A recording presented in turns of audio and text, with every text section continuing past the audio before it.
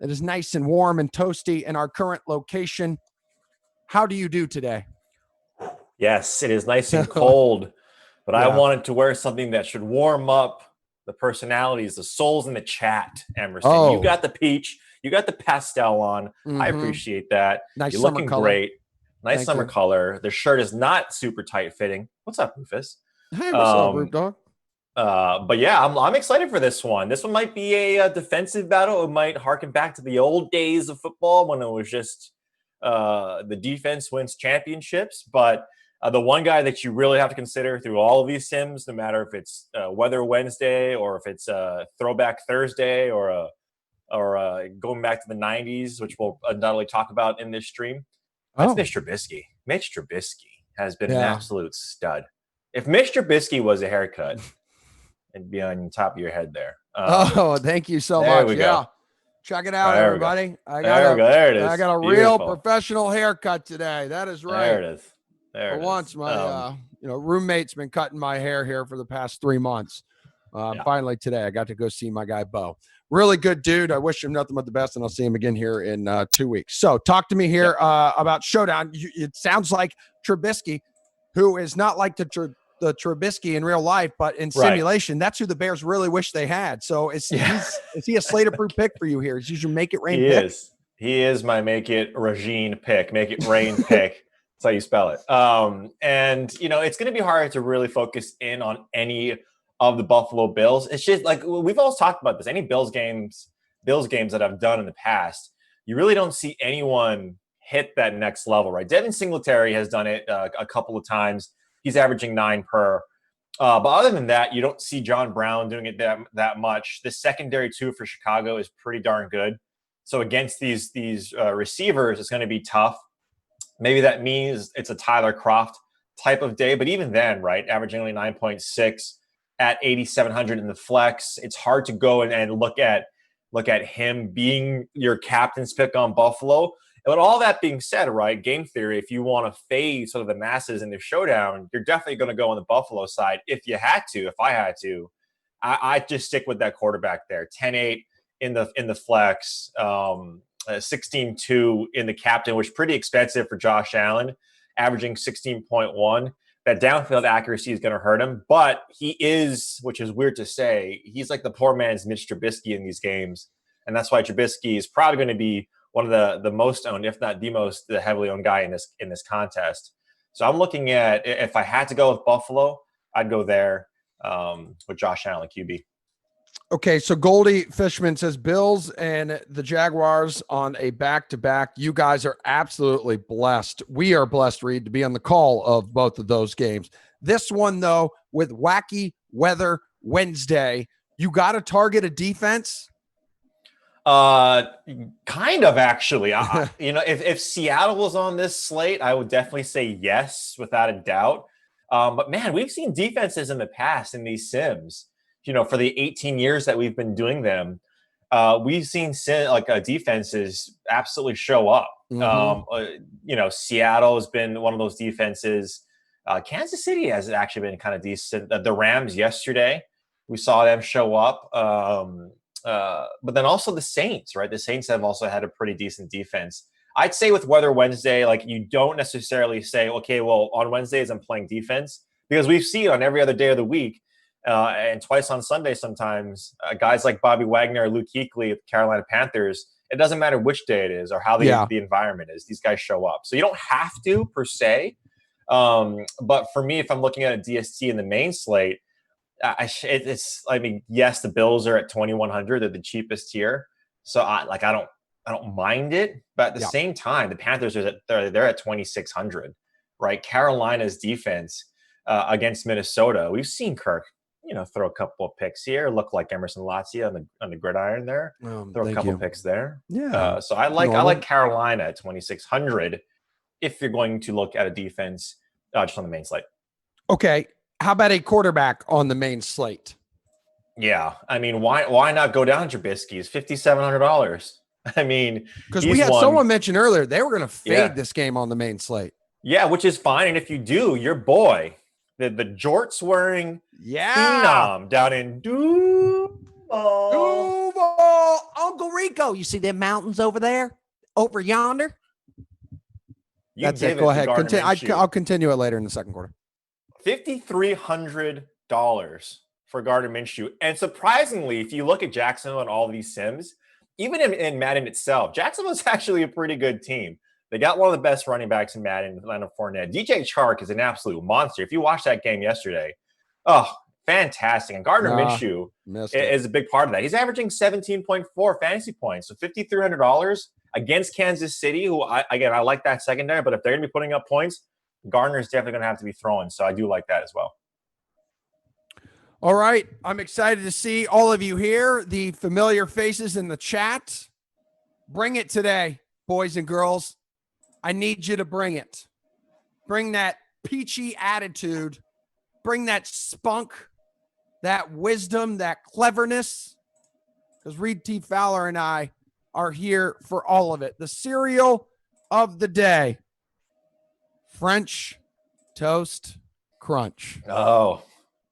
It is atop my cereal rankings.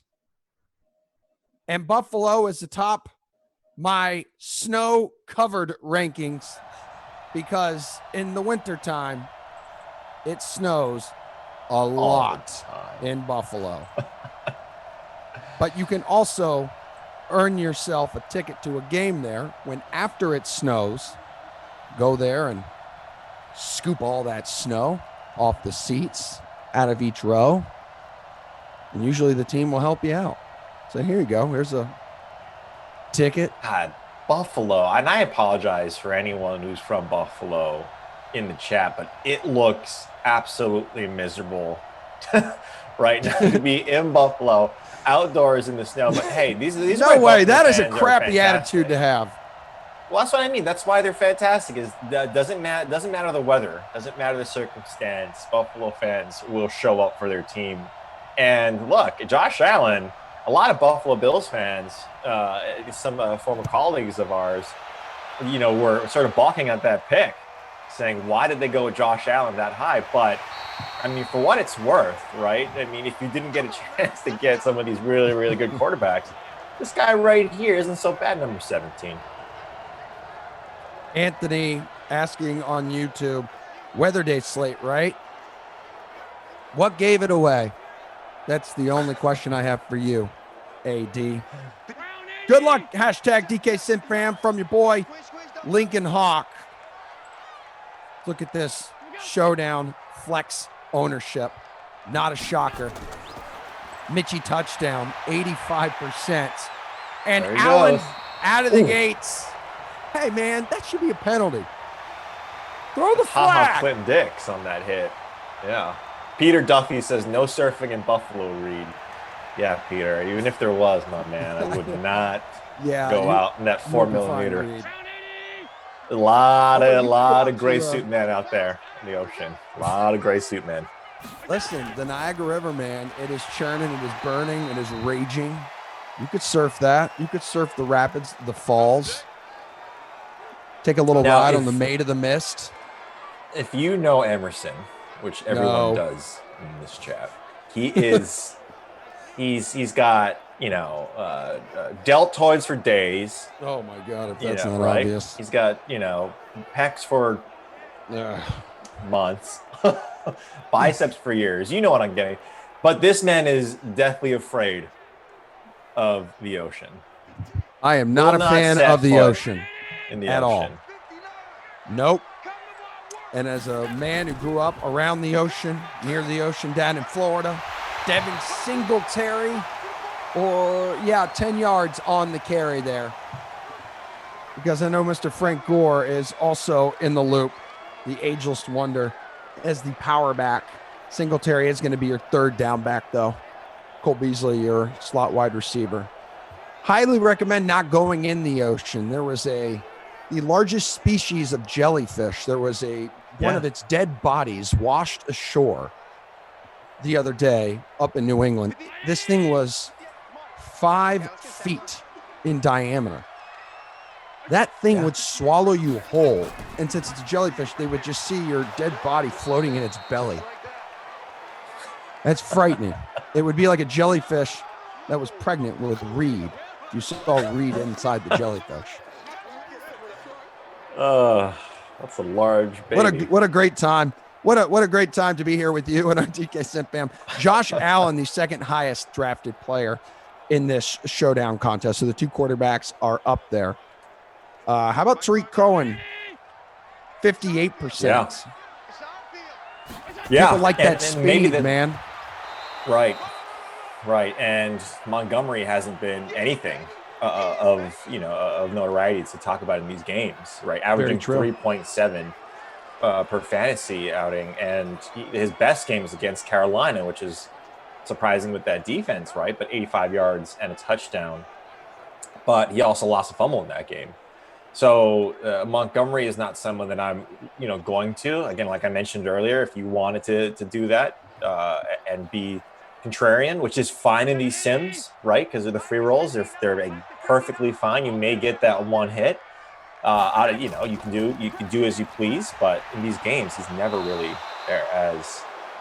Hot damn! Was that Khalil Mack dropping Allen? Khalil Mack is a monster in this game, as you can imagine. As you guys all know, you've been part of these Bears simulations with us before. Mr. Mack, 98. He is a superstar X Factor. He is an unstoppable force. Is right, my friend. Over on the Bills side of things, superstar X Factor, Tre'Davious White, then Micah Hyde. It has superstar traits. So the defense bringing it. From Buffalo already. And Reid's Fun Facts tribute account. Yes! Let's go. Emerson. Fun fact from Reid's Fun Facts in the Give chat. It to me. Oceans are huge and scary. I'm not going to argue with that. The beach is nice, as one of our users pointed out, but the ocean, yes, dangerous. Not ideal. We see you, Mark Davis, and in the Exposure News Network, you guys shouting us out. Good to see you guys here. Good to have you here. DK Sim fam, what a pleasure it is to be calling these games for you today. I'll be with you, as well as ReidTFowler, on the noon contest in the 2 o'clock. We got a hardworking, talented team behind the scenes as well. North of 1,000 people tuning in. The audience will slowly grow as everyone wakes up across the states, across the world, and realizes, oh my God, it's another 6-game slate day. And with it being Wednesday, wacky weather Wednesday, a lot of thought and feels go into these lineups today. And Allen Robinson, let's get him involved. I know I mentioned that Trubisky is going to be running a lot. Let's start to get Allen Robinson involved, because that guy is an absolute beast when it comes to receivers. He is, man. And I wish he was still in Jacksonville, so you guys would have something that you could hold on. No, Gardner Minshew is a fun guy to watch, talented, but he is very fun. Robinson, but imagine him having Allen Robinson. That would be even sexier. With DJ Chark. I mean, if you look at his splits last year, especially in the red zone, fantastic. Really fun player to watch. 3rd and 1, that's not going to happen. Tariq Cohen dropped in the backfield. 4th and 2 coming up. Bring out the gear. Punting unit coming onto the field. And Emerson, we have a doozy of a fact today. And if we get another 3 and out, or if we get another another poor outing from the Buffalo Bills, I'm going to read the fact, because I hope you have a list of about very early on. I hope you have a list of about 20 of them. By the way, shout out to the 2 punters who have both now down their first punts of this game, likely the first of many, inside the 20. This one falling inside the 10. What a punt. What a great punt. We're glass half full around here. Glass half full. There was an interesting note in the chat also from what is likely Adam Kaufman on a account with the name of #1 Kaufman fan, saying the moon has been studied more than our oceans. Yes, it has. #1 Kaufman's fan, Adam Kaufman, or whomever you are. That is absolutely correct. And isn't that crazy? And to your point, Emerson, seeing a huge jellyfish, and mind you, jellyfish, they don't have brains or hearts. So that's why so they have no my feeling whatsoever. So like you They're can't just hurt their feelings, yeah. but you also can't like make them feel loved. Yeah. Yes. Yes. But they do sleep. They do sleep. So. Wow. Yeah, man. That is something else. But what I'm saying is, you're seeing a huge jellyfish, the great depths of the ocean, Emerson. The how we always call Alaska the last frontier. Oh no. It is that thing that encompasses 80+% of our world. Little Aquaman just down there chilling out. Yeah, man. Zapping everyone with his zapper. And on 3rd and 6. Hey! Oh, yeah, baby. We got ourselves a first down. Happy to announce. Foster, 9 yards. Foster, American for first down. Tom Cruise says they can't even enjoy stinging you. It's about talking about the jellyfish. Yeah, man, that sucks. Yeah. There's a ton in Hawaii, Emerson, that if they get you and they get you good, it is not pleasant. Oh, box jellyfish. Ooh. I am not a fan of the jellyfish. I wish them well, although it's not like they really understand anything that I say, and if I'm complimenting them, they have no idea. But yes, they're like, why is that person look so unhappy? I just touched them, that's all. Devin Singletary now up to 15 yards on 5 carries. Number one Kaufman fan says, I promise you I'm not Kaufman, which is what Kaufman would say. Yeah. Listen, you're just burying yourself deeper, okay? I'm just kidding. No, we love you. It doesn't matter who your favorite analyst, commentary is up here in the virtual booth. We're just damn happy that you're here. I'm not going to lie. And it's good to have you part of the DK Sim fam. Number one Kaufman fan. My computer is running super duper slow. Okay. Well, we have a comment here from one of our loyal fans here, Fantasy Hawk. Interesting fact: the moon landing was fake. Yeah, I'm that guy. And that guy. Whenever I think of that, I think of that scene in Dumb and Dumber, where Lloyd Christmas, he's in the hotel bar and he passes the news clipping that's framed. We landed on the moon.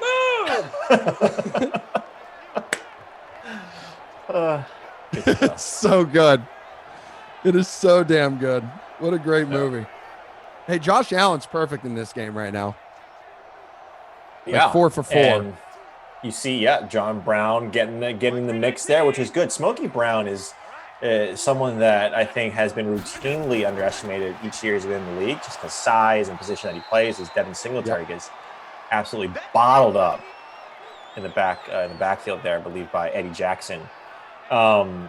But yeah, he's gotten Foster involved, and so this is almost the end of the first quarter, and the Bills still it's nothing to really show from it, but they have some signs of life here on offense. And Chicago's defense, really, right? I mean, we kind of talk about them as one of the stronger defenses just of the last 3 or 4 years, but in these Sims, not necessarily a defense as strong as Seattle's or even Carolina's to an extent in terms of getting turnovers. They have a really strong front four, obviously, and their secondary is older but still pretty talented. Just haven't showed up. Ridiculously fast first quarter. Yeah. Which, if the game is going to remain this way, it is highly unfortunate that none of you could roster the punter in this contest. But that's just the way life goes sometimes. That's just the way the cookie crumbles. And that's the way the cookie crumbles. Thoughts on the first quarter? A little sloppy, but at least we got a drive being put together. Exhilarating. Invigorating. Really gets your blood flowing, doesn't it? But because I promised everyone if we got goose eggs and or a slow drive, we get a fact today. Okay? Let me hear it, babe. This is going to blow your mind. The number of possible ways of playing the first 4 moves per side in a game of chess is 318 billion. 979,564,000. Can you comprehend that? Yeah. For me, life is like chess. I don't know how to play chess. So what you just said sounds wild. Numbers. And makes it seem that it would be easier to start off than to finish. Wasn't that wild? How? Because you have all the deviations of moves that you could do, right, in terms of the pieces. And then from those deviations, you have all the different square. Like, it's just crazy to think just in terms of that, just that it has that many on that, like, what is it? I don't even know, like, the square by square area of a chessboard. I can't think of it right now, but that's wild. What's wild is we had a promising drive being put together, but on 3rd and 11, Josh Allen is taken down by Akeem Hicks. -3 yards is the result of that play. And on 4th and 14, once again, the punter, it is your time to shine. Yeah, and I want to hear from Tank the Shy Guy, baby, as a Chicago Bears fan. He gets very emotional in these games. Yeah, no, I know. When our Raiders games are on the ones and twos here on the YouTube program, and they don't do well, I get perturbed. Emerson Serial said Kaufman and Jeff was awkward last night. What was awkward about it? I need to know. No. Did they get into the Turkish oil wrestling? Beans. Yeah. That's what I want to know. First down there for Mitchell. Let's go, Mitch, who we've seen does a lot more damage with his legs than with his arm in these simulations. I've been on a couple now where I think he's eclipsed the 100-yard mark, and I'm talking just on the ground alone, rushing. Yeah. Jimmy B, wise man, captaining the Bears DST, on fire right now early on. Good for you, my friend.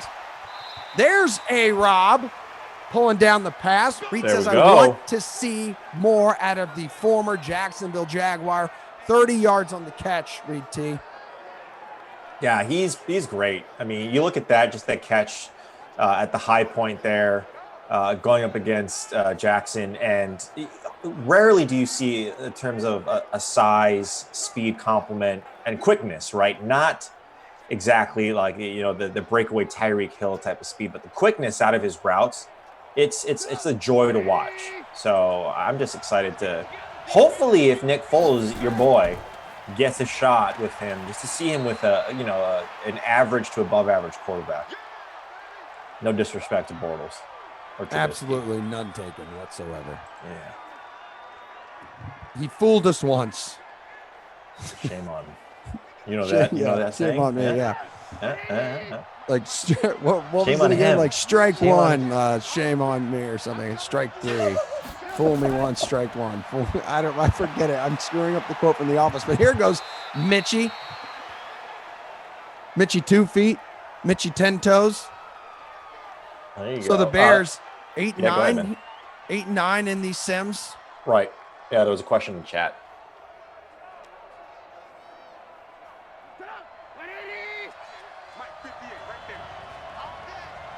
There's the quote right there. Fool me once, shame on me. Fool me twice, strike three. There he goes. Mitchie 2 feet. Mitchie 10 toes. Get going. Ooh. Very nice. 2 rushes for 26 yards from Mitch Trubisky. The Bears DST still looking pretty good. So we're excited for that. I think we potentially are going to have a score here from a Mitch Trubisky, hopefully pretty soon.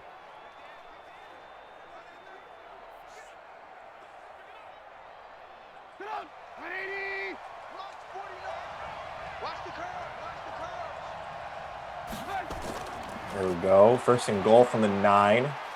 Mitch Trubisky looking, surveying. So it's the corner of the end zone. And touchdown to Allen Robinson. Allen Robinson, first touchdown in this game. Guys, we mentioned it earlier in this chat, right? That we want to see him perform. And right there, you got a Allen Robinson touchdown. We'll wait to give you the numbers on how many touchdowns that Allen Robinson has in these Sims. But if you got him, he's in a fantastic spot because usually most receivers get faded against the Buffalo Bills secondary.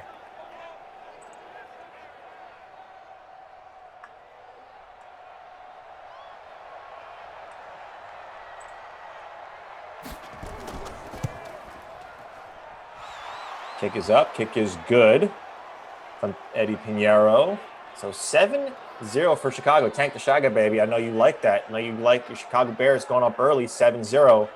And again, Mr. Trubisky, I believe he was perfect on that drive. 3 for 3 for 51 yards. And that touchdown, he mixed in some of those runs there as well. Matt Nagy, hands on the hips, looking pretty good. Pretty happy about his offense in this snow. Now, Buffalo definitely needs to respond here.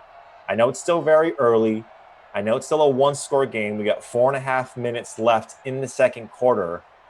But he absolutely, Josh Allen and these guys in McDermott, they absolutely have to perform. They have to respond because this offense, we haven't seen much out of it. And so if they get down by 2 scores, it's going to be tough for them to come back.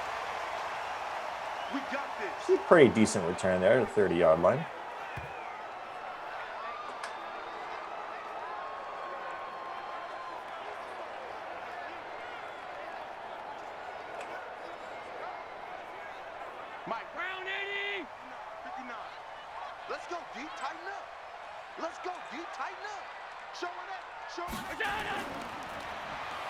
Buffalo and Singletary most likely getting the handoff there. Puts one juke, but can't get to the edge. 9 rushes for 22 yards there for our guy, Devin Singletary.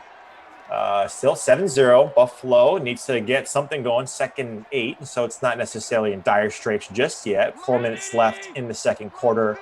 Buffalo Bills on the 31-yard line. Yes, everybody, it is Weather Wednesday. We have Josh Allen handing the ball off again to Singletary and not much of anything. And this is something that you have to note as I bring in back by popular demand, but again, someone that is filling in for Emerson right now. We're working on some technical difficulties, but he'll be back. Is our guy Billy? Hello. We had a chance. Billy had a chance to speak on Saturday and call a game, and that was extremely fun. We sure did, Reid, and it was a blast. Yeah, I know. It was a blast. Just getting settled here. And I'm sure you guys are all realizing that you are settling for the color commentator as Reid moves to play-by-play with me. You got too crazy. You got too crazy with his I think it was the shirt. The shirt that did it. Got to be the shirt. It's too bright. See, but the shirt now is the size is actually nice. We don't get like the schmedium that Emerson usually likes to wear, so the size was okay. It must be new because I'm sure he intentionally shrinks his clothes in the washing machine. Yeah, Emerson said I have to get a Peloton wrap in, so you guys have to cover this game. That's all right. Already down. Yeah, we can jump in here midstream, see what's shaking. Yeah. I know you and I, we were all talking before this matchup, and we laid out some of the guys, and clearly we can't go back and change our lineups. But is this the way that you are seeing this game going in terms of how it's going, how it's scoring, how both quarterbacks are playing? And did you like a matchup coming into this? I mean, I looked at these matchups pretty carefully. Both defenses, as we said, were going to be good, and I believe I told you roster the heck out of all Chicago guys and kind of fade anybody on the Bills if you had to, maybe play Josh Allen. And we're kind of seeing that. Singletary up to 11 carries for 25 yards right there. Allen, I think, is 5 for 5. It just, we talk about it all the time in these Sims. It's tough to move the ball in the snow. They're going to be a little bit more packed in. The throws are going to be shorter. They're going to be to the tight ends. So I think this is a lot of what we were thinking we were going to see with, just slow moving offenses as we get 7 points, Right. Yeah. Slow moving offense. You have this snow that's involved. And this is the first time we get you, I believe, on a Wednesday, if I'm not mistaken. Is that correct? Oh, yeah. This is my first Wednesday game. This is my fifth game overall. So your first weather game, and we've been asked a bunch of times, how does weather factor in? As Allen does do a nice little pirouette out of that pressure, gets Ooh, look at him go! And he is on the wow! Look at him just lower that. Is that? Oh my word! He's into the end zone. What a play! We said it. Roster Josh Allen. Oh my, 43 yards. How did he break through that? It's like 6 defenders. He was even confused. He was like, "Hello." He just put his head down. Hey. I think he was looking like, well, am I still up? Can I go? Oh, look at that. I've never seen anything like that. I probably played 1,000 Madden games in this version, and I've never seen anything like that. What a score. Josh Allen, baby. And that's actually a nice segue. Do you think weather, so snow, rain, wind, any iteration of it, plays a factor in these sims? Could have been right there, but what's your take on that? I mean, it definitely does. I always hate when I get in my franchise mode and it's a weather game. Receivers can slip, especially in the rain and the snow, obviously. A little bit more in the rain, you'll see them slip. But you'll see it right there on that play, perfect, as, Josh Allen, I'm sure a lot of people happy with that, 72 in the flex, 10% in the captain spot. Yeah. They couldn't tackle him. He was slippery. Usually, I would say, for the receivers, there's a slight advantage in real life and even in these things because they know where they're going and the quarterback knows where they're going, right? So the defense, is back on their heels even more than normal, playing on less than an ideal field. And Madden does take that into account. But you just saw it right there, how difficult it is, 1, to tackle Josh Allen, and then 2, to tackle him in the snow. I can't believe his simulated self even looked shocked that he just broke what I counted to be like 6 tackles. All along the sideline, too, as he tightropes it. Right. It was like another extra defender, right? If you play football, if you are on defense or anything, if you're just on a player on a team, they said that to get your player, get the opposing team to the sideline, because that's one of your best defenders. Yeah. It's an extra defender out there. But and this is an interesting point, too, with Josh Allen, as you saw there. A decent return from Cordero Patterson, someone that I wish got more work in these sims because he's an absolute athlete. Oh, burner. 92 speed. Oh, man. He's fantastic. Is that he is the running back 1. So I've seen actually that type of play where the runner feels like it looks like they're going down, and even they think the AI thinks it's going down, is with Melvin Gordon, who's the other one that I saw do that in the Sims, as Trubisky hands the ball off in the backfield here to Tariq Cohen. Not much, 2 rushes for -3 yards. But Josh Allen is the number 1 running back in 100%. In that offense, right? In real life, too. In real life, I mean, that game, the playoff game, he had some wild plays in there. Yes. But he's a lot of fun to watch. I love the scrambling quarterback just because, I think Jordan just said it in our chat. Wow, Josh Allen making things happen. He really does. He's got a rocket front arm. He's a huge dude. I'm excited at the potential of watching him over the next few years. Yeah, and the quote unquote gunslinger mentality, the Brett Favre characteristic, as we see. I believe that was Tariq Cohen again on that run up the middle. One of Billy's favorite plays, the up the gut draw play, which he absolutely hates. I don't mind the running out of the gun so much because it does throw the defense off a tad. But for the most part in these sims, running up the middle is just a tough proposition. You really have to have an incredible offensive line for it to work, or you have to have a guy with Zeke who has that trait where he's going to get a little bit better blocking on those because he has the superstar trait. Yeah, I saw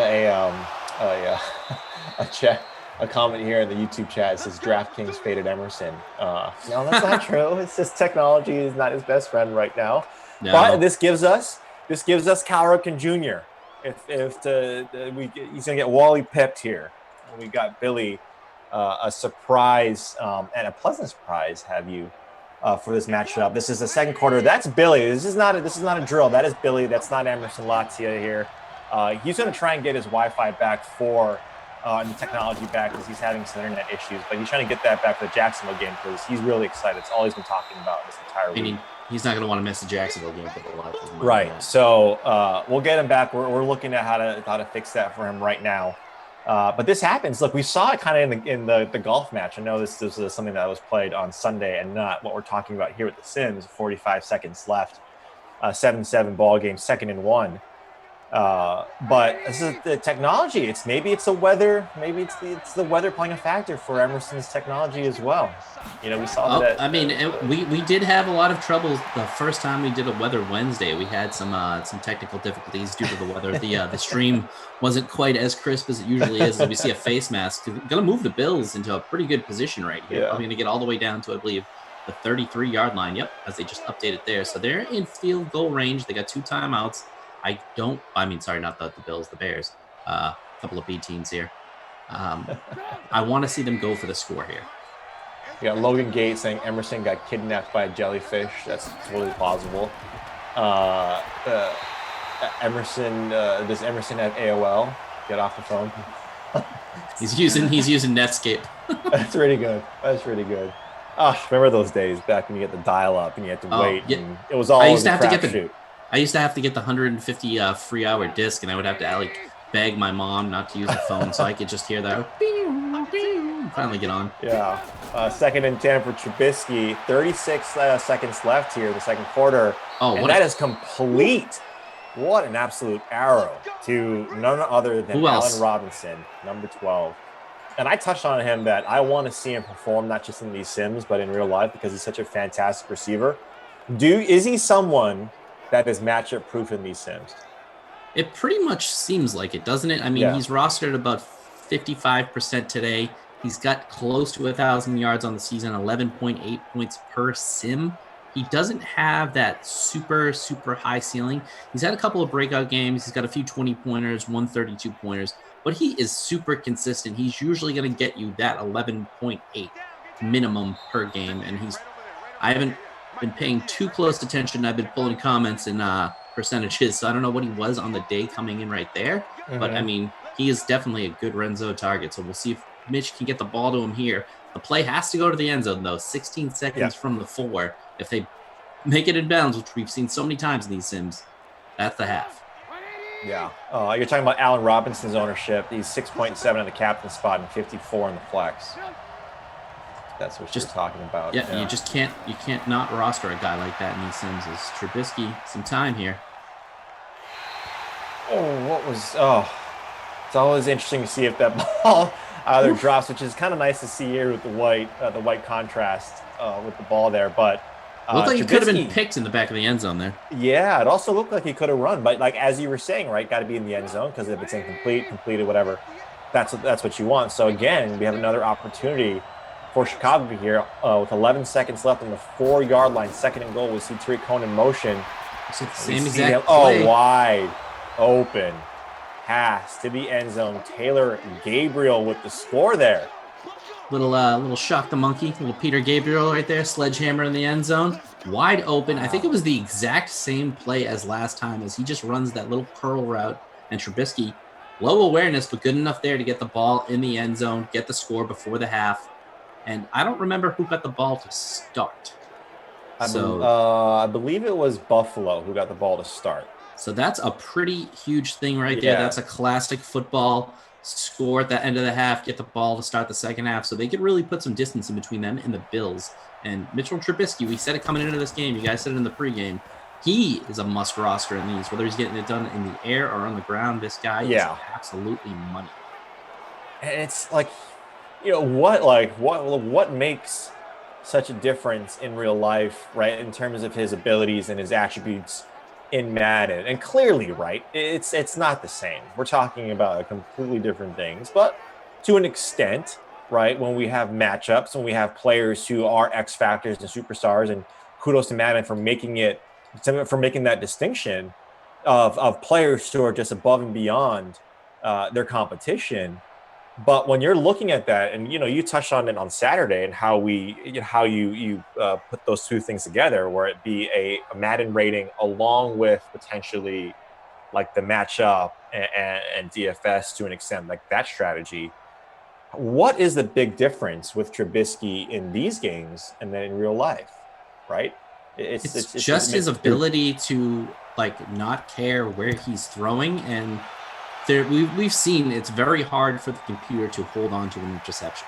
He's thrown a bunch. He threw one in the back of the end zone right there. That if that was a real defender, or even if it was a guy who was usering it in Madden, as we see maybe Josh Allen break out the huge arm here as they're in a little bit of a spread formation, that would have been picked off in either a user game or in real life.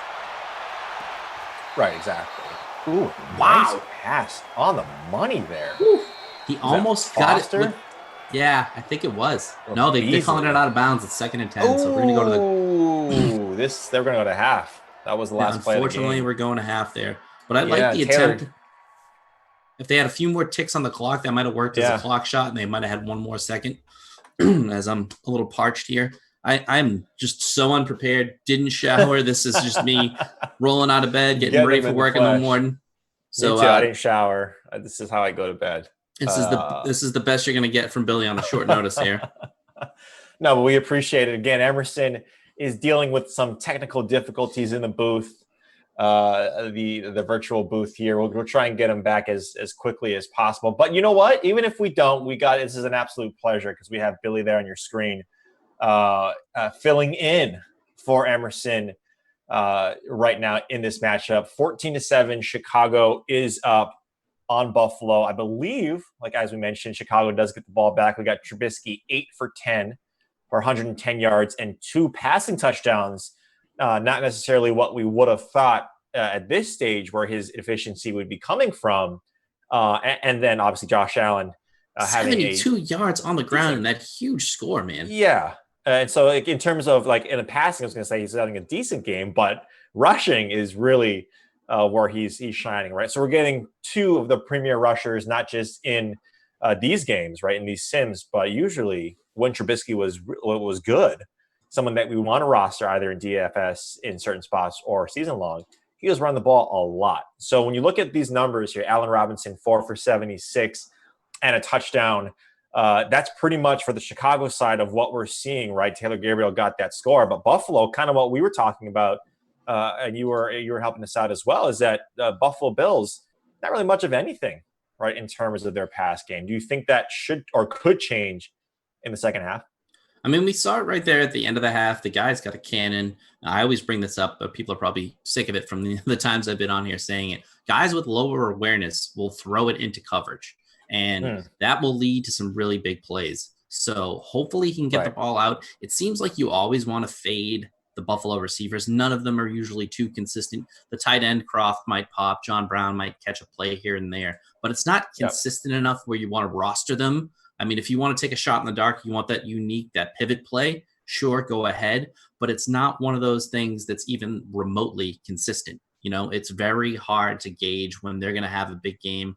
Their slot receiver isn't the best of slot receivers, so you can't even count on that matchup with Cole Beasley in it. He's pretty good, but I mean, he's been pretty much blanketed today by this the Bears defense is good on each level, and usually Khalil Mack doesn't have an impact, but we've already seen him making a little bit of an impact in this game. I think he had 1 sack earlier, right? So it's just always tough to figure out what Buffalo player is going to go off minus Josh Allen. You mentioned Devin Singletary. So I usually would, if I was to play these DFS contests, I would stay away from the Bills and hope to hit that 1 or 2 pivot plays, either with the other team or, you know, Josh Allen and Devin Singletary, something like that. Yeah, and again, this is the Chicago Bears at the Buffalo Bills. Weather Wednesday. This is our first one of 6. We got snow in this matchup. That is Billy. This is not Emerson doing his best Billy impersonation here. That is Billy, that he is in the flesh. You see Ron Swanson in the background there, family photo of the man, the myth, the legend that is Ron Swanson. That is not a joke.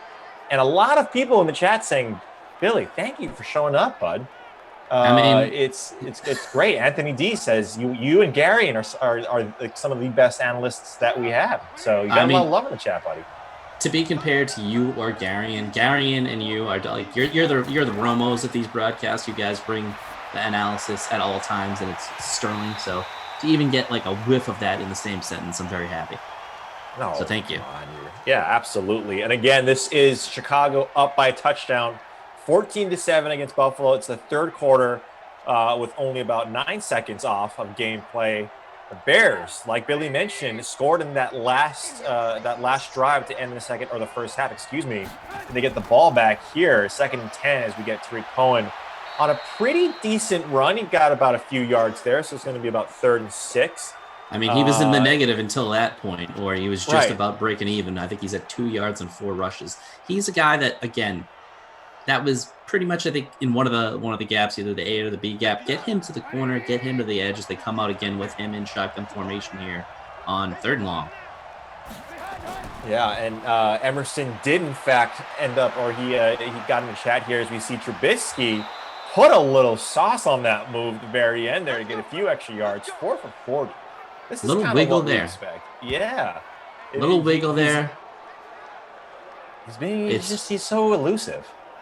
He really is, and I always am a fan of the slide. Didn't get a chance there. He coughs the ball up quite a bit in these sims, but held on to the ball right there. I would love to see him get down on every play. That one he did need to make the first down, so they came out throwing the ball a little bit. On that first down, you try and go for the deep shot. That's what I want to see. I want to see them attack the field vertically. That's what I like in Madden, and he can keep them off balance with the ability to run too, so attack. Yeah. So Emerson is well. He showed himself in the chat. He apologized, but saying that his cable provider, he has some choice words for his cable provider there and for his connection. But good news here, everyone, is stats are updated through the 2nd quarter. And so again, manual scoring, a huge shout out to the ops team performing in the snow, in this weather. I mean, JC Reynolds, all of the guys in the ops team do an amazing job. I mean, we say it all the time, 42 games a week.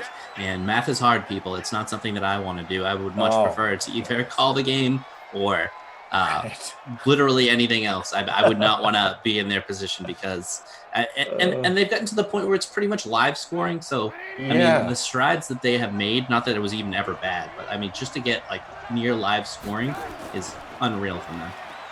Yeah, we have a huge tie in first place. Looks like a 40-way tie in first place. And none other than Allen Robinson in the captain's spot.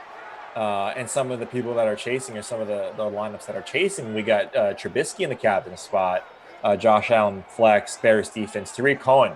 So Tariq Cohen on some of these lineups that are chasing those leaders that need to show up. So again, and Billy taught me this on Saturday. Like, love, and sub. Maybe this is the first time we're talking about it. Oh, absolutely. Give us a like. Give us a subscription. You've already showed us some love in the comments, so we really appreciate that. Unfortunately, or fortunately, the chalk is hitting, right? Big time in this contest. That's why you're seeing a 40-way tie. So if you did roster the Bills, they came out on that that last drive before the half with that long shot down the sideline. I'd love to see that again. I mean, here they are in the spread. I love throwing the ball. Down 7. Let's go for it. Yeah, you have to. Like I mentioned earlier, Bills getting down 2 scores is a tough proposition to have, especially if that's going to happen where you got 52 with 2 sacks now. And you better watch out because like I was just about to say, when this guy is in the zone, you do not want to be anywhere close to number 52. So we've seen this a lot in these sims. And here's another interesting thing to take into account in the simulations. These teams, the AI makes adjustments in the second half. And one thing that you can do in Madden is you can pinch down your guys and kind of preserve the edges. So the edge rushers will be able to limit him getting out of the pocket from the sides. And I think that's what we saw there on that play. Yeah, everyone giving Emerson some love about his cable. Jack Martinez, quick tip for Emerson: pay your cable bill. No, that's it's not like that. Hopefully we can get him back. But if we don't, look, this is a fantastic treat that we get Billy. So it wasn't planned, but definitely something that we're ready for when we have the talents, the absolute talent of Billy on your screen there. We got Josh Allen, 3rd and 14. Gets a pass that would have got the first down, but it was a little off the mark there. Not too sure who that target was to. And so it will be a 4th and 14 on their 16. So this is, again, if you're Chicago and if you're a fan, you like this. We've seen punters absolutely obliterate the ball and put the opposing team down inside, their own 10 or even further to the goal line. So we'll see if that's the case to switch the field here. But Chicago, a good chance to go up 2 scores. Good chance and a good day to roster a punter or a defense. Bears defense is in that number 1 lineup in the showdown contest at about 20% in the flex. 4.5 in the captain spot. So if you rostered them, you're liking it. If you rostered Mitch Trubisky, we're seeing the stats right here. 8 for 11, 110 yards, 2 touchdowns. We've seen what he can do with his legs. Let's put that extra score on the Bills, because that's what I like in these contests. People trying to keep pace by throwing the ball. So if they get down a few scores, the Bills might throw even a little bit more. Yeah, it's David Montgomery get involved in the pass game there. Not much from last year, but he has you that 1 reception. Didn't get any yards, though. So that's what you get with number 32. David Montgomery, a tough roster in these matchups. Again, like we were talking about the chalk a little bit earlier, Billy, and you were saying that if you did go with potentially the Bills in that last play of that first half, or some other players like maybe a David Montgomery, who could have performed well before this game started, as we see 14-7 still in the third quarter. Another short pass, which shouldn't amount to much. Yeah, 3rd and 10 to Taylor Gabriel. Could you have potentially made a case for David Montgomery or for Cole Beasley in this specific matchup, knowing your expertise with Madden and knowing that we've been doing these streams for a while? What do you think? So it's a really, really tough with any of those running backs, even if they're the number 1 running backs, for them to get touches if they're not the 3rd down back as well. Of course, he could sneak in there with the goal line work, or just a single back play at any point in the field, but he doesn't have the breakout speed or the elusiveness that even seems Mitchell Trubisky has as he goes bananas down the field there. I mean, he's 5 for 61. This guy is just unbelievable. I think you guys said in the pregame, this is the guy they thought they were drafting, the simulation version of Trubisky. But I would always fade Montgomery. I don't think he's ever worth the risk. There are a few of those special backs who are, just the power and first down back, where the 3rd down back isn't as good as Tariq Cohen. But the Bears always seem to come out in shotgun, I would say 70% of the time. So rostering David Montgomery, you're really taking a huge gamble and hoping that it pays off with a 70-yard touchdown or 2 goal line touchdowns. It's pretty much all you can hope for. And then the guy you mentioned, Tariq Cohen, as we see a completed pass, just Mitch Trubisky making easy work here, and that was Anthony Miller with that catch there. Tariq Cohen, the counterpart to David Montgomery, captain in 11% and flexed in 58.5% of rosters. And to your point, there are some RB2s or RB3s that we've seen in these sims, like a Kareem Hunt, have a higher ownership than Nick Chubb in showdowns and in classic contests, as we see another completion across the middle from Mitch Trubisky. This guy is putting on a clinic right now. Taylor Gabriel's 4th catch.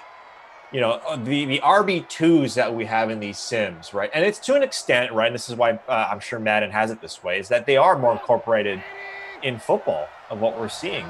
I mean, in today's NFL, it's passing, man. Right, exactly. Who in your mind, and you can take some time, I want to put you on the spot, is sort of your, as we see a pass to the end zone, does he get both feet in? Yes, he does. And who other than number 12, Allen Robinson, the 2nd, first in our hearts and in your rosters, hopefully. Allen Robinson with another touchdown, Billy. Yeah, Allen Robinson, the 2nd, with the 2nd touchdown of the game. That's as clean as he can be, both feet down easily. He is a deadly receiver. If you're in first in the showdown contest, well, that's good because he was your captain. But for those of you trailing, I think you would have liked to see Mitch spread the ball out, because a lot of the people trailing had Mitchell Trubisky in the captain spot. So that's not going to help you. We're going to a booth review here. This is as good as gold. It seems like he got 5 feet down. I don't even know what's contested about this play. But wow, Allen Robinson. He's just, let's see that left foot. That's it looks like it's in from this maybe angle. On the chalk. I was wrong about getting the 3 feet in bounds, but it definitely looked like he got the 2. And Madden typically doesn't overturn the calls. Yeah. So we wait with bated breath. It's still up there on the board with the 6 points. And yes, we get the extra point with Pinheiro coming on to tack it on. But fantastic. And to rattle off some ownership numbers for Allen Robinson again, 54% in the flex in this showdown contest. But where you're really loving this is Allen Robinson is rostered in only 7.8% of lineups in Classic. And right now, if you're starting off with Allen Robinson in your Classic lineups, you are loving the way this game is going, because a lot of people, right, a lot of us thought that this was going to be a defensive battle because of the snow and because of these two teams maybe not having the upside, like a Lamar Jackson the Ravens have, or even to an extent the Jaguars had yesterday with how much they put up in terms of scoring and in terms of statistics. Going back to my earlier question, Billy, Mm-hmm. RB2s in Sims that we've had, right? Like the guy that comes to mind the most for me is Kareem Hunt, J.D. McKissick to an extent, right? These guys that are speedier backs, Giovanni Bernard. Who in your mind is someone that you don't have to roster always, but that you have to consider when looking at either showdowns or main slates in these Sims? So anyone who's going to obviously return value. Giovanni Bernard is the third down back. So I would say that's where you want to target, because it's just like Tariq Cohen, he's been a little bit off the pace that he was when we first got into these Sims. He seemed to be going nuts in every game, but he's worth the roster because he's got the potential. He's got the breakout speed. Same thing with Bernard. And they're going to be out there in the shotgun. So when you're looking at the second guy on the depth chart, see if he's the third down back. And if he is, that's the guy that you want to put in there. Jamal Williams, kind of the same over there in Green Bay. He's both the power and the third down back. He doesn't get a lot of DK points, but if you're looking for that pivot play, eventually it will hit, because like we said, they're going to be out of the shotgun in a lot of scenarios, especially passing teams. We see the Bills under center a little more often as we get, I believe that was from Devin Singletary. But anybody who's a third down back is going to return a lot of value. I mean, Cohen, a 2,800 in your flex today. So if he gets a touchdown or 6 catches, 60 yards, I mean, he's returning excellent value on that price. Right, and you're looking at that maybe 2.5, 3x as value in terms of the price tag to the point production. But a couple of you guys in the chat chiming in on your favorite RB2s, and absolutely. You guys have Jalen Richard, David Johnson, guy that I forgot about. David Johnson's a great play. Yeah. Always a strong play. Chris Thompson, CJ Procise, Patrick Laird to an extent. That's from Eric Barkley in the chat there. Eckler, Kirk Olorkowski. I hope I pronounced that correctly. I apologize. Eckler is a great one as well, because he's got that potential in the shotgun. He's the third down back. He's the second overall back, but he returns that value in the passing game and the running game out of the shotgun. Yeah. So anybody like that, I mean, and David Johnson's a great call as well. We've seen him have some really good games. Right, exactly. Nyheim Hines, Jalen Samuels. So you guys get the idea. And what Billy's mentioning is we see Josh Allen be a little bit inaccurate there, 6 for 10 for 48 yards, just a bit outside there. 2nd and 10 for the Buffalo Bills on the 45-yard line. That is Billy. It is not Emerson. We'll get Emerson back hopefully soon for these streams. But DK Playbook, right, is somewhere that you can search online and see those rosters and seeing that. But then also as well, tune in to our pregame as well. Ooh, to nice little pickup there. Yeah. Well, Josh Allen started 5 for 5, and then he went 2 for, I believe, 6 or 7 there. But he's getting back on track here a little bit on this drive, 3rd and manageable, as we're probably going to hit the end of the quarter. So we're going to have to wait and see what the Bills are going to do for this drive.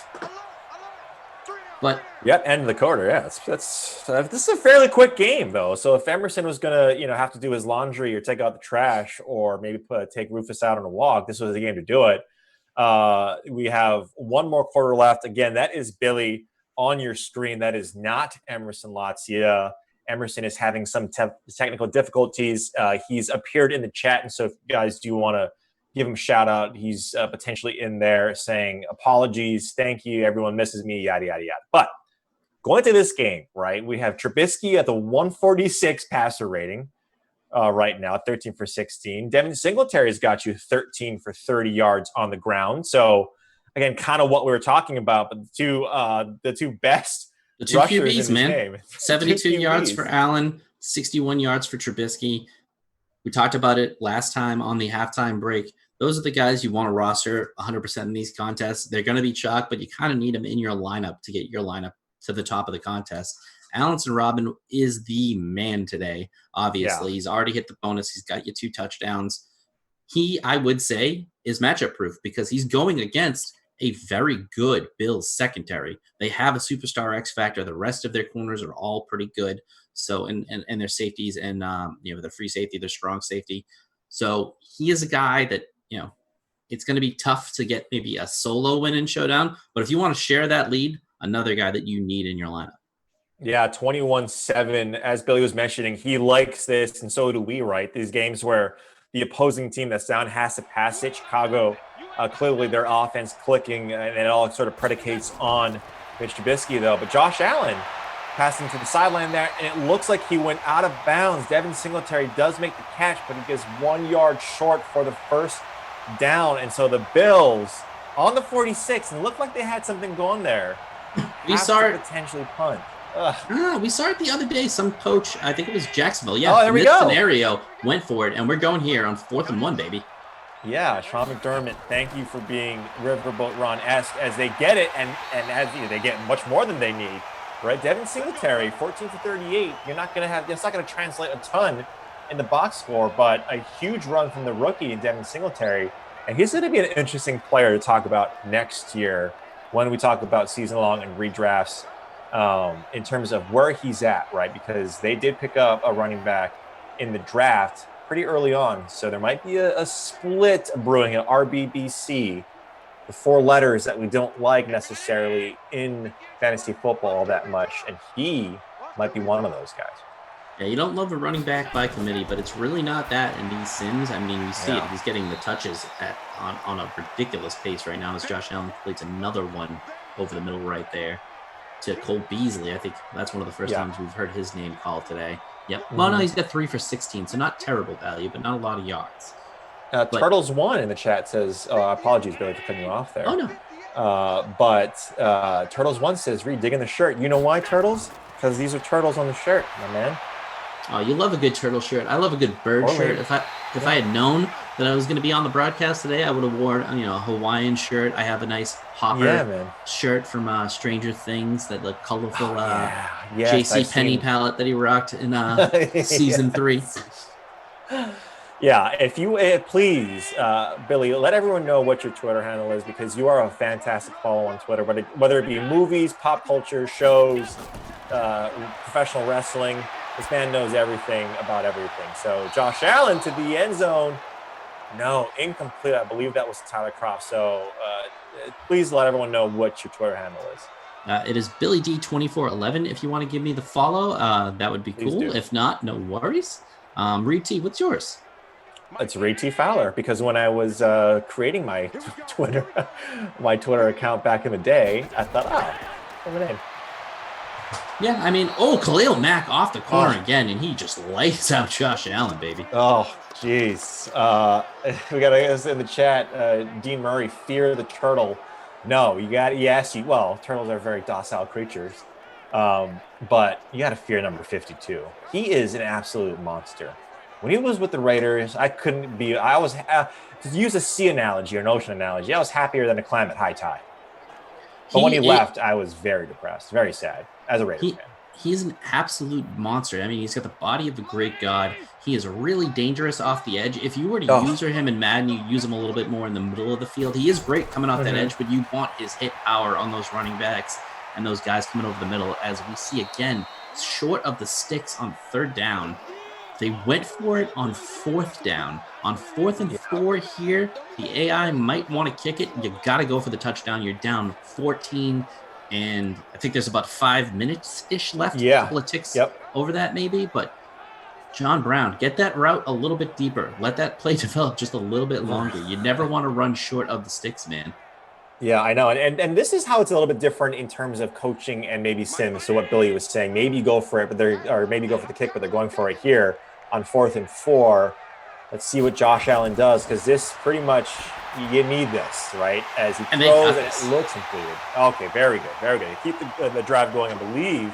That was to Cole Beasley. No, John Brown. John Brown, 5 for 55. Yeah. He is a guy that I hate in these contests. That's a pretty good output for John Brown in these games. He's never gone off, which is shocking because he has a ton of speed. So you would think he'd be a dangerous threat. Oh, yeah, nothing. Here we go. Devin Singletary gets the handoff. Nice adjustment back inside. Gets the touchdown. And now we have a game, Billy. 21 to potentially 14, pending that Hauschka PAT. And Singletary getting you the touchdown. This is what I mentioned earlier, right? The one player that could potentially pop if it's not Josh Allen is number 26 here. Because again, we haven't seen Frank Gore. A spot that we potentially would have seen Frank Gore is there, but it was Devin Singletary instead. So the really strange thing about this is Devin Singletary is the first down back, pretty much the every down back. He's number 1 on the depth chart. Frank Gore is the power back. So in the goal line, you would expect to see him, but they came out there in shotgun. So Devin Singletary, until right then, wasn't returning a whole lot of value, right? He had the carries, but he didn't have the touchdown. Now he has the touchdown, and that's the thing you want to look for too when rostering any of these backs. Are they getting the volume?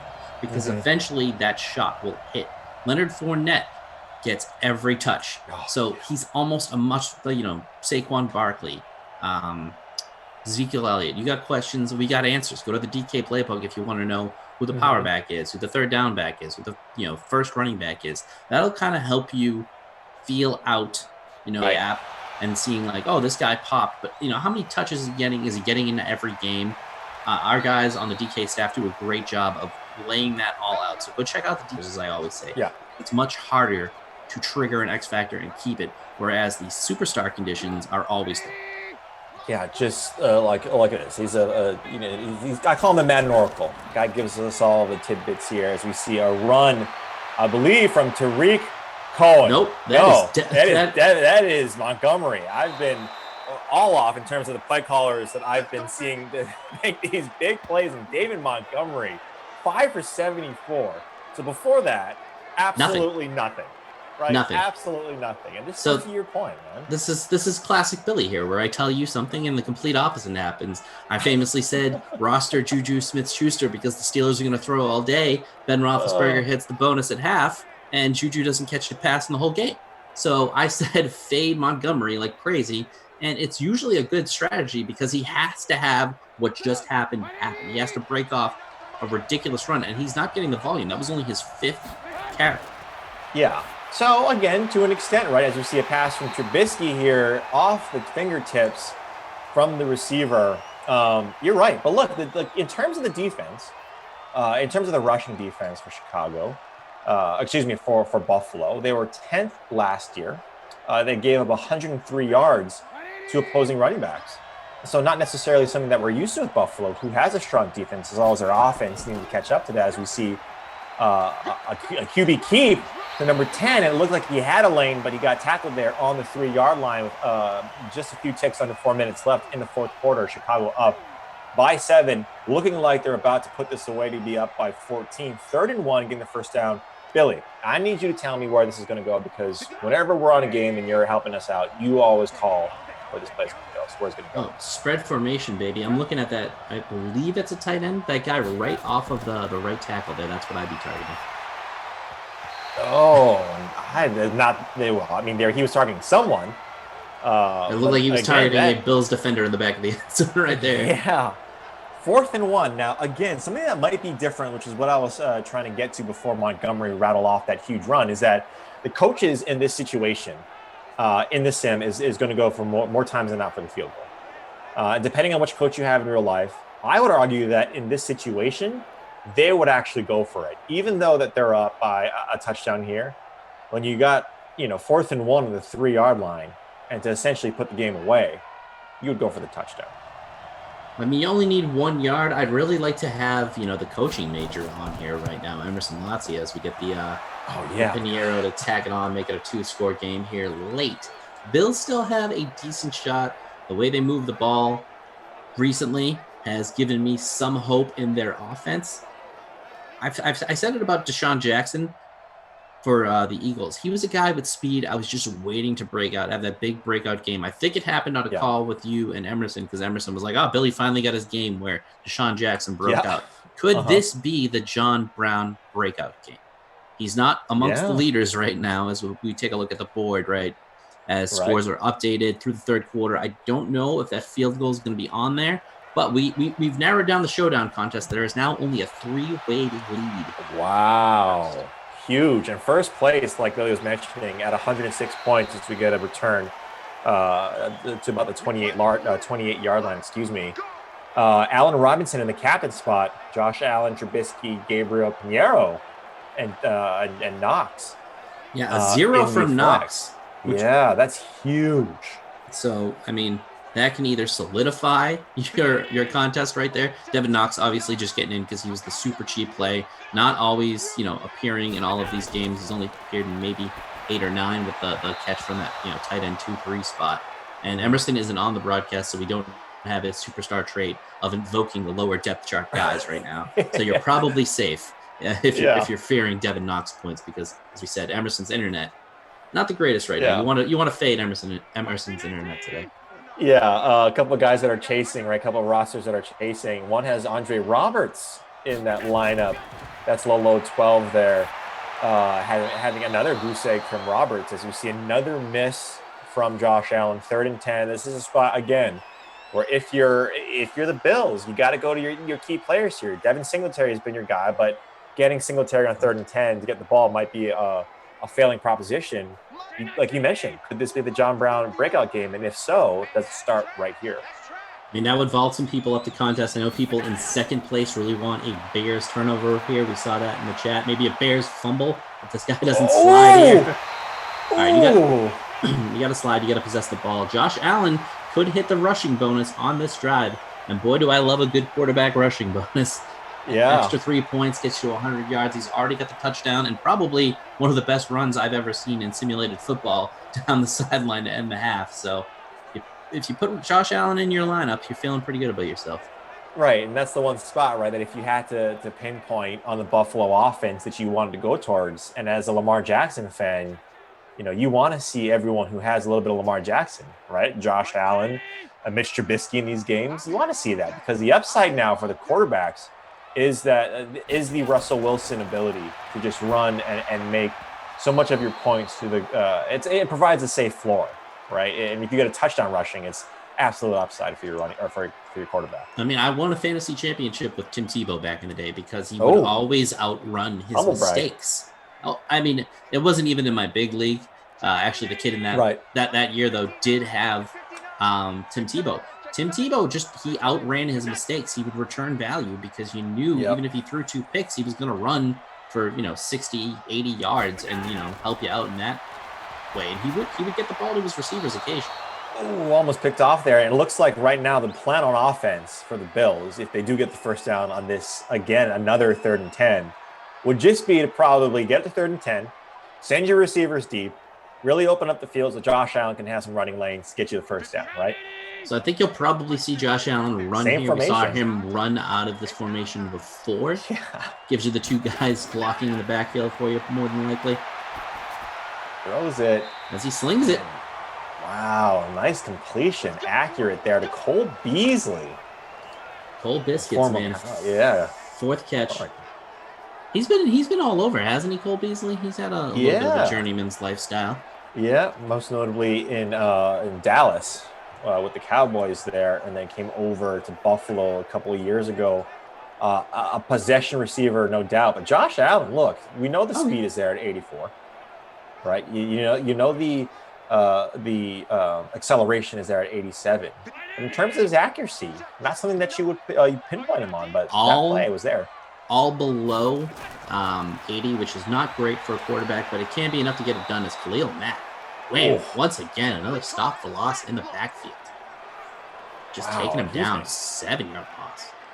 Yeah, I've been on a handful of Bears games, and Khalil Mack overall rating there at 98, awareness at, again, 98. And so when you're talking about this situation, and Khalil Mack saying, I know we just got to the 2-minute warning, but I'm not going to let this guy get over 100 yards. And you see right there, he's that X is lit up, so you better watch out. But, again, Josh Allen, like you mentioned, the Tim Tebow, as we see a shedded tackle there from, I think that was Singletary. I think it was Robert Foster, maybe. Or Robert Foster. No, yeah. No, it was Singletary.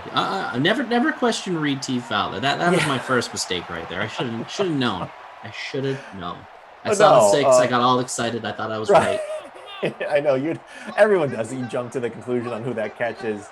It was Mostert. It was Mostert. It was your boy Mostert. Yeah, it was Mostert. Yeah. As we see Josh Allen again goes down, not at the hands of Khalil Mack. Looks like Akeem Hicks taking Josh Allen down. And that's the one spot, right, is at 4th and 13 here for the Buffalo Bills that you can't give up when you got a 2-minute drill, 4-minute drill, is those sacks are absolute momentum killers. as we see the Bills going for 4th and 13. Even though they do need a field goal, they want to get this touchdown now. As he slings it deep. Oh, and it is incomplete. Most likely ending the game. Tank the Shy Guy, I know you're out there singing your good praises, getting you that win for the Chicago Bears, and all you other Chicago Bears fans out there looking like you get that win for your team there. And we'll probably just see the victory formation from Chicago here, even though the Bills do have timeouts left, I believe. They have 3 timeouts left. They could get the ball back here. You might see a play or two run, so you might get some garbage points maybe from the Bears offense. Hey, maybe Montgomery breaks, a 25-yarder and gets you into that bonus if you roster him. A lot of people would love to see that as they come out here in the power eye, no wideouts. Let's see what they do here. Oh, my passing. Lord. Oh, he's got him, and oh my God. Who's that? Who's number 43 on the Chicago Bears? Bear? Wow. I guess the Emerson superstar trait is triggered still as we see the 3rd tight end grabbing a catch right there. God. Probably, I'm gonna go on a limit and say he was low owned because I think that's the first time I've had to look up his name. Let me see if I can pick up the ownership numbers real quick. That was my normal job for today, but I got thrust into the color commentary. He's like, go again! Oh my Lord! And Trubisky with blockers in front has got the sideline, like Billy was mentioning, and he's just gonna fight forward. Oh, and the Bills look like they call the timeout. What is going on here? So you're right. You might get garbage time points for both teams here. If the Bears score, I'm pretty sure he just hit the bonus right there. Oh, yes, he did. Absolutely. Right? If he wasn't already at the bonus, yeah. That is just 2 play fakes late in the game, just absolutely rubbing it in on these Bills, and now they're gonna need.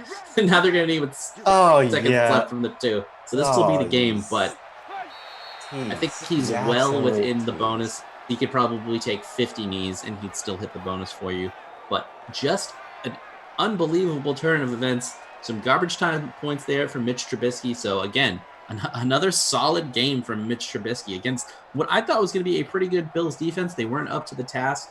Chicago, just 10 points better than them on the final here. Yeah, unbelievable. Now they go into victory formation. What is going on here? That was a roller coaster of emotions. But you're right, Billy. You could take 50 knees and you're going to still get that bonus with him. It's not going to hurt you in that aspect.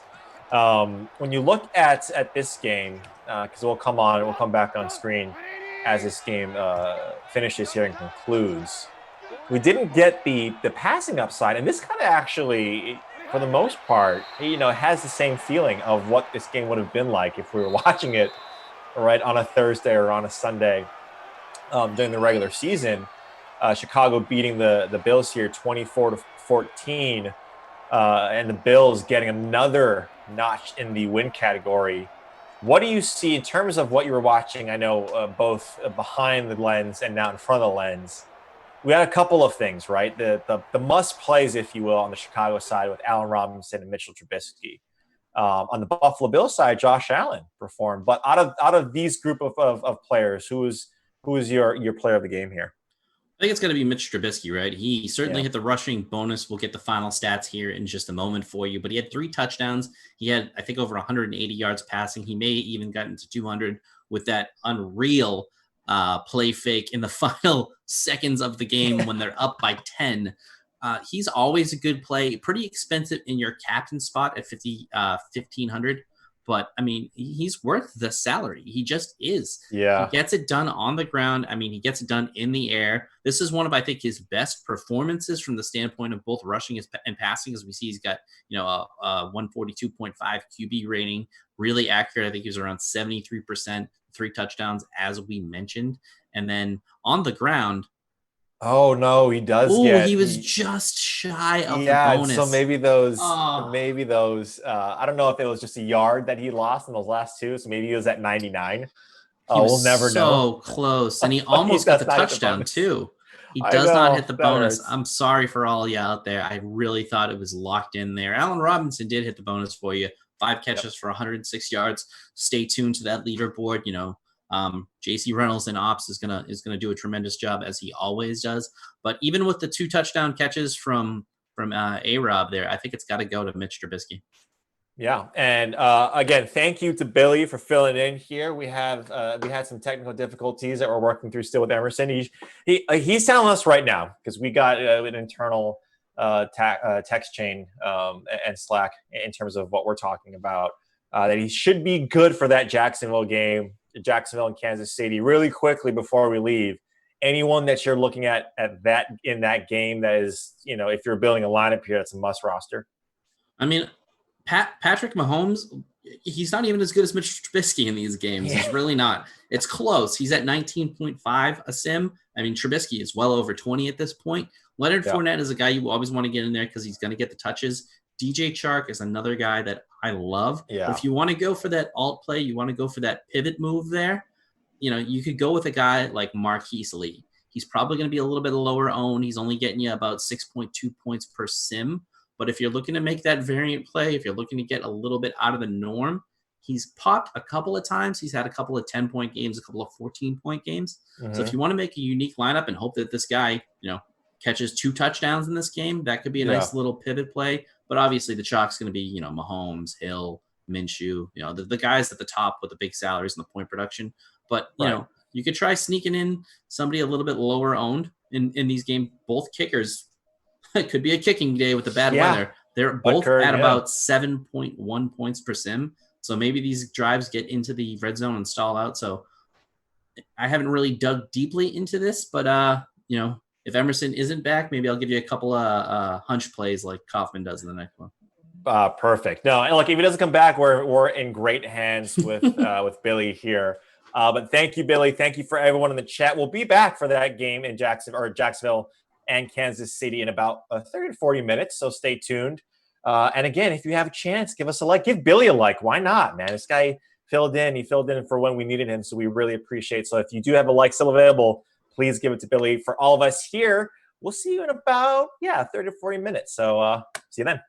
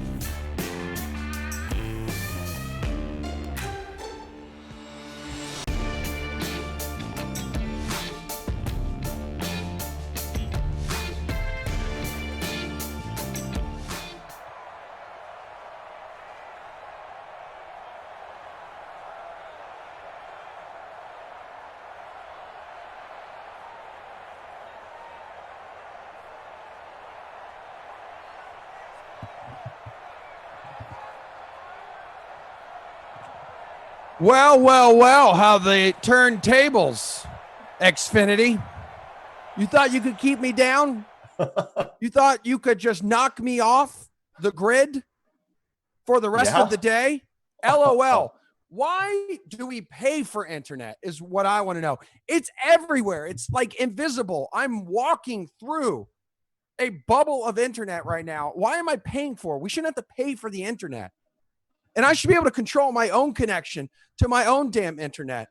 Pay a lot of money for internet. All of you guys pay a lot of money to get on the World Wide Web, to get on the line. F&A, man. It's good to be back with you, DK Sim fam. Jaguars at the Chiefs. It's a wacky weather Wednesday. Not as wacky as Xfinity. So we're going to talk about this showdown a little bit. It's going to be raining, Reid. The last game, it was snowing, and apparently my internet crashed right at the perfect time before points were scored. But tell me, factoring in the rain here, the Jaguars, America's team, taking its talents on the road to Kansas City, one of the toughest places to play in the National Football League. How are you going to build a lineup? Yeah, there's a lot to unpack with what Emerson just said. He's breathing hard. It's like he just went a couple rounds with Xfinity Mike Tyson. There, poor guy. He was rattled. Trust me, he was rattled. Something is definitely up with him and his internet, clearly. But looking at this matchup, and Billy, the consummate pro that Billy is, filling in for you, mentioned a couple. I freaking love that guy. I'm not kidding you. He has become, since we started working together, one of my good friends. I can open up to that man. I can tell him anything, and we can freaking count on him when the you-know-what hits the fan because of a you-know-what cable company and a cable provider. But Billy, as always, the bearded freaking wonder, steps up, mans up, and carries the load. You and Billy crushed it. I tuned in for a little bit until I tuned back out because I kept being reminded why I wasn't part of the stream. Go on. He mentioned a couple of guys off the top in terms of playing on the Jacksonville side. You got DJ Chark at 13-2 in the captain spot. He had an amazing game last night with Glass Sheen. I think that was last night or one of these previous streams. Absolutely just obliterated the slate. He and Minshew had really good games. Minshew hit the bonus 300. So I do like that stack if you're going against or with the narrative that Kansas City, this game is going to be high scoring with Kansas City and America's team and the Jacksonville Jaguars. I do like going with Chark and Minshew there if building a lineup, but tough to go away from the studs that are the Kansas City Chiefs. Any which way you go, right? If you wanted to go Patrick Mahomes naked, and whoa, Emerson, don't. Town boy. Patrick Mahomes naked, meaning without any other player except for him on his team. Okay, because I was like, hey, what are we? Okay. Oh. I was like, I know it's not Madden After Dark, but this is almost like Madden Happy Hour. Patrick Mahomes, if you don't want to, which would be kind of an interesting strategy, is fine. But getting guys like Travis Kelce, I mean, even going down to like Sammy Watkins with that speed is a nice play. But I'm gonna go with our Jaguars here, Emerson. Our Jaguars, welcome aboard, Duval. Okay, talk to me here, Greg Coffin, saying, all right, Emerson just guessed his neighbor's password. It is ridiculous how many of the networks popped up, and I couldn't figure out a single one. How about Chiefs D or Lambo from Mike on YouTube? I know your answer to that. You better shut your mouth, buddy. Actually, Lambo's been great in these games. Yes, he's averaging 7 points per. And if you think that this is going to be a high scoring game, right, in any sense, I think he's a fine play. So I'm going with Josh Lambo over the Chiefs D. I do think that the Chiefs are going to, the Jaguars are going to have to score. Now, having said that, right, we could get Chris Jones, we could Tyrann Mathieu and these guys on this team play well. I mentioned the Chiefs defense earlier, that one that I'm focusing on the main slate, but for this specific matchup, I'm going to go with Josh Lambo there. Man, how excited are you to watch DJ Chark just feast? There is chum in the water, bro. Yeah. Yeah. That's right. The beaches are open. He's an absolute monster, DJ Chark. And if you got him on most likely the waiver wire, if you're not doing these deep dives into your research preseason, and if you are and you got Chark early before everyone else did, the masses did, congratulations to you. But it was great to see him come onto the scene, especially void of our guy, Allen Robinson, last game. that we had as a now with Billy and I mentioning it right in the pregame. Billy and me mentioning in the pregame, excuse me, that he's a must play, right? Allen Robinson, and now DJ Chark is in that category, that as a must play on these slates, whether it be on the showdown or in the main slate. Looking at him, I'm just pulling up his price tag here at $5,700 in the main slate. I think that's somewhere where you have to consider going, no matter what the matchup is. If Florida floated off into the Atlantic, I wouldn't be mad. Sorry, not sorry, Emerson. Thank you for your honesty, Artie. I always love seeing you in the comments section, and I appreciate the love. It is pouring. It is raining cats and dogs in Kansas City. I have been to Kansas City once, just driving through as I was making a cross-country trip. Stopped there for some barbecue. It was freaking delicious, and I would eat there again and again and again. Again! Oh, man, that sounds really good. What'd you have? It is great. I had sliced pork and mac and cheese. Yeah. I know you guys missed all the food talk. Boring ass Billy always just wants to talk about Madden and actual real football storylines. That guy. Come on. It's time to take this baby back off the rails. Welcome, everybody, to the 2 o'clock showdown. It is damn good to see all of you again. Almost 800 of you watching, everyone returning from their lunch break.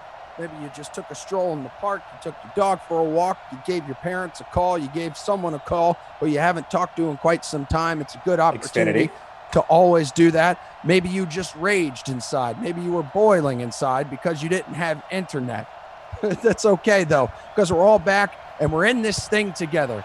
This DK Sim life, y'all. All day, day.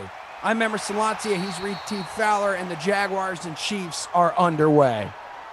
Now, when you were talking to insert poor Xfinity team member's name here, because it got the wrath of Emerson, did you mention that you had to get back ASAP to call? You think they care? You think they care when we say I have work? You are stopping me from bringing the people around the world a simulated Madden game on DraftKings. I said there's money at stake, people. I said, yeah, the game's not real, but the drama is Xfinity. Get out of my face. Patrick Mahomes, maybe a sign of things to come here.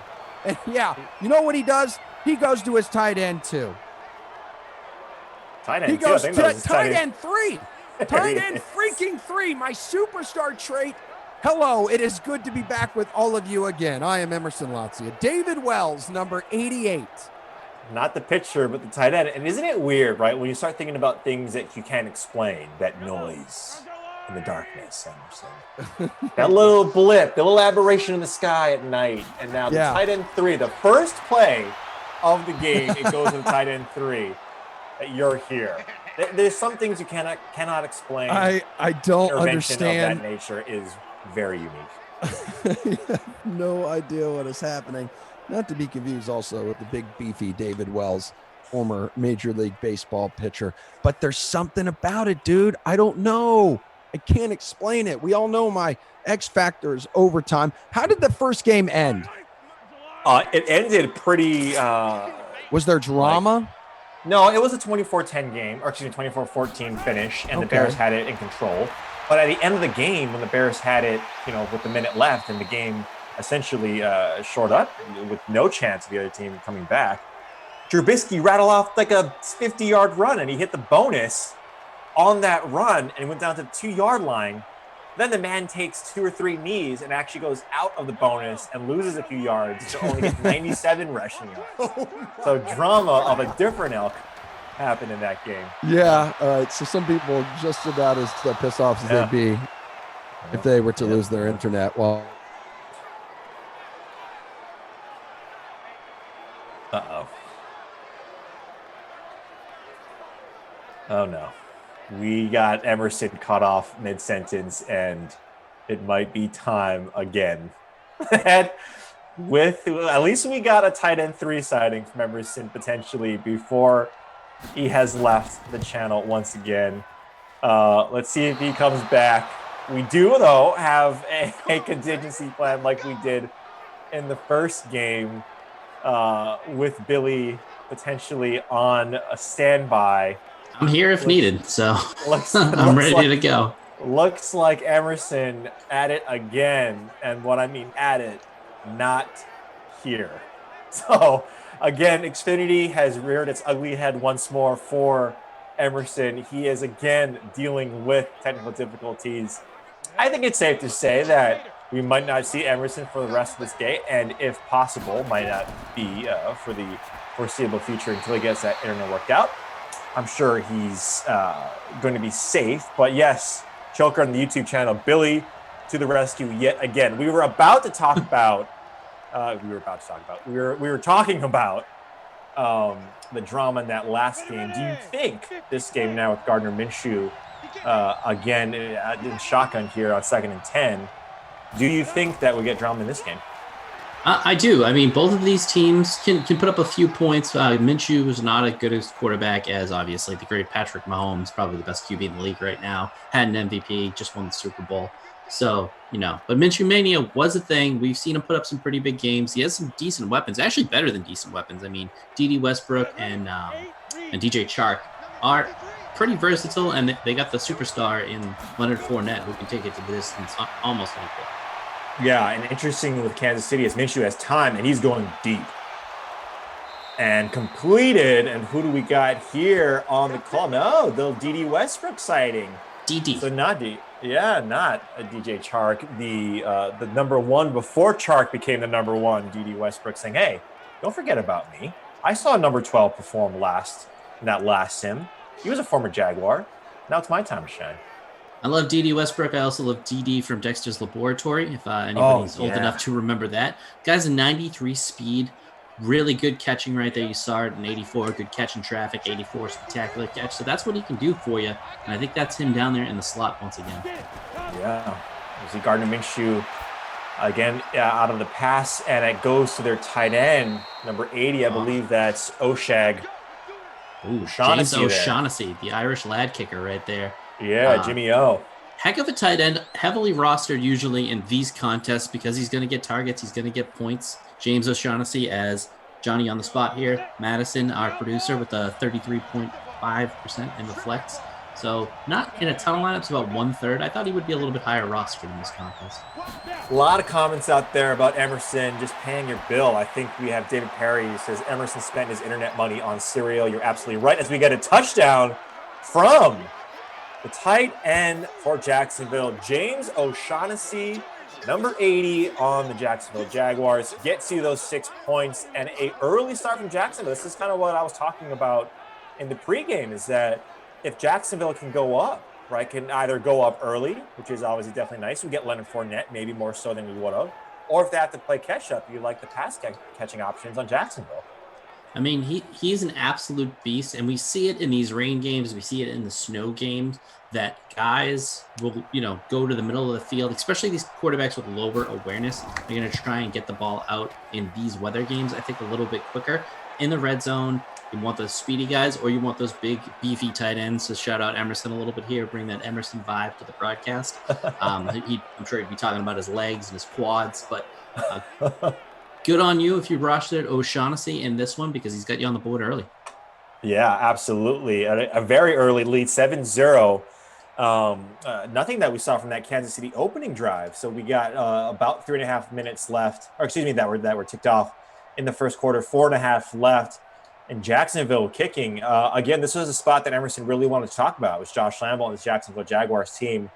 He, coins America's team. I know a lot of Dallas Cowboy fans out there would probably think the otherwise, that the Cowboys fans or Dallas is America's team. This is at least America's stream, right? That's what we coined here on the any given sim day.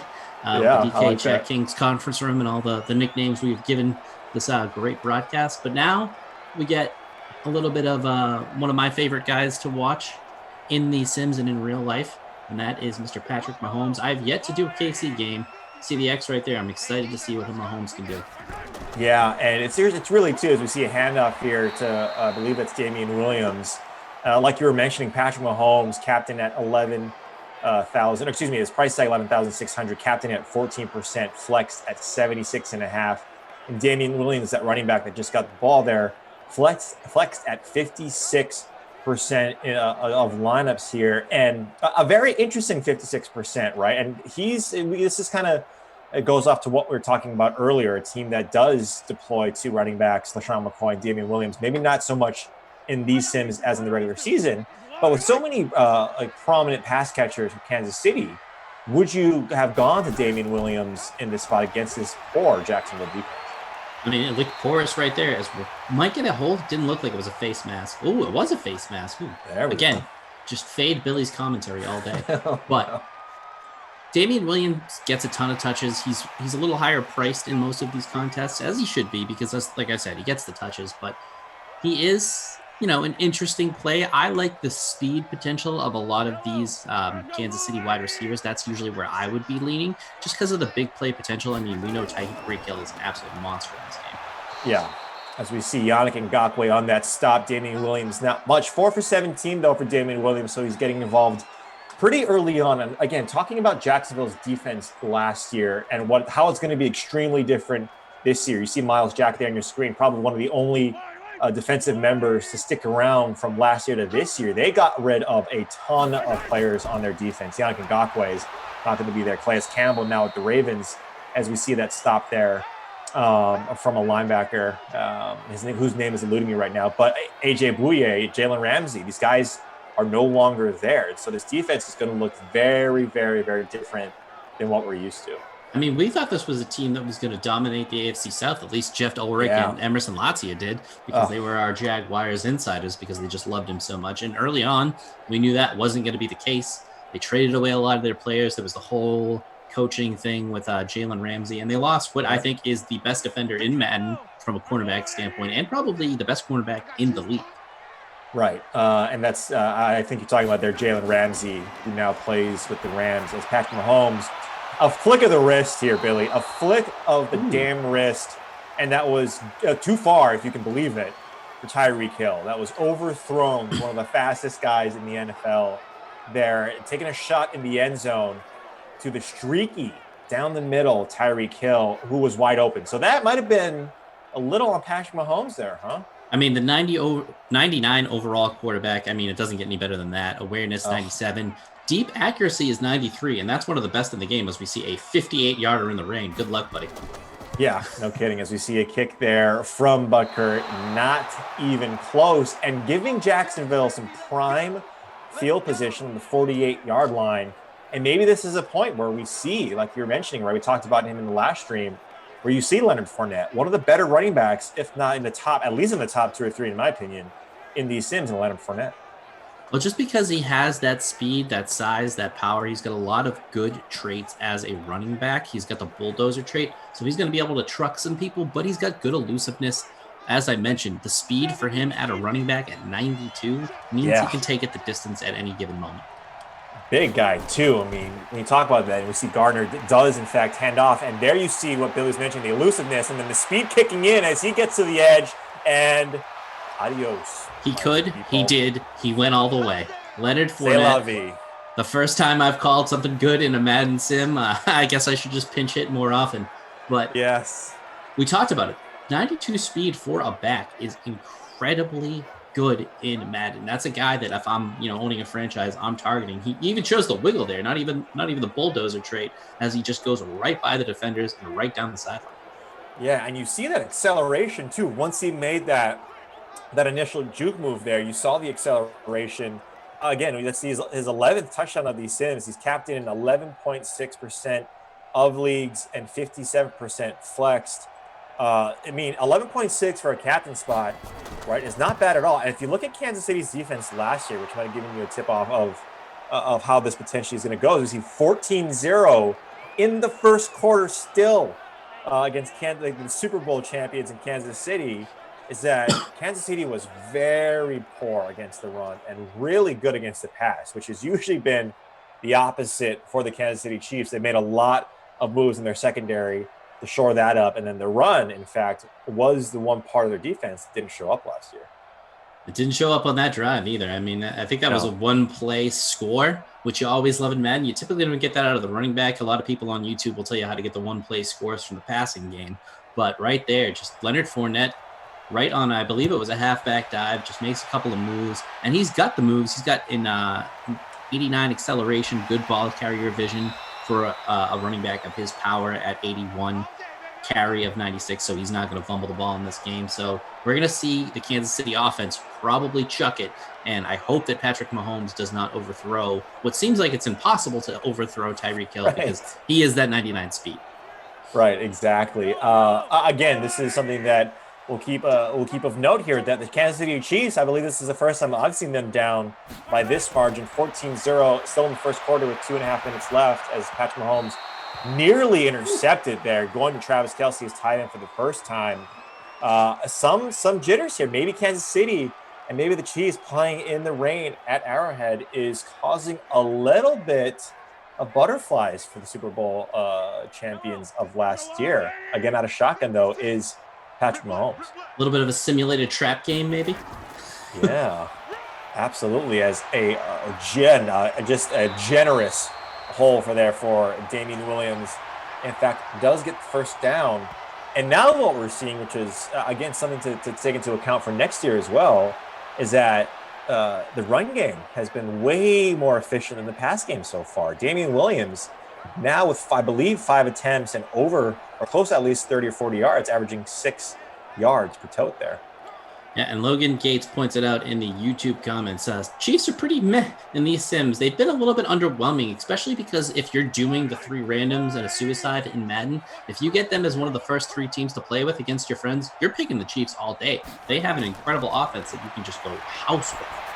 Yeah, and you're going for the upside as well there, as we see another off-the-mark pass from Patrick Mahomes, 2 for 6, so a very shaky for probably the best, right? The cover of Madden for last year. Someone that we deem MVP, and rightfully so, Patrick Mahomes. But now looking at just this offense, they need to pick it up because Jacksonville has been doing anything that they want. If you're a defense too, as we see Damian Williams get tackled in the backfield there, 7 for 30 for his line so far. And Williams there on the other side with that tackle. You got to get something going, man. Jacksonville's defense, if they're able to use that front 4 that they still currently have in these sims to really get after Patrick Mahomes and make it uncomfortable for him, it might be a long day in Arrowhead. I can't understand what is causing the incompletions other than maybe just the simulated Madden curse, because we mentioned it. His short accuracy, 97. His medium accuracy, 95. His deep accuracy, 93. That's probably one of the best in the games, if not the best. He's got a hell of a throw power. This guy can ball, so it might be good for people who rostered pass catchers because they're down, so they're going to have to throw. Yeah, absolutely. As we see Patrick Mahomes a lot of time and not even close. Again, probably, we talked about Mitch Trubisky. Probably smart that the simulated Chicago Bears leapfrogged over Mitchell Trubisky. Patrick Mahomes and Watson, huh? Probably one of the biggest mistakes in the draft in a long time is you get, the best quarterback, the MVP, as we mentioned, in real life. But in simulated football, that was a clean pocket, plenty of time to throw. Guy was wide open. He missed him by about 15 yards. As we see, not even close. Oh, wait a second. Is that down at the 1? That is down at the 1. A beautiful kick. So if anything, right, take away from the first game and now this game. Punting. Wow. Punting has been fantastic today. Not at a premium. It's just all over the place. It's everywhere. So maybe they can get a little bit lucky. Maybe they can get Chris Jones to activate here and get a safety for their defense to get their offense going a little bit. Yeah, as we see a couple of maybe a yard or so of cushion. Tinge of breathing room, still in the shadow of your own. Yeah, you're in the shadow of your own goalpost. In this scenario, I typically like a nice, safe, short, quick throw, which you might get out of here with the single back and the 2 receivers up top. See here, bring it to Fournette. He gets a few more yards there. We got 30 seconds left until we hit that quarter mark, and you'll get, again, not Emerson, but Billy again. And this is what we said to Emerson. I actually called Xfinity. I said, look, Xfinity, if you can actually cut out Emerson's internet again, that'd be fantastic, because emotions would be high in this game. He'd be singing his good graces right now want to end the stream with Jacksonville up 14 as Fournette, you bad man. Another huge run for Fournette, 20 yards away from the bonus already in the first quarter. And the Jacksonville Jaguars up 14-0. That's Billy on your screen. I'm ReidTFowler. We do not, again, have Emerson with us. He is dealing with some technical difficulties here. But I would say the takeaway, if I can step in here, Billy, and sort of preemptively talk about it, it's got to be Leonard Fournette, huh? That boy just gets them touches, and he's doing a lot with them right away. We're looking at the passing numbers real quick. Minshew, 3 of 4 for 50 yards, and I saw Mahomes was under 30% completion percentage. I have heard from experts that is not good. So, so they really need a stop here to get their offense back in business. But Leonard Fournette is the story of the first quarter. It could be the story of the whole slate, as he's already at 80 yards. So he's going to get the bonus, it should seem, in this quarter, maybe on the next handoff, because he's just at a 16-yard per clip average. So it's not going to take much, maybe 1 or 2 handoffs, the way this porous Kansas City defense is playing. Right. And again, this is just all of you guys know that, but for anyone who's new, it's manual scoring. We got Matt from Game Ops helping us out here. The true MVP for us in terms of these sims scores, again, will be manually updated, and we'll give you a heads up when they are, so you can go to the game center and see who's in the lead. But for the most part, I would presume it's Leonard Fournette in the captain spot there. You're not going to see that last run, but what you will see is that touchdown and that huge 57-yard run. But scores, again, like I mentioned, will be updated manually. We'll give you a heads up when that happens. Yeah, I mean, Fantasy just echoes the sentiments here. Under 30% for the best QB in the game. I mean, it's not even close. He is 33, he's a 99 in the game. His accuracy numbers are incredible, and he's at under 30%. I think it was like 28.3. So he's really got to pick it up, but the Kansas City defense got to stop somebody and get the ball back to him. No kidding. They have to potentially look for a turnover. Maybe you have to send some of these guys the extra blitzer to put Minshew in some sort of position where he's not going to be able to be accurate. Fournette, you saw in that last play, a little sluggish, a little fatigued. They're using him a little bit too much. As Minshew goes across the middle, gets a completion. I believe that's a D.D. Westbrook, and just a few yards short of the first down, 3rd and 3. Yeah, good old D.D. Now he's at 2 for, I believe, 42 with that catch. So 3rd and manageable. That's like what we like to see. Opens up the whole playbook. So if you come out in a shotgun, the defense has to guard against the run. They're going to come out in what looks to be a little bit of a single back. He's going to get under single there. So trips at the bottom of your screen, though. Minshew back to pass. And look at Minshew looking like a Mahomes right there. Which if you had the analogy, any other game besides this, you'd say, please, that is a fantastic comparison, but not even close. A little ahead of your guy there. We have Marquise Lee sighting on that target. Wasn't able to complete it. Kansas City still with the goose egg with about 2 minutes off of the second quarter. And the Jaguars punting. And again, these have been the superstars so far of these streams. Another huge punt and just trickles back into the end zone for a touchback. Can't win them all, but, can't always be the KC punter or the 2 punters that we saw earlier. But Mahomes hasn't had really a super disappointing game. Maybe he's not worth the price tag, his 11.6K price tag a lot of the times. But, I mean, he had 28.3 points in his last sim. So he's got to get something going here as they run. Yeah, you see a nice move and a couple of jukes from Damian Williams, it looks like, to get out a first down. And again, this has sort of been the first quarter and change has been a story about the running backs right now. Williams and Fournette really been able to move the chains for both of these teams. And I know a lot of you guys out there, you're looking for Tyreek Hill, you're looking for Sammy Watkins, Travis Kelce, even DeMarcus Robinson. I'm sure a few of you guys have rostered at least one of these pass catchers. And the only person right now to really get anything going on offense was tight end 3. Tight end 3. If you're not named Damian Williams, you don't have a lot of points as a Chief. As we saw, he had maybe 1 too many jukes there. He could have gone for a huge gain if he just went straight as Calais Campbell just comes off the corner and annihilates Pat Mahomes. Yeah, Calais Campbell, one of the top defensive linemen in the NFL, now taking his talents out of Florida to Baltimore, Maryland for the Ravens for not much at all in terms of what they had to give up to get Calais Campbell. And even if he loses a step in terms of that speed, which I don't think is going to happen, he is one of the better quote-unquote locker room guys in the NFL with that stop there. So yeah, this has the makings of a blowout, but not in terms of the teams that we thought were going to be on the winning and losing sides. Yeah, the Chiefs are not who we thought they were. They're not like the Bears. We're not going to crown them this time. As Damian Williams, again, didn't need to juke, had some room around, but 42 yards on 9 carries, pretty good. As you mentioned, Calais Campbell, an absolute stud. He's got that superstar trait where he gets the inside stuff. He's going to shed blocks quicker. He's also got the edge threat, which is more dominant pass rush moves that we saw get him that sack. So we'll see what he can do here on 3rd and very long. Yeah, and Victor Belowski says, lead, please. But we see Patrick Mahomes here. A lot of time, you got to throw it. Does across the field, and that's what you get. That's what you get with Patrick Mahomes. Guy throws across his body into what seems to be a very tightly covered Damian Williams. And again, the running back getting you the points even when Patrick Mahomes drops back to pass. Across your body, across the field, anyone else that's probably picked going that horizontally for that long from basically sideline to sideline. But it's a completion of Damian Williams, and that guy at a pretty good price tag, but returning some very good value for you, at least early on. Yeah, and everybody, scores are updated through the first quarter.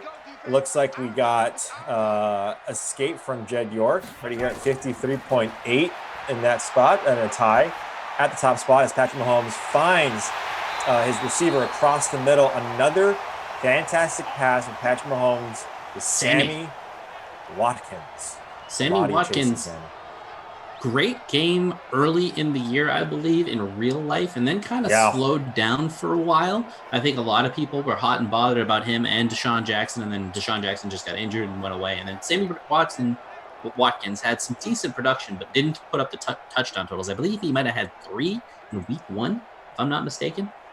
Yeah, Sammy Watkins on that first week, like you were mentioning, 11 targets, 9 receptions, 198 yards, and 3 touchdowns. I mean, that's just a beast performance. He needs to sprinkle a little bit of that magic on this game. Although this could be Travis Kelce territory, because he is a guy you want to look for in the red zone. He's got that X factor. He's got a lot of good traits. He's getting you 14 points per sim. He's got 7 touchdowns, not as many as you would think, but he's got 1,000 yards in about 17 games. So that's a pretty good tight end season for anyone. Yeah, 2nd and goal here for Kansas City on the 5-yard line with 3.5 left. Another handoff, and it looks like LaShawn McCoy gets the ball in the backfield and gets you that touchdown. So you Damian Williams owners, I am sorry.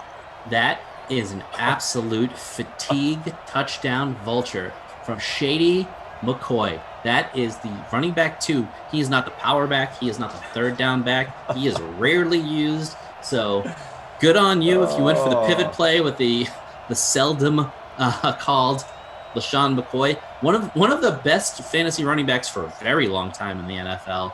Really kind of an up and down last few years, but I mean, this is fantastic for him if you roster. Yeah, a lot of choice comments in the chat that I can't read right now, but the PAT is up and it's good.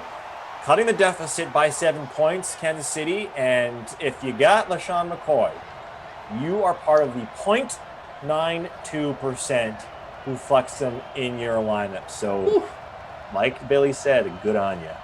So that is probably going to be one of those deals where he's so low captained. If he was captained at all, it won't show up on our register. They'll have to pop on the leaderboard for us to figure out if he was actually captained at all. So I see a lot of people going, WTF, why the face in the comments right now. It was an absolute vulture of epic proportions because, as I said, that is a guy who does not come off the field. He's the 3rd down and power down back. I'm going to hammer that home because it is shocking. It was because it was such a long drive and he was fatigued. And fatigue plays less of a factor in arcade mode. If it was simulation, that would happen way more. So it is so seldom to see that happen.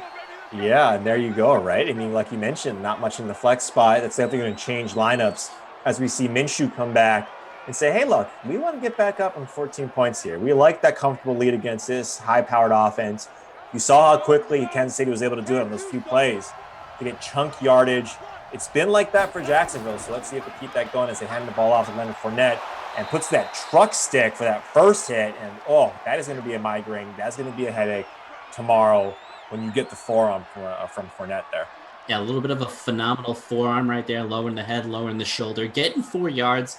That is pretty good using the bulldozer superstar trait, I'm sure, on that run. But Casey was really spread out in that. They were in either a dime or a nickel package, so they're lucky he didn't take that to the house on that weak front that they showed on that play. Yeah, as we see another play here, D.D. Westbrook getting the ball, not much work. But, hey, look, if you saved your life, you got to give it up for Billy. Because yet again, he comes in, and Billy and I talked during the break. We called Xfinity together and said, hey, that was so great the first time around. Let's actually cut out Emerson's internet the second time around and get him on this beautiful game here with Kansas City and Jacksonville. So if you got a like to give out, please. And like Billy always says, like, love, sub. Indeed. Give us some love in the comments. Give us a like. And the subscription button. We've gotten about 6,000 new subscribers since the start of this. As we see, I think Oshag Hennessy once again, baby. The Irish lad kicker, just doing big things. He was another guy I didn't hear the pregame too much, but I'm sure. No, we didn't. Yeah. I'm sure you didn't mention this guy. We didn't mention Oshag, and we didn't mention that this is a revenge game for Oshag. 2015 and 16. This guy was a Kansas City Chief. Well, they might have made a mistake here. I mean, we said it a little bit earlier. These weapons on the Jags make Minshew a sneaky good play. Not even a sneaky good play, just sometimes a flat-out good play because he's got good pass catches, especially the top three and the 2 wideouts and the tight end. As we see a 2-minute warning here, we got a question from Player Hater 1014. What game is win game? So we're going to give you a rundown of the weather games. At the 4 p.m., we got Vikings at Panthers, and that's rain with Koff and Z.Thompson there. 6 p.m. game is the Saints at Browns. That's snow with Glash and the Moose. And the 8 p.m. game is the win game there. That's Jets and Ravens win game. And that's going to be Kaufman and the Moose for that 8 p.m. game. And in the same tandem at 10 p.m., 49ers at Broncos will be snow. So those are your weather games. You got a lot of Koff, a lot of Moose.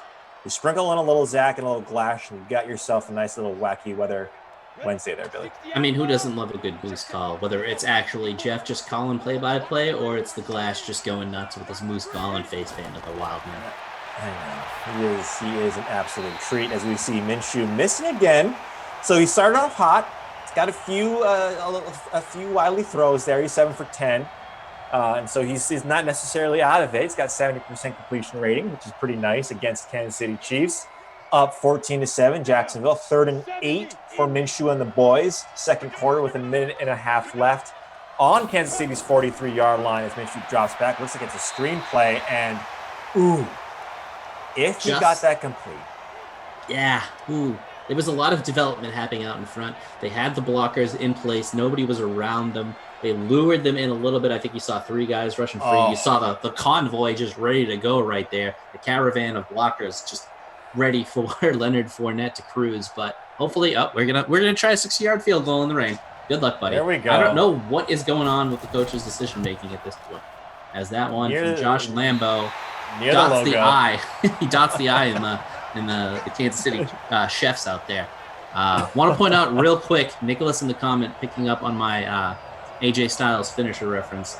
Always love when somebody picks up on a good wrestling reference. So thank you. Yeah, and please, like I mentioned earlier, Billy, please give the people your Twitter handle because you are an absolute treat to follow. A man who knows more, in my mind, than anybody that I know about wrestling. And I was a huge fan, still a huge fan, but this guy it goes beyond fandom.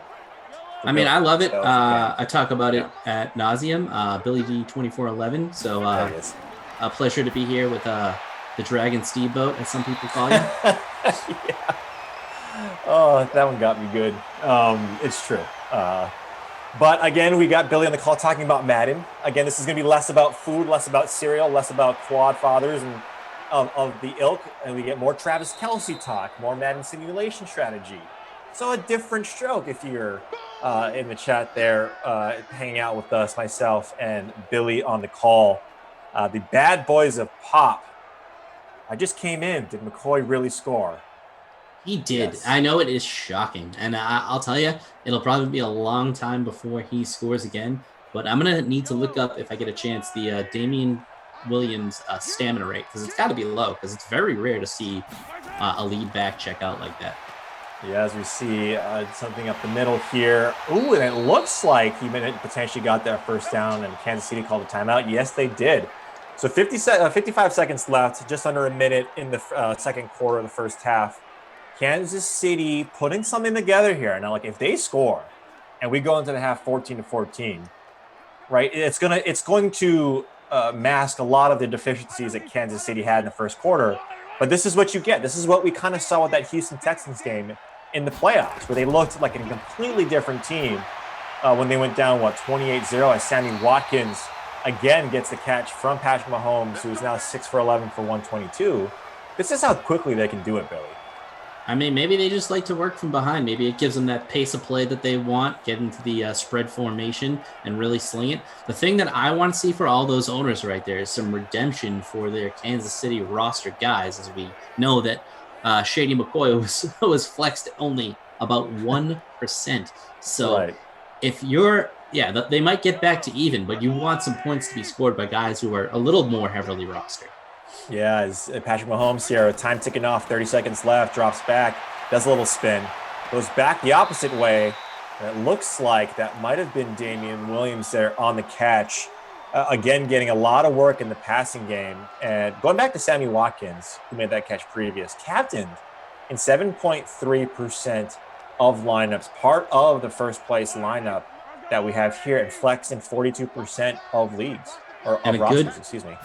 Yeah, and a good red zone target because he's got that speed and can get open. And I believe that is that DeMarcus? Number 11. Yeah, with the first down right there, they're going to take the time out. They have none left, so this is one of those tricky spots. I think they might have time to get one more play inbounds if they want. No, they don't. It's 16 seconds from the 8. They got to go to the end zone here. They got to put up the 6 and not the 3. Yeah, absolutely. 16 seconds left, like Billy mentioned, inside the 10-yard line on the 8. They come in the empty set backfield. Patrick Mahomes needs to score as he drops back. Quick release, gets the ball out, and it is 2 yards short. You do get a little extra with Sammy, but 2 yards short. Yeah, I think he's got 52 yards now, so you like to see that, but that's going to end the half. They are not hurrying up. They are just going to stand in the rain, get a little bit of soggy cleats going on there. And Slim Andy Reid going to head into halftime, hopefully have a cheeseburger and make some adjustments, because that was not a half of football he can be proud of. No, and that sort of encapsulates that one play for the Kansas City Chiefs, how the first half has been. There was some success with Kansas City in that latter part of the previous drive and then earlier part of this one that you saw from the Chiefs here, as you see Fournette, a replay of what he was able to do, and Gardner Minshew going to his boy Oshag, James O'Shaughnessy, in that touchdown here. Now, look, the Jags are up 14-7. Now, we joke about Emerson and his internet being out, but he would be absolutely just... he'd be over the moon about this. Euphoric about this now. Would you... Yeah, go ahead. I mean, Gardner Minshew slightly outdoing him from the touchdown standpoint. Patrick Mahomes does have 140 yards, so he's not totally killing you, but you really need him to either hit that bonus or get a few touchdowns to really return value on him. Damian Williams could break a big one. I think we've seen him juke one too many times. Leonard Fournette, though, is the story still of the first half. Only added 3 yards to his total in that second quarter, but if they can hold him to a field goal here, they might be a little more apt to run on the next few drives. Yeah, and the running backs, if you total up what Damian Williams and LaShawn McCoy have right now, it's a pretty good first half for the running back. If they were one person, clearly they're not. LaShawn McCoy gets the score. He has 1 attempt for 5 yards and a score. Damian Williams has those 11, so he's getting the volume. He's getting the volume with 11 attempts and just over 40 yards. D.D. Westbrook, someone who's been involved. We said DJ Chark in the beginning of the show. He has not been called at all in these sims yet. Like he's been a no-show. Do you think that has a chance of picking up in the second half? Kind of has to. I mean, he's so good. And I know I have the famous Juju goose egg game to my name, but I think Tyreek Hill is yet to get even targeted besides that one deep shot in the end zone. I really haven't seen him pop anywhere else. People who are tending towards a bonus, it's Fournette, and then it's basically Sammy Watkins, who's at 3 for 52. Williams is close to a receiving bonus. He's at 43 on 2 catches. He might not get there. He doesn't get targeted a whole ton in the passing game. So it's going to be interesting to see if the Chiefs can snap out of it here and finally get something going. They do get the ball, so maybe they can even it out, and we'll get a tie game after the first possession here. Yeah, you mentioned that Tony Carroll in the chat says Hill 0 again. It's look, it's looking like that right now. Hopefully he gets on the board. But Robert S. in the YouTube chat saying Kansas City going to put up 21 plus in the second half. For a lot of you owners, you Chief owners out there, you definitely are siding with Robert S. and that theory and that hypothesis, because it has to come to fruition. When you talk about this good of an offense and just how many players either single-handedly can take over a game like Tyreek Hill and Travis Kelce, they haven't done it yet. And it's been the one player, really, when you talk about the Chiefs and Damian Williams, who's been interchangeable in most circles when talking about the Chiefs. That's why when you look at what they did in the draft, Kansas City, they went with Clyde Edwards-Helaire with their first pick, with the last pick in the first round there. Oh, so I was totally wrong. I saw the little paint mark over the Kansas City thing, and I forgot that meant they were kicking off, so they are not getting the ball. Check that. My bad. But it is kind of encouraging if you scroll down any of the players' game logs and see that KC typically puts up a minimum of around 20 points, so they shouldn't stay at 7 for too much longer. Hopefully they can get a stop on this drive, stop the Minshew mania, and get back rolling. Yeah, they're going to have to. And like you mentioned earlier in that previous sim, that the AI does make halftime changes and adjustments. So let's see how both of these teams adjust. Maybe the defense honing in on number 27 a little bit more as we see Gardner Minshew in the shotgun. Let's see if he gets his guys involved more in this drive. That was a target to what looked like our guy James O'Shaughnessy. It goes incomplete, now a 3rd and 1. 2nd and 1, ever since I was a young kid, I've always liked the either play action deep shot on a 2nd and 1 or just flat out throwing the ball, because you got 3rd and 1, you can pick it up any which way. They're not going to run it unless it's going to be Minshew. So he's got a lot of options, especially high on that screen. Yeah, we saw G-Hack says he loves that he can walk away and hear the TV and still know what's happening in the game. So keep it up, or keep coming to actual football talk. Love it. Hey, and that's we love that you can join us and we can talk about football. With like Billy, like we said, like Emerson mentioned off the top, Billy actually talks about Madden. I have the proclivity to talk about regular football as well, a little bit more so than Emerson. But everyone, different strokes for different folks. As we see a punt here, Emerson does talk about food. He does talk about the 2 squirrels in his outside of his window that become a couple of his best friends. He does talk about his Peloton. So you like Emerson is one of the greatest guys you could ever hope to meet or be friends with. He does have a little bit of that shiny object. Ooh, what's that over there? Every once in a while. But that's the kind of stuff you want in a broadcast. I mean, everybody loves Glasheen because he's the world's greatest announcer, in my opinion. And I don't think there's any debate anymore. That guy is just full Glash, and there's nothing wrong with it.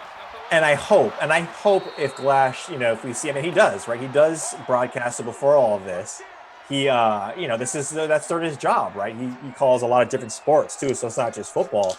He calls many different sports, and he's fantastic. So if you get a chance to hear him on one of these calls, whether it be on ESPN or whatnot, he's absolutely fantastic at what he does. But yes, this gives him a time to really let loose, put on the face paint, and really get after it. As Patrick Mahomes does complete it, and again, I'd like to say that's Travis Kelce.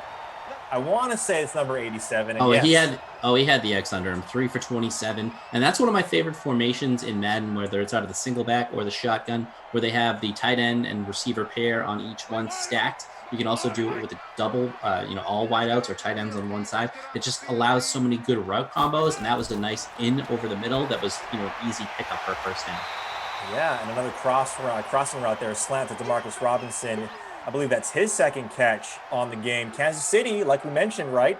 Like Robert S. in the chat mentioned, Kansas City is getting going here. Robinson 2 for 17 on the day so far in this rain game that we have here. 2nd and 1. This might be a spot play that you like. We see 3 running backs or 3 players in the backfield as Damian Williams doesn't get much.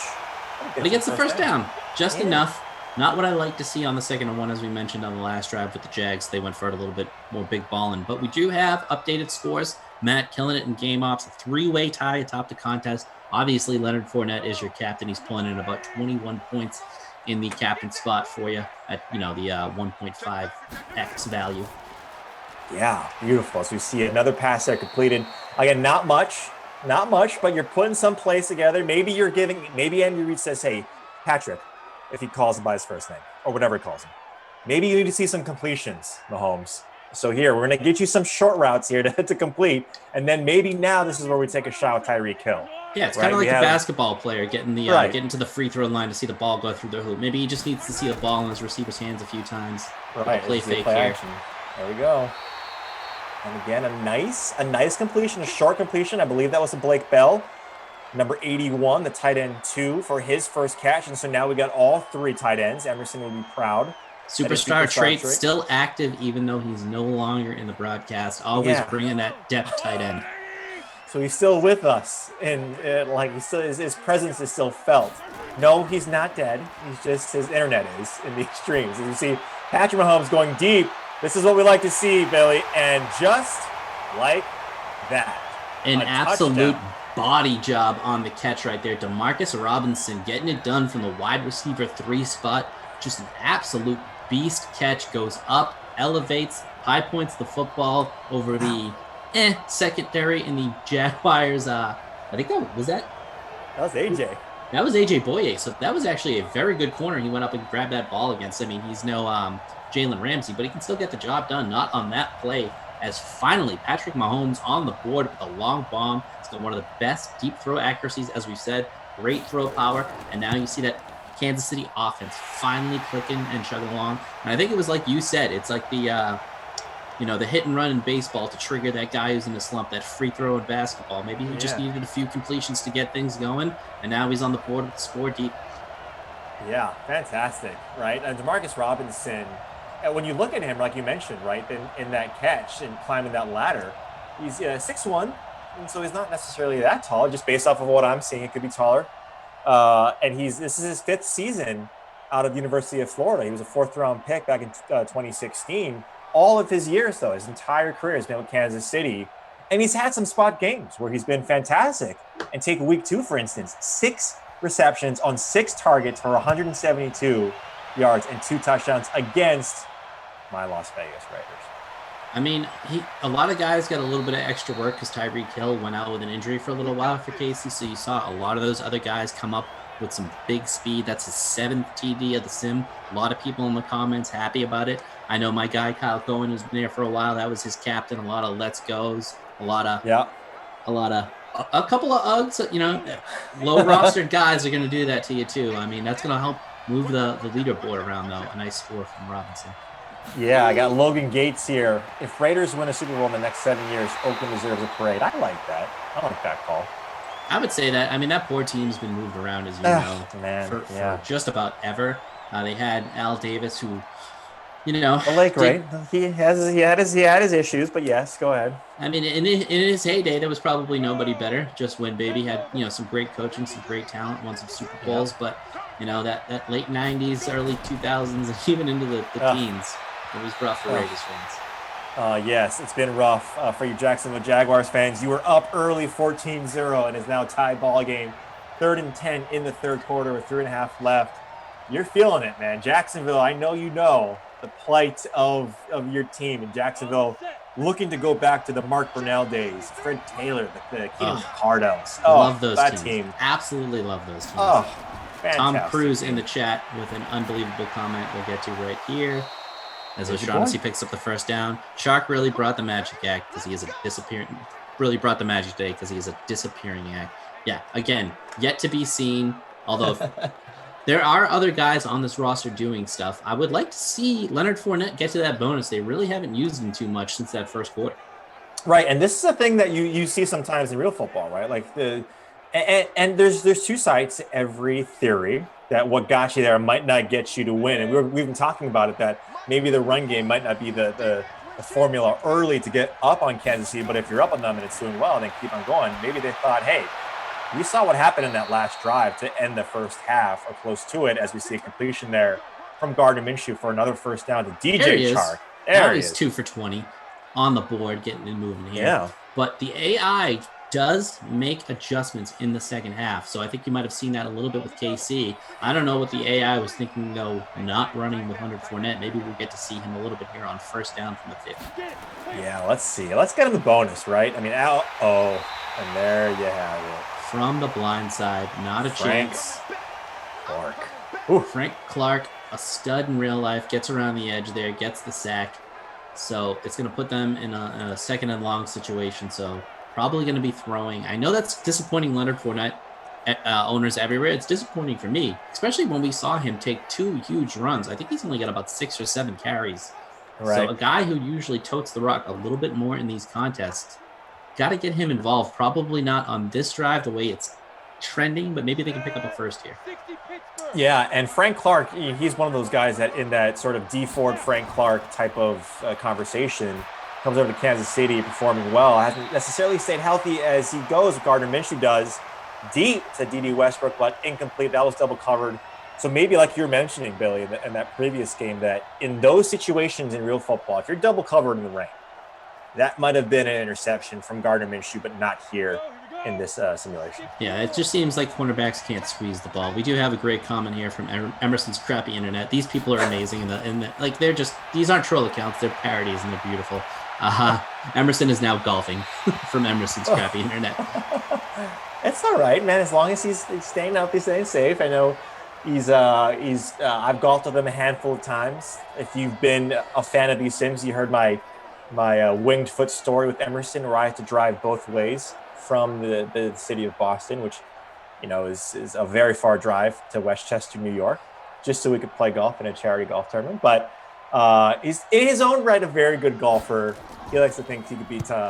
He said, I don't know if you saw that on Twitter, Billy, that he and I were having a conversation on Instagram, and he said that if Brady is an 8 handicap, he's a scratch golfer, and that he could dominate Brady at golf.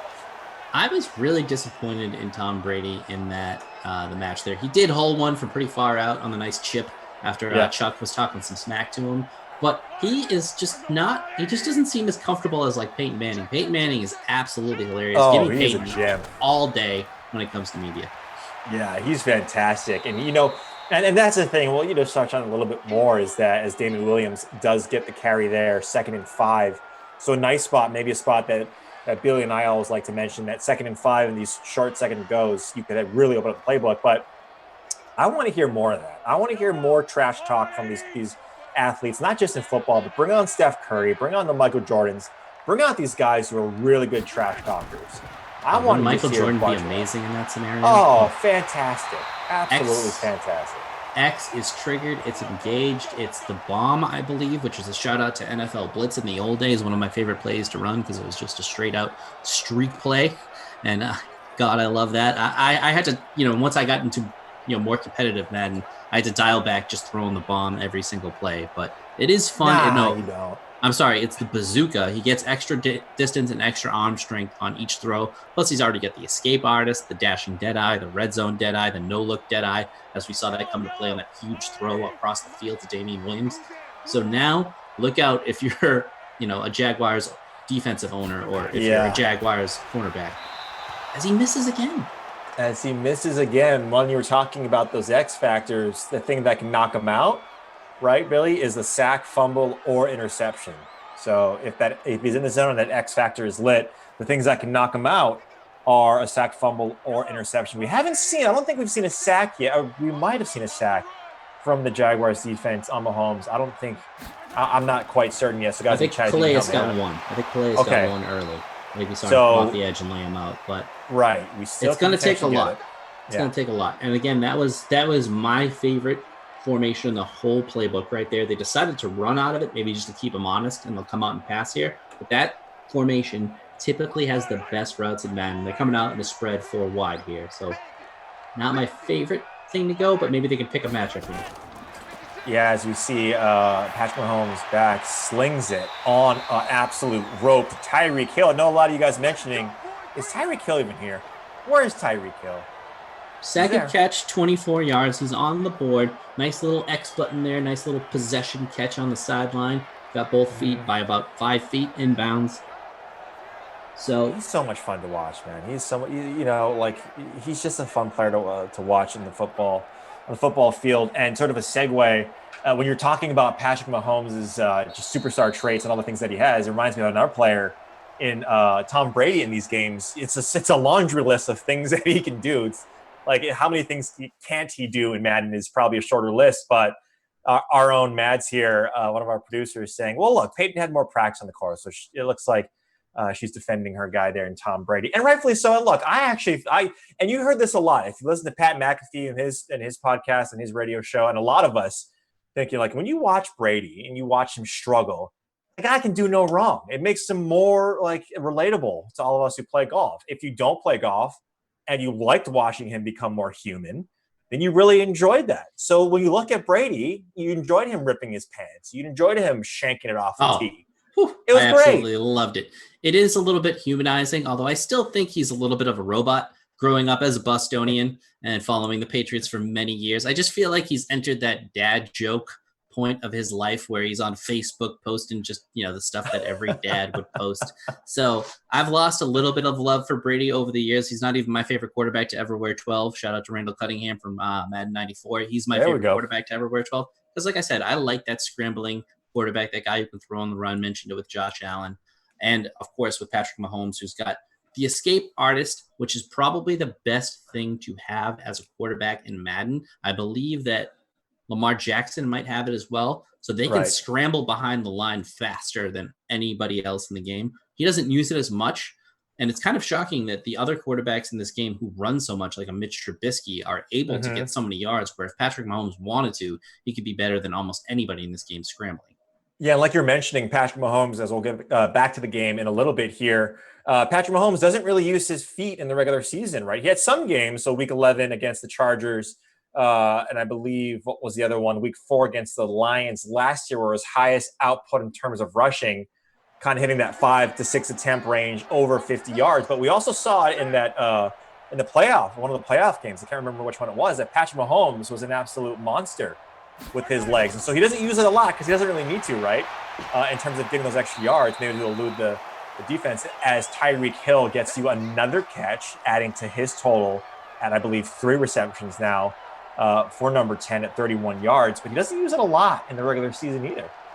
I mean, it's there when he needs it. We've seen him break it out in big moments. He's had a couple of amazing plays, but he really is a pocket passer. Same thing with Russell Wilson, a guy who can run whatever, but chooses to throw like he does here. As I believe that was Travis Kelce on the catch, so he's getting the ball going. Patrick Mahomes at 257 yards. He's tending towards the bonus. I think he's one of the few guys who's probably going to be able to get you a bonus. Maybe if he gets a deep pass here to Sammy Watkins, he can complete it. Demarcus Robinson, after that long pass, is going to be close as well. So, 1st and 10, and they're moving the ball here in the fourth quarter. Yeah, Mahomes' X factor still lit here. Fourth quarter, just under 7 minutes left. Throws to the sideline. Looks like it's complete. I believe, again, that might have been Tyreek Hill there. We'll get you who that was in a little bit. But 14-14, 2nd and 7. Yes, that was number 10 on that catch. 4 for 34 for Tyreek Hill. So not the ceiling game yet. There's still a lot of gameplay left. About 7 minutes left in the fourth quarter on their own 27-yard line. And they, this is a low-scoring game to what we thought it would be like. So maybe rain as a factor in this. But we see a pump fake from Mahomes, goes opposite field and complete to his guy, Travis Kelce. Now there is that locked-in ability. He's at 280 yards. He's at 5 for 58 for Kelce. So they're really starting to get things going here. That's what you'd like to see. That's what happens when you get an X factor and a guy like Patrick Mahomes, who we said at the beginning shouldn't be this poor. He was at 30%, under 30% in the first quarter for completion percentage. He's blown that away now. He's doing his thing. So hopefully that red zone deadeye comes into play here and he can get you another TD for your fantasy squad. Absolutely. And scores are updated against manual scoring. So shout out to the ops team. They're just scores on top are of it. Updated. Yeah.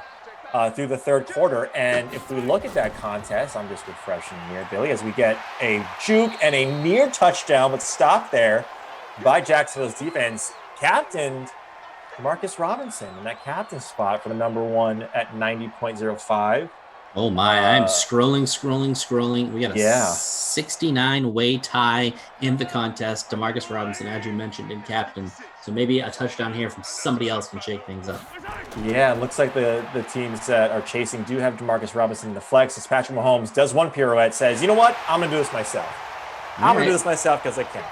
Little good old foreshadowing on the drive. We talked about him not needing to do it with his legs. Had all day there. Looked like he had a bunch of drag routes, but it's tougher to run the drag against the zone coverage because they can kind of, it leads you into a lot of interceptions if you play Madden. So he just decided to pick up and do the job with his legs, and he gets 6.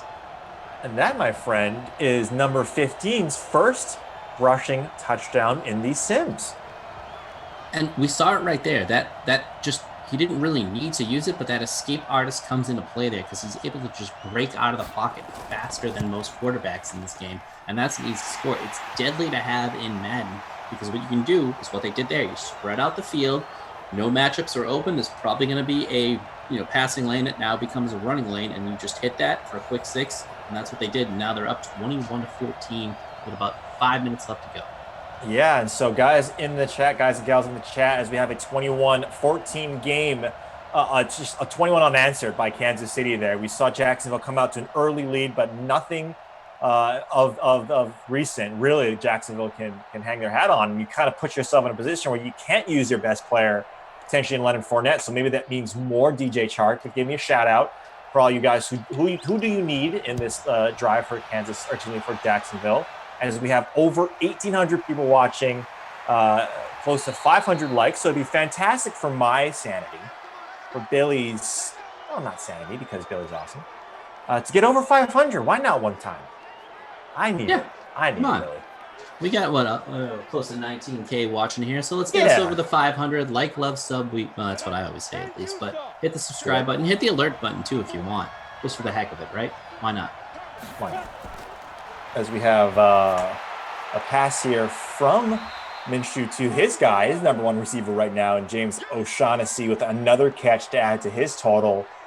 Kansas City's defense, though, after those first 2 drives, I think you gotta talk about it. Oh, Kansas 21 City's defense. I mean, holding them to nothing. They got the 14 on the board quick, and then 21 unanswered points. And now let's see if the Jaguars can answer, trailing here, about midway through the 4th.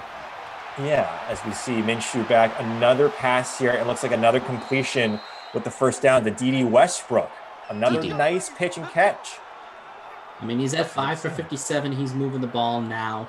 Got to keep going.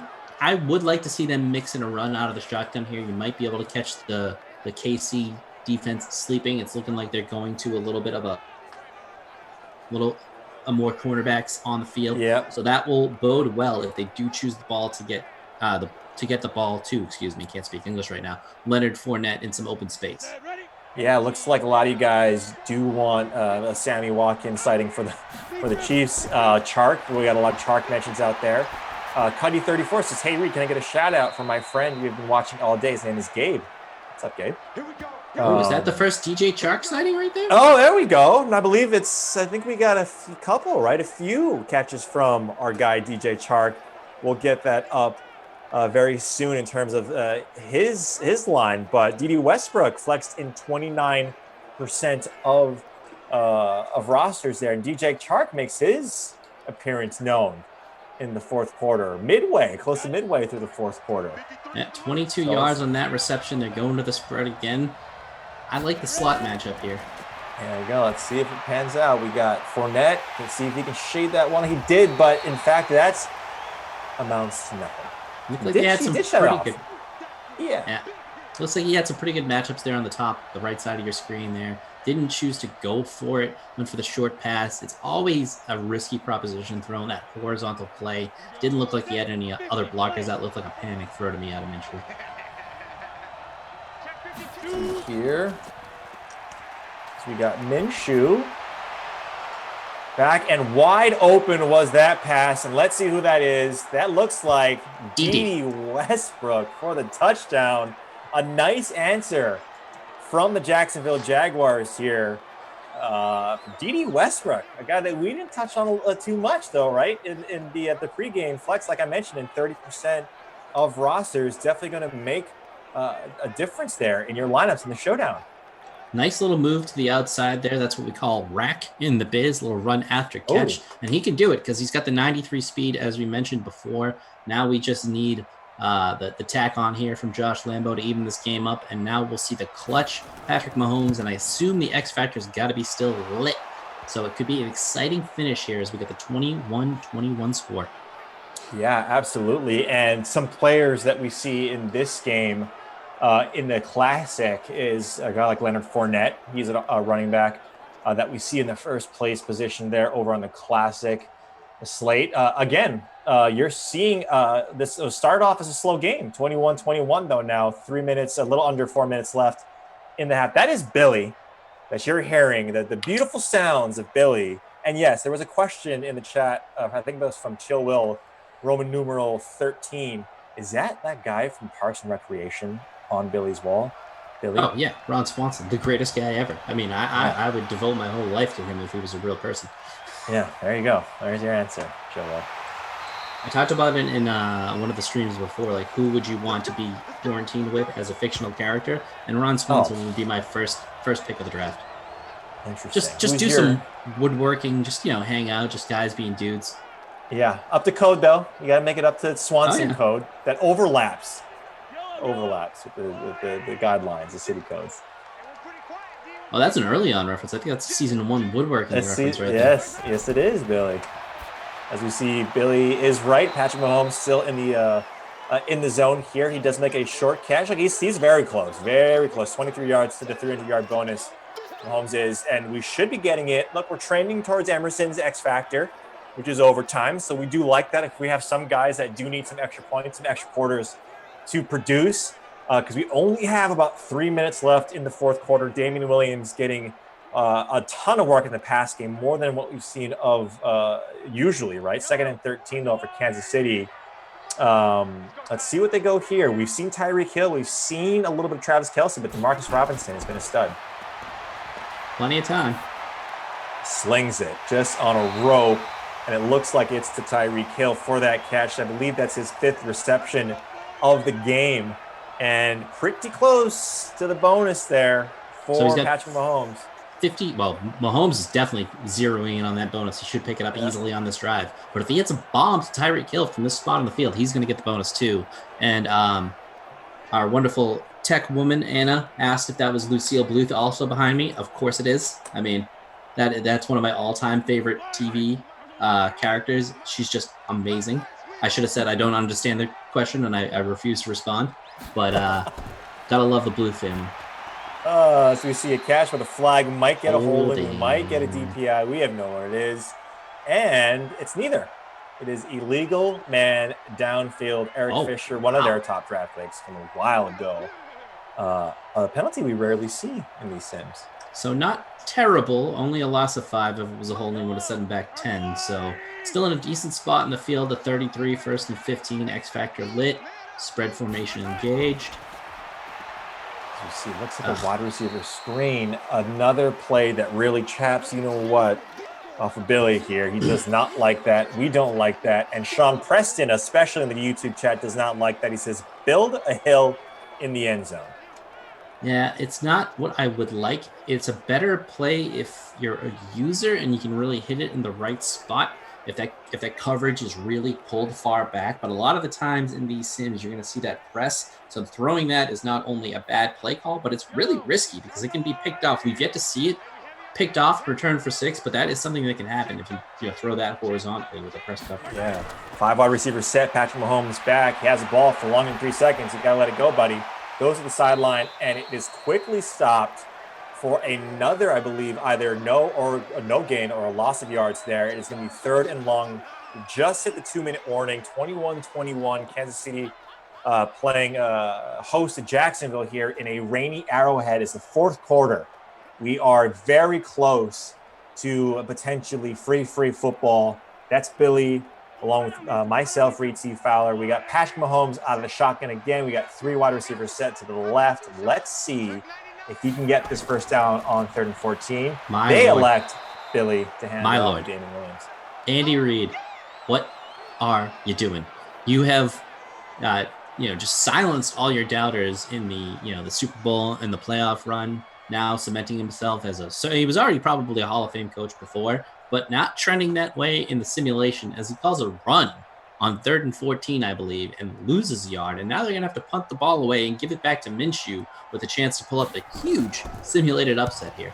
And Jacksonville says we need to run train on these AFC teams. We're gonna make easy work as a fair catch is made there for the Jacksonville Jaguars. We're gonna make easy teams of the AFC, the Tennessee Titans. We're gonna put up points against Titans. We're gonna beat them, and now we're gonna come to Arrowhead and beat these guys.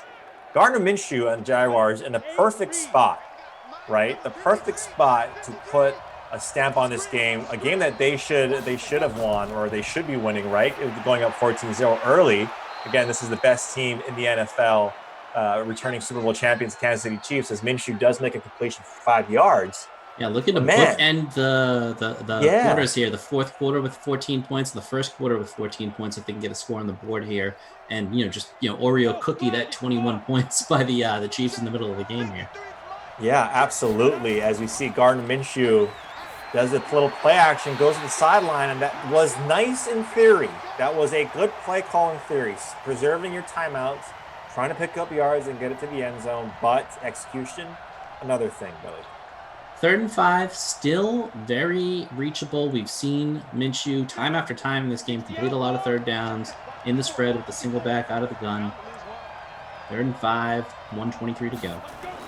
Yeah, and so you see here Gardner Minshew back to pass. He sees it again. I believe lead to DJ Chark. When you need him most, DJ Chark. Minshew at about 200 yards on the day. Chark now returning some value, 4 for 58 as we get this thing moving down the field. We might get the classic 101 timeout, coaching 101. Are we going to see it? No. Oh, we do not. They let it tick by. They do have a full, they have two timeouts. They have Casey as their full complement. Yeah.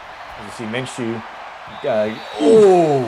Nearly intercepted there. Very close. As we see Josh Lambo warming up on the sideline in the rain.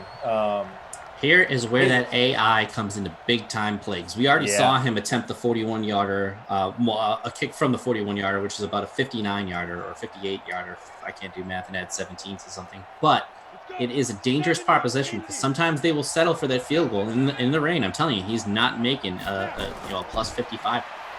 Yeah, absolutely. As we see Minshew drop back and into a bevy of Kansas City DBs there, defenders, not within the vicinity of his receiver, but not very close as we get a 3rd and 10, 48 ticks left on the 50-yard line. So the dead smack dab middle of the field. We need at least 9 yards to see that red line there for Josh Lambo. That's his target, but probably more, Billy, because what we saw earlier, especially in the rain, we might need a little bit more cushion for Josh Lambo as Minshew drops back, makes that completion to his trusty tight end, James O'Shaughnessy. So here is where the AI play calling might burn Jaguars fans all across Sin Nation, because we've seen it quite a few times. I hope they're a little bit more aggressive, but we've seen in this situation, they will be content to run the ball. So we could see a Leonard Fournette carry here. So hopefully, if you're an owner of him or of the kicker Lambo, he gets a big break, gets it down the field. If you want to see the Jaguars win this game, if you're really invested for the simulation win-loss records, you need a little bit more. It looks like a run out of the single back here with a lot of TEs on the ground. Yeah.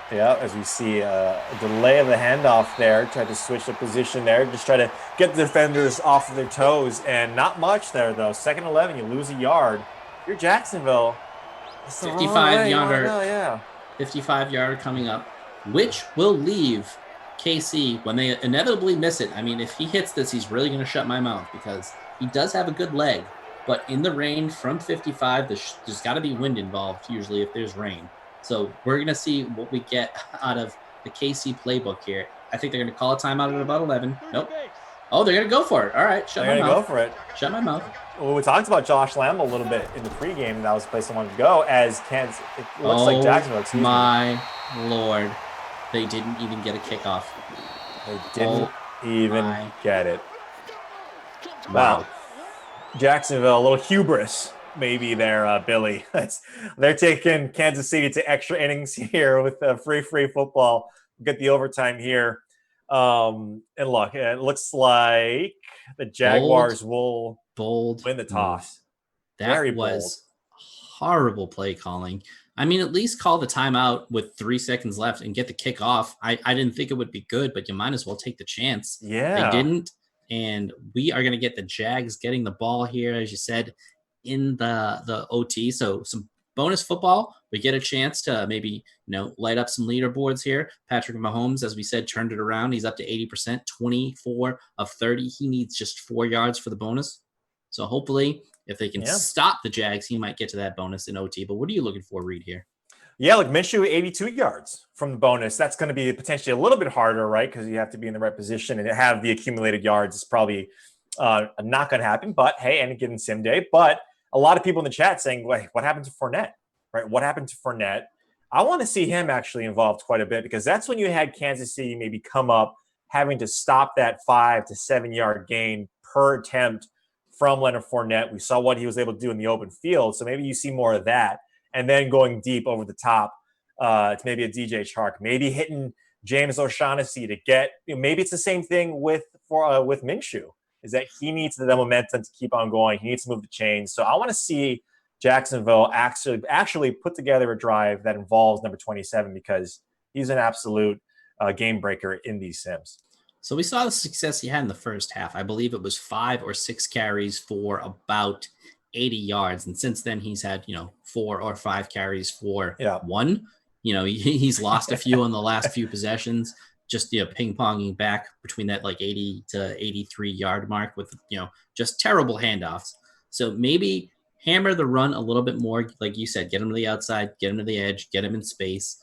Look for your tight ends. Look for the shorter throws. We saw DJ Chark come to life a little bit, but it's been a very odd game. 14 unanswered by the Jags, then 21 unanswered by the Chiefs.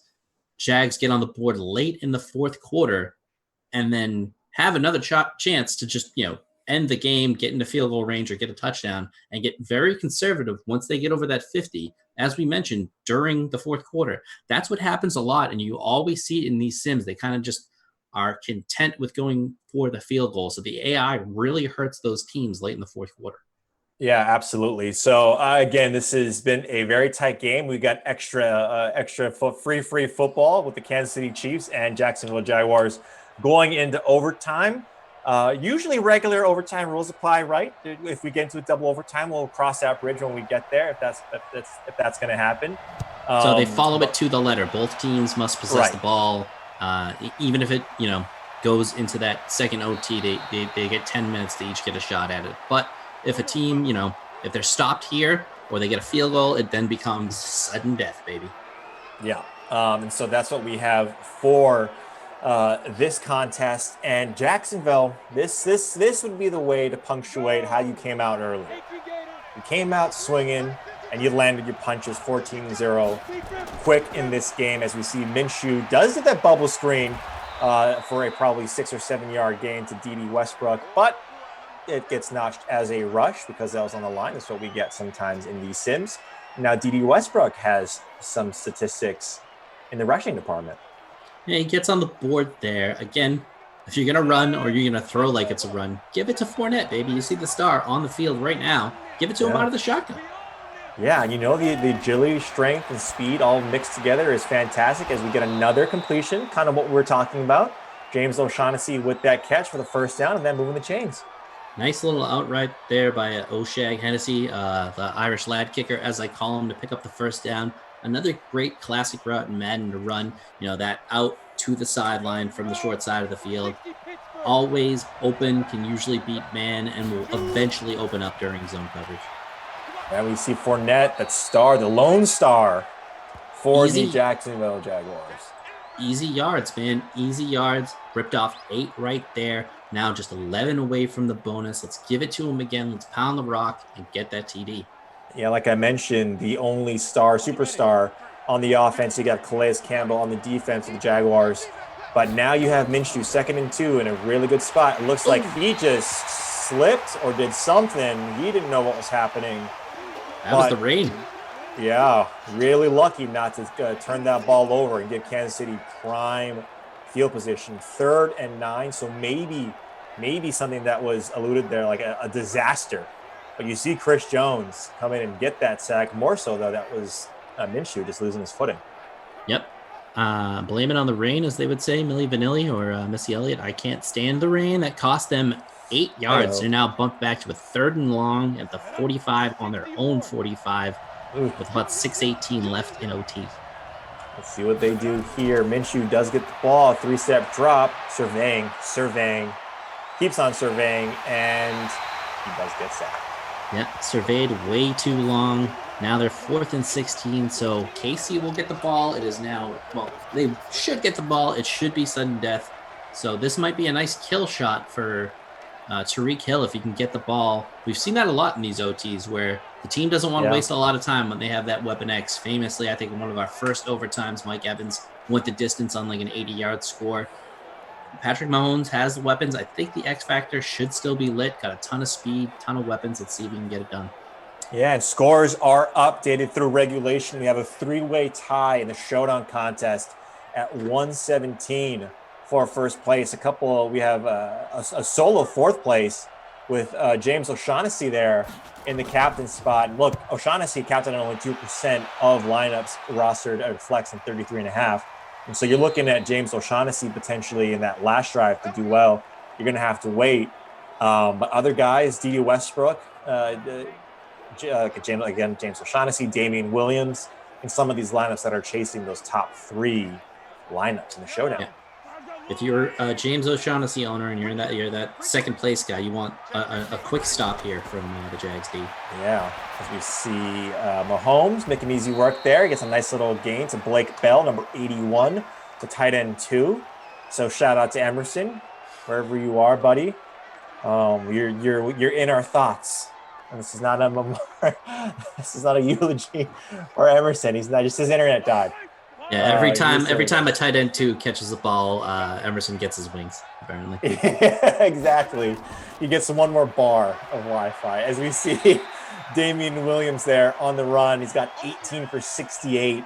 And look, he could actually hit the bonus in this overtime, right, in this rain game. Bonuses the Kansas City Chiefs. Yeah. Bonuses are in play. He just needs, to break a big one. Pat Mahomes, or Patrick, as his mama might call him, is just 2 yards away from 300. So if he gets the first down here on a pass, he should pick it up. Yeah, as we see another run, he's going to have to wait. And Damian Williams gets closer to that bonus, 76 yards. He's got 24 more to go. And we don't want to see what happened last game, Billy. We don't want to see a 2-yard or 3-yard short of said bonus. We want it to hit.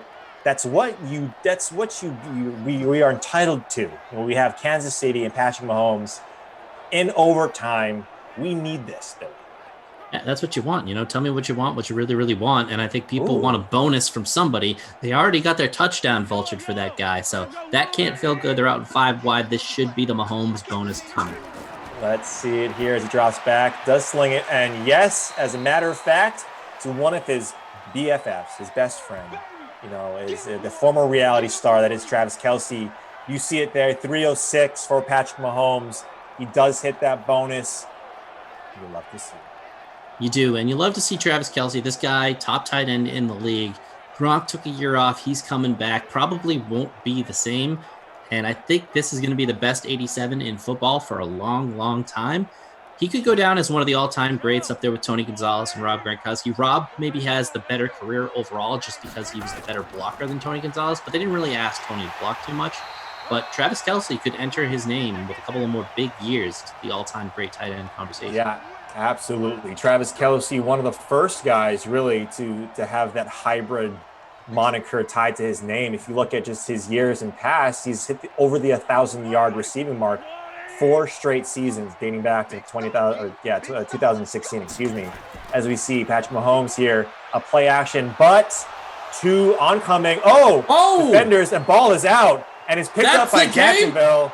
And turn out the lights, the party's over. Jacksonville Jaguars end the game on a scoop and score. Billy, what are your initial thoughts? Defense for the win. I didn't see who got the strip there. Was it Campbell? X Factor on X Factor crime right there? No, it was not. No. That was the blitzing linebacker on the play. Picked up, I believe, by the same guy. So a scoop and score. Just a great defensive play. Patrick Mahomes on the blitz, didn't see it coming, didn't get it out quick enough, and that is your ball game, folks. So the Jags defense, even though they gave up some points, returning some values, because that is undeniable 6 and undeniable 2 for the strip sack. Wow. A great way to end that game, right? I know we wanted some offensive prowess in the in overtime, but getting a scoop and score from a Jacksonville Jaguars defense that, to their credit, they played great in the first quarter and a half. Yeah. And so to bookend and to punctuate their game, they do get the score, they get the win. You got to mention some of these guys. Patrick Mahomes does hit that 300-yard bonus, the 116 passer rating. Andy Reid is not pleased, less than pleased here with his team and of that last play. But looking at this game, because you joined us pretty early on, Emerson's internet was nice enough to check out in the first quarter. Yeah. What do you think? What's your takeaway? Who's your player of the game here? So I would have to go with Gardner Minshew. Not super accurate. I believe he was 19 of 31, but he kept his team in the game. He had the big drive when you need him. The coaching at the end of the game there, at the end of regulation, might have hurt him a little bit, but you can't deny what he did. The defense bailed him out there late, but it looked like the defense was primed to make a stop as it was. So holding the Kansas City Chiefs to 21 points is a pretty good output, but I'm going to go with Minshew Mania there as my player of the game. Yeah, absolutely. We had tight end threes involved there. David Wells, 1 reception for 22 yards. We had Blake Bell, tight end twos, and we had an overtime. So all of Emerson's X factors, all engaged. of his superstar trait, engaged. He was here in Sim spirit. He is alive and well. And so please wish him good luck and good riddance on the chat if you can. But he's getting everything fixed. But again, this gave us a chance to introduce Billy again to this sim.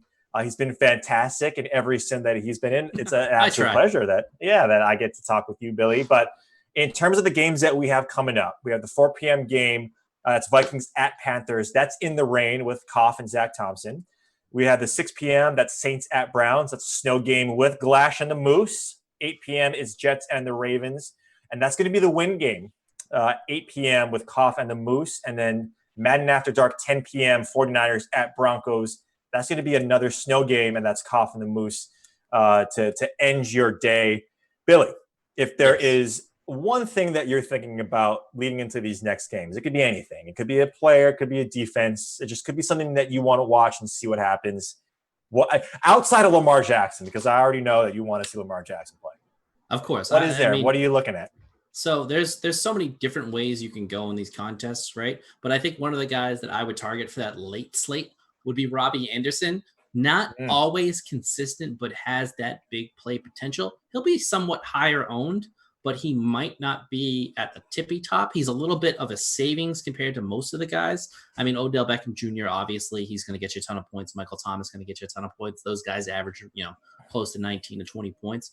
But I like, the Cortland Sutton range, the Robbie Anderson range, be slightly less owned, maybe even an Emmanuel Sanders, who's not often used, but can pop off with a big game here and there. And if you want to go completely opposite on that Browns game, Jarvis Landry is a guy who's always interesting to me.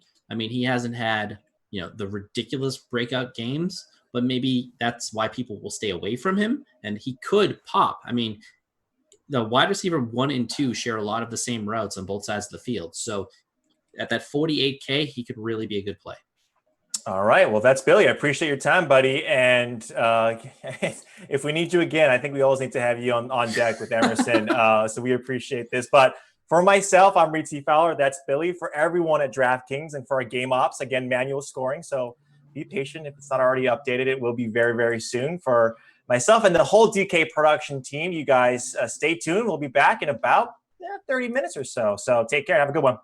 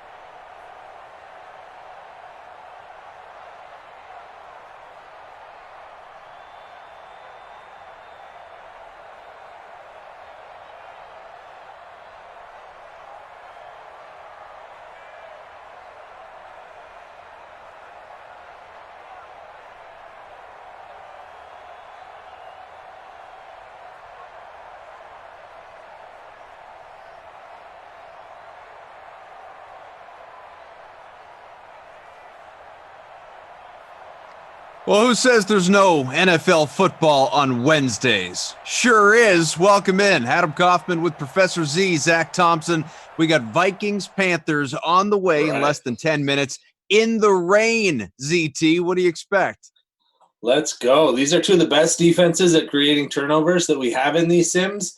So when you add in the rain, I think the story of this game will be which team turns the ball over more. Yeah, looking at some of those numbers, since you brought it up, let's start there. Yeah. The DSTs for the Vikings, 25 takeaways across 17 sims. The Panthers also with 17 sims, and they have 22 takeaways. So to your point, whether it's forcing fumbles, whether it's picking off passes, these two DSTs, they tend to loom large. It's average of 6.8 for Carolina, 7.1 per for Minnesota. Would you roster both? You definitely can. Normally I say don't go with both defenses, but these are two of the defenses that you can roster. They do force the turnovers and the big plays. And if you're forcing those big turnovers or turnovers in general, you've always got the potential for defensive touchdowns. You don't really want to roster both defenses if you're counting on them to hold the opponent to low point totals.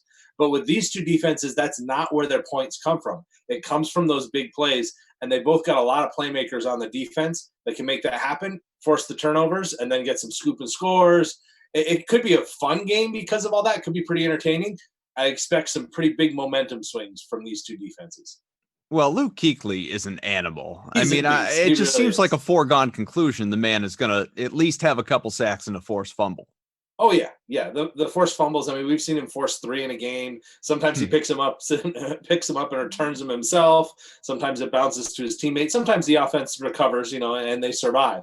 But, yeah, he's always a fun player to watch on that side with the X factor there flying around and making people fumble. And then Harrison Smith is not unlike that on the other side with the Vikings as far as forcing fumbles. He's not quite as highly rated because, Kuechly's 99 overall rating, one of just 5 players in the game. And so the Vikings don't have like a one-player superstar like that, but they do have some people who can definitely knock the ball loose. And they've both been very fun defenses to watch in the past. Watching them go head-to-head could be fun, and then you add in the rain on top of it.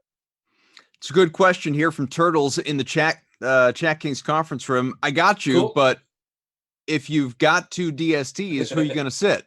So who are you fading to make room for 2 defenses? Yeah, so I'm actually looking to fade these quarterbacks. They're very expensive for what they produce, and they haven't really been great. I know Cam had a huge game his last time out, but that was really his breakthrough game. He had 28.98 against Las Vegas, but before that, he had never gone for 20 fantasy points, and Kirk Cousins still hasn't ever gone for 20 fantasy points.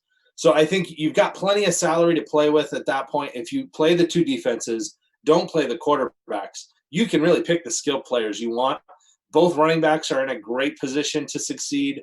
They've both got heavy workloads. They both get all the carries, except we did get an Amir Abdullah sighting in one of these games when Dalvin Cook got tired. But normally they get all the carries. So I think I'm looking 6.4 too. Yeah, that's right. He had 1 carry, 4 yards, and a touchdown. That was all he's done ever. But hey, there you go. He does return kicks for them too. So there is some potential, but I'd stay away from Amir Abdullah. Not that I think on the slate because, so you got the defenses as good values. Both kickers, usually asking you about the kickers. They're really good values. They've been very good, averaging over 6 fantasy points, each of them. So I think there's plenty of value options to go with. You just got to decide which of the big players are going to go off, whether that's Thielen or Diggs. I like Thielen better. But I think if you say, hey, Diggs is going to go off in this game, there shouldn't be a salary restriction on you that keeps you off of Diggs. Monster 01 writes, almost forgot I didn't set a lineup. Let's go. Hurry up. You only got a few minutes. Get those lineups in. Everybody. Now, one of the guys, ownership is going to be high for this dude, but we talk about him every time Carolina plays, and that is Run CMC, Christian McCaffrey, because people were so fed up. I think finally some people said, enough, screw it, I'm going to fade him. And then, of course, he winds up going off, north of 30 points for the 3rd time in these sims. Is this a day that you like him in this matchup? Do you like him in the rain? How do you feel about Christian McCaffrey? Yeah, so he's extremely boomer bust, like you were just outlining. He's got 3 games over 30, and then there are other games where you bang your head against the wall watching your lineup just go up and smoke because you spent all this money on a guy who's not getting many yards. I do think, I mean, I like him in a flex play. I don't know that I'd captain him. Again, I don't think salary is something you've got to be super careful with all the cheaper options. So I don't think the fact that he costs over right around 10K, my salary's just reloaded. So I'm not sure how much he costs. There it is, 10-2 in the running back spot or in the flex spot. So you can definitely use him there. I don't think I'd be looking to captain him. I actually like Dalvin Cook a little bit better. He's a little bit cheaper, and he gets more passes than McCaffrey. It has nothing to do with McCaffrey's ratings because, like Kuechly, he's 99 overall, really, really good. But they just don't use him as well as the Vikings use Cook. So of the two, I'd actually lean toward Cook if you're playing just one. But I totally think you can play both. Is this the day you're looking to fade both wide receiver ones, maybe? You know, DJ Moore, he's getting 10 points a sim. Stephon Diggs, 9.9. Both these guys disappointing for what their salaries are. Yeah, for sure. Diggs especially has been kind of, I mean, until recently, he didn't even have any good games. We've seen a few decent-ish games for only really notable because he was so bad before that. You could definitely fade both of them. Curtis Samuel is somebody who I've liked in all these sims. He's been awesome for them as their wide receiver too. All that speed gives him a lot of upside. And obviously Thielen also is a really good wide receiver too. Normally, as you mentioned with the averages, those two wide receiver twos outproduce the wide receiver ones. So yeah, you could fade both Diggs and Moore. They both have upside, obviously. I mean, they've got high ratings. They're wide receiver ones, but they haven't consistently delivered on those ratings. Yeah, I mean, look, I'm not setting your lineups. I can't tell you what to do. I can only offer advice, but I can tell you, looking at patterns, it seems like wide receiver ones, get rid of them. Wide receiver threes, get rid of them. The twos and the fours are the one to play in this one, though, Zach. You know, much like we're coming at you every 2 hours on the evens, go with the evens in this one. Adam Thielen, Olabisi Johnson, you can make a case for if he gets involved. Obviously, the production is there, though. And he's coming off an 11-point game. And Curtis Samuel, who you mentioned, Jarius Wright as well. Yeah, Jarius Wright is somebody I like a lot. If there was a need to save salary, I'd be all over him so if you need to, go there. I mean, he's their slot receiver. Chris Hogan's a complete waste of time. Don't worry about Chris Hogan. He's only played in 2 sims. Right.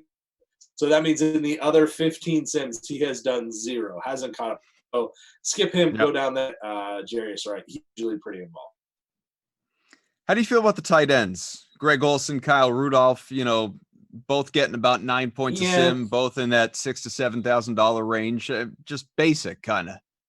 Mediocre, exactly. They're not awful, but neither are they. They haven't shown a super high ceiling where I think you've got to squeeze them into your lineups. We do typically see tight ends get a little more work when it's raining and they have to keep the ball more in the middle of the field, a few less passes to the outside. But neither one of these guys has exploded for a huge game yet. We could definitely see it, but they're not my favorite place. What about the kickers? What about these kickers? I knew we'd get there. These kickers I like. Both these kickers are pretty good. Graham Gano, especially with that 99 kick power. And he's been pretty consistent overall. 6 fantasy points is his average, but he's been up to 11. He had one game where he got all the way up to 15. Again, probably not a captain's pick play for me for either of these guys, unless, you know, it's just time to try that, and if you haven't yet. But definitely can be good cost savers. I would, though, so they're at 3, 8, and 4. I would take the defenses over them, and the defenses are a little bit cheaper. Well, welcome into Virtual Bank of America Stadium, Minnesota at Carolina with Professor Z, z.thompson. I am Adam Kaufman. Vikings, Panthers. This right here, the third Madden sim of the day. That means you got a few on the way after this. I'll be back with you a little bit later on for the 8 o'clock 5 max entry free roll. Looking forward to it. But in the meantime, we got this one in the rain. Let's see what we get with the 3K all-day classic underway. This one, a $1,000 prize pool. It'll be the Panthers beginning with the ball at their virtual home. Yep. Greetings from virtual rainy Carolina. And this guy, old number 1, Cam there Newton. He is.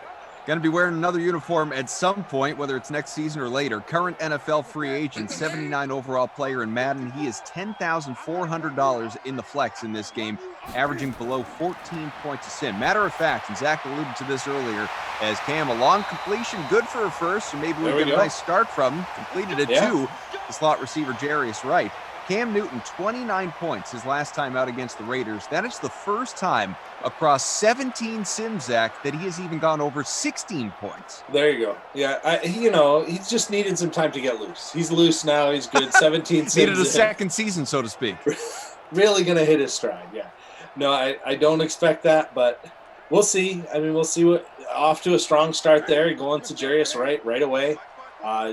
They're back in another 3-wide set, so Wright's out there again. DJ Moore top of the screen with the superstar. Of course, Christian McCaffrey in the backfield, but they're not going to go to him. And Cam's going to do what Cam does, throwing wildly off the mark. Yeah. Must have been the rain. Slip right out of his hands. Yeah, that's it. Blame it on the rain. Milli Vanilli did. Christian McCaffrey, $10,200, captained at 21% of your lineups, flexed at about 78%. So wow. A lot of you into the reigning real-life DraftKings most valuable player. 99 overall guy, third down and power back, satellite X factor if he can get in the zone. He gets all the touches in that backfield. Hasn't had one yet early on in this one. Cam Newton airing this one out deep and almost picked off. Been picked. Harrison Smith had it in his hands. Wow, surprised he did not come down with that one. Man. So close. He usually hauls that in. A very interesting game plan here by the Panthers, coming out throwing. Normally we see a lot of CMC, especially early in a tie game, but now they've set themselves up for 3rd and 10. They haven't even gotten him the ball yet. Harrison Smith, by the way, X-Factor guy if he can get in the zone. 95 overall player on these Vikings. Part of that DST averaging 8.2 points per sim. $3,600 in the flex. So Cam, he throws it again, and this one again at the ground. After a great completion for 20 yards, he's 0 for his last 3. 0 for 3, and they'll punt. Yep. Should have really been picked. It looked like the receiver he was targeting there fell down. I would assume because of the field conditions with the rain.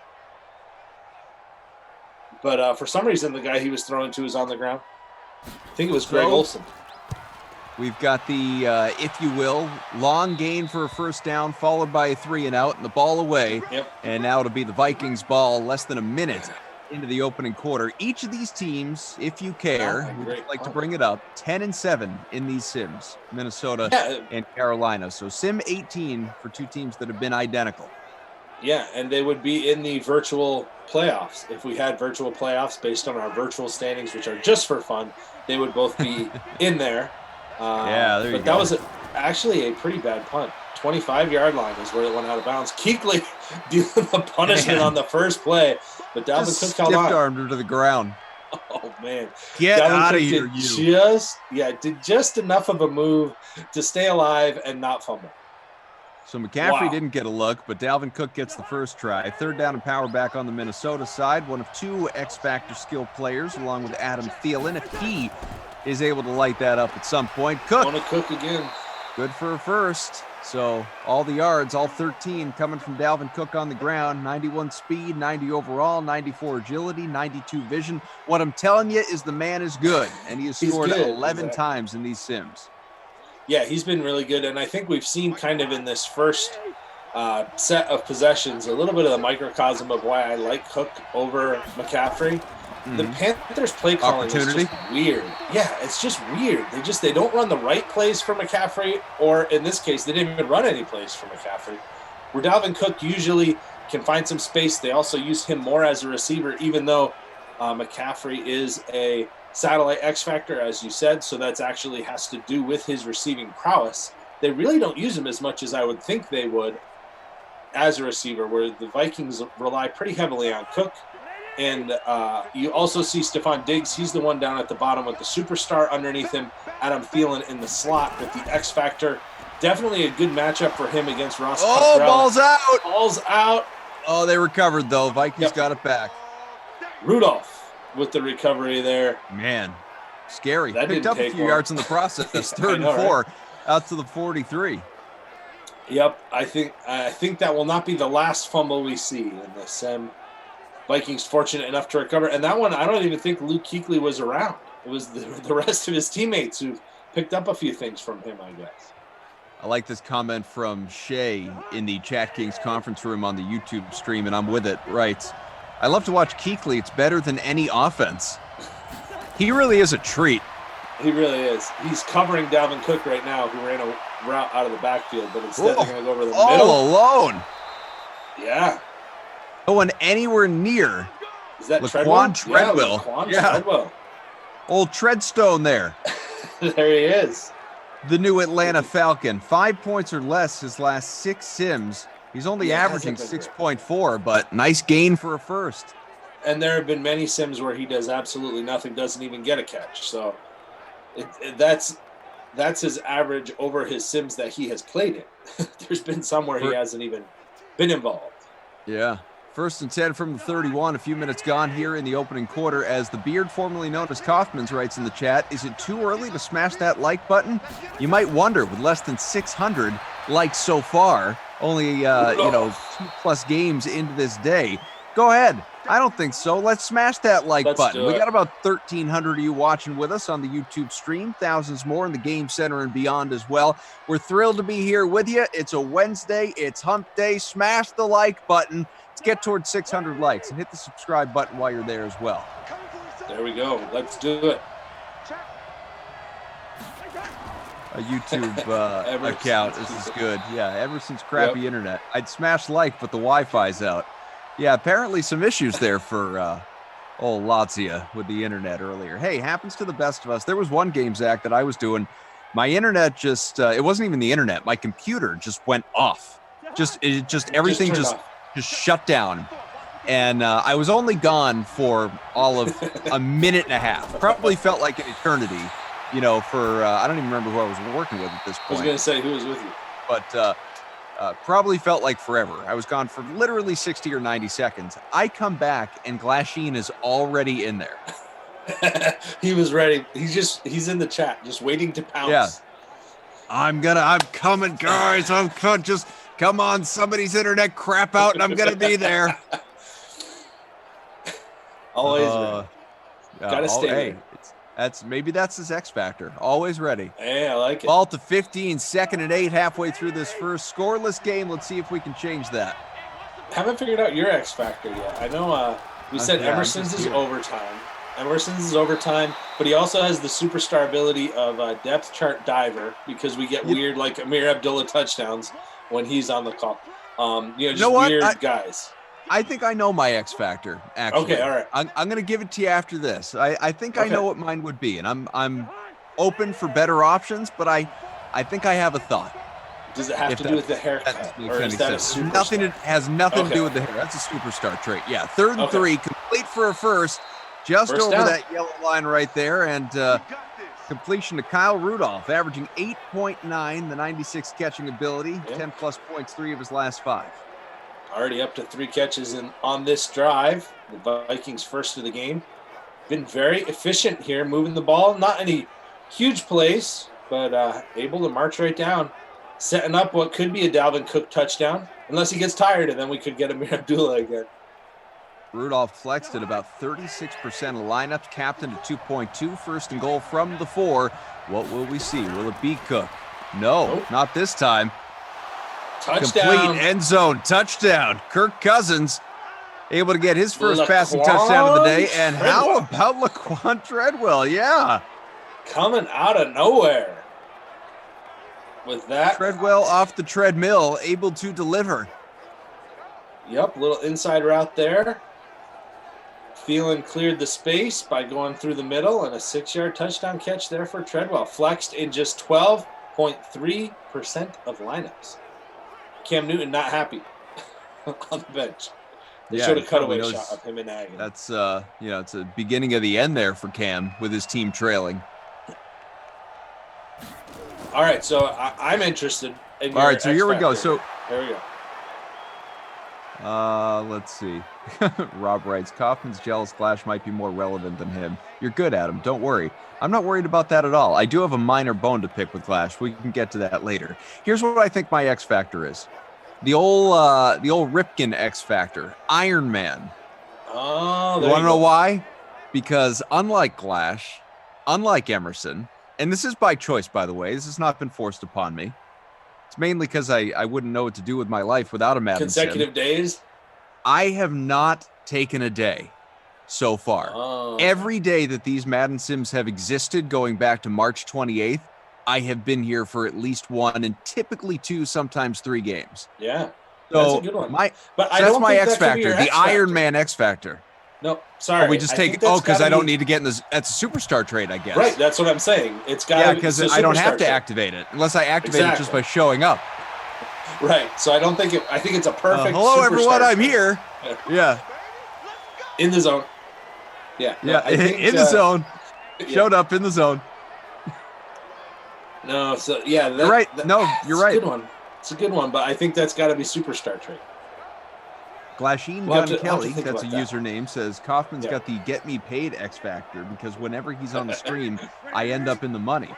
Hey, I'll take nice. that. That guy will too.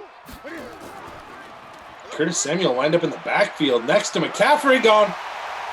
Oh no, they got him. Almost broke that one. And that is why there's always upside with playing McCaffrey, because he gets just a little bit of space. Harrison Smith made the touchdown saving tackle. I thought he was We've gone. seen McCaffrey rip off some 70-plus yard Oh, touchdown runs in these sims too. So yeah, very nearly an opportunity right there. Yep, just Tyler says it activates when you call your second game. Oh, okay. Winston, I don't know if you agree with this, Zach. Winston says Kaufman looks like a dude who never gets angry. I don't think you've ever gotten angry on a stream. You know what it is? I just let it boil under the surface. Okay. I'm one of those guys. I don't show Emerson it outwardly, and but I Glash have fume both- internally. Yeah. Okay. Yeah, I would say both Emerson and Glash have gotten mad at something, whether it's the game, like a play call, or a comment, maybe, possibly, not saying it is true, but it could be. Yeah. We got a flag. And a flag. Probably going to give him a first down with a face mask. Yep. So Carolina putting together a nice drive here as we try to figure out X factors. But yeah, I don't think you've ever gotten angry on one of these, at least not that I remember. Slow And first quarter. We even had the Cardinals and Raiders a week ago today. We had the worst sim game ever. What a trash game! It was. If you don't get mad at that, I think you're pretty chill. That was one of those. As a parent says, "I'm not mad. I'm just disappointed." Yeah. Yep. That was. I was just disappointed in that game. Good first out of Curtis Samuel right there. Yep. Offensive points. You and I scored as many points in that game as the offenses did. Yeah. Seriously. It was already we're way ahead of that on this game. Spenny Max says serenity now, insanity later. Ain't that the truth? Jared says Kaufman has resting smile face. Tom Cruise, our pal Les Grossman, says keep your emotions suppressed way down deep, the English way. Oh, McCaffrey got popped that time. Held on to the ball. 4 carries, 25 yards. Nothing Christian on that McCaffrey's one. lucky he doesn't have to go against Luke Kuechly. That's true. 99 versus 99. That'd be cool. We've seen it a few times. With Kuechly, obviously. But there really isn't. So McCaffrey's the only 99 overall running back. Yep. And In the red zone, folks. Cam all the way. Kenny! Got it! He's in! Touchdown, Panthers! Trucked his way in for those last couple yards. Yeah. Cam! Great play call there. Looked like a little option. They ran McCaffrey up the middle, drew all the attention. And then Cam took off for the pylon. And as you said, dragging the defenders the last few steps of the way. The big dude, he can do that. Who is this guy, huh? Cam The Newton's guy up who to, I carried think, it. 23, Cam. 24 total touchdowns in these sims now between throwing and running. I think that's his third on the ground at this point. So coming off the 29-point game against the Raiders, looking for another big one back-to-back. See if he can do it. Yeah, maybe as we said, he just needed 16 games to get loose. Now he's all set.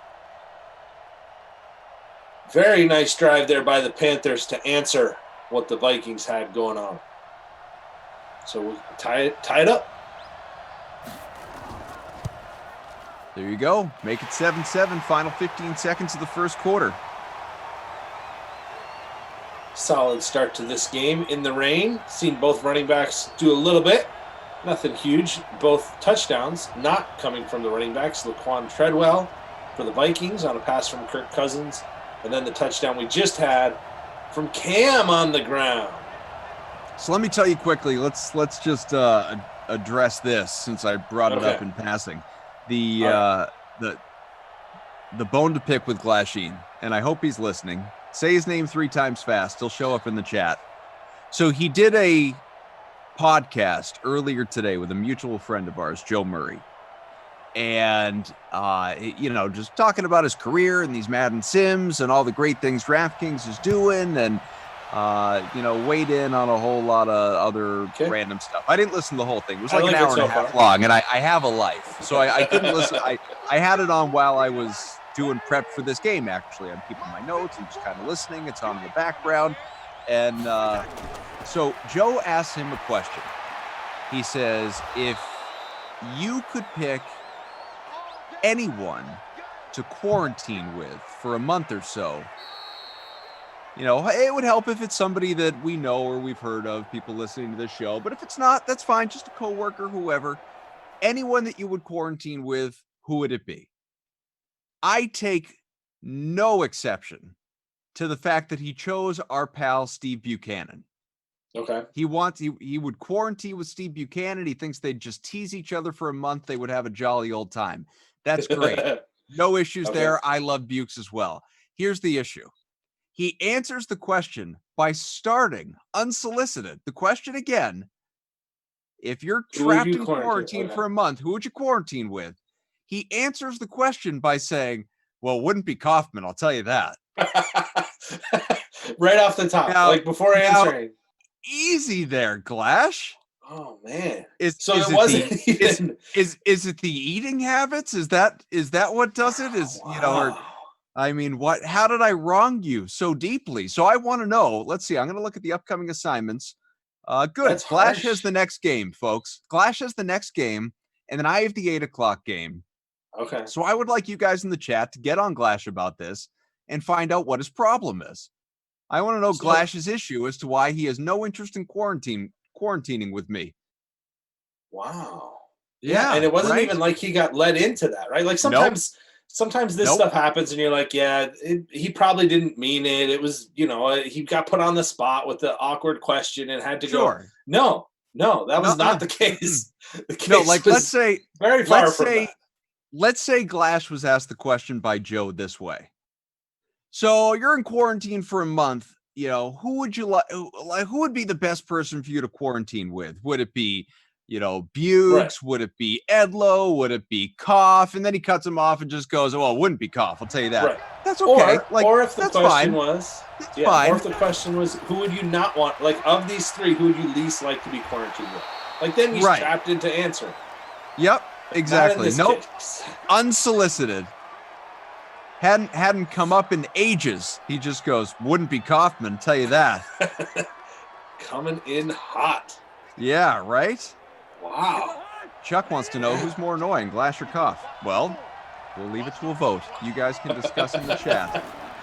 Somebody, Legacy Lock, said, you're too similar, but then said oil and water. Look at this Dalvin one Cook right here. Got it. Touchdown Vikings. Hello, Dalvin Cook. Wow. 51 yards. Touchdown. Who doesn't love a little Wednesday football? There you go. Emerson's crappy internet rights. You're easy to hate, Kaufman. Nice. That's a little strong. Dalvin Cook captained in 20% of lineups and flexed or owned in 75%. So a very popular play, but that was a nice run out of him. 50 yards. Don't know what his total is at this point, but probably puts him in a good place for the bonus if he continues to get so much work. That was the first play of the drive, right? I mean, I know we were kind of talking, and then we had the quarter break, and I think that was the first play of the drive. And gone. 3 plays, so they must have done something while we were not paying attention. But yeah, 26 yards, so do the math. 75-ish, I'd say. Yeah, he had 58 just on that drive. Right. Right, 58, and then he was like 20-something before that. So he could be even 80-ish.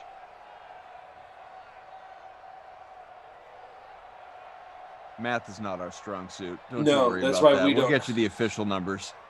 Thank you to the ops team. Speaking of numbers and Yeah.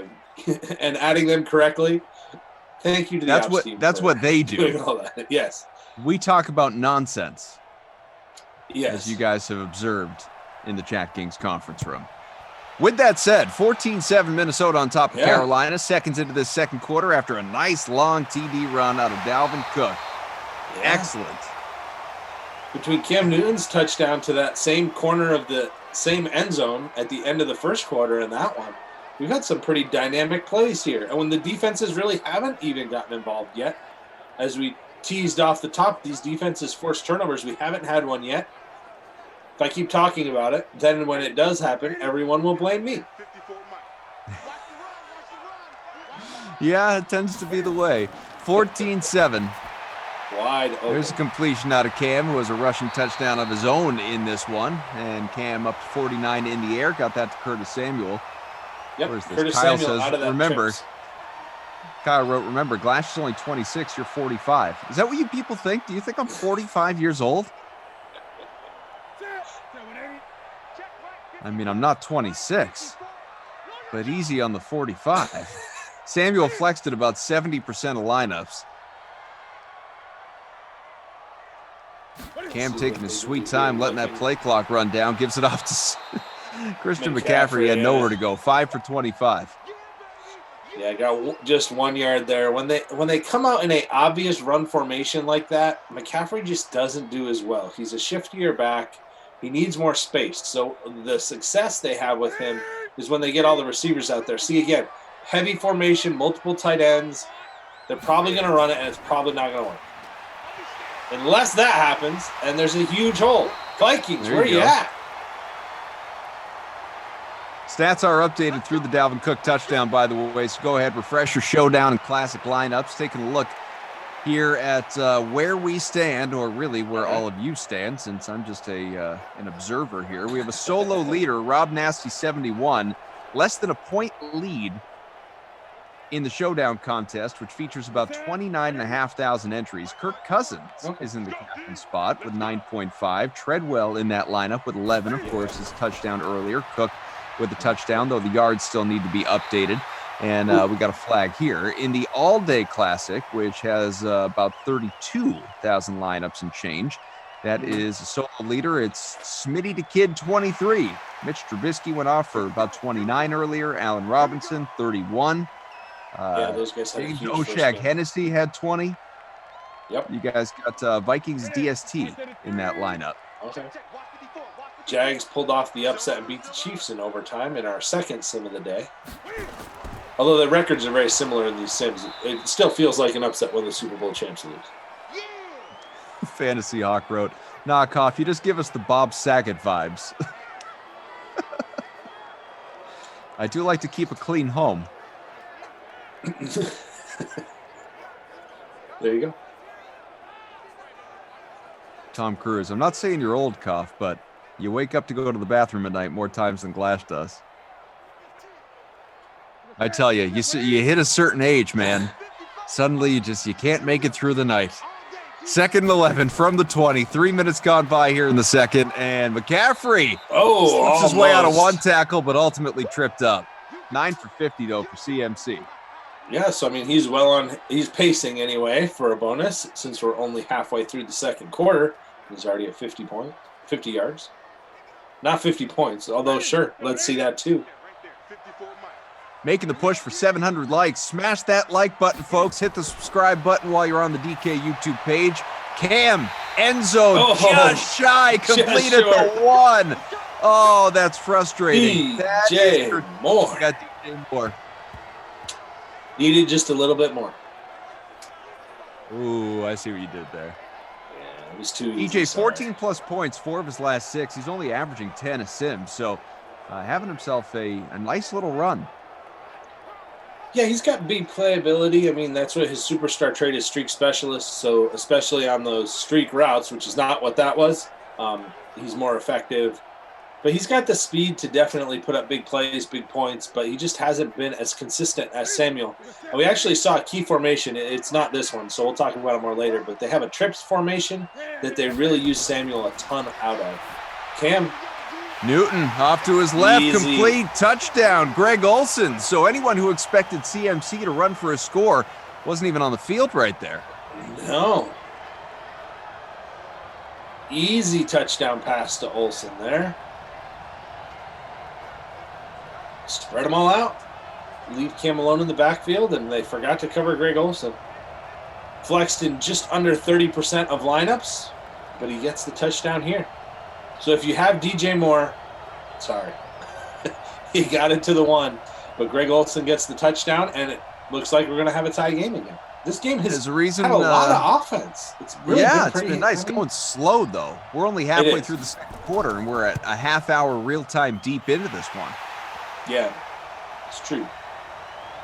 Greg Olsen, captain at 1.1% of your lineups, flexed at about 30%.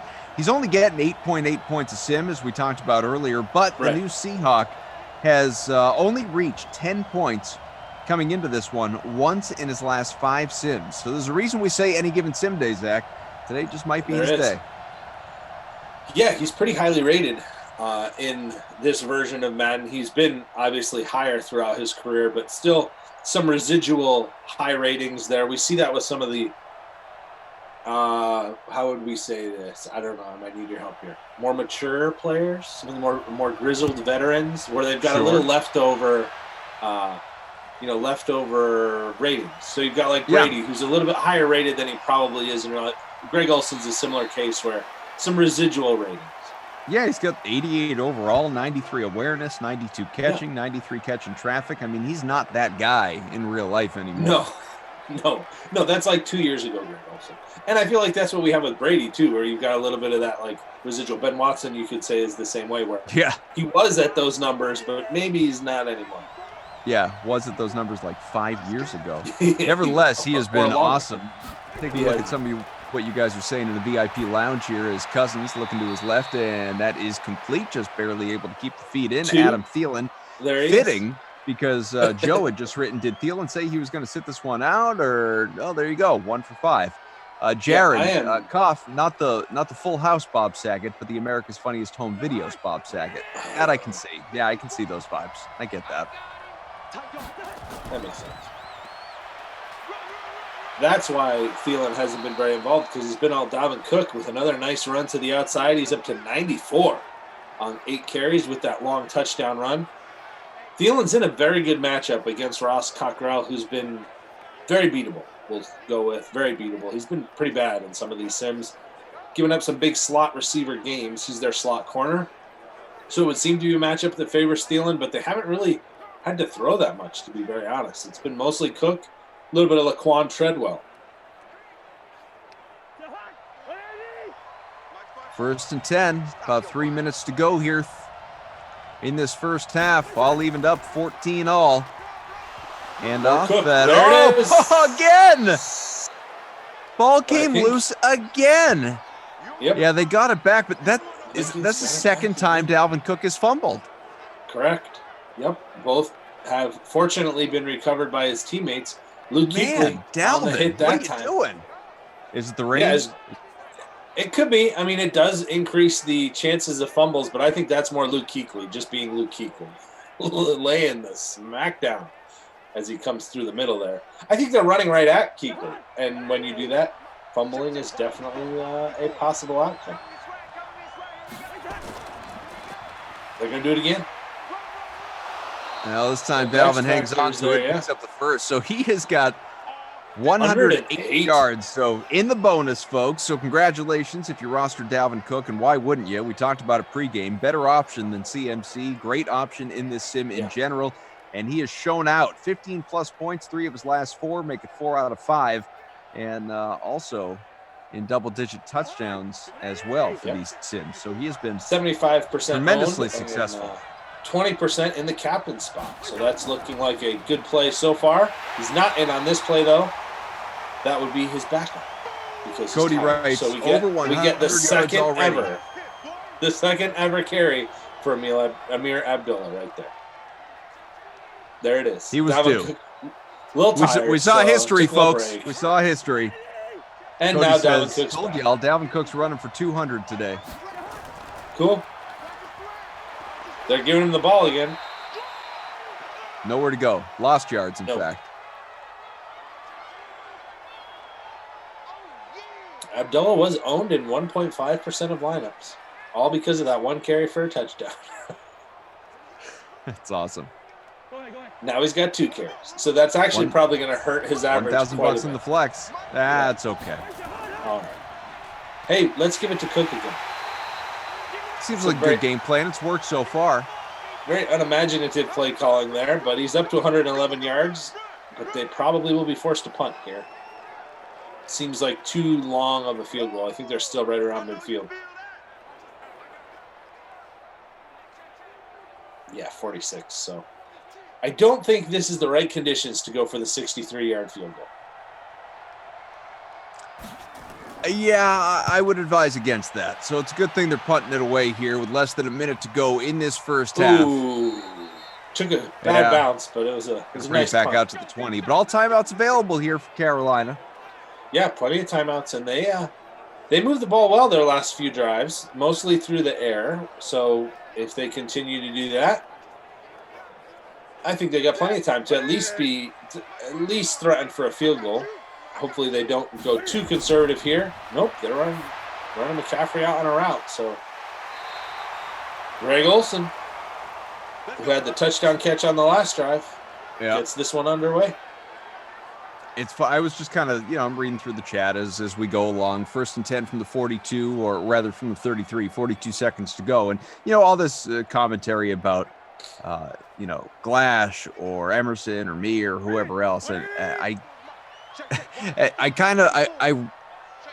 was reminded, not by someone, but just, it occurred to me, it's maybe a better way to put it, that, we've welcomed some new people into the DK fam on the production team, and they're starting to do some of these games. And these poor people, they don't know any of us on a personal level. It's just, getting to know us here on, through in the same way that you guys are in the chat, just by listening to us, really in limited kind of contact around these sims, more or less, show and go, do the sims, right. Fire it up and let's get off and running. So I can only imagine, like, some of them must think we're so dumb. I mean, they're out there forming opinions of us the exact same way that everyone in the chat is. It's true. It's very true. Yep. 3rd and 3. So Madison writes, your words, not mine. McCaffrey lined up in the trips formation to the top, and that was gross. That was pretty Anna bad. says, not the dumbest I've worked with, to be honest. I'll take it. Yep. Not the dumbest. So not the dumbest. Put that on the resume. I would. Not the dumbest. Alex and Game Ops killing it, by the way. So give it up for the Game Ops team. Give them a like. Hit the subscribe button for everybody. We're all in this together. 30 seconds to go here in the opening half. And well, the Panthers punt didn't this get one too away. conservative, but they just didn't get anything going either. And that was, I couldn't see where that one bounced, but I think it did end up in the end zone. So just a touchback. 24 seconds left. Vikings have all 3 of their timeouts. Throw it up. Let's see what happens. Panthers usually are much more conservative than we've seen in this game. I mean, I know they're not winning. They're not losing. It's tied. It's 14-14. But they've been very aggressive. They've been taking shots down the field, a lot more passes than they normally throw. So I like the overall play calling as the Vikings just give the ball to Dalvin Cook, because why would you not? Just bounced off a couple defenders, didn't do anything. No, and I would guess they're just going to run this out now. Looks like it. Yeah, final 5 seconds. I don't think we're going to see anything. So no urgency, no use of a timeout, and they've got 3 of them to their credit. So that'll take us into the half, folks. And with Professor Z, Zach Thompson, Adam Kaufman with you. It's been a good game. We've had some big plays, Carolina and Minnesota. Dalvin Cook already in the bonus and more than halfway to 200 yards at unofficially 116. We'll give you the official numbers here momentarily, but it has been just, some kind of interesting play calling, some kind of performance from Cook, and not a whole lot from anybody else. No, I mean, we've had Cam, right? Cam had the nice running touchdown and then threw the second one to Olsen. So I think he's been probably the best player on the other side for the Panthers that's helped them get this game tied at 14. Some interesting play calling. I mean, Cam's still inaccurate, so we're still showing that issue, 6 for 11. Yeah. But I mean, he's got 76 yards and a touchdown plus the running touchdown. Cousins, 7 for 8, 64 yards and a passing touchdown. Neither one of those two really going off here. It is, like you said, mostly Dalvin Cook for the Vikings. That has been the offensive story. He also has the 2 fumbles. Have 57 on the ground, though, so he's pacing toward a bonus. I don't know if it'll happen, but he's pacing that way. Of course, how many times lately have we seen receivers with like 80 or 90 yards at the half, and then in the second half they just get shut out? Yeah, and on the flip side of that with McCaffrey, it feels like anytime he touches the ball, he can go for 50 yards, which means that he'd be in the bonus at that point. So exactly. No receiver over Laquan Treadwell, actually, with the most receiving yards at 30 on his 2 catches. No other receivers really doing much of anything. Curtis Samuel does have 2 catches for 30 yards, 29 yards officially. Adam Thielen, $8,200, and he's 1 catch for 5 yards. Jared writes in the chat, Kaufman, please make your hunch pick of the game 2 Thielen touchdowns. It'll happen if you say it. Well, I've said it, but we all know that's not how the baseless hunch play of the game works. You got to give it pregame, which I didn't. That's right. Maybe I should have. And I mean, I'm trying to think of. It doesn't matter. It would be disingenuous for me to do it now, halfway through the game, when we've already seen it. Treadwell would have been a good one. Yeah, he would have been a good one. I do because tend to go with just out of guys that are nowhere. cheaper, so he would have been a great one for sure. Oh, look, Glash is in the chat. Donald says, Kaufman and Glash, you have to do commentary together, settle this once and for all. Well, Glash is here. He's joined us. It's like he just knows. Say his name 3 times. That's what I'm saying. It was just a matter of time. Good to see you, Glash. The people are going to have a word with you. All right, let's get back to this third quarter. So somebody tweeted at him, so he showed up. So there you go. So say his name 3 times or tweet at him. Or just tweet at him, yeah. One of those 2 will let you figure out which one really works. If you guys like Glash, and I know you do, hit the like button. Let's make the push to 700 likes. We're basically there.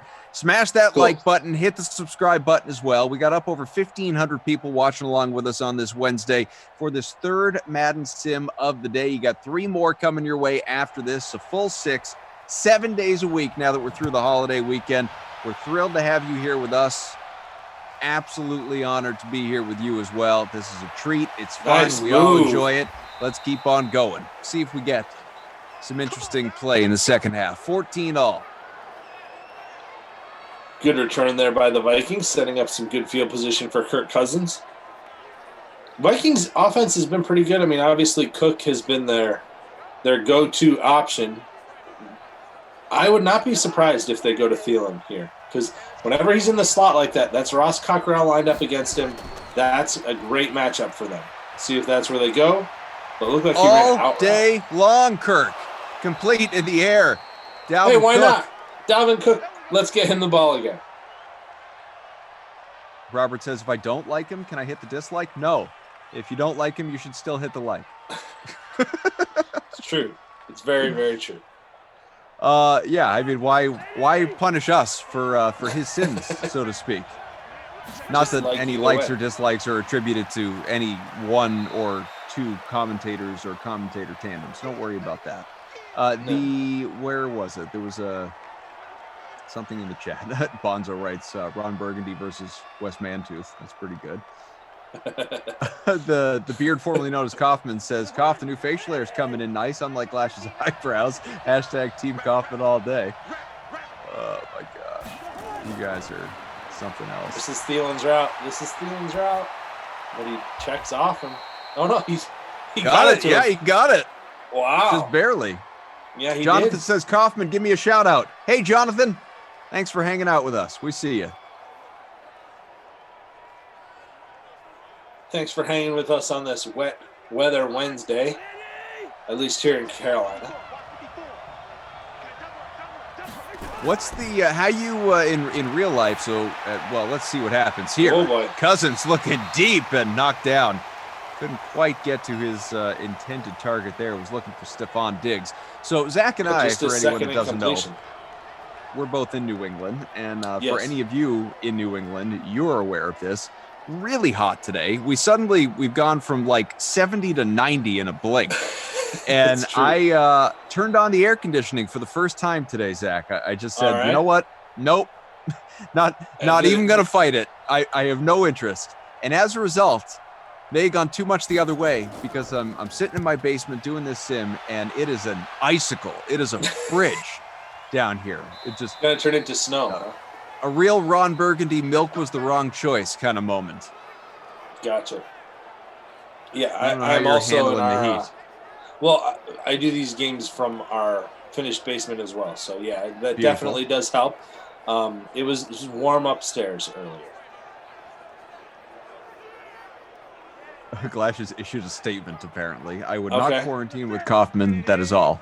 I hope he feels badly, because I would quarantine with him, if I'm being honest with you. You know, I mean, nice guy, likes sports. I think we'd get along fine in that setting. He likes to grill, so I wouldn't have to worry about cooking for myself. I think too. You know, I see him in Zoom chats. I don't know if it's him or Sarah, but it seems like he keeps a neat, clean place. All right. What you were saying? I was going to say, are we talking quarantine like just the two of you alone in a house for a month, or are we talking like they're talking about the NBA starting back up, right? And you're in a bubble and that kind of thing where you've got more than just that one person. Like then sure, whoever. No, I think the belief is, Cam, you got to get rid of it. Don't hang out there, pal. Oh boy. And no, incomplete at the 3. No, I think we're talking just the two of you in a house, like you would quarantine with your family. It's a roommate situation. Gotcha.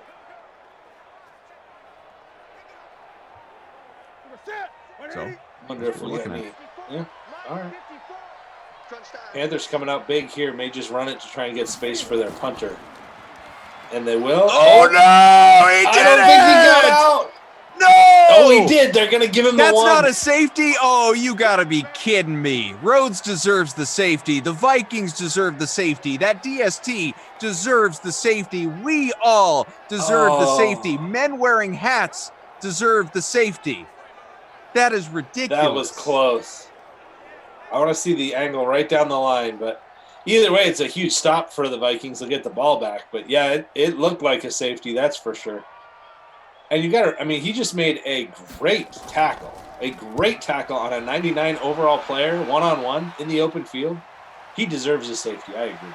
Great field position, though. They will. Before anyone says even a word in the chat, by the way, I know it's men without hats, but I like to wear hats, as you people have seen. So that's why I said men wearing hats. Thank you for clarifying, because yes. I don't like to feel like I have to explain some things, but that one felt like a little bit of a reach. I had to pull it back, and I had to tell you where I was coming from. Fair enough. Yeah. Vikings DST captain in 6.3%. Oh, another punishing hit from Luke Kuechly, but Dalvin Cook held on and owned in 31% is the Vikings DST. So about third of lineups going with the defense that almost got a safety. Probably deserved it. I like this from Anthony. Koff, in reality, you and Glash would probably get along. I've known Glash for years. We do get along. In reality. I love them rivalries. Owen says, hello, I liked and subbed. Well, thank you, Owen, and thank everyone who takes time out of your schedule to like and subscribe to these. We do appreciate that. Yeah, I mean, we really, like, more than even words can properly convey. It's true. I mean, the fact that you just, you put up with our shenanigans, sometimes mindless, sometimes funny, sometimes really stupid, and yet you're here. It is appreciated more than you know. 1st and 10 from the 36. Not much of a gain there out of Dalvin Cook. 127. Up to 127, yeah. Jared, happy birthday to Cora, by the way. Happy birthday. A lot of really nice running backs on today's slate with all the weather and some really good plays. Damian Williams, Tevin Coleman, Dalvin Cook, obviously, Christian McCaffrey. It was a running back heavy day as we see another completion. Thielen starting to get going.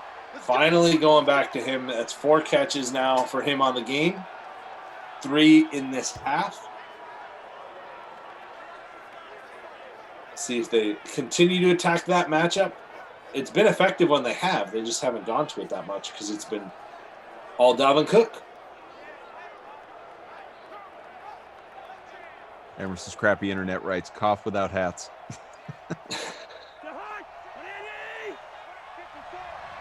All right, 1st and 10 from the 17 in the red zone. Thielen and Diggs both to the top of the screen. Think he'd be going there. Back to Thielen. That one got knocked around, almost picked off. Probably should have been picked off. How many different guys did that bounce off of? It looked like at least 3, but I couldn't tell for sure. A little pinball action there. Give him the triple score.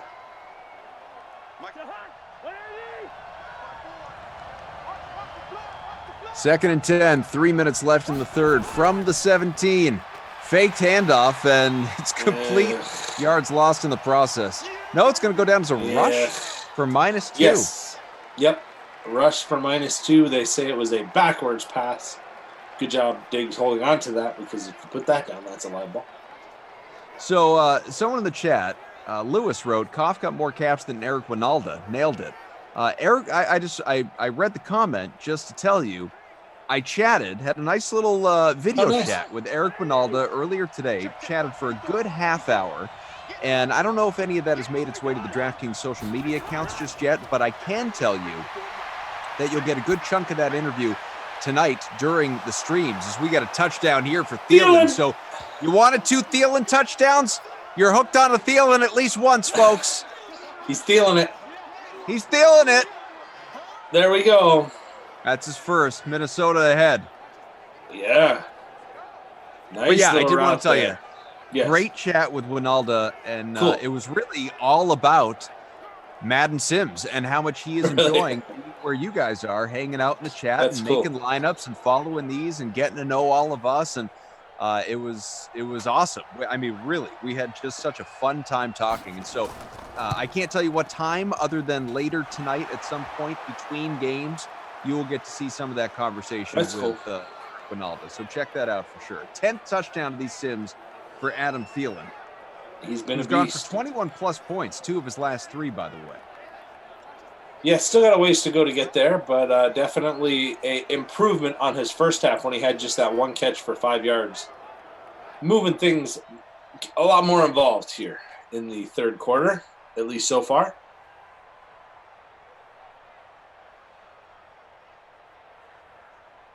So 21-14, 2.5 to go in this third quarter. With Professor Z.Thompson, Adam Kaufman with you. Thank you for being here with us.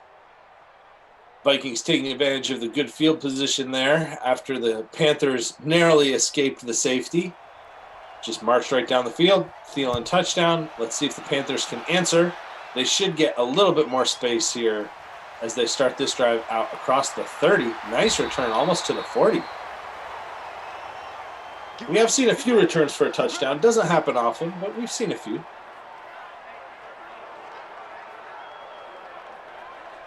Yeah, not like you said, not often, but every so often. You know, once you've had 250 some odd Sims, you feel like you've seen a little bit of everything. Although every once in a while, you do get something that's totally new.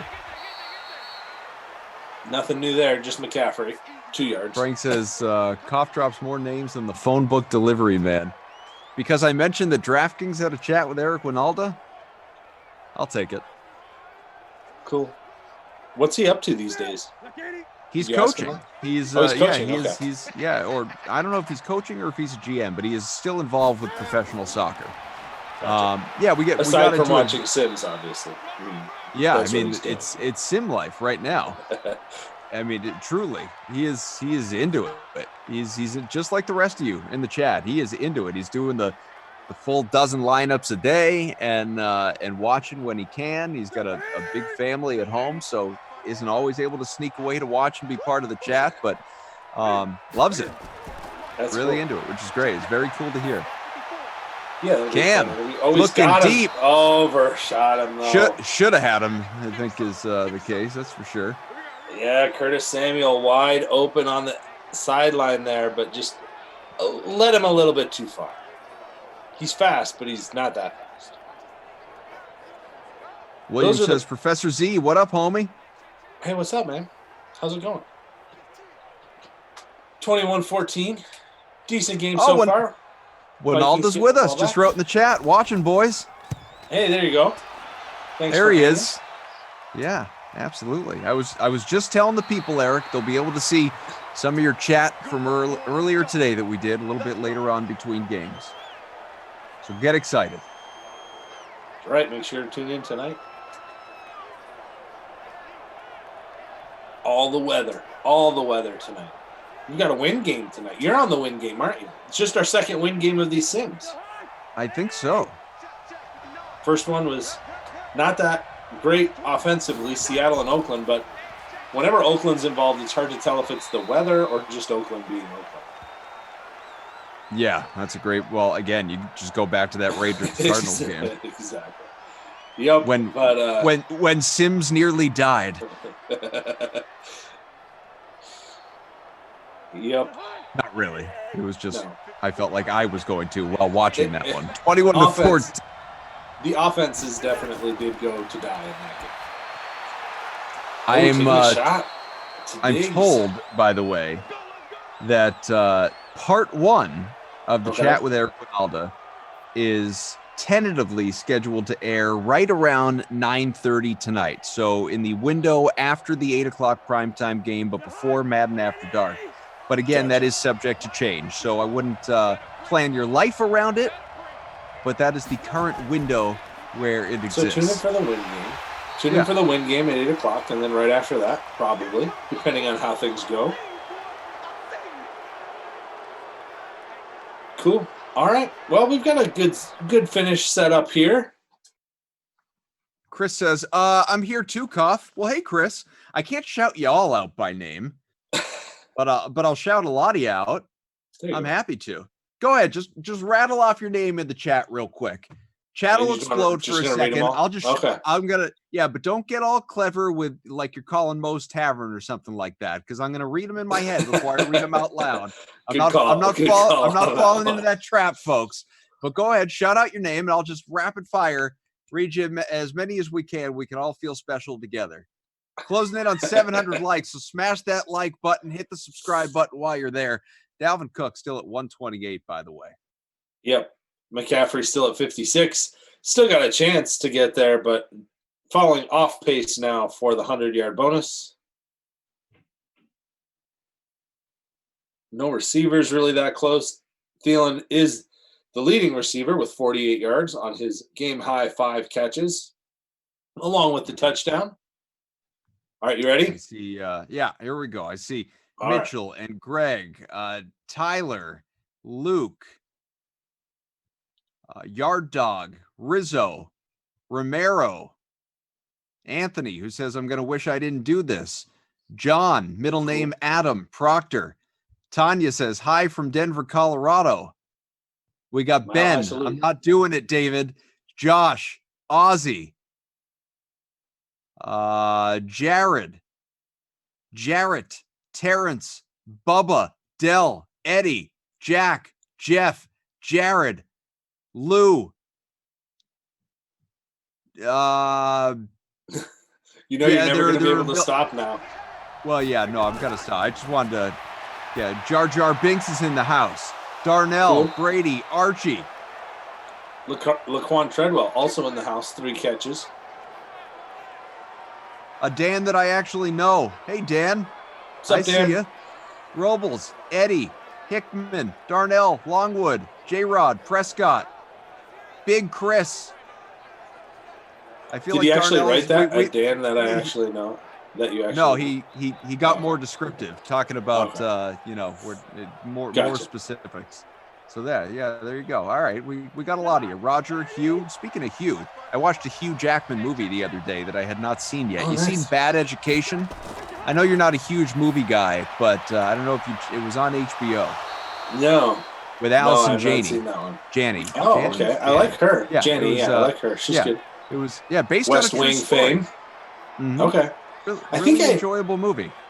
I think I've seen either a promo for that or caught a part of that, actually, because I do. Allison Janney, West Wing was kind of one of the shows we watched. And so I know her. She's good. Well, CJ, anyone who hasn't seen it, check it fans. out. It's a little slow moving, but again, based on a true story and really interesting. It was a very enjoyable movie, but it's not it's not action or comedy. It's right. Kind of more of a drama, I guess. Oh, got it out. Yeah. Hit Rudolph. Cousins has been efficient in this game. Not a ton of yards, but 16 for 19 with the 2 touchdowns, one to Treadwell, one to Adam Thielen. We going to get our 2 Thielen touchdowns? I mean, we could. It's in the realm of possibility for sure. It's entirely possible. We got the one. We're halfway there. I would love to say we spoke that into existence. This ball Instead, complete it's the for Laquan first. Treadwell game. Another catch for Treadwell. Doing it for Treadstone and Born everywhere. Sure. Stats are updated through 3 quarters, folks. As you mentioned, he's now with the Falcons. Treadwell. They drafted him really high. He just never worked out. Up there in Minnesota. We got a few current free agents in this game as well. And on the Carolina side, Cam Newton, Jarius Wright, I think, is still a free agent. Chris Hogan's a free agent. Correct. Yep. Let's see who else we got. Carolina side. They've had so many changes this offseason. I mean, they've turned the whole team over. We talked about Ross Cockrell, who's their slot corner. He's still a free agent. Eric Reid, who they cut towards the end of last season, he's still available. I don't know if this is true, but Jeff in the chat says, I work with Allison on Mom, which means Jeff must know a thing or two about comedy, begging the question again as to why he's here. I'd say we're a slight step down from that. But at least on the comedy. Thank you. Thanks for hanging. Absolutely. Very cool. I've heard. And tell her we said hello and I enjoyed her Bad Education. I've heard that she is great to work with. I mean, I've never worked with her, but Jeff maybe can give us more information on that. But I've heard that she's a very nice person. Great to work with. Terrific. Yeah. That's what you want to hear. That is what you want to hear. In fact, we were doing a sim last night, Moose and I, and we started talking about Jeff Daniels, and one of the guys in our production crew said that he once worked on a Jeff Daniels movie and said that a great guy to come across, really nice guy. And as Jeff said, and he's absolutely right, that's what you want to hear. When someone appears as though, someone famous or, musician, actor, actress, athlete, whoever, when they just seem like a nice person, you want that to be true. You want it to be true, yeah. You hate to hear the opposite, right? Like, oh yeah, they seem like a cool guy, but man, not cool to work with. Going for the end zone. Oh, that would have been it. Stop! We could have had it. Oh, what a bummer. From one catch at 5 yards at halftime, we almost had the 2 Thielen touchdown second half, but he couldn't hold on. This is very important. 3rd and 7 here. Jeff says he works in special effects, and Allison is super nice. So there you go. 3rd and 7. This is complete. Nowhere near first, though. Cousins up to 178 has touchdowns. I think they'll try this field goal. 41 yards feels like you can make that in the rain. Probably not as much of a gimme as it normally would be, but see if Dan Bailey can tack on 3, make it a 2-score game before the Panthers get the ball back. Big stop there by the Carolina defense, though. So halfway through this 4th quarter, significant, as Zach said, for Carolina, as this ball Kicked up and away. Plenty of leg on that for Dan Bailey. So make it a 10-point lead. So they get the ball back, 3:49. If you've got CMC, I doubt we'll see a ton of him, but they do like to give him a chance to hit that home run with a long touchdown. So he may get a few touches still. I don't think we're totally out of his territory yet, but I would think they'd let Cam air it out. They've let him do that pretty regularly with mixed results. They've had a few big gains, but they're behind, so haven't scored in the second half yet. Jeff says also worked on Fuller House. So, he appreciates the Danny Tanner talk, the Bob Saget talk from earlier. I got to get caught up on the final season of Fuller House, by the way. I'm a little bit behind on Netflix. I got to get there. Yeah, right. I do watch. I'm not messing around. Aaron says, I don't know if this is true, but much like with Jeff, it's interesting enough to shout out. Aaron says, I'm Dwayne Johnson's body double on all his movies. You must be an enormous human being then, Aaron, if that's the case. I'm skeptical. I'm skeptical of that. But okay. And I wouldn't even know. How do you ask for proof, right? Yeah. If you're a body double for someone, do you get listed on IMDb? Cam with that throw power, and he got it. Complete Greg Olsen. Casual 49-yard. Yeah. The 49-yard reception there. Brad Pitt knows a thing or two about being a stunt double. Didn't you see Once Upon a Time in Hollywood? Yeah, he was the body double there, or the stuntman. Not body double, but same idea. Sort of.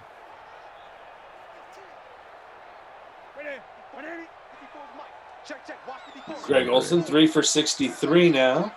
He had the touchdown earlier as well. There's a little CMC for you. Up to 60. Probably not going to hit that bonus at this point. Carolina got to get a score here and then get the ball back. They do have all their timeouts, though, so they don't even have to do an onside kick if they score quickly. Get out of the huddle, guys. Go score quickly. Thank you. A little more urgency. Well, let's go. 2nd and 6. That's a run just shy of a first. McCaffrey is 65, so he is really slowed down. Yep. 3rd and 1. They just haven't had a sustained drive because of all the incomplete passes out of Cam in the second half here.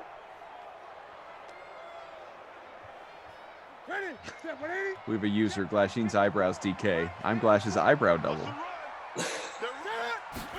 Transformation to the top of the screen.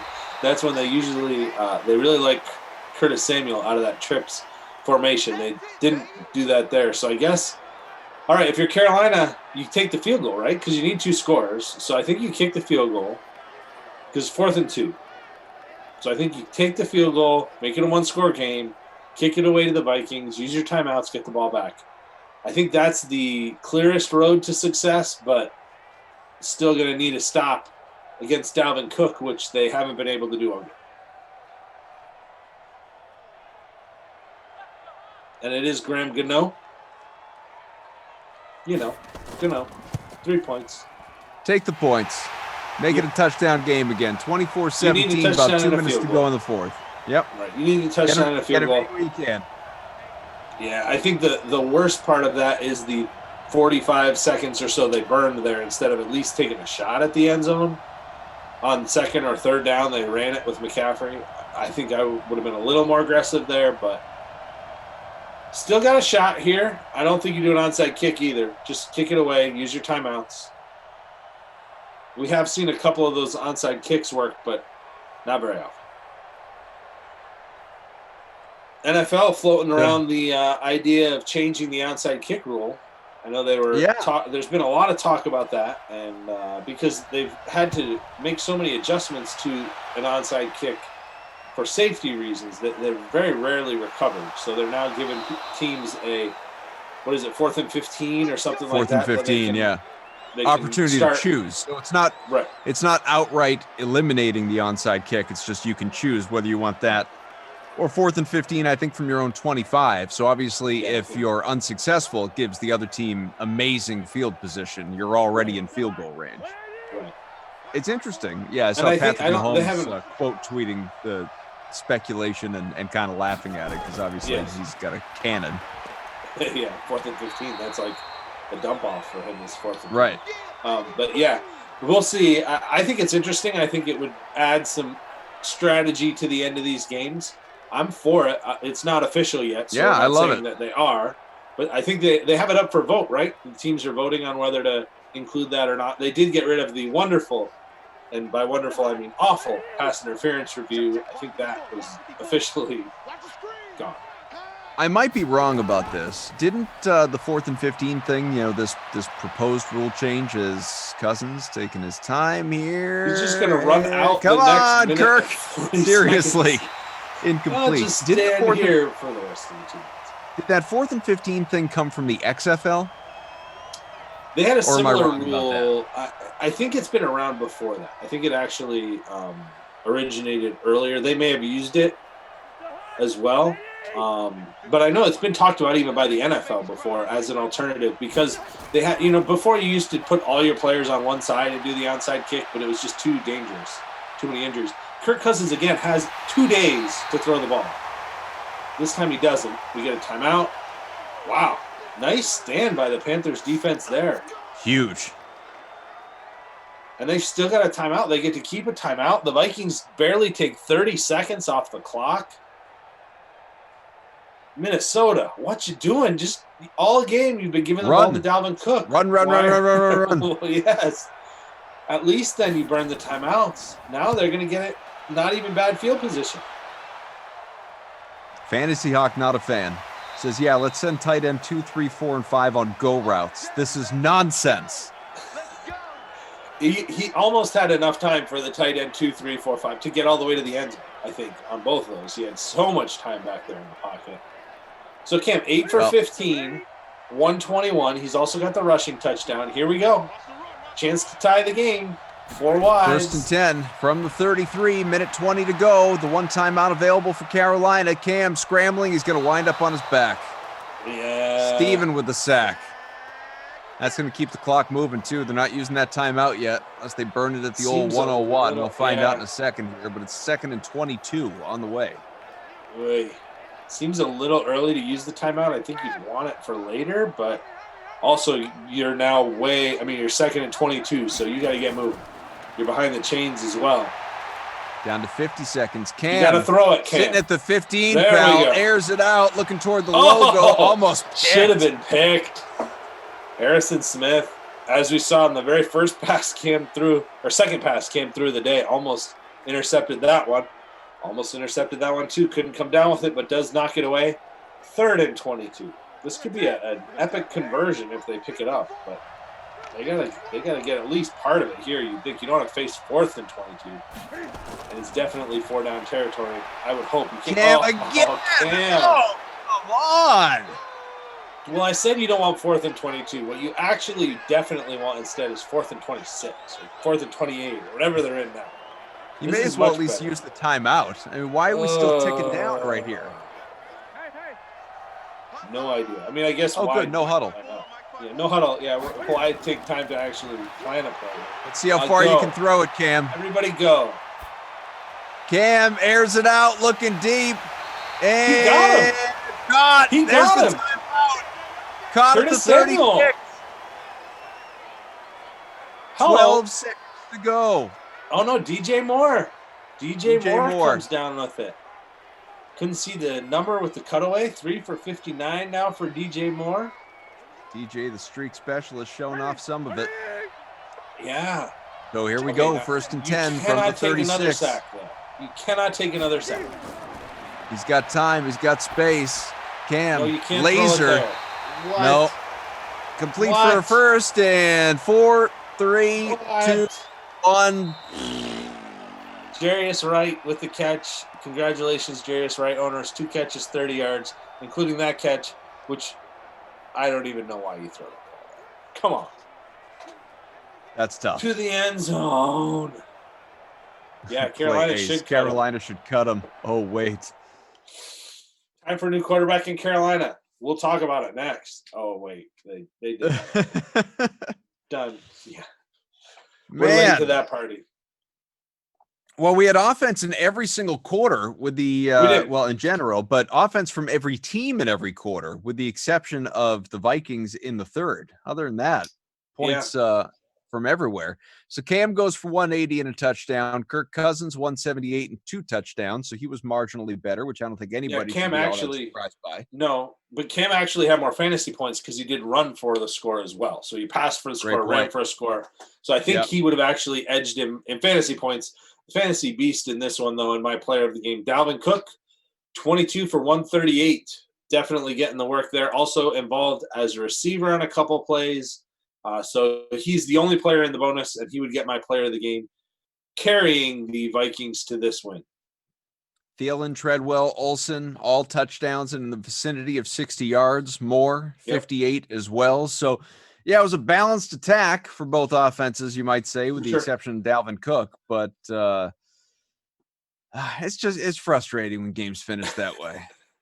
Yeah, not great clock management there out of virtual Ron Rivera. I guess maybe they should fire him too as they get rid of Cam. Oh, wait, that happened too. So, well, yeah, so we don't want to late slate. Yeah, we don't want to hang out too long, but let's talk about that for a couple of moments here because we're going to have a 6 o'clock game about 45 minutes away. It's Brendan Glasheen, Jeff Ulrich, Glash and Moose, Saints and Browns, virtual Cleveland in the snow. You have Jets, Ravens. I'll be with you along with Moose for that one in the wind. That is at 8 Eastern, the 5 max entry free roll. And then Niners, Broncos, Madden After Dark. And you will have Glash and Moose together for a snow game. So Moose on 3 straight games. I didn't even realize that. Good for him putting in a little extra work today. What do you expect from the late slate? Again, Saints, Browns, Jets, Ravens, Niners, Broncos. Yeah, I mean, I think Tevin Coleman is probably the play that jumps off the page. I mean, he's a very obvious play. He's very affordable. And they rely on him a ton all the time. But we did also, whenever there's weather, they rely on him even more. So, I mean, you could easily see 25-plus carries for Tevin Coleman, depending on how that goes. The Broncos have a very good secondary, but their run defense has been hit or miss. So I do think that is a place you can definitely look Tevin Coleman. It's not going to be a differentiation play because everybody's going to be on him, but it is a very strong play. Lamar Jackson's always somebody you can watch, and if the wind makes passing harder, he'll just run for a ton of yards. So I think that's definitely a place you can look to Lamar Jackson. Of the 3 games, though, I think the one that's got the potential to be the highest scoring is actually the next one, Saints and Browns. How would you encourage people to set that showdown lineup? So showdown for Saints and Browns, you definitely, to me, I think you've got to build around the Saints. The Browns offense has been so inconsistent. They've had some good games. We had OBJ. He makes these huge, great plays, but he's also inconsistent. He can disappear. So of the 2, I would stack more to the Saints. I think you've also got Traquan Smith. You've got Ted Ginn is the name I couldn't remember. Some more affordable receivers as well. I also really like Jared Cook in that matchup. So, well, our guy Anthony writes, damn, Ulrich going to be pulling his hair out by that last game, which is funny because he doesn't have any, but also I was mistaken. He is doing the final 2 games. The next one with Glash is actually going to be Greg Ehrenberg. So you'll have Greg along with Glash, and then Moose hanging out with me, and then Glash for Madden After Dark. So you'll still get your fill of Moose today. Don't you worry about that. But just for 2, not 3. Yeah, the caribou guy. That dude right there. You'll get him. So, again, weather games on the way. The next 3, if you just care specifically about the weather, it is snow, then wind, and then snow again. That is what we are looking at. Should be fun, just as it's always fun to work with this guy right here, z.thompson. In fact, I'm just looking ahead, and you and I, we've got a game at 4 Eastern tomorrow, don't we? We do. Yes, we do. So I'll see you then. Count on that. That'll be a good time. We'll both be back for 2 tomorrow. That'll be a good time. But best of luck to everyone in your contest, be it showdown or classic, over the course of the rest of the day. By all means, we got plenty of time to talk about tomorrow. For right now, we're all living that wild weather Wednesday. So again, Glash and Ehrenberg on the way in about 35 minutes with pregame, 45 for the actual game. It is Saints-Browns that you have to look forward to. I will be back with you in a few hours for Jets-Ravens with Moose. Jeff Ulrich, that is coming up at 8 o'clock Eastern. So plenty of time to get into that a little bit later on as well. We want to thank Alex, the Game Ops team, our production crew, Madison and Anna, and this guy, Professor Z, z.thompson. Thanks, buddy. Thank you, sir. Have a good rest of your day. All right. I'm Adam Kaufman. Again, talk to you in a little bit. Catch you tomorrow.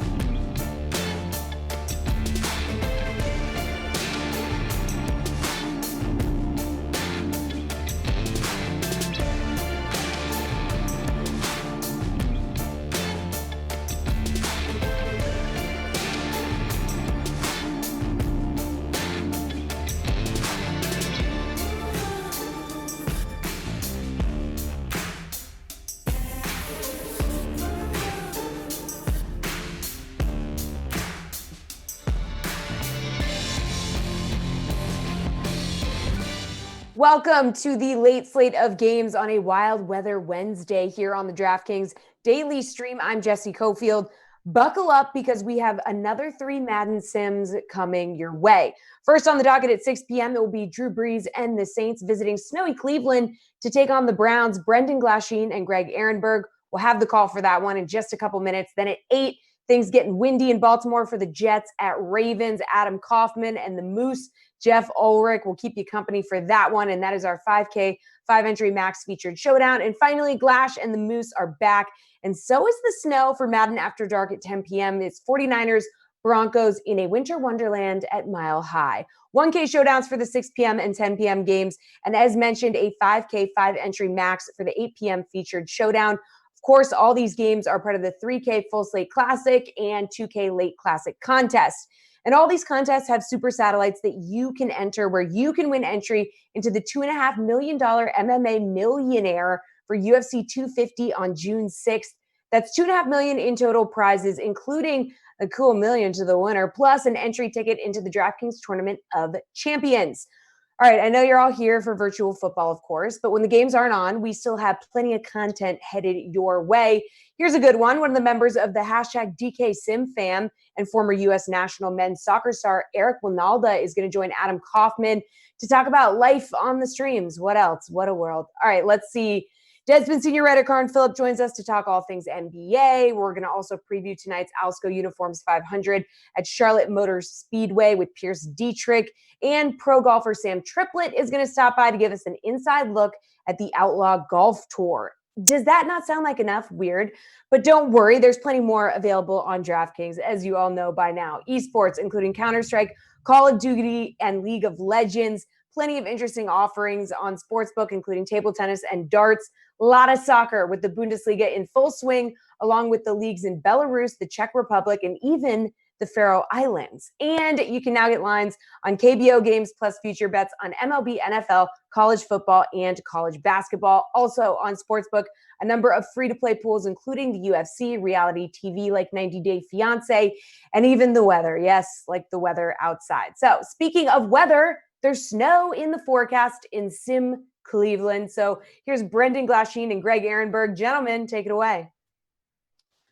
Thank you very much, Jesse. First Energy Stadium in Sim Cleveland. It's a beautiful sight. Snow coming down. Drew Brees is outdoors. Baker Mayfield, he'll try to keep warm as well. Good to have you here, Greg Ehrenberg. I read your article on the DK Playbook. Everyone should check it out. It's a preview of the full 3-game night slate, which starts at 6 o'clock. We have 2 minutes until lock.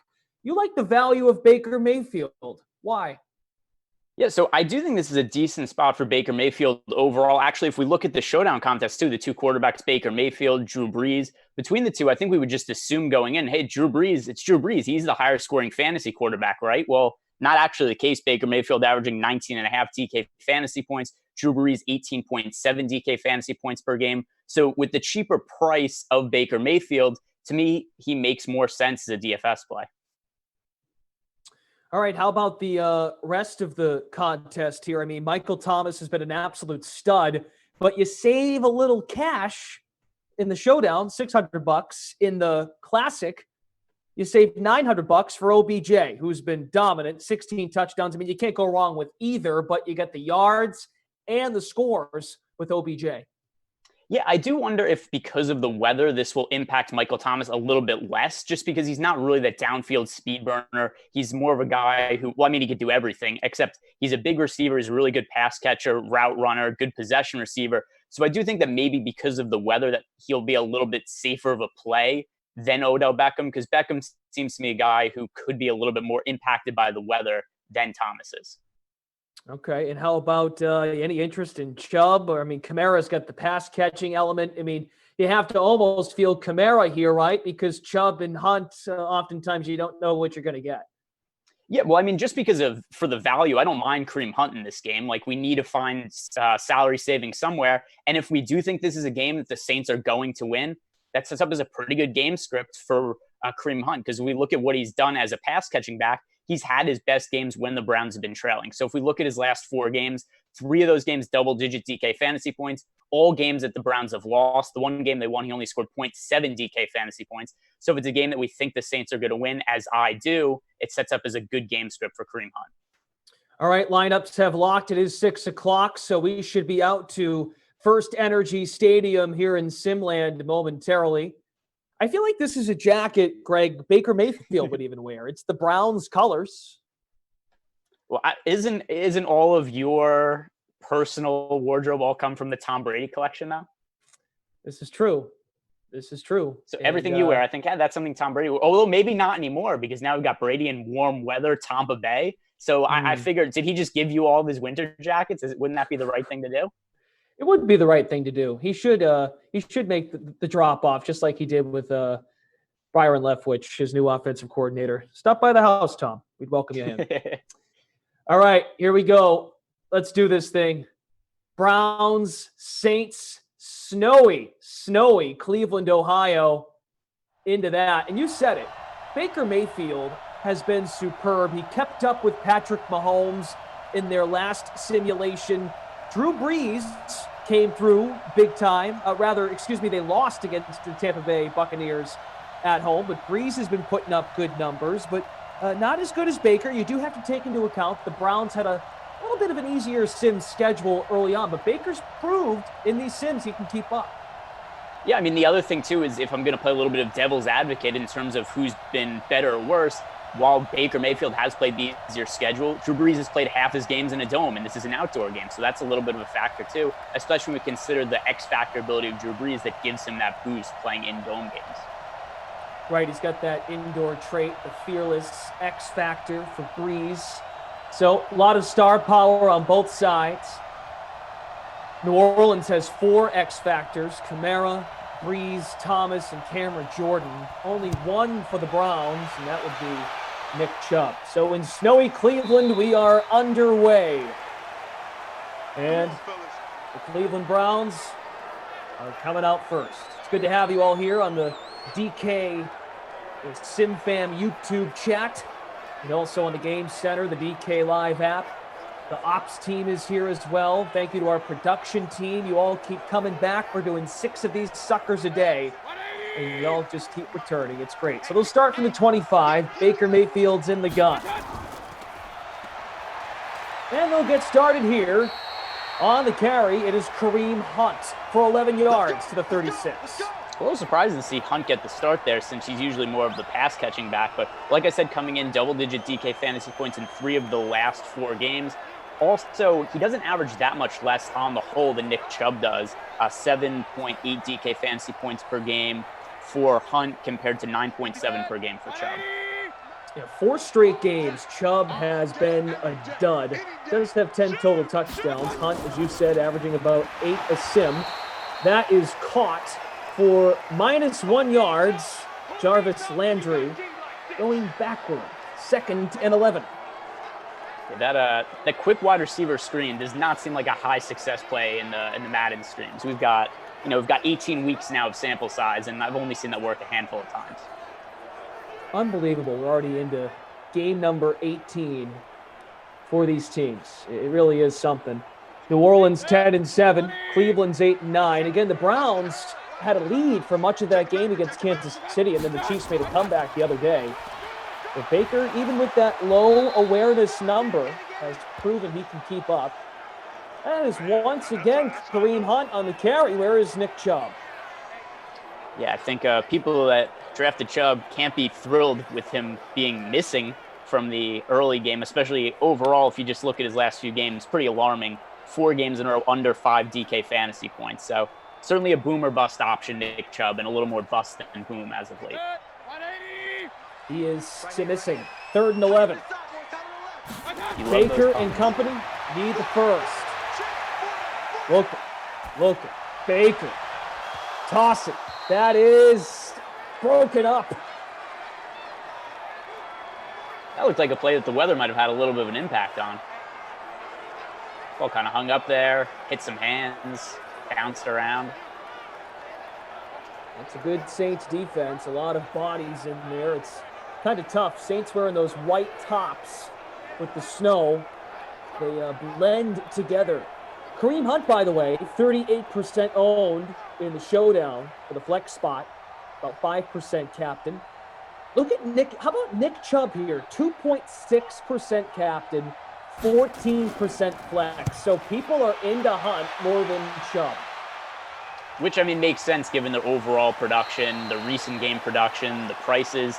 Like, everything that you would look at would kind of lead you to believe that Hunt is the stronger play, unless you're just playing Chubb as leverage and you say, hey, this is a tournament. There's a ton of entries and you want to differentiate yourself, then Chubb over Hunt would be a way to do that.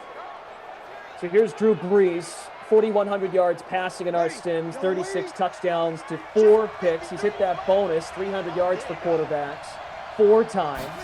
Last sim against Tampa, about 19 points, almost 20 points rather. The handoff to Alvin Kamara. Alvin.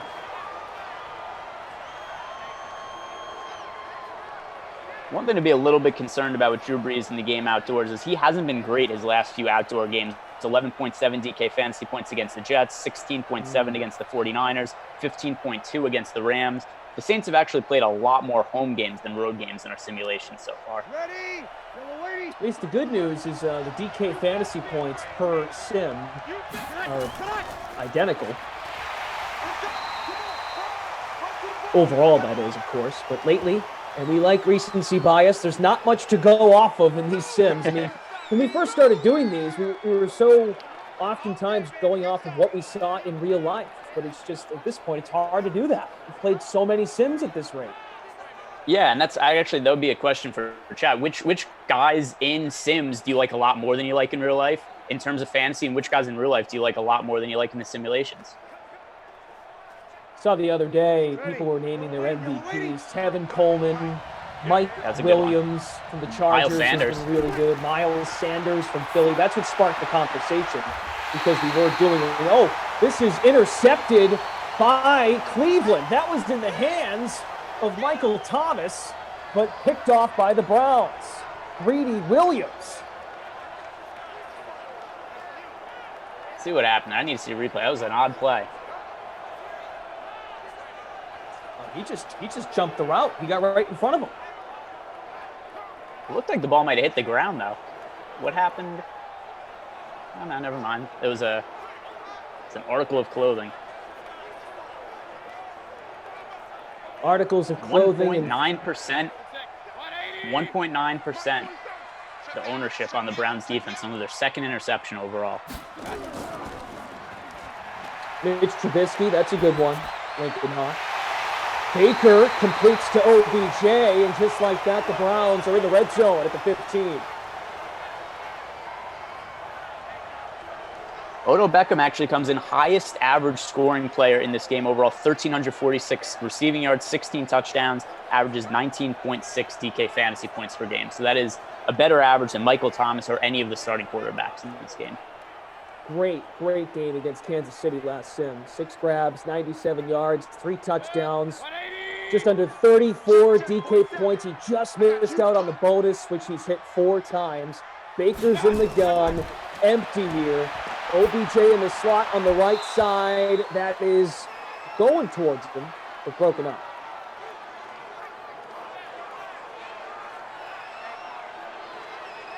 How many of you in the chat went OBJ over Michael Thomas, or did you find a way to roster both of them? And how many people rostered both the quarterbacks, Beckham and Thomas, and then just punted the last 2 spots? Let us know. You guys interacting in the chat is a big part of these simulations. We all know that. It's good to have you here.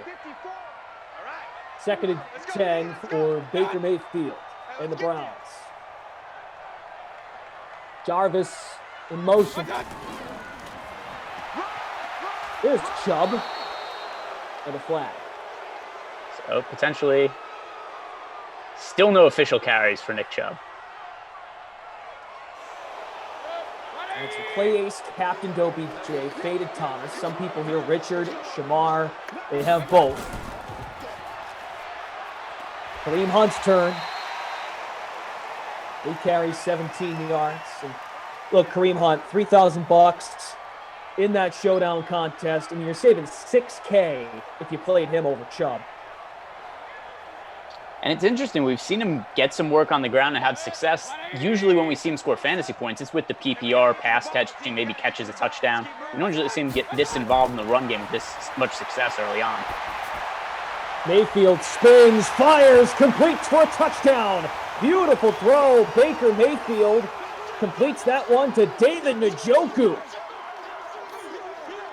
And Njoku's been awesome in terms of pass catching in our simulations. He's over 1,000 receiving yards. The only issue with his upside has been that he hasn't found the end zone. He only had 2 receiving touchdowns coming in, but we could usually count him for some catches, for some yards. So him getting that touchdown, that's a big bump for him because we could usually count on him getting, 4 or 5 catches, 50, 60 yards or so, and the touchdown is just a bonus.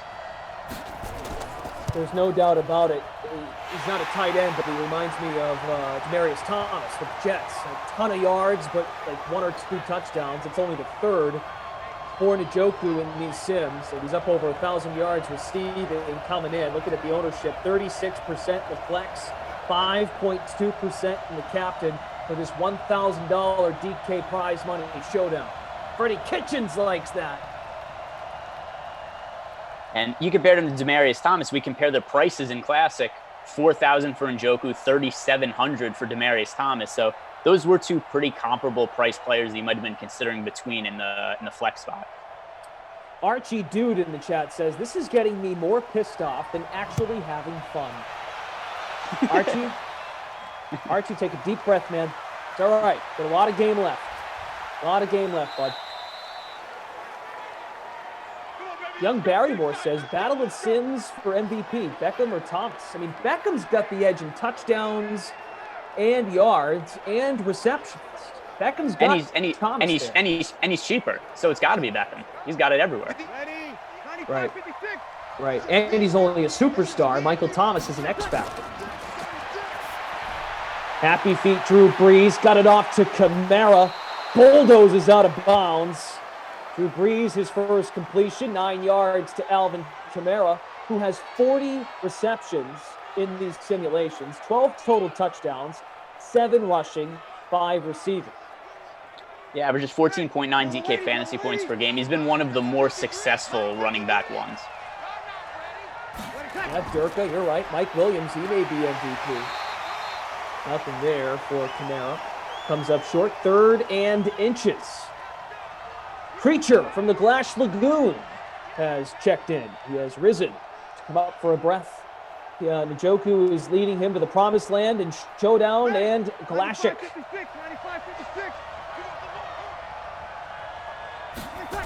Oh, young Barrymore points out the wins and losses. That's fair. The Saints have 1 more games in these sims. They are 10-7 unofficially. Records kept by z.thompson. Cleveland is 8-9. But for our individual purposes of MVP, aren't we considering fantasy points? Like, what do we really care what the team's win and loss record is? We care about who scores more fantasy points. We only care about you, the people.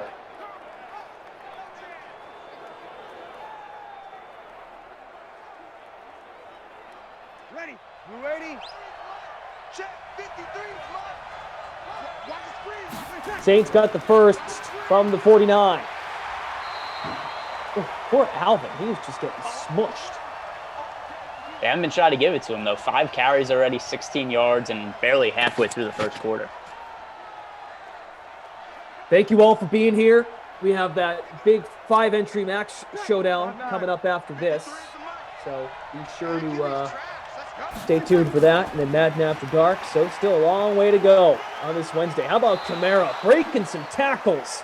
Now he's got the break tackle rating of 93, stiff arm 92. He gets 16 yards after contact there. And all of a sudden, the Saints are at the Cleveland 41. Yeah, that looked like another run to Kamara that wasn't going to go anywhere. Didn't get much help from his offensive line, but it didn't matter. Kamara made that play all by himself. Mitchell Brown, that sounds painful. He says he just got home from the hospital and gave birth. He had to get some kidney stones. Ouch. Eric Bowling in Central Florida, chilling and grilling. and you're simming, too. Breeze over the middle to Kamara. Now, Greg, I'm sure you've been aware of this when you do your write-ups for the DK playbook. Billy Delaney, who is our Madden guru, our Madden insider, babysitter Billy, as Kaufman likes to call him.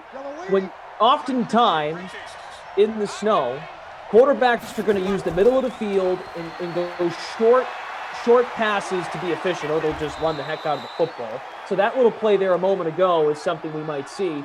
Like we saw earlier, Baker Mayfield trying to take a shot over the top down the sideline. We don't see a whole lot of that.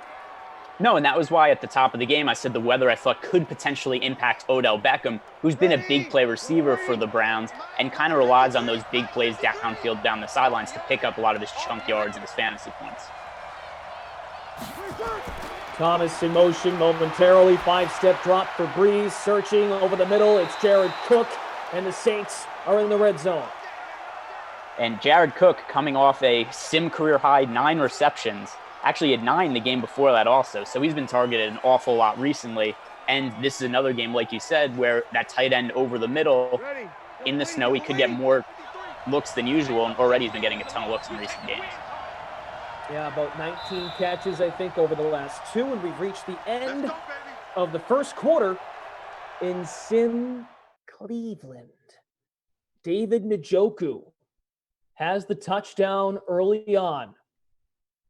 There you go. We're underway, people. Late Classics underway. Right now, a solo leader in the showdown contest with the Browns defense. 18 points. Want to thank our ops team working hard behind the scenes. Baker, OBJ, Kamara, Cook, and Njoku in the lineup. Now, yards are still being updated, so please be patient. Alex from ops is in the house. Greg, any big thoughts there from that opening quarter? There's an awful lot of touches for Alvin Kamara. 7 carries for 31 yards. 1, maybe 2 catches. I don't remember exactly off the top of my head. But Alvin Kamara getting a ton of looks early on. So he looks like somebody that we want to have rostered in this game. Cook me up something hot, Brant says. What's the beef with Kaufman? He wants to know. Me and Kaufman text all the time. We're messing around, guys. We're having a good time. That's all it is. Here's the reality is we all like each other a lot, and we have, we all message each other and talk after this, but we also like to mess with each other a lot. Like there was a few days where Brennan and I we're getting people to message Emerson happy 46th birthday. Just stupid little things to pass the time, because if we're doing 6 of these a day, don't forget, like, all of us aren't on all of them, except it's like 10 hours of content to fill. Yeah, what else are we going to do? It's been 6 weeks. Like, at this point now, we got to stir the pot a little bit. Let's see. Emerson's crappy internet has chimed in. Glash looks like a working girl from a 1940s movie. I don't even know what that means. I didn't get that reference at all. Me either. Do you change your thermostat? Do you change your thermostat for the Weather Wednesdays? Turn it down to really get into the environment? It's a warm day in Boston already as it is. So to have the AC on around 87 degrees outside and get the AC on. I was gonna say, if your temperature in your place that's 87, then you're not getting in the mood of Weather Wednesday in the snow. It's helpful. It's helpful for sure.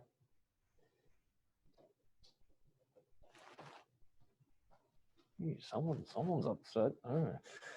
I'm joking. Everything's fine. Oh, she put her headphones on. Oh boy. Let's see. You in trouble, Glashine? No, I'm fine. She had to answer a phone call for me. Greg Orlando says, Glash, are you wearing your girlfriend's clothes? Well, this is already a big jacket in the first place. You're supposed to wear these jackets kind of big. So it fits. It's on. It's Tom Brady's. We went over this. It's Tom Brady's. It's right. It's Tom Brady's. What am I talking about? Didn't you wore that jacket in a Tom Brady video, didn't you? Yeah, at some point. I think. Everyone's saying hi.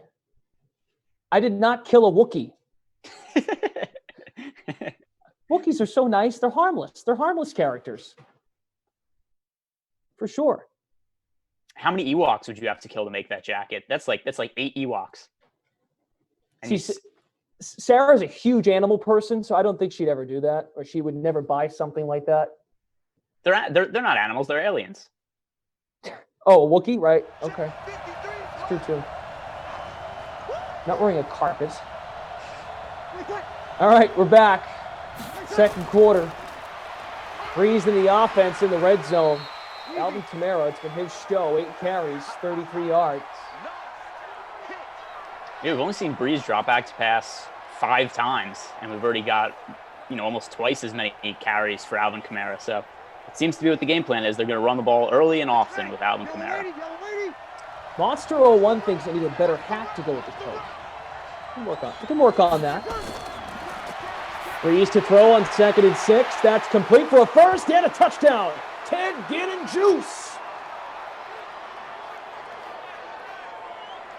Ted Ginn Jr. touchdown number 9 in these Madden simulations. And we're about an extra point away. I know we're an extra point away from a tie ball game. Quite the mathematician there, Brennan Glasheen. Ted Ginn Jr., he's a guy who I thought could really be negatively impacted by the snow. Another guy who, really boomer bust type wide receiver, relies on big plays and touchdowns to score. Right there, caught a relatively short touchdown pass, averages 10.7 DK fantasy points overall. Looks like Joe Gatto from Practical Jokers. Me or you? I don't know. I don't know who that is. G-Hack says that. G-Hack, can you tell us? Got me too. He said look it up on YouTube too. A little busy. Joe Namath. We're doing something. I had an old roommate whose girlfriend cheated on with one of the Impractical Jokers guys, so I don't support their work. Okay. Hell yeah, gin. Wicked sweet. There you go. Good stuff. Gin, not gin. I know, Greg. You don't know anything. Fair reply. 32-yard line. Good return for the Browns. Tied at 7 in Sim Cleveland. Simland. Oh, it was for me. G-Hack has clarified it was for me. Mitchell Brown is foreseeing a 3-touchdown game for Mr. Ted Ginn. Big hole for Nick Chubb. First down, almost at midfield already. Tyler T. Breezy Brown. Glash looks like his heat and AC man has been quarantined since July. We're trying to get into the spirit of Weather Wednesday. Glash, when is your interview and who is it going to be? I'm sure what that means. 44-yard line, Baker in the gun. Chubb is met instantly by Marcus Davenport. Eric Winalda, who is going to be joining us tonight on our DK stream that you're all watching on YouTube. You can also watch on the Game Center and the DK Live app. He has DM'd me, are you dressed like Rudy's buddy in the crowd in the final scene at Notre Dame? Pretty good. It's a good one. It was cold and Rudy and snowy. There's a flag on this play. Creature from the Glass Lagoon. Greg is being such a jerk. I swore it was Julian on the call. I love Glasheen. When was I mean to him? Nah, Greg's good stuff. Greg's not grumpy like Julian. Baker throwing it, just dumping that ball off. 4 of 6, almost 40 yards. 3rd and 17, not a whole lot there. Landry's second catch so far. Yeah, it's been a quiet, and just to reiterate what happened in the first quarter, Michael Thomas very quiet, and he has not often been quiet. And not only did he not have catches, but he had a chance to catch the ball that led to the interception. Baker staying on his feet. Now he goes down. Another flag. Oh, a brutal face mask against the Saints. That cannot happen on 3rd and 17. So, boom, a first down for Cleveland.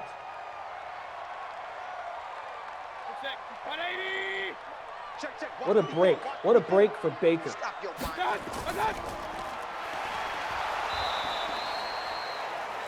Another failed screen pass. Yes, Adam Kaufman interviewed Eric Winalda. That is coming up at some point tonight. I cannot clarify what time. I can perhaps get that. Winalda was excellent, though. I heard he was a great interview. Good to have him talking to us. That is caught in the flat. Another flag, though. That was Ricky Seals-Jones, the tight end, 2.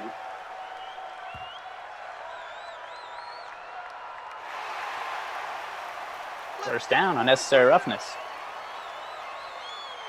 Jeez. Looks like a lot of people are saying that you look like Joe Namath, which I could get behind that. It was Tom Brady before Tom Brady.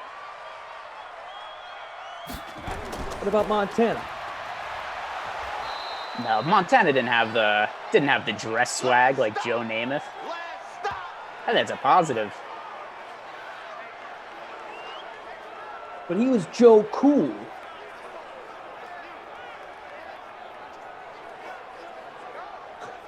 Did I look up the Holla Holla song? Yes, I did. What's that? We're not going to get into it. That was a Madden After Dark thing. You know what happens in Madden After Dark stays on Madden After Dark. Usually. Well, it stays on the internet. So the Winalda interview is going to air around 9:15 p.m. Eastern after the 8 o'clock game. So hopefully you all stick around for that.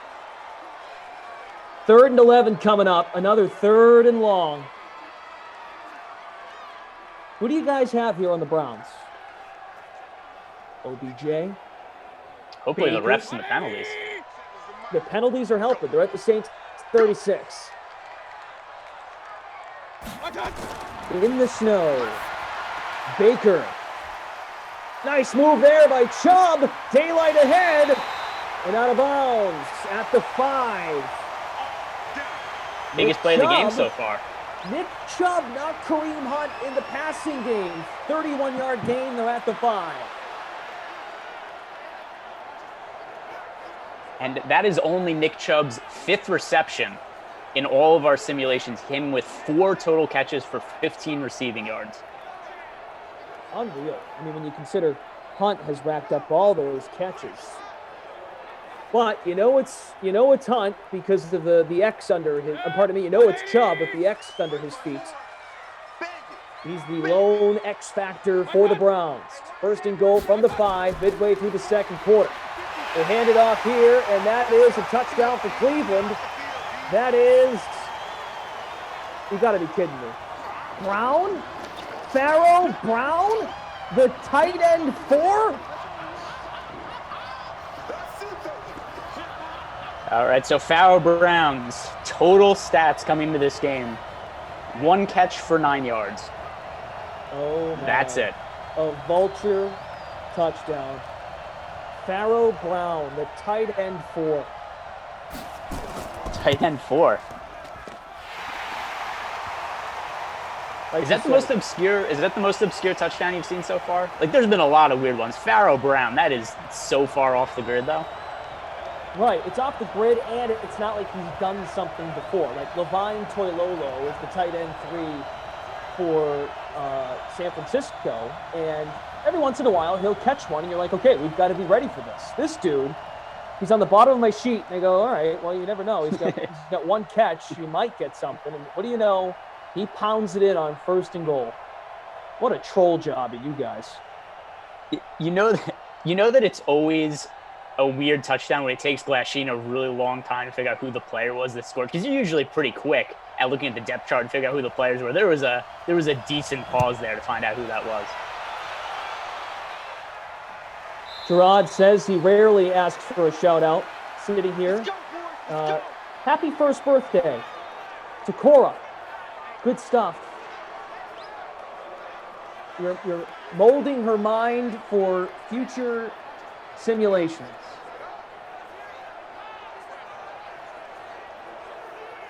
Ready. 95-56. 95-56. Seminoles fan alarm's blames going off. Emerson. Seminoles fan blames Emerson for the Fowler Brown touchdown, which I could get behind that.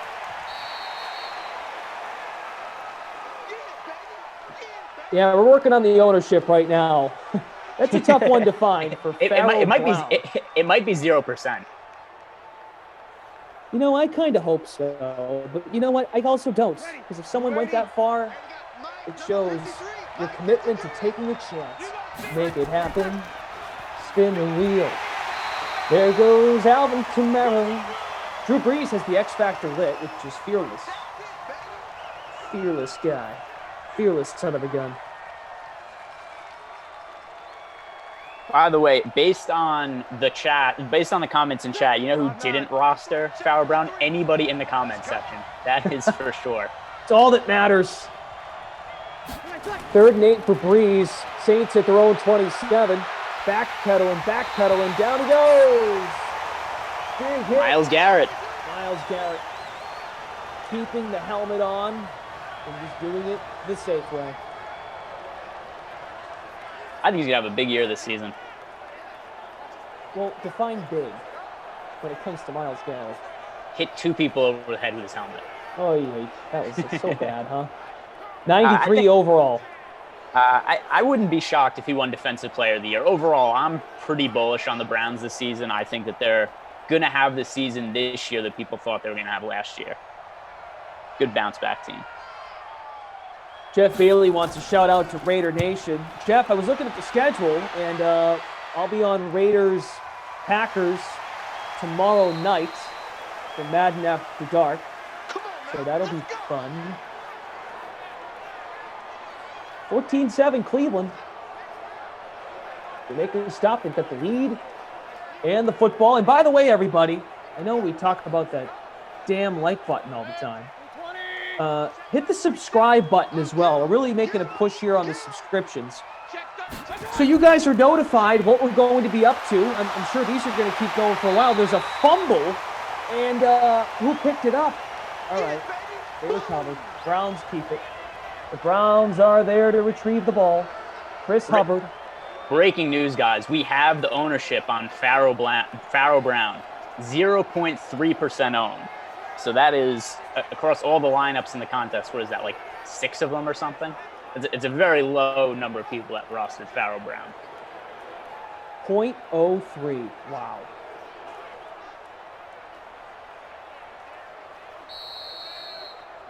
Unreal.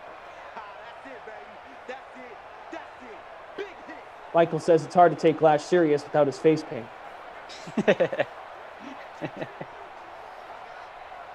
Yes, I'm sorry. I can't take this Brendan Glasheen serious with eyebrows and no face paint. It's ridiculous. Baker gets rid of it in the nick of time. Tightrope in the sideline. That is Kareem Hunt. 3rd and 1 upcoming for the Browns.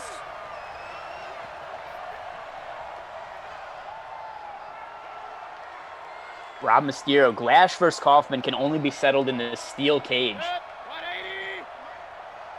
Yeah, we talked about that yesterday. I don't think Kaufman would do it. I don't think he'd go in a cage.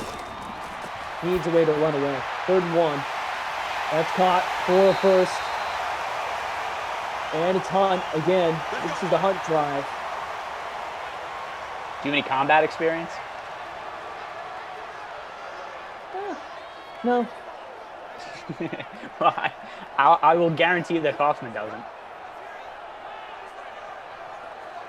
I just can't trust a guy who doesn't like ketchup and pizza. Ketchup on pizza? No, just both things individually. Oh, I was gonna say I'm okay with trusting people who don't put ketchup on their pizza. Anthony says we have to have a live promo weigh-in tomorrow. I'm down. I'm in. You guys know I'm in. Mayfield. Oh, almost a pick. If there's anything that we've learned from these DK Sims, it's that Brendan Glasheen is game. He will do anything for the people. Which, by the way, you know what's one of the big disappointments? Why are more people not following Brendan Glasheen on Twitter? BJ_Glash on Twitter. He should have more followers than anybody's doing these streams. Everybody go follow Glasheen on Twitter. BJ_Glash on Twitter.com. Hey, thanks for the plug, Greg. What are you, Greg? You're just Greg Ehrenberg, right? G. Ehrenberg DFS. G. Ehrenberg DFS. Wonderful. I would do it for charity. Now, we'd have to be, so on the subject of quarantine, we'd have to each be quarantined for 14 days. Maybe we should quarantine together, and we'll just fight all 14 days of quarantine. We'll fight for 15 days, and we'll make it a best of 15. Or whatever it is. You know what I'm saying? Like, we'll do a best of 7. What would be your intro? You know, like when Bruce Buffer introduces the fighters in the UFC, and there's like a boxer, a wrestler, a Muay Thai fighter. What would your intro be? Adam Griffith says Benny and the Jets. That's pretty good. Yeah, Adam Schmidt was asking, what song would you walk into the ring with? I don't know. There's trying to think of a good one. Rocky theme music is always a good idea. I feel like you'd walk into something corny though. Clay Ace, Flash will enter the ring too. I'm a little teacup. Kaufman's walking to the ring to Sweet Caroline. Ready? 58, 58, 58, come on. Watch QB drop. Watch QB 20 seconds.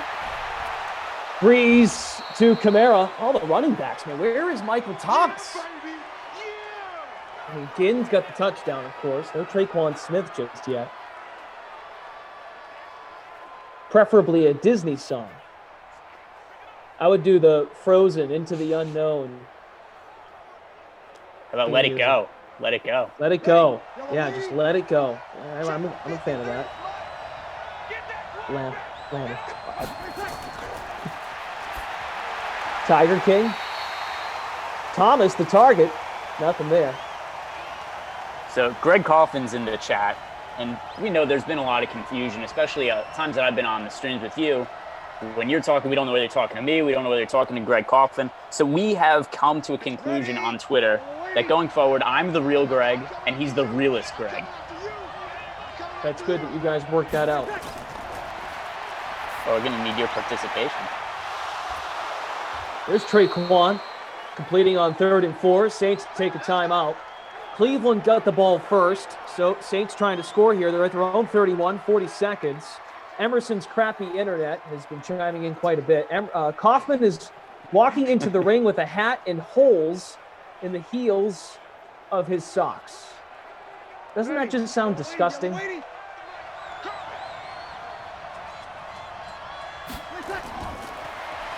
That's why I can't quarantine with someone like that. That's complete to Thomas. There's Michael. Do you have any injuries that would prevent the commission from sanctioning you? Nope, I'm a healthy man. Him on the other hand. Kaufman's definitely got all kinds of arthritis and whatnot. He's the oldest guy ever in his 30s. In the Guinness Book of World Records for oldest 35-year-old or however old he is. How is that possible?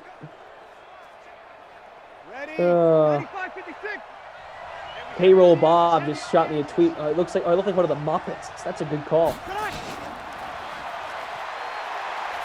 Breeze with all the time in the world. Incomplete.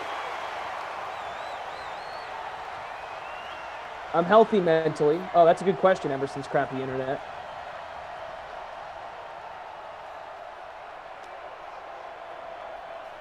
Let's see. Calvin says, I wouldn't need a song. Just walk into the arena with a $10,000 robe and a pretty woman on each arm. Like Playboy Buddy Rose. Up, down, left side. That's complete. To Thomas. Down at the 2, but they have no timeouts. That's a shame. You know, I usually have an issue with a lot of the clock management at the end of halves, but I didn't mind that. They took a shot downfield. It just, you didn't end up scoring on it, but that wasn't bad.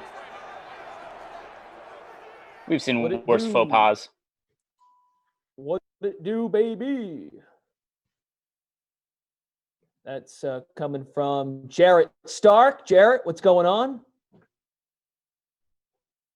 We get it done. Glash would come in singing that sweet simming bird song.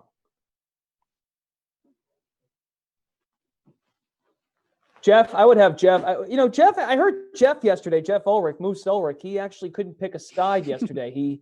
We'll address that tonight on Madden After Dark. So Jeff was put on the spot by Kaufman about, doing the fight or whatever you guys are all calling it. And Jeff backed down. He was talking smack about Koff, and he backed down when he was on him with the broadcast. It was like, come on, Jeff, be authentic. Unbelievable. And by the way, I'll say this now, and I'll say it the next time I do a stream with Kaufman also. Brennan Glass sheen every day of the week in that fight. Every day of the week.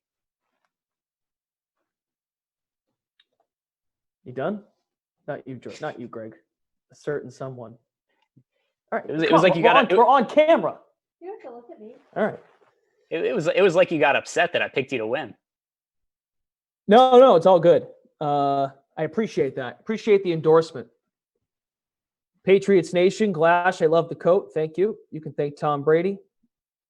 Tom is in Tampa now. Donated the coat. Yeah, he's down in Grandpa Bay. Grandpa Bay. Ryan Ginn, 130. Glash should just walk in playing the accordion. That's a good question. If there is an instrument you wanted to play, and you might be a guitarist or you might have an instrument you already do play. If you wanted to learn to play an instrument, especially now during quarantine, what would it be? Or if you play an instrument, tell us. The drums, just to annoy the neighbors. Drum sets are also expensive. My younger cousin had one, and damn, that thing was the balls, but it was expensive. Emerson's crappy internet. He's got a great handle, I must say. Emerson's crappy internet. Starr and Glash reaching that quarantine life limit. Oh yeah, we're there. I mean, the fact that now we're collaborating on little, stunts like this for Madden Sims, like we. What do you mean coordinating? We opened up this by you shaving your eyebrows. We've been coordinating stunts from day one. I know, but we to keep the ball rolling. That's true. Yeah, that's true. Yeah, who would have thought we'd still be doing this by the end of May? Yeah, exactly. And here we are, end of May, and growing, becoming more popular, becoming bigger, better, faster, stronger.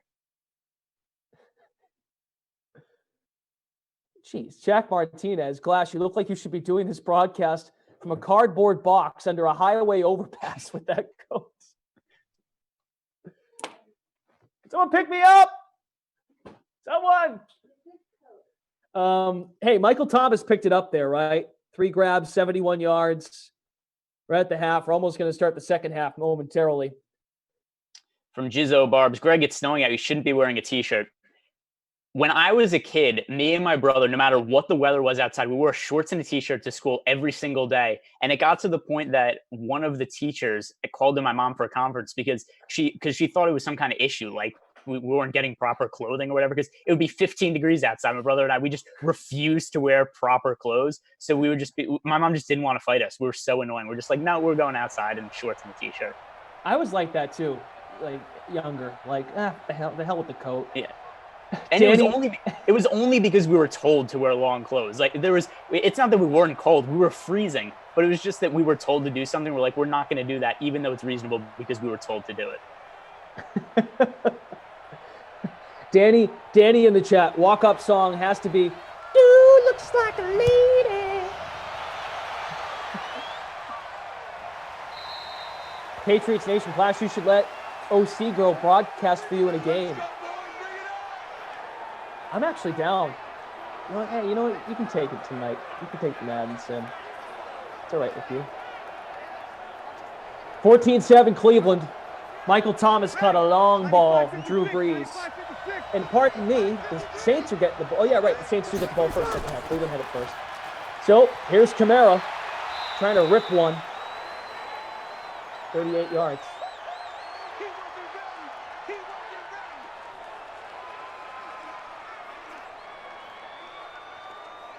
The amount of people in the comment section that are saying you look homeless right now, it is about 75% of the comments. 75% owned is homeless. Yeah, that's almost entirely what the chat is. Well, you can all give me the quarter you win in this contest and help me out. You know what else you could do? You could follow Brendan on Twitter. That's worth some future monetary value. helps him get a gig in the future. I'm gonna push your Twitter account. It really bothers me that you don't have more followers. Twitter is an interesting universe. Nothing like Simland. Browns with another sack of Drew Brees. Had the X Factor lit for a bit, and then he got hit now. 3rd and 13. First down, Jared Cook to the Browns' 40. Or actually to their own 40. Only the second catch for Cook. Definitely not as involved he was the last couple games. 10 catches, 88 yards in the Saints' last game. 9 catches the game before, and just 2 in this one. But overall, there hasn't been a ton of passing action on either side of the game. Richard Cole. Flash looks like he is about to go fight Bobby Mercer in Four Brothers. That's a good movie, and yes, I'm good with that. I'm good with that, Richard Cole. You guys are great. Jared Cook, 54% owned to the flex. Brees from their own 40 takes another shot to the left, and that's complete to Thomas. Now they're in Browns territory. We play to win. Let's go. Eyebrows Mostert, I would totally give Flash a $1. Wow, there is some hate on the jacket. Don't tell OC girl over here. She's got her headphones on. She probably spent a little pretty penny on this thing. So you can actually I can shout out. It was a hand-me-down from Tom Brady, the king of football fashion. Guys, go ahead. Say whatever you want about the coach. She can't even hear me. She got headphones on. Perfect. This Latavius Murray, you know, he gave Kamara a break in the game against Tampa the other day, and people were upset because he ran it in for a touchdown. Damn guy. Ready? Frank Kendall says that he follows Glash with all 1,940 Twitter accounts that he has. So he might be your entire Twitter following. Well, thank you, Frank. I enjoy Frank's humor. X Factor's lit again. Open receiver. That is complete. Brees finding Ted Ginn, and they're in the red zone. 23 yards for Ginn there. He also has a touchdown in this game. So in a low-scoring game, and Saints only having 1 touchdown, he's been one of the most important fantasy players to have in the roster so far. Lauren Clark in the chat. Has Landry done anything? No, not much. I don't think he's got 1 catch for negative yards, as a matter of fact. Whole lot of nothing. We're in the snow. In case you haven't noticed yet, people, we're in the snow here in Cleveland. Drew Brees and the Saints trying to tie the game. Kamara right into traffic. Been busy so far. 12 carries, 39 yards for Kamara. He also has at least 1 catch, maybe 2 at this point. Oh, I think Frank just gave me a follow, actually. What's up, Frank? Cute dog yet, Frank. Glasheen Gun Kelly. Isn't that the coat that Macklemore had on in that music video? I believe it is. Hey, Macklemore. What's that song called? Thrift Shop? I'm gonna pack some bags. I got $20 in my pocket. Macklemore's a hack. He's a hack. Yeah, it was a good hit. A couple good hits, and then kind of went off into the sunset. Does he still make music? I don't know. That's exactly what I mean. He went up to the sunset. Or in this case, he went off into the snow if he lives in Cleveland. Lauren, no problem. Hopefully Landry will have a big 4th quarter. Yeah. Michael Thomas still in need of a touchdown. Didn't have that big catch Breeze found him on a long ball. See if he goes his way again on 3rd and 14. That is not him. It's Jared Cook to the 2. Good work, boys. Let's go. Let's go. There you go. All right, who's vulturing this touchdown? Shout it out in the chat. Who's it going to be? Is it going to be Latavius Murray? Is it going to be somebody conventional? Seems unlikely that it would be somebody we expect. Oh, I'm going to pop some tags. Yeah, I sung that wrong. But I guess in my case, since you all think I'm homeless, going to pack some bags is probably the better lyric. Ready. 95-56. 95-56. Power I formation. Now, Zach Line is their fullback. Can we get another fullback touchdown? We won't. And look who it is. Latavius Murray stealing points from people again. We knew it was coming, though. We knew it. Somebody was vulturing that touchdown. It wasn't going to be somebody that everybody rostered.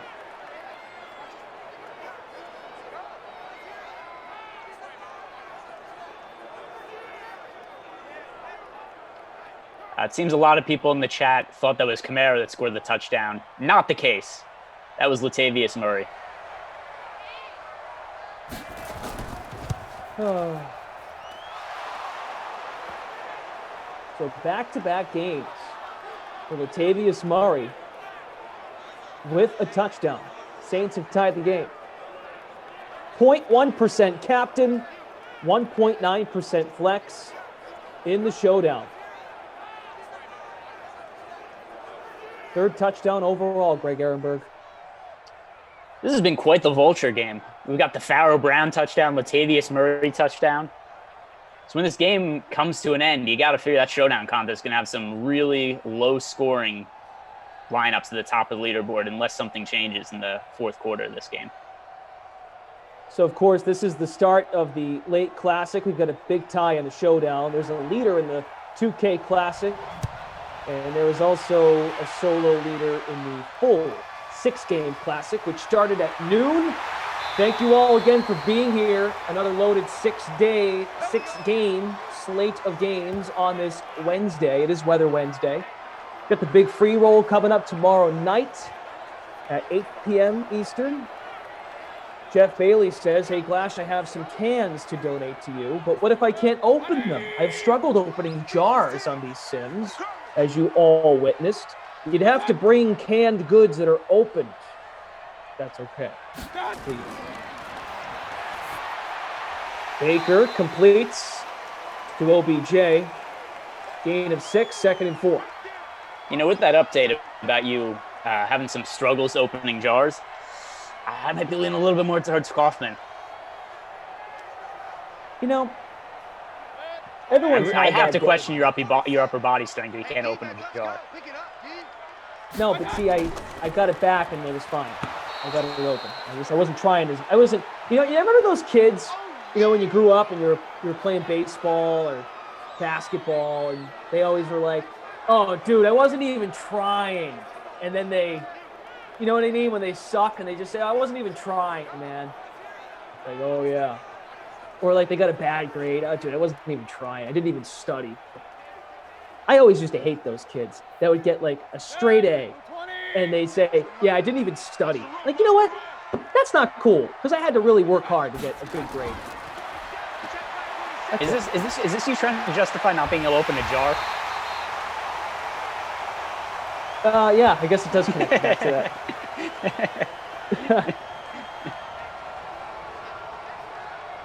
Just do some bicep curls before your big fight with Kaufman. Kaufman's gonna back out. That is true. The chat doesn't get that. If you show up, that you've like a 90% chance of winning. Exactly. The chat doesn't understand that about Kaufman. He'll back out. He'll be a flake. He won't, like a snowflake. He'll back out. You got a better chance of me licking the snowflake on the screen than Kaufman showing up to the fight. Anthony, it's a great question that's always posed to me. Clash, what's your point? It's tough sometimes to figure out what my point is. I'm on board with that too. I was trying to figure out his point too. I didn't know how it tied into the jars at all. I didn't know if that was an excuse. I didn't know if that's why he was like, oh, some kid got an A in 3rd grade math and now I can't open a jar. But my point was I wasn't even trying. As a Njoku, the catch. Let's go! Let's go! Let's go! Hey, Glash, I didn't work that hard to help my wife open the jar.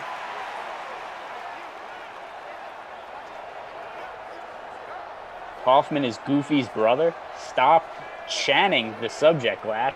Sounds like this guy's gonna be backing Kaufman. Kaufman's brother. There's at least one guy picking against you. I didn't know he had a brother. Yeah, he does. A Goofy brother, apparently. See, Kaufman needs other people to help him. He's calling up his brother. Got to deal with this Glash guy. Scared. From the 27, that is complete for a first. Njoku again. Browns are in the red zone. Njoku up to 40 yards. I won't eat the yellow snow. Thank you for letting me know, Kevin. Yellow snow is not good. 180. Right there, 54 Mike. Exit. Hey. Single coverage on the right side for OBJ as the third quarter is winding down.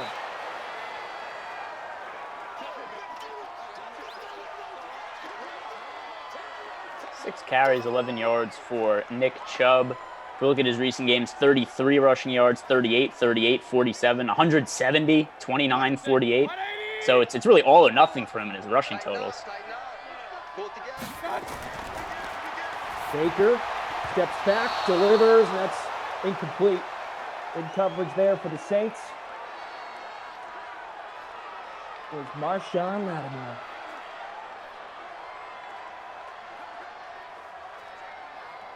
Oh, we will, Anthony, don't worry. We will, when Jeff comes on at 10 o'clock, we will have moose integrity with Mr. Ulrich. Changing his mind, worried about appeasing the hosts. Oh, and down goes Baker.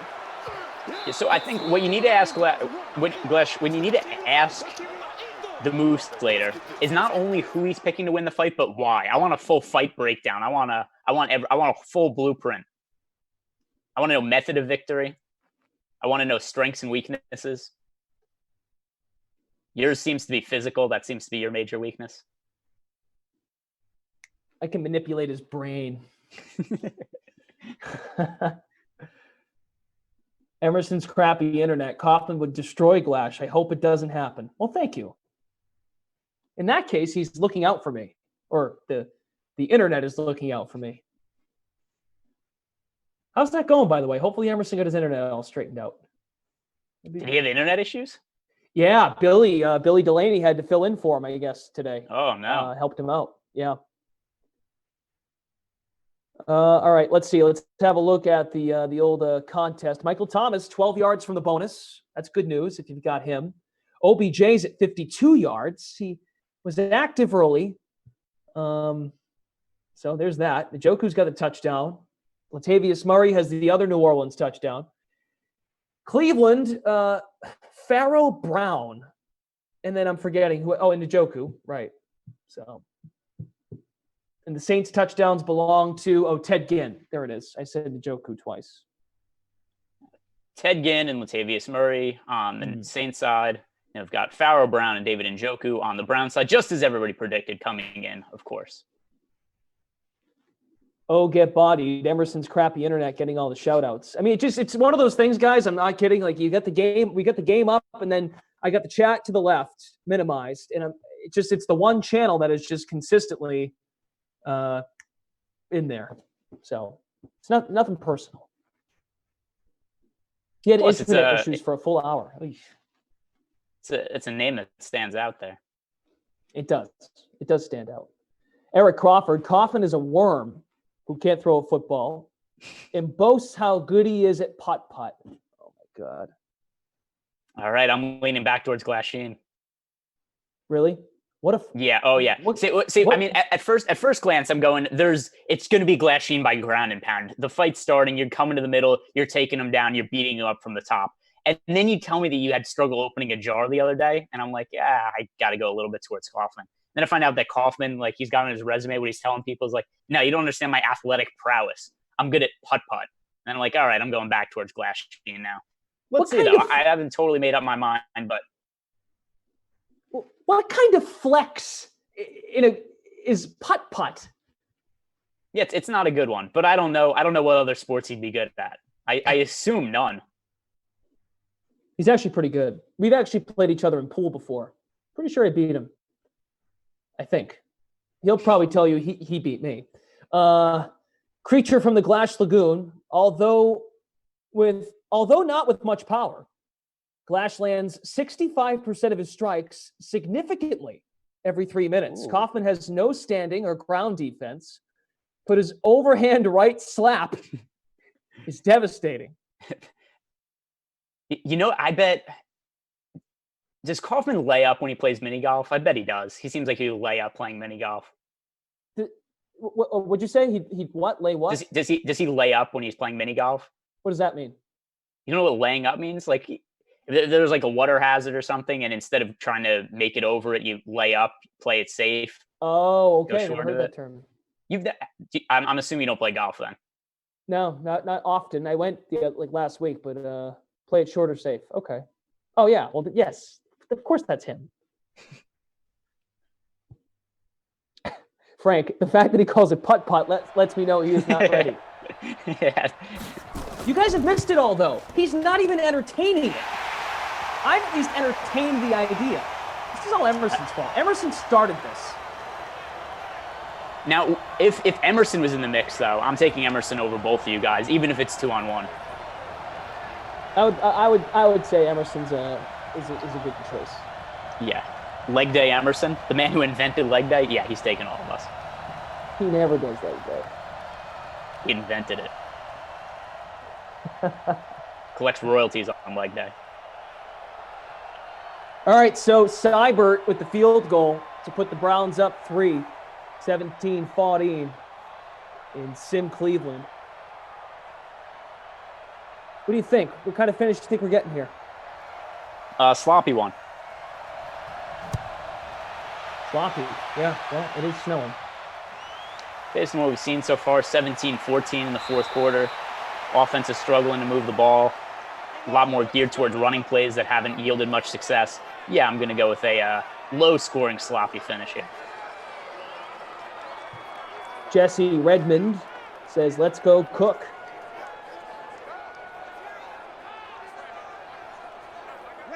Emerson's quad father. Emerson's Peloton is checked in. Maybe all of Emerson's new YouTube handles are why his internet is not working, because everyone's just breaking it. Goldie Fishman, Emerson wears makeup when he does the show. Emerson wears makeup to go pick up his laundry. Emerson wears makeup when he goes to the grocery store. You think there's anywhere he wants to go where he's not looking 110% at all time? Well, and like you said, he turned 46 the other week, right? So I mean, he's got to cover up some. Yeah, he's got to look younger. He's got to keep up with the kids like us. Thomas in motion. Breeze has got the X Factor lit. That's complete. Daylight ahead here, and what a throw to Jared Cook, knocked down at the 31.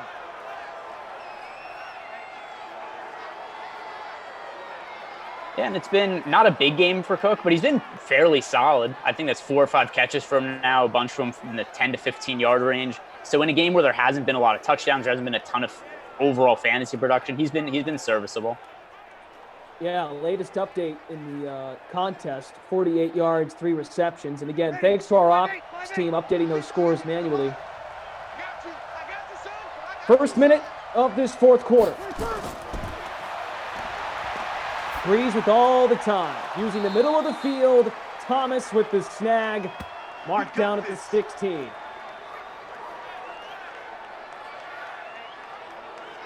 It's got Evan pretty close to the 100 yards, right? If not over it. He was 12 away as of the quarter break, so that should do it. 6th time Michael Thomas has hit the bonus in our DraftKings Madden Sims. Good to have you all here. Should be a good finish, and see if the Saints can take the lead. 1st and 10 in the red zone.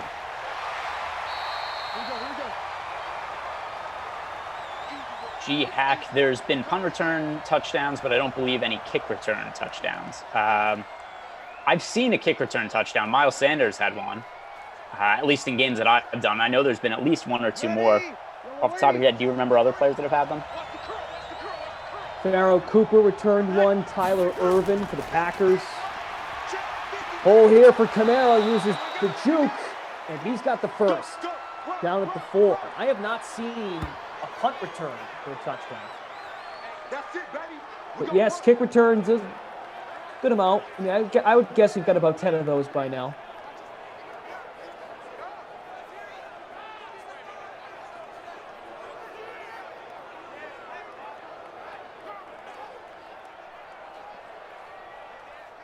Anthony says, Anthony Marcus need a Kamara touchdown. Nicholas needs a Kamara touchdown. Nick Cook is working on the bonus still. Still has some work to be done. Thomas, though, has it. Breeze to throw from the 4, and down he goes. Oh, you know, Randy in chat brought this up. Grant had one. That's true. Jakeem Grant on the Miami Dolphins had one game where he scored like 35 DK fantasy points or something, and he did have a punt return touchdown in that game. So that is one. That might be the only one. Yep, and that's what's great about Grant and even like Miles Sanders. They get actual reps as offensive skill players, not just special teams. Second and goal, Breeze gets backed up. Taki with the sack of Breeze from the 11. Kamara. Well, they're certainly approaching this. Each time the Saints have played in a weather game, they do limit his throws and allow Kamara to do it. Now, they're at the 8. I can't imagine they're going to Latavius Murray here. Ready. Yellow lady. Nope, he's got Kamara next to him. Yep. From the 8-yard line, 3rd and goal. Saints down 3. Breeze. That's a touchdown. Ted Ginn Jr., his second touchdown of this one. And New Orleans has the lead. Ted Ginn. Let's see, has he had any other multi-touchdown games? Yes. He had a 3-catch, 45-yard game with 2 touchdowns against the Tennessee Titans. So this is the second game in the simulations that he's had multiple touchdowns. Wow. Well, there you go. 48% owned. You know what we haven't seen also is Damian Ratley, the wideout 3 for the Browns. And he's usually pretty involved. Yeah. Snow games, man. The weather games, a lot of twists and turns. Ratley has actually never had a simulated game without a reception. History? It's the first season of our DraftKings Madden Sims. It's never going to stop. We've already played the 16-game, real game slate that you'd see in the NFL. But the sim life goes on. This is game number 18 for each of these teams. Saints are 10-7. Browns are 8-9. Records kept by our own Z.thompson. Now, New Orleans is up 4.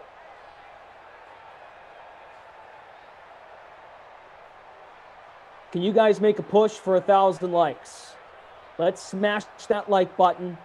Hit the subscribe button as well. If you're enjoying 6 games a day, it's good to have you all here and your commitment to these sims. About 1,700, 1,750 watching right now on YouTube. Many others watching in the Game Center. And also watching on the DK Live app. Sipping on gin and juice. Gin and juice, baby. Gin and juice times 2 in the end zone. Great place to hang out and have a drink. The end zone. That's a grab on first down. Up the sideline here to the 50. An explosive play for Jarvis Landry. Lauren, where are you? There you go. 4th quarter Jarvis. Imagine she turned the game off right before Jarvis Landry's catch. Now that would be a shame. Jarvis Landry, the wideouts too, of course, $6,800 in the flex for the showdown, $4,800 in the classic contest. TD Again, Chandler, nicely done. That's in traffic, incomplete. Baker now has 7 incompletions. Chris Clark has chimed in. A TD by Kamara will put me in the top 10. Well, Browns have the ball. 4.5 to go. They're at the 50. Touchdown here for them. Will put them up 3, presuming the extra point is good, and then maybe the Saints will try and come down and tie a field goal or win it. That's complete for the 44. OBJ. Or rather, pardon me, Njoku. 4 catches, 46 yards, and a touchdown for David Njoku. So solid game for him. He's been one of the better mid-range priced options in this contest. Austin in the chat wants a bomb to OBJ. Well, that'll work. We'll gain a little something, but not going to work enough. 4th and 4, Kareem Hunt, 3rd reception. They're totally punting here, right? Any chance they go for it? Down, I don't know. I think they might go for it. I don't know. All 3 timeouts left. The sim coach is not very aggressive. I think they're going to go for it. Especially in the weather. Punt. The weather's, it's so unpredictable. They got to go for it. Let's see. Oh, come on. The least aggressive play calling of all time. I've seen 1 or 2 of these sims before. I know how it goes. Oh my goodness, though. What a punt. To the 5. Jamie Gillen. Shout out the punter. Even though he can't get you any points. Great spot. Saints have a lot of work to do. But they're up 4. I mean, they don't need to go 95 yards if they choose not to. Just don't get a safety.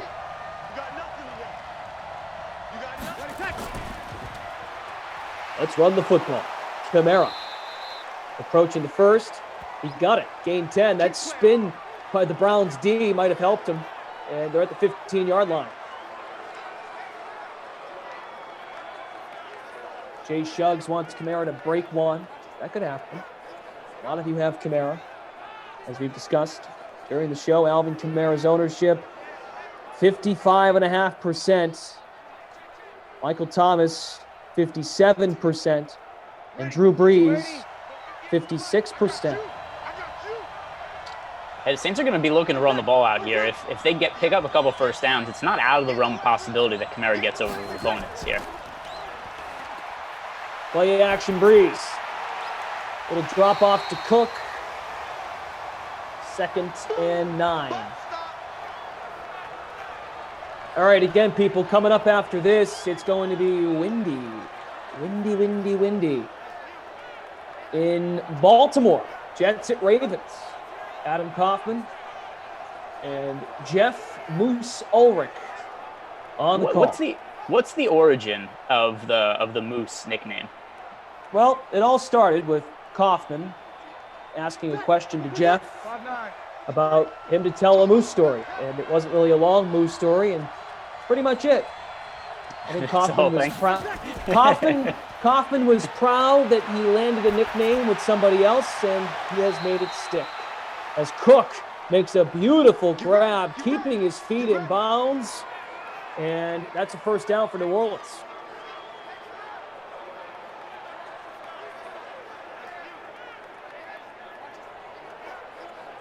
Oh, and Cook's got the bonus with that catch. Many in the chat were looking for that. There you go.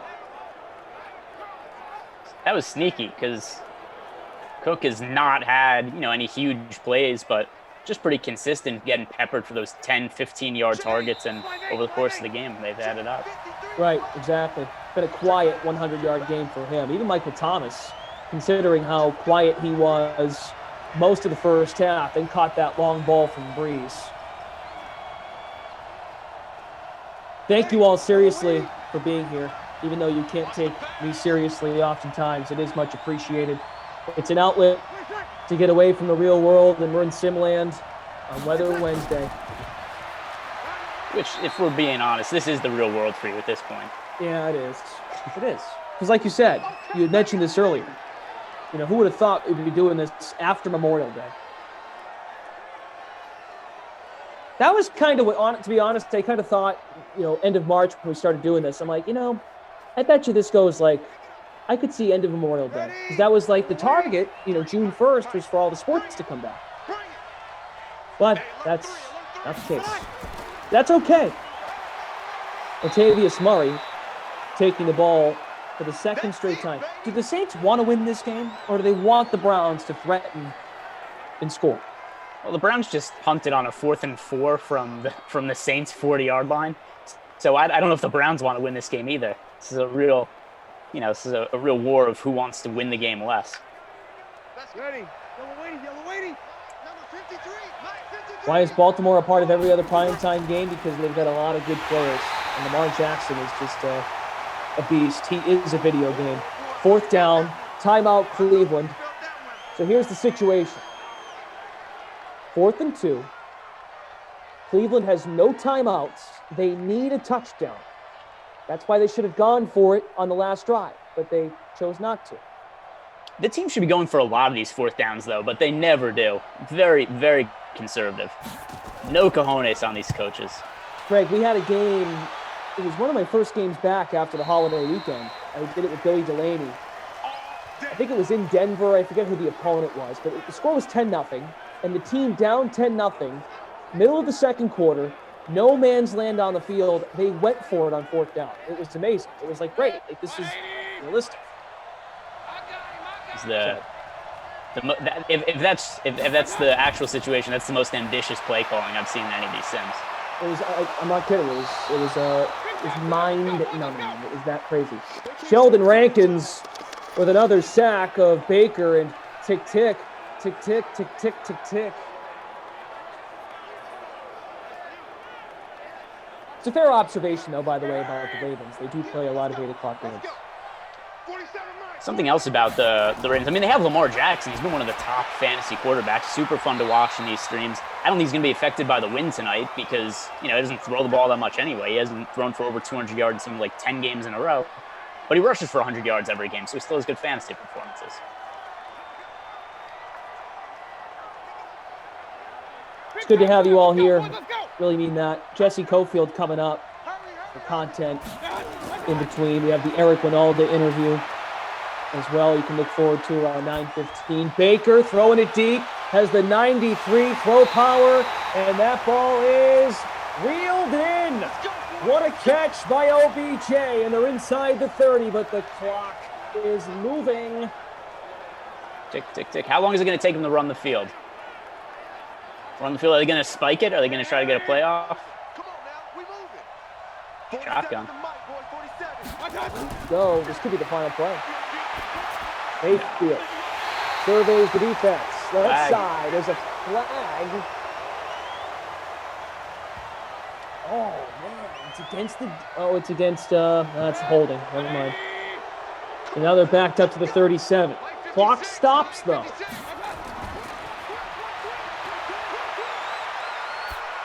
First and 20. Mayfield with time and a lot of room. That ain't going to do much. No, that's certainly not going to do much. He threw the ball about 15 yards over the head of the receiver, but not even if they completed that play, it wasn't going anywhere anyway. This play needs to go to the end zone. You get that heave to Beckham again. On 2nd and 20. Mayfield steps up, throws, and that's all she wrote. First down for David Njoku, and he is at 70 yards. I like that he celebrates. I like that he celebrates. They lose the game, but hey, 20-yard catch, let's celebrate. All right. Not to alarm anybody, but my feed there was getting a little spotty. So for all the joking we've done about Emerson's crappy internet handle, I was getting worried. I'm like, great, what if mine goes out? So we'll work on that in between because I'm not back again till Madden After Dark. Thank goodness. Okay, Greg Ehrenberg, your player of the game? Player of the game. It's kind of hard to find, right? It's got to be somebody on the Saints because they won the game, but the production's been so spread out, and then some of the touchdowns came from odd places like Latavius Murray I mean, it's got to be Ted Ginn. Ted Ginn and 2 touchdown catches. Of course, it's Ted Ginn. That was a brain fart by me. Ted Ginn, final answer, easy call. Great game for him. Running games. I mean, look, there was an attempt to run the football, of course, because of the conditions. But Ted Ginn, 46 yards, 2 touchdowns, and Cook and Thomas both went over 100 yards. No bonus for Breeze, no bonus for Baker. OBJ up over 100 yards after that last catch on that final drive. So that's good news for OBJ owners. Good to have you all here, guys. We've got that showdown contest coming up at 8 o'clock.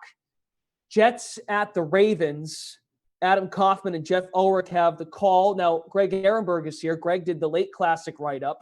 So would you like to share a showdown perspective? It's going to be windy in Baltimore. Yeah, so windy game. I think we would think normally that's going to affect the passing games a lot. But like I said during the game about Lamar Jackson, he doesn't throw the ball that much anyway. He's been under 200 passing yards in almost all of the Ravens games. But since he generally rushes for 80, 90 yards and a touchdown or so, I don't think it's going to impact him all that much. If we're looking for kind of a more under-the-radar play, I know that defenses typically don't do all that much in these simulations, but the Ravens defense for a showdown pick, Sam Darnold, low awareness rating for a quarterback, overall not a very highly rated quarterback. The Ravens have 2 of the better starting cornerback, the best starting quarterback combination in the NFL. So I think there's a chance they could force Sam Darnold into an interception or 2. So because of the weather and the strength of the Ravens secondary, I think that kind of makes sense as a sneaky value option. All right, good stuff, my friend. Thank you to all of you guys in the chat. Travis, Jesse chiming in here. Not Jesse Cofield, Jesse Redmond. Different Jesse. But Jesse Cofield's here too. She is here. Jesse Cofield's here. She's coming right up. Adam Griffith, you're all great. Murphy Law, thanks for all being here, everybody. I'll be back at 9:50-ish to preview the 10 o'clock game. Niners. Mostert's Niners are in Denver. They're at Mile High to take on the Broncos. Drew Lock's actually been kind of fun to watch. That Denver team is sneaky fun. So hopefully they give us a game. And Jimmy G, just as a preview for all of you, Jimmy Garoppolo on the road in these sims has been god-awful compared to his home stats. So I'm curious how Garoppolo handles the snow in Denver. All right, want to thank our ops team. Thank you. They are why we are here. I think sometimes I forget to bring that up more because we've been doing this so long. Ops, fantastic job. Thank you to our production team, Michael and Brian, hitting all the correct buttons and giving us good stuff. Jeff Ulrich will be back with me for the 10 o'clock game. We've got that 5K showdown coming up. For Greg Ehrenberg, I'm Brendan Glasheen. Thank you for watching another Madden Sim, and let's now turn the show over to Jesse Cofield. Thank you very much, gentlemen. Great job, per usual. Coming up, as Brendan mentioned, Adam Kaufman and Jeff Ulrich have the call of Jets-Ravens in a blustery M&T Bank Stadium coming up at 8 p.m. So do not forget to say stuff for you here on the DraftKings Daily stream. Coming up over the next half an hour, Karin Phillips talks a potential NBA return. Piers Dietrich gets you ready for tonight's NASCAR race, which locks at 8 p.m. And Outlaw Tour golfer Sam Triplett talks to me about life on the tour. But first, with so much available on DraftKings, which there is a lot, how do you keep it all straight? The answer is you watch Steve Buchanan run it all down right now on the DK download. Hey everybody, welcome back to another edition of the DK Download. I'm Steve Buchanan, letting you know about everything going on the DraftKings app and the DraftKings Sportsbook app and everything that you can take part of for this upcoming week. Starting over on the DraftKings Sportsbook app, they have a free-to-play UFC Fight Night pool, $1,000 guaranteed for Saturday, locking at 6:30 p.m. Eastern. All you have to do is answer 8 questions about Saturday's fight for your chance at the prize pool. If you're feeling pretty confident about your answers, you might as well go over to the DraftKings app and enter a DFS daily fantasy lineup for this event as well. Locks at the same time, Saturday, 6:30 p.m. Eastern. Huge prize pool for this one here. It's a $15 entry, $600,000 up for grabs. First place taking home $150,000. One of the other pools that the DraftKings Sportsbook app is offering as well is what? How do you say that?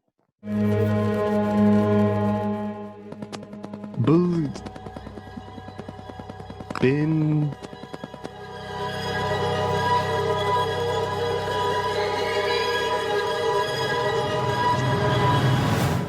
The Bundesliga soccer pool, $100 prize pool that locks Saturday morning, 9:30 a.m. Eastern. All you have to do is answer 15 questions about Saturday's matchup to get your chance at the prize pool. And of course, DraftKings has been offering these Bundesliga soccer games all throughout the week as well. You can play the showdown captains matchups all throughout the week, so be checking the app for that as well if you're a big fan. And of course, continue to check out DraftKings for all of our daily offerings.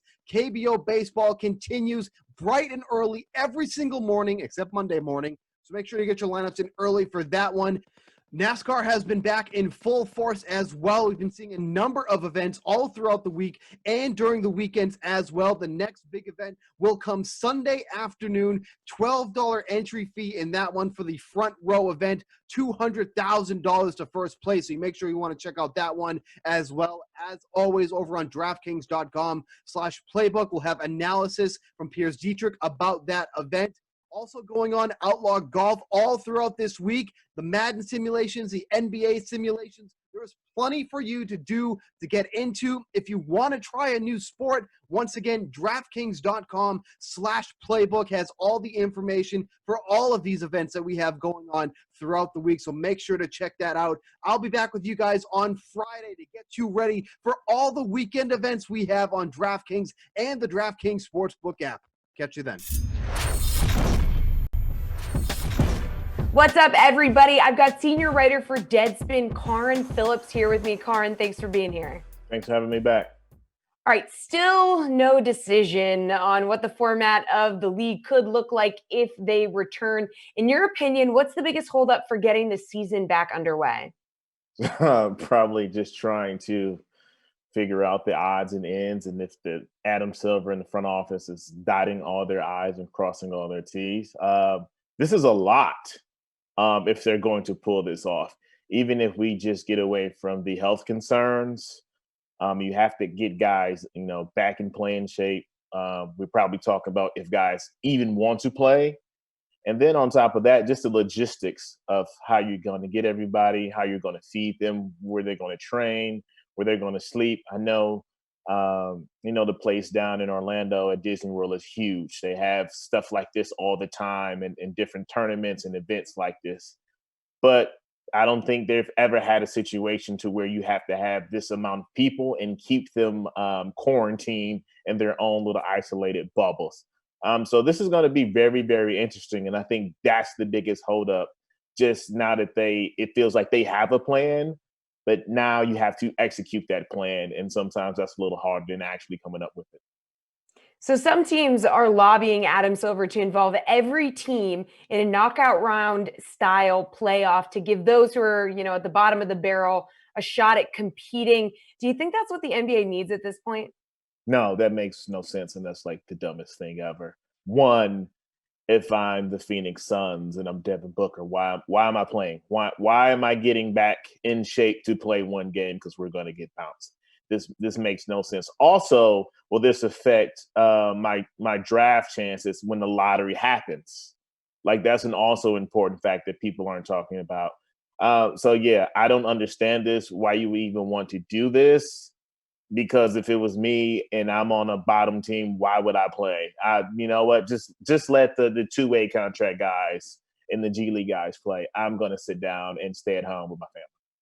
Like, kind of speaking to that, also on the table is the idea of coming back to get in a few more regular season games. Blazers star Damian Lillard said he won't play when the season resumes if the Blazers don't have a shot at the playoffs. So first of all, can he get away with that? And second, do you think more players feel that way? Yes, he can, because he's a franchise player. And secondly, right before, this all started, I believe Damian Lillard was one of the guys that was banged up. So you have to think about that. Guys who might have had nagging injuries before this happened, could they be healed now with the time off? Yes, but why would you get back in shape to play 3 games? Like, that literally makes no sense. If you're going to start this up with the playoffs. If that's a Eastern Western Conference traditional or this 1 through 16 thing we've seen discussed lately, try something new, try that. Cool. But to just bring guys back to play 3 games, they would probably be the 3 worst games that non-playoff teams play, because you're not out there playing for any reason. You would have playoff teams playing in these random exhibition games that don't mean anything. And I'm just like, look, I would rather just have hard scrimmages with my own teammates than out here playing against guys for nothing. On top of the fact that you would have to fly these extra teams in for 3 couple days and then send them right back out. It just makes no sense to me. Okay, so one proposal, again, it's like there's a million of these, to resume the season would be to completely scrap the conference format and just seed all teams 1 through 16. What would be the point of this, and would you like to see it not only for when the season resumes, but maybe in the future? Yes, I think we should try it this year, and I think this should be the way it goes from here on out. I'm a big fan of this. We've seen this work in the WNBA, which has led to some very, very good WNBA finals for the last couple of years. You think about the Minnesota Lynx and the Los Angeles Sparks, the epic battles they've had coming down to a final game. It's because sometimes with the way the league is in free agency, the power shifts between the leagues. It's night and day. We had LeBron, his final streak, but LeBron didn't really have a lot of competition in the East, where, the West was just a war just to get to the Western Conference Finals, let alone the finals. And so many times we think back to those Warriors-Rockets Western Conference Finals, and we knew that was the actual finals in itself. So why not give those chance to actually play in the finals, no matter if they're in the same conference or division or whatnot? Let's have the best 2 teams and have the best competition. And, with travel, with the way we have things now, I get the standings. That makes sense. But when it gets to the playoffs, let's just go 1 through 16 and let them figure it out. That's how basketball normally is anyway. College, high school level, you're playing in a bracket just like this. So why not have the NBA like this? So if the NBA decides to just pick it up with the playoffs and all other teams are eliminated, which team do you think should be the most upset? In other words, which team could you have seen making a run and jumping into a playoff spot if they played a full 82? Well, nobody really. Like I just said, if you look at the Eastern Conference, none of those guys are going to make that 8th spot. And if they did, they were going to get swept. So cool. In the West, you do have 2 probable teams in Portland and New Orleans. However, you had a Portland team that's a little banged up, and you had New Orleans team that was also a little banged up. Zion Williamson still isn't the Zion Williamson from Duke. He still needs to drop a little weight. He still needs to get in shape. He still needs to get his rhythm back. As great as he's been in the games that he did play before this happened, he still wasn't the guy that was playing at Cameron Indoor Stadium just because of the time off and trying to get everything back after a knee injury. But they're I think 2.5, 3.5 games out from the 8th seed, but they would be playing the Lakers in the first round. So we know how that would go. And if you did the 1 through 16 seed, they could be either playing the Bucks, and we know how that would go. So why rush these young teams or a veteran team like Portland, where you've had some injuries on both sides, back just to get swept and ran out the playoffs? Just sit down, chill out, get everybody healthy, rest up from this pandemic and from basketball, and then when the season finally starts, you guys are ready to go.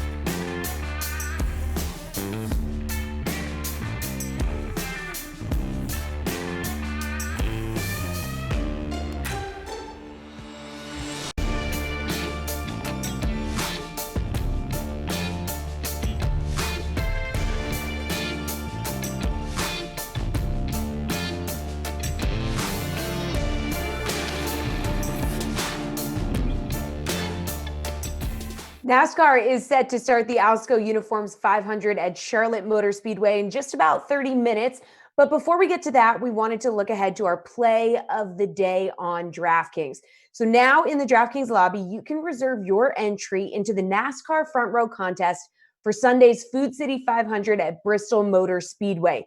It's just $12 to enter, but you can win a share of $1 million prize pool, which pays out $200K to first place. And if you can't wait for that, you can enter tonight's Wednesday Wheelman contest, which locks in just a bit. $555K in prizes on the line there. So for some insight on which drivers you may want to roster for that one, here is DraftKings contributor Pierce Dietrich.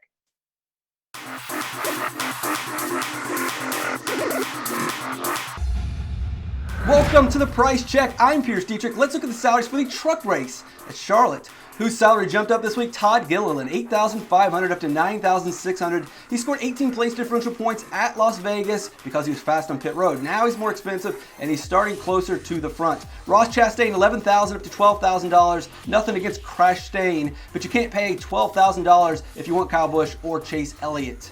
Brennan Poole, $6,100 up to $6,600. The salaries are tight this week, but not Poole's. He's a top 15 driver, and he's starting near the back. Whose salary dropped this week? Austin Wayne Self, $7,400 down to $6,000. This is the toughest truck field in a decade. It'll be very difficult for Wayne to get a top 20 against this field. Grant Enfinger, $10,200 down to $9,000. This is a great price for the 2019 regular season points champ, but he'll need to finish second for this to work.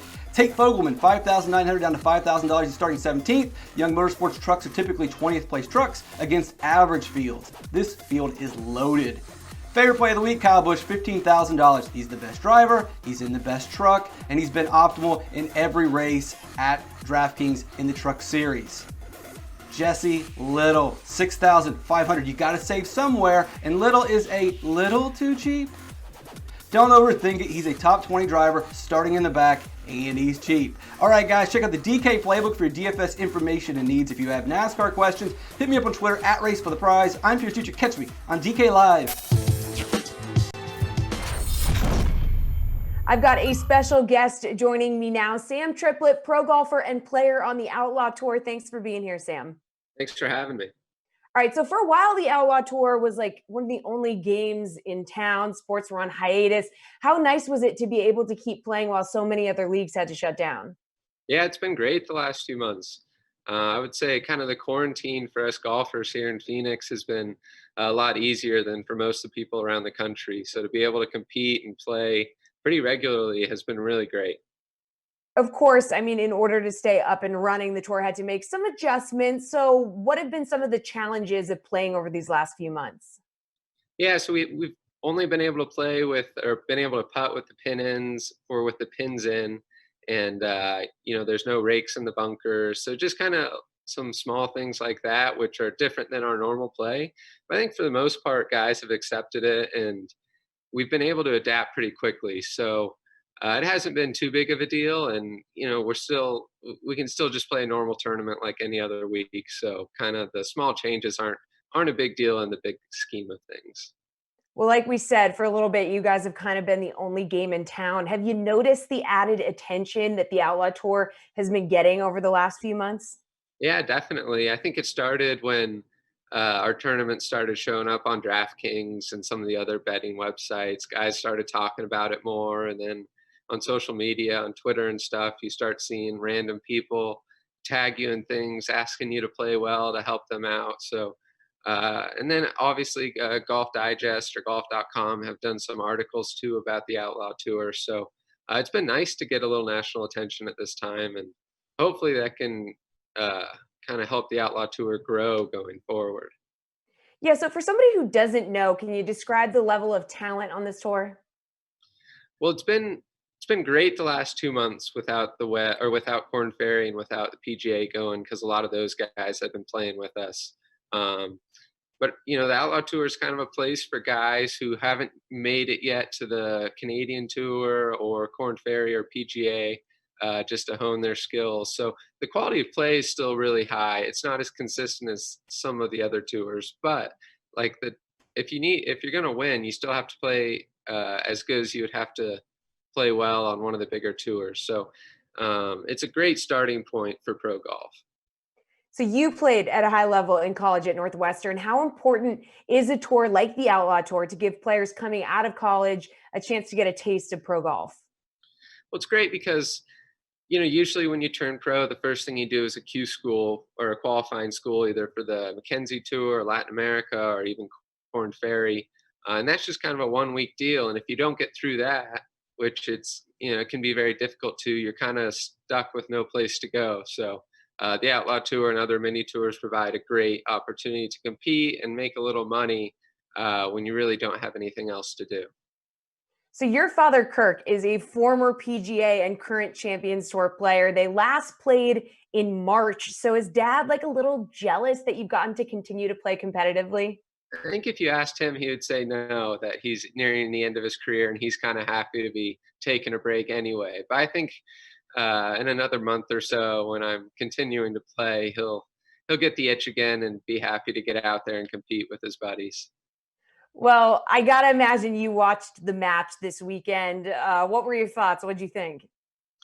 I think it was really good. I think compared to the first match they did a couple years ago, I think this was much improved. It was nice to have Brady and Peyton out there because they were able to keep the conversation and the banter going when Tiger and Phil couldn't do it on their own. So, and I turned it on right on the back nine when they all stuffed it on the par 3. So, to have them hit a bunch of good shots like they did in that weather was great for TV.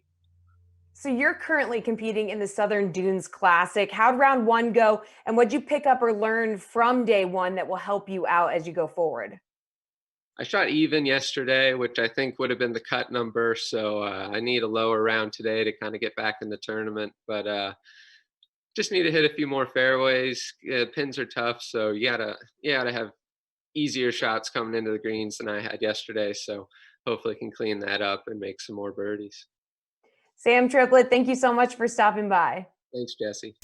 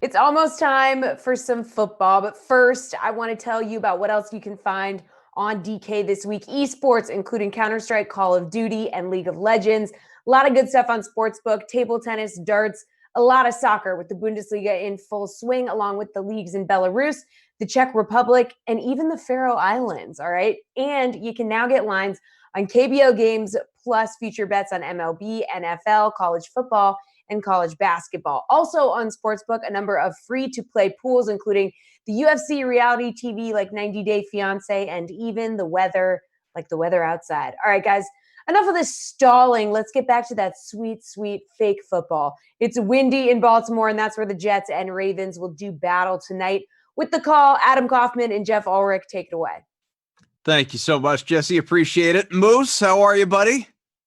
Doing great. I mean, a little win game here, my first. So should be an interesting experiment in men's simulated football. Obviously, wind, Kaufman, means that, it'll be hard to catch the ball and throw the ball. So we may see some down games from a couple quarterbacks here who don't really, have huge games, at least through the air. Lamar Jackson obviously does things with his legs. So good game. It could be a very good game script, a good setting for Jackson because, again, he hasn't been getting anything done through the air anyways. He hasn't even come close to hitting the 300-yard bonus.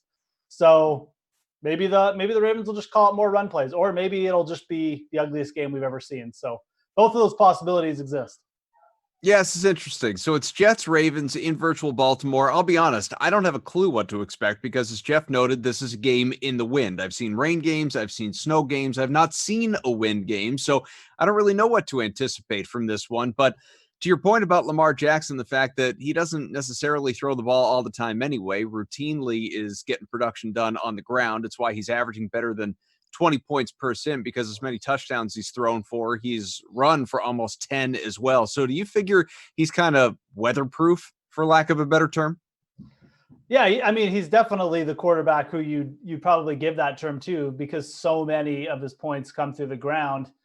And even though he hasn't been great over the last little bit, I mean, he's still averaging over 20 DK fantasy points despite not ever hitting the passing bonus, which is pretty insane. So, he's hit 30 a couple times. Again, not through the passing bonus, just through the rush bonus. So, you would say, wind doesn't affect rushers. So, this kind of environment probably is built for a Lamar Jackson, like smash it game where he's the high scorer. You need him in your captain spot, et cetera, et cetera. So, I know he's going to be chalky. He's always chalky, but he might even be more so tonight because of the weather settings and people just taking that approach. So, I guess you have to consider that. You could just take the complete contrarian approach here and be like, I don't care. I mean, I'm going away from Lamar and I'm just going to go with the passing games. I think it's valid. You might get a little bit lower ownership on those than normal, but I think you got to trust in the fact the Madden settings are there for a reason. The wind is going to affect the passing. And again, it's not like we have some efficient passing quarterbacks, certainly not Sam Darnold, who, only averaging 15.8 sims per game. He has looked okay in spots, but he's got low awareness, deep ball rating, not that great.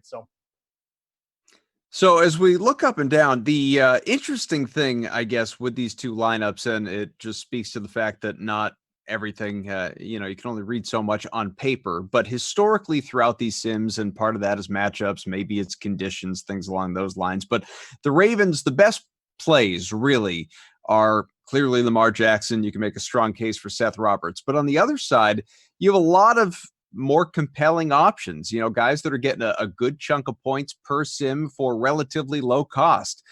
Sam Darnold's not probably a guy I'd be interested in paying up for, as you acknowledge, but Le'Veon Bell, you got a pretty good idea what you're going to get out of him. Robbie Anderson, Jamison Crowder, my guy Demaryius Thomas, who seems to always show up in these, even Ryan Griffin, those top guys across basically every position. You can make again, pretty compelling argument that they're good plays in this one on the Jets side. Yeah, first thing I'll say is if you're rostering Ryan Griffin, make sure it's Ryan Griffin and not Robert Griffin, who's literally right below him in salary. Very important. It is kind of important because I mean, just looking at that. So double check, do the old discount double check, And yeah, I mean, just to the Jets, you're right. The Baltimore is a very like focused offense. It's pretty much Ingram, Jackson. You're really not going to get like those massive games from anyone else on this offense. And maybe Mark Andrews a couple times, but even his upside is nowhere near Lamar Jackson. So it's a very, centered offense on a couple players, and that's pretty much it. Generally, when you see Baltimore, you want you want to get the upside from the other players in the game, like outside of Lamar Jackson. So that means the Jets in this situation. You're right. I mean, Demaryius Thomas, he's not going under the radar anymore. He's averaging 11.2 fantasy points. He's only 4,400. He'll be heavily owned, but the dude's only scored one touchdown, and he's still averaging 11 points per sim. Like, he just keeps getting targeted, and at some point, he's going to get in the end zone twice in the game. He's going to have a monster game. So, yeah, that's value. I won't pass up here with Demaryius Thomas. Robbie Anderson has been way more hit or miss, but he's got that speed that, again, we saw it last game with the Jets. I mean, 112 yards. So, and he's had a couple games like that where he's actually had more than a couple. He's had 4 games where he's hit the 100-yard bonus now. So the upside is definitely there with Robbie Anderson and that speed. The matchup and the win factor, I would probably, again, really lean towards Demaryius Thomas or even Jamison Crowder. They're cheaper. They're going to be, I don't know about lesser owned, but again, you don't want to be relying on the deep ball with A, Sam Darnold in a bad matchup, and B, in the wind, right? So definitely okay using Sam Darnold because, again, we only have so many options, and you can stack both quarterbacks, but you got to go to the value plays. And like you said, I'd even throw Ryan Griffin in there too to that mix. He's not that expensive, 6,400, averaging 9.3 points per sim. He's had a couple okay games as well. I mean, one game where he actually eclipsed the bonus. So, against a Baltimore D with good corners, it could easily be another game where Griffin shows up and maybe even outscores Mark Andrews. It's a 5K free roll. Of course, the 8 o'clock Eastern primetime showdown event, and that means 5 max entries as well. So, we talk about there not being that many options. Maybe that's true in terms of guys you'd want to play, but it's not true when it comes to the way you could build your lineups. You could mix and match all across the board. So with this game, with these players, this matchup, and the ability to build up to 5 entries with nothing to lose, because again, it's free. What's your approach? Yeah. So again, the contrarian approach, and again, you have 5 lineups. I think you devote at least a couple to just passing stacks. Because again, I don't think most people are going to do that. And really, it's got to be Jets passing stacks. I mean, you can throw Lamar Jackson with the wide receiver. You're probably going to do that in a lot of your lineups anyways. But, I think having multiple Jets, like I said, maybe Thomas and Crowder with Darnold. Again, Lamar just doesn't throw enough to support 2 receivers in basically any game. So in a win game, I'm not going to really take that approach. I think you use Lamar with again, you can pair him with whoever you want kind of thing. It just depends on who you want to fit in on the other side. I don't mind going contrarian with the passing stack. I think the more chalk play will be people getting Bell and Lamar Jackson in the same lineup, obviously. And even you could throw Mark Ingram in there. So, but I would devote a couple to really trying to get like 3 or 4 Jets passing stacks in there. I think those will be lower owned than normal just because of the win factor. How about, and maybe it's a little bit contrarian, I wonder if there's going to be a lineup out there. There'll probably be 150,000 lineups in this contest, so I'm sure at least one will exist like this, where it's more of a Jets stack, including a DST, because that DST for the Jets has been very good, averaging 6.6 per. Sam Ficken is getting almost 7 points per sim, the kicker.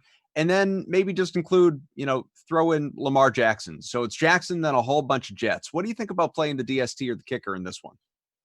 I think this is a game where, again, we talk about having 5 lineups. I don't mind devoting one to like putting both defenses in, a kicker, Lamar Jackson, and then just, maybe like a running back and going that route, because the defenses could easily end up this game as, one in the top 10 for scoring. It wouldn't shock me. Obviously, we got, the wrecking ball himself, Jamal Adams, going here, who's just like a one-man destruction crew, basically creates fumbles in every game he's played.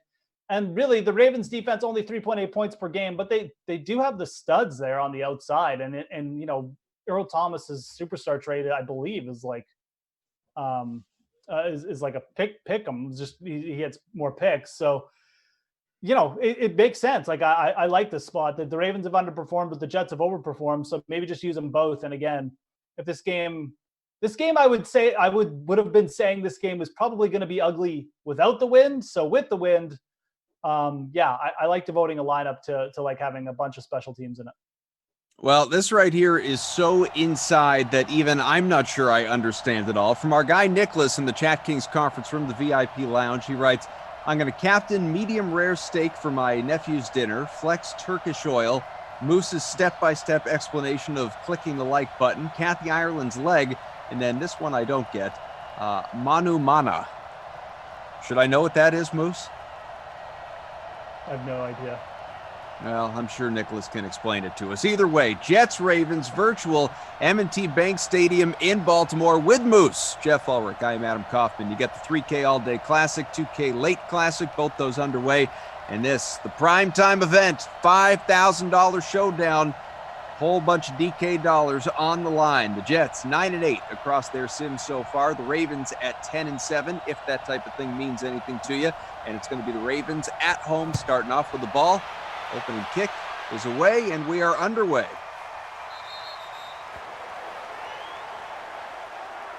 Let's go. Let's do this. Lamar Jackson trotting on out to the field, the only X-Factor player on the Ravens among the skill players. $11,600 in the flex to captain him, and he is the most expensive play. $17,400, but 31.7% of you opted to captain him. 83.7% in the flex. Very heavily owned, obviously, as we got a handoff to start things off to Mark Ingram. Short gain right there. So again, Jackson, high guy in this one, the reigning NFL MVP in real life. He's got that first one free X Factor. If he is able to activate it, we will find out. Yeah, pretty much what you'd expect. I mean, you see Lamar Jackson up close to these kind of ownership percentages in non-win games, but, you know, most people are tuning into these. They're getting a little bit of info. Obviously, go to the DK playbook if you haven't already figured that out. There's articles up there for each of these games. And we'll let you know, obviously, when the weather's coming up, you can check there. So I think most people thinking wind, thinking Lamar Jackson, and maybe this guy too, Mark Ingram, $9,000 in the flex. He is captain at 7% of your lineups, though, which is, of course, up over 12K. 36.2% in the flex, averaging 10.5 points a sim. But he gets all the touches, Ulrich. Third down and power back. Single digits, though, 3 out of his last 4 sims. Yeah, and I think it led to lower ownership than I expected. I mean, I would have been thinking in the wind, Mark Ingram, you know, who's averaging a decent amount. He's not, you know, the best back. He's obviously getting vultured, but he's over 10 points per game. I would have thought maybe it would have been a little bit higher. So Jackson nearly picked, bounced off of the defender, almost into the arms of Mark Andrews as well. All right, so Nicholas is saying that Manu Mana is the center from Necessary Roughness. So I apologize. I missed out on the movie reference. It's not, you guys are just, you're going to throw me off the whole night because you know that I get sensitive about these things. I don't want to mess up a movie reference, Jeff. Yeah, I mean, Kaufman will get more sensitive about that than if you actually insult him. I mean, it's true. That's right. Nicholas said he's the center that has the crush on Kathy Ireland. It's all coming back to me. You know what? After the game tonight, I'm watching Necessary Roughness. I own it on DVD, Jeff. 2nd and 10 from the 42. About a minute gone by, opening quarter. Ulrich's just shaking his head. The least shocking thing I've heard all day. The least shocking thing I've heard all day. Sliding into a tackle there, Lamar Jackson picks up his first rush for 5. So 3rd and 5 from the 48. I have a vast DVD collection because I did not properly foresee the streaming world back in the day, Jeff. I caught on quick enough. I stopped with the DVDs like pretty quick once all that stuff came out. I'm like, oh yeah, okay, this is the new trend. Plus, I scratch DVD. Like I'm just so careless with things like DVDs. No, you can't be that guy. Before I even get it in the machine, it's scratched like somehow. You know. See, when that happens, I tend to blame the kids. Me personally, I'm meticulous. Not going to let those things scratch. In fact, if you know, sometimes you get the disc that has the broken little wheel holder thing inside the case, and then you pick it up and it shakes inside the case. Nothing is more aggravating. We got the ball. 1st and 10. That's not a good scene. When you hear them rattling, yeah, you got to get, you know, you got to put that one back at like the back of the. Oh, fumble! Oh, picked up by the Jets. A turnover for Baltimore. This is why, Moose, I talked to you about the DST for New York. 6.6 points a sim, $3,600 in the flex, so no-brainer, people. Yeah, and let me guess. Actually, I don't know if that was Jamal Adams. He's typically involved, but let's see. Lamar Jackson kept it. Obviously, he had it. No, knocked free by Williamson. Oh, okay. All right. A non Jamal Adams fumble. We've seen Mosley show up with a couple fumbles for the Jets, but that's the only other dude. So, wow, big start for the Jets. Yeah, like Kaufman said, I mean, it was a good call by him to bring up the DSTs because, again, I mean, obviously we'd like to talk offense with fantasy, but, you know, in these win games and with these two types of teams going up against each other, I mean, it wouldn't be shocking for the defenses to both put up like double-digit points. The Jets, and this is sim number 18 for New York, now with 19 takeaways. How about that? And probably 17 to Jamal Adams. So. Yeah, right. Or at least sure he was involved in that many. Yeah, exactly. Yeah.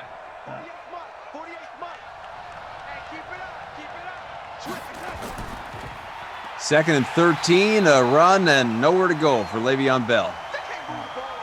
It must be running into the wind here. I mean, some weak running.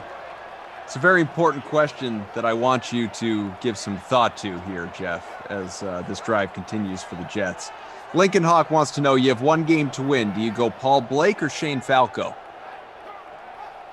Oh, Falco, man. I mean, give me a break. Yeah, I mean, Paul Blake, you got to. They both had those underdog stories where you had to bring them back out of obscurity and hadn't played football in forever and all that stuff. But I don't see how it's not Falco. Once he won that championship there with Washington, he got the Rose Bowl situation out of his head and everything. He was good. Darnold, not so good. Thrown to the ground. Clock's moving, 4th and 23 in this scoreless game to 35. Blake's the dude from Necessary Roughness, right? Yeah, it's Scott Bakula. Yeah. He's a little bit older, you know. Just didn't even belong in college. Doing the 1 year college thing, Falco was legit, man. Like Falco was going back to the NFL. I mean, gotta take Falco. Our guy Michael in the DraftKings conference room says the dream team would be a booth with Coffin Emerson calling the play-by-play, Jeff the color man, Glash the sideline reporter, of course wearing a poncho on a rainy or windy day. Oh yeah, Glasheen would make a great sideline reporter. That's actually.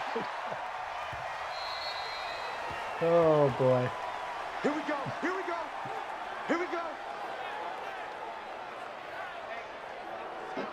I gotta do. I'll be honest. Something happened with the internet. I didn't get any of the last 30 seconds or whatever it was you said.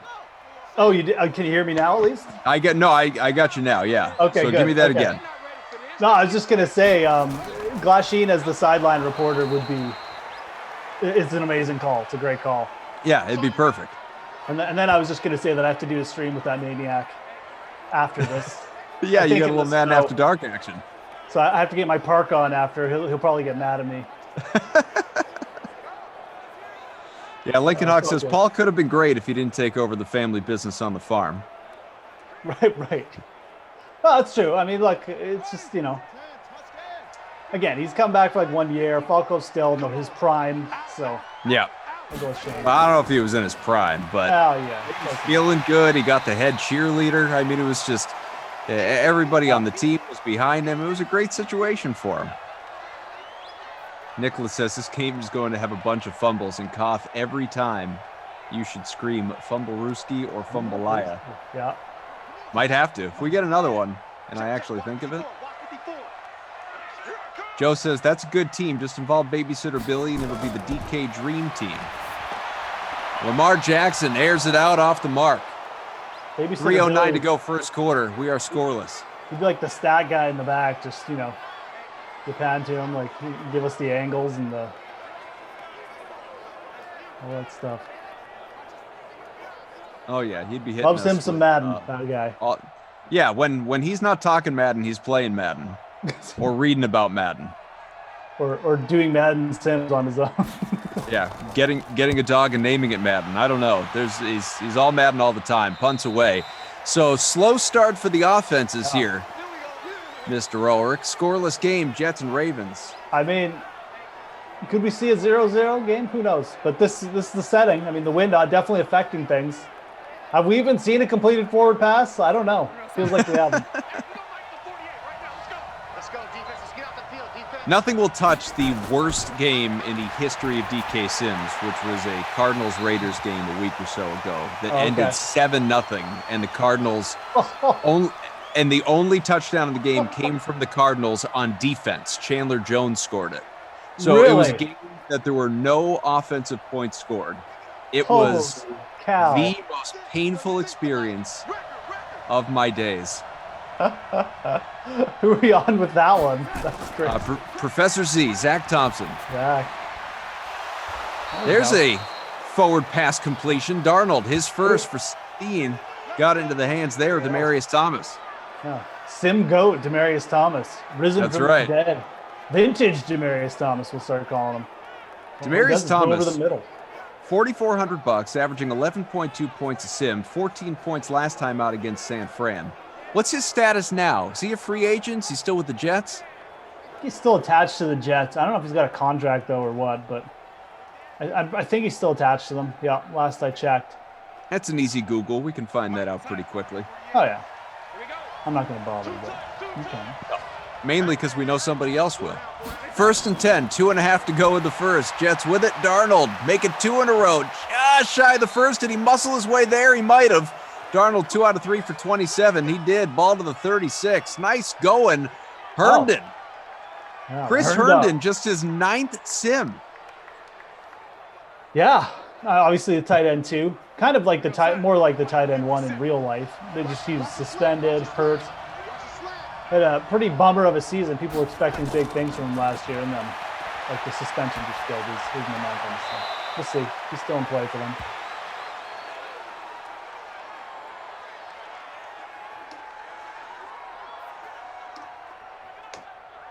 Under 2 to play here in this opening quarter. Again, we're scoreless. 2nd and 8 on the way. Oh, 6-pack 44-720, who is clearly loyal to these Sims, Jeff says, I have your guy's actor for tonight. Oh, all right. Ray Liotta. Ray Liotta. That's a great call. All right, let's do him at halftime. Okay, yeah. We'll let that stew for a little bit. That's a good one. I'm not going to reveal my strategy with Ray Liotta. I'm not going to reveal my Liotta strategy, so Kaufman can copy it either. So. Yeah, no. I don't want you to. I want to be an independent thinker, Jeff. 1st down, Darnold, 4 out of 5 for 39, so he's been perfect with his last 4 passes. And there he is, Demaryius Thomas again to the 20. I don't see Demaryius Thomas listed on the depth chart, like the real-life depth chart. So I'm pretty sure he is a free agent right now. And I don't think he's signed with anyone. I'm going to actually check. Now, Keith wants to know, did we have a Kaufman baseless hunch play of the game? The baseless hunch play of the game actually was the Jets DST. So we got a fumble at this point, fumble recovery. We'll see if we get any more out of that. 1st and 10. From the 20, 35 seconds to go. Darnold. Move, son. Move. Sacked by Pierce. Pierce Dietrich? And then he's going to get up and run around, talk really fast about NASCAR. Yeah, really fast. Really fast. Inexplicably quick. Pierce Dietrich, if you hear him in between games on these 12-hour streams, basically the Micro Machines guy. Remember those old commercials? What was his name? He was a ring announcer in the old WWF. Wasn't he?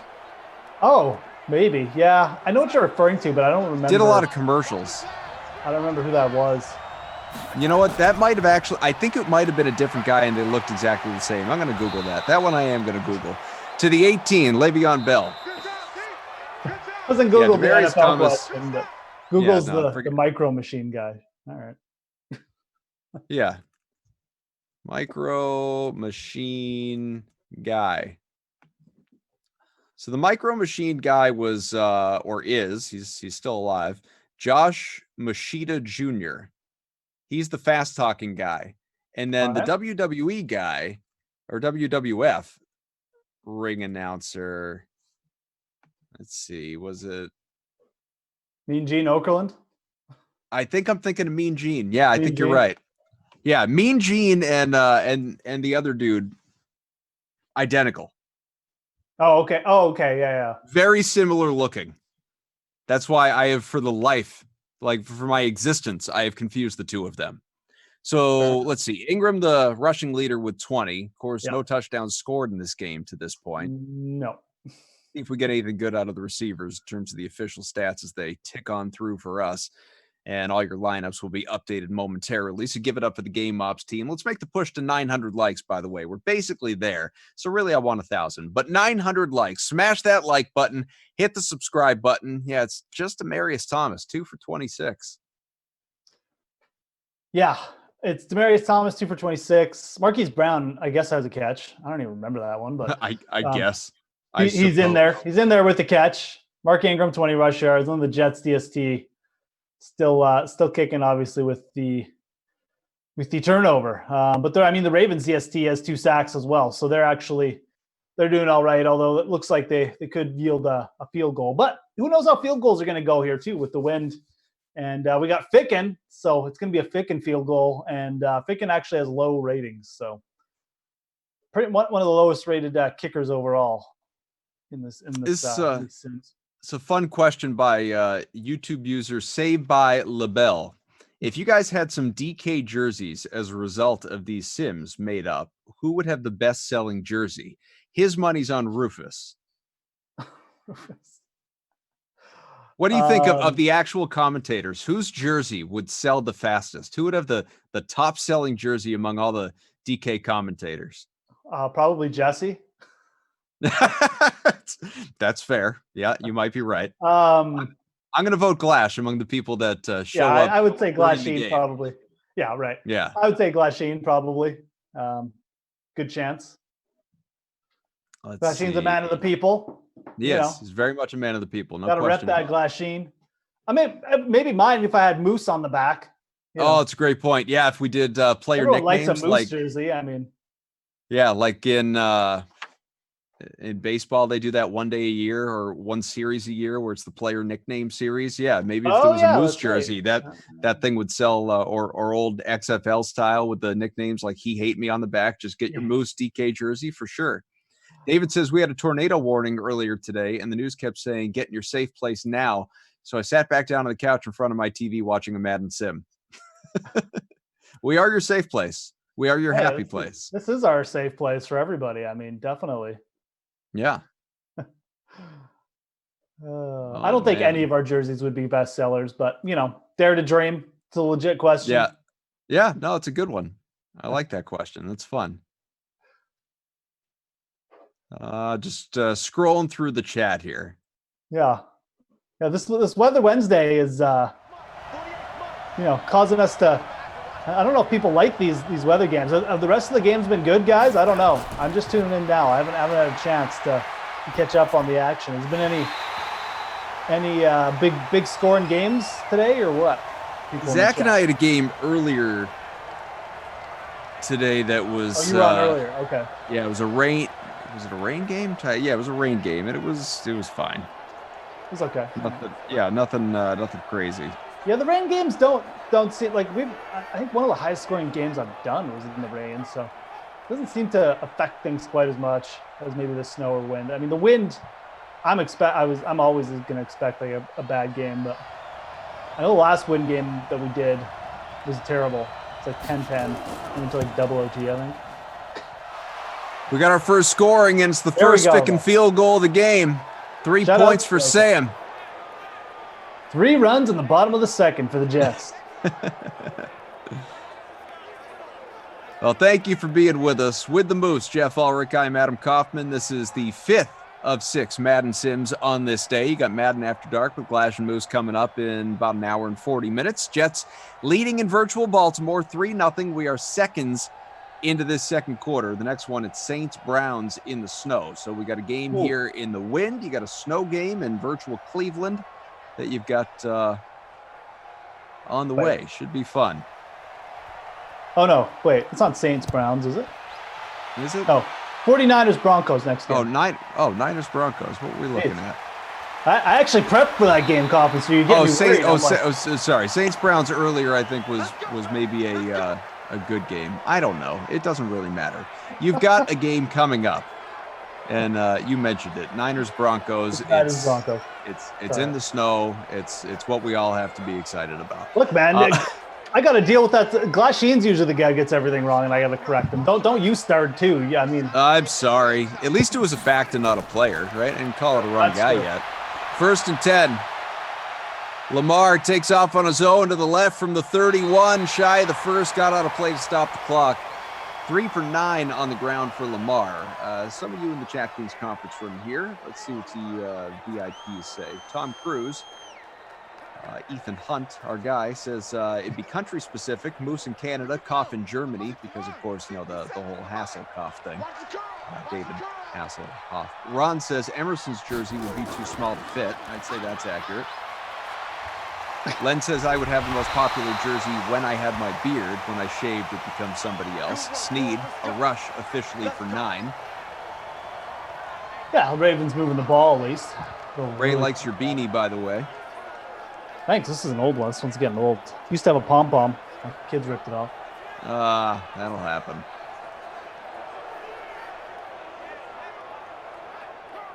Got to take care of those things. Wow. Does that drive you up a wall when one of your kids damages something, or have you just come to a point where you have accepted it as a part of parenthood? Yeah, like you're just immune to it at this point. I mean, it's actually amazing when I go and find them playing with something and like nothing's wrecked. I'm actually, I tell them, I'm like, wow, Dad's really impressed here, guys. Like, amazing. Good job. Well done, fellas, girls. Broken in the last 15 minutes. I mean, I don't know. They definitely get that from me. Just the carelessness and the. Well, so you only have yourself to blame then. I definitely blame myself. I'm like, oh, that's probably something I would have done. That's why I can never get mad at them too. It's like, yeah, I probably would have done that. So, Ingram for first. He's up to 28. 2 minutes gone by in the second. We do have some news from the NBA. I just want to mention that it's not shocking by any means, but potentially disappointing, depending on whether this was something you were really looking forward to, as I was this summer. The Naismith Basketball Hall of Fame enshrinement featuring the late Kobe Bryant, Tim Duncan, and Kevin Garnett that ceremony is going to be pushed to 2021, according to ESPN. Right. So again, not surprising.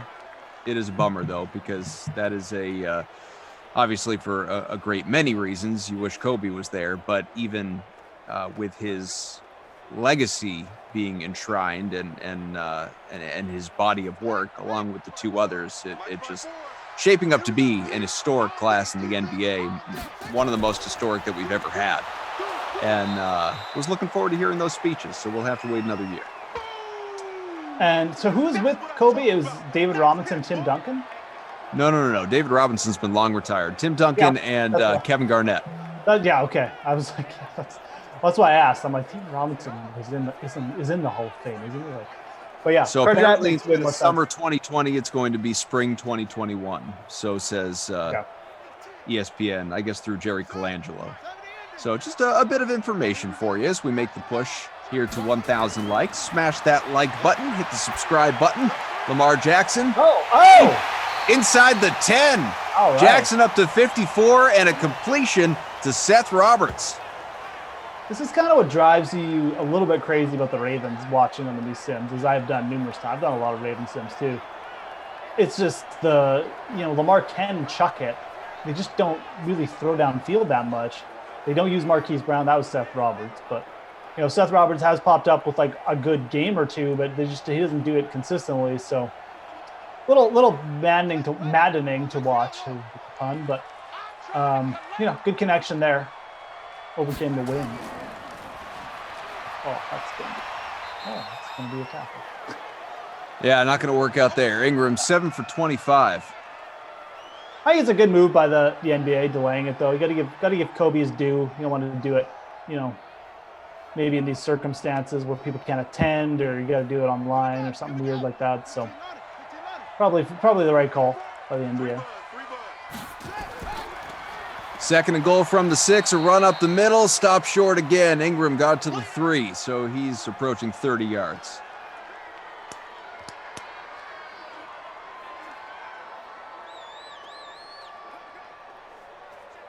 Nicholas wants to know, Jeff, are you prepared for the Madden After Dark game? Snow licking, Moose player calls, 10:59 buzzword chant, and Calais Mostert are all on deck. 3rd and goal from the 3. Nothing. Ugh. Ingram, lost yards. I mean, a San Francisco in the Madden After Dark slot is always, it's like the quad witching or whatever people call it. I don't even know what it's called. It's just an important day whenever San Francisco hits Madden After Dark and Glash is on. So we'll have to see what it brings. But I know Glash will be pumped for it. Who knows? Maybe Mostert will come alive in the snow.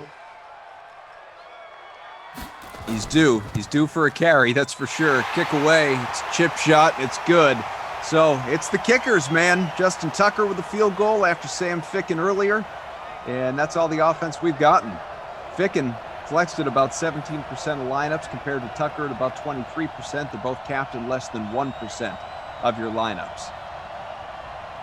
Yeah, I mean, Tucker definitely the better player of the two. I mean, just from a ratings perspective, like by far. But both those guys, I wouldn't be shocked if one or both end up factoring in big time. Justin Tucker, 23% owned, obviously, about 1% owned captain. But right now we got, Le'Veon Bell, 2 points. Lamar, just over a point. Ingram, just over 2 points. Demaryius Thomas looks like the big offensive dude right now with 4.6. Yeah. Wow. That's and then the we got man. the TVs with the Jets. Right now the leading team has the Jets and the captains. We'll see how that holds up. Again, scores aren't quite updated so far. No, working our way through it again. That's manually done. Give it up to the game ops team for working hard, heck of a lot harder than we have to, just talking about this thing with you. And we are thrilled to be talking. In fact, we love all of you in the chat. We're here for the chat more than anything else. The games are fun, but it's really all about the involvement that you bring us in the Chat Kings conference room, those of you especially on the YouTube feed. And if you're watching elsewhere in the game center or somewhere else on the internet, wherever you're finding us, we greatly appreciate you being here. But I got to encourage you, watch on YouTube so you can be part of the commentary and join the chat, all the VIPs, because that is a great opportunity to just further engage and meet some of the really loyal viewers that have been with us from the very beginning. It's a passionate group, including, by the way, acclaimed soccer player Eric Winalda, who I had the chance to chat with earlier today for a good half hour or so, just talking about how he found us, not unlike how a lot of you just stumbled upon us, and sort of telling his story of how much he loves these Madden Sims. He even called you out by name at one point, referred to you as Moose. There was a lot of inside stuff from Winalda, and so part one of that interview, I expect it's going to be over a series of parts, but part one, I don't know if it's going to be a Jordan Last Dance-esque docuseries. I don't know if it'll have 10 parts, but part one of that chat is going to be coming at you roughly 45 minutes to an hour, sometime after this game before Madden After Dark. So stay with us for that, as we got a good game there on Demaryius Thomas. Darnold, 6 out of 8 for 63 yards, and Thomas, he's got a bunch of them. All right. I mean, roll back the clocks, man. I mean, 2012, Demaryius Thomas showing up for this game. No one else is going to do it. He's going to. I mean, like I said, just a value you can't really pass up, especially in a game like this where, you're not expecting a ton of explosive plays. Might as well go with the guys getting the volume. He's cheap. He's due for touchdowns. He's got 1 touchdown and averaging. And I think it was in the very first sim. So I think if I'm not mistaken, you can check out his game log, but I don't think he's scored in 16 sims. That's pretty nuts, considering 6 point totals. Yeah, Ronaldo though. I mean, 10 complete there, or incomplete, 2nd and 10. He's a huge fan. He's around all the time, kicking around. Yeah, loves it. Shows up in the chat, even when he's not in the chat. He's probably watching or at least following along on his phone to see how his lineups are doing. He said he's a full slater, does the dozen lineups a day. like so many of you. I love it. I love it. It's terrific. I mean, look, they're free rolls. Oh, is that another DP sighting? It is too. Yeah, inside the 15 here. But look, they're free rolls. Why not get your lineups in?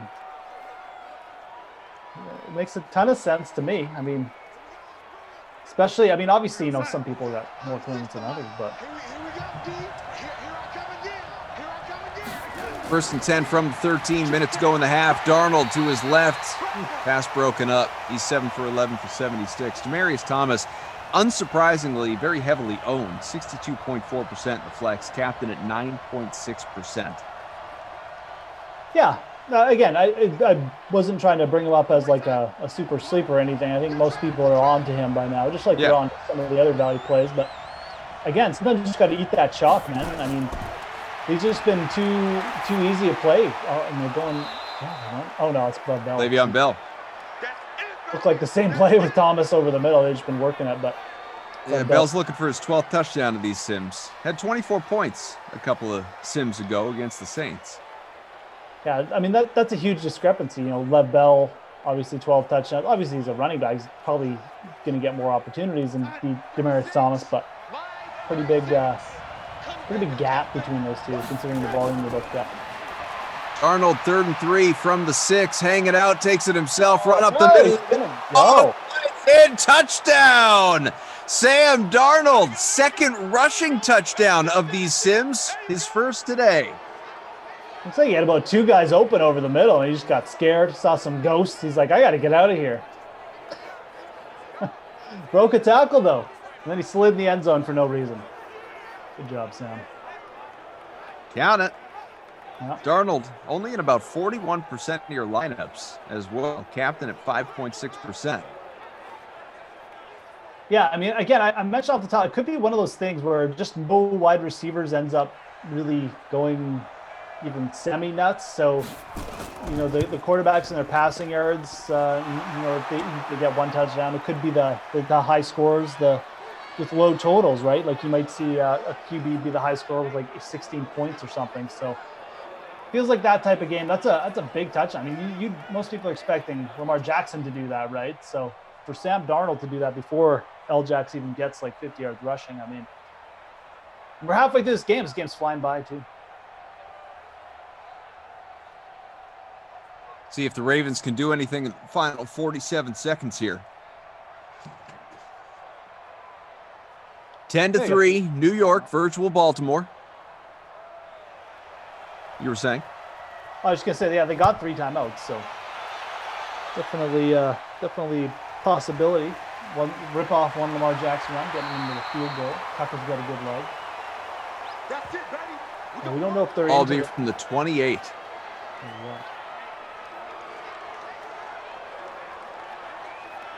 So 1st and 10, as you said. All timeouts available here in the final 44 seconds. 72 yards to go, or, good chunk of them anyway to at least get into field goal range. We'll see if they're able to do it. Do you have your Ray Liotta number ready, Kaufman? Oh, I got to think about that. I got timeout used here. Timeout, so Kaufman come up with his number. I got a number.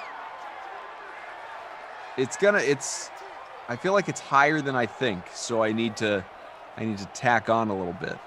Usually when it's higher than I think it is, I add 10 or 15. Okay. I don't know what you started with, though, so. No, I know. I'm just going to give away my information here, Jeff. 2nd and 4. That's incomplete. Hey, how are you going to drop that? Nobody around.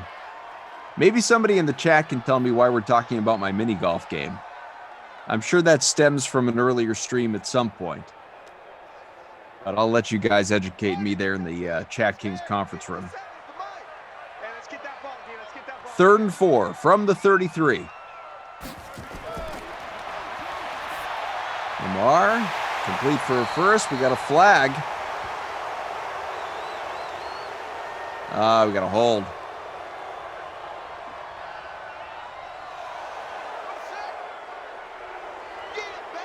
Have we done Nick Cage yet? I don't know if we have. And even if we have, I don't remember the number. So I know. So like we could have. Yeah, it doesn't really matter. But I don't know. We could do him post game. Yeah, maybe we should do that. I don't think we did. I think maybe we talked about him, but we didn't do him. John just says Glash was talking crap. That's why, Adam. Glash was talking crap about Kaufman's midi putt game. Oh God, the Ravens are already pulling that. Oh, yeah. Apparently. I'm serious. Didn't take long. One timeout left for the Jets. Can't imagine they'll try and really do anything, but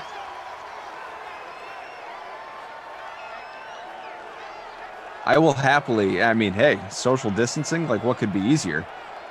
When the mini golf courses open up, I'll take on Glash in a mini golf game. You kidding me? No, we'll get the film crew there. Won't know what hit him. Get Emerson to maybe a club. Yeah, sure. Bring him on out. Jesse can do the between the holes commentary. Right. interview you guys after every 3 holes or something. Would be perfect. Glash said you were good at putt-putt. Then Glash said he beat you at pool. We did play a game of pool, and he scratched on the 8-ball. He did not beat me. 2nd and 11, that's it. Conflicting information here. This is honesty. A Turkish oil wrestling match. Oh, Winalda's in the chat. Says mini golf open in Vegas. Just saying. Hey, Vegas is opening up. Let's head on out there. As I mentioned, you'll hear from Winalda. You will see Winalda post game sometime before Madden After Dark, but probably Eastern time, right around 9:15, 9:30. So sometime after this one, part 1 of our chat earlier, you have to look forward to. Let's see. CWAC1212 says, you said you were athletic and mini golf was your example of athletic. I'm not saying I'm all that athletic at all. I said I'm a very good mini golfer. Yeah, and I'm not using that as an example of athleticism. I think Kaufman's saying. You ever been mini golfing? Have I? No. I'm saying go to a mini golf course and tell me the shape that a lot of these people are in. You don't need to be athletic to be a mini golfer. You don't need to be an athlete to be a real golfer. No, that's what I was going to say. I think you giving the example of mini golf as your best sport was kind of saying, don't count me as like among the super athletics. So. All right, so let's we'll get to some stats with this game, I suppose. 10-3 Jets ahead after 2 quarters of these Ravens. So the Ravens, once again, just a disappointing performance. I feel like that's been the case in recent sims that I've done with them. And I've, like you said earlier, same for me. I've done a lot of Ravens games, and they are usually much better than this. But that Jets DST, man. So Ray Liotta, what do you think? All right. Wait, I'm gonna finalize my number. Okay. All right, go ahead. Okay, I'm going 160. Wow. Okay, I was gonna say 95. No, I'm going very high. I think Ray Liotta's got a big number. Ray Liotta. IMDb and survey says 119. Oh. A little bit too much. We always do split the difference, don't we? Yeah, but you were closer. You were much closer. I went big. I know Ray Liotta's done Price is Right rules, though. We both lose. Yeah, that's true. Yeah. Man. Alabama Jones says, thought it was Wild Weather Wednesday. This is a wind game, Alabama. So it is the wind game. As you can tell, it's definitely affected the passing games. I mean, Sam Darnold was 76 passing yards. He is in the captain spot of the winning lineup right now in the showdown. 83 passing yards. Looks like they just updated. Got the rushing touchdown, though. That's the big play. That's basically been the big play of the game. So he's sitting in the captain spot right now. And then you got Demaryius Thomas, really the only other player of note. 52 receiving yards on 3 catches. Actually, it feels like he has 4 catches, so that might not be updated either. But regardless, those are really the only 2 players of note. Everyone else has like 3 points, or 0 points. What are you looking forward to in half number 2 here? I mean, probably just more of the same. I mean, I assume we're going to see Lamar Jackson break free for a couple long runs at some point, but the way that first half went, It's not something I'd count on. I mean, the Ravens have looked bad in like their last 5 sims I've seen them. So again, it's just they remind me of the Bills a lot. In these sims, for whatever reason, they're just very rushing based. They're easy to shut down. They don't have like that big play dude who can just stretch the field, and they don't really try and stretch the field much. So I don't know. It's just the way they operate in these sims. They're not a very effective offense, and it's becoming more apparent, it seems, as we do more of these sims. So love this comment from Aaron in the chat. And by the way, I endorse it. I wholeheartedly agree with it. He writes, Jeff gets stuck in the middle of the smack talk between Glash and Kaufman and just takes whoever's side he's with. It's so true. I think that's incredibly accurate. I'm the rig master. I just try and get you guys both riled up. Yeah, that's exactly what I do. I play to my announcer. I know. I'm glad my announcer. Out on it. I'm not shocked. I'm not going to take sides though. It's like I don't want you to. Kids, man. You can't take sides against your kids. You're just talking both up, man. But can you pick favorites? Joseph says, hit the like button. So Jeff, as we begin this second half and a 2nd and 1 on the way for the Jets, could you do the people a favor? Tell them how to smash that like button. Oh yeah. Okay. All right. What do we add here? It's ridiculous. 940. We got to get to 1,000. Smashing the like button today, guys. Hit the like button. Okay, grab your mouse. I'm not even gonna call it a mouse. Grab your moose. the thing with that moves the pointy arrow. Sit back in your chair. Get that thing in front of you. Maximize the YouTube screen. It's a gray thumbs up in front of you because no one's been hitting the like button. Move your pointer over it. Click. Squeeze all 5 fingers together and just push that index finger down. You hear the click. There we go. It's like 10 at once. That's what I like to hear. Click. Sit back. Click. You feel so much better after you click the like button, Kaufman. You're like, I contributed to the DraftKings free rolls. I'm not some, freeloader who just comes in the sims and doesn't hit the like button. Not some freeloader just absorbing this free content and playing these free games. See, everyone's doing it now. We're almost up to 1,000. All it costs you is a like. You feel so much better when you hit that like button, trust me. Helps me sleep at night, tell you that right now. Darnold to his left, that's complete, out to the 20. 139 for Darnold, and a nice pickup there out of Jamison Crowder. Crowder has been a ghost lately. The slot receiver for the Jets, Jeff, has less than 10 total points his last 3 sims coming into this one. Yeah, he's been okay in spots, just from like an upside perspective. He had a couple big games. He had one massive game, but really getting overshadowed by DT. Although that was a nice play by Crowder. Crowder. Someone told me you do a terrible Sean Connery, by the way. Is that true? Is this ball's complete inside the 5? With Sean Connery, it's all about just getting your S's correct. So you have to go. The big one, I can't remember where I got this from, but you do the tongue twist. You go, she shells, mama, she shell.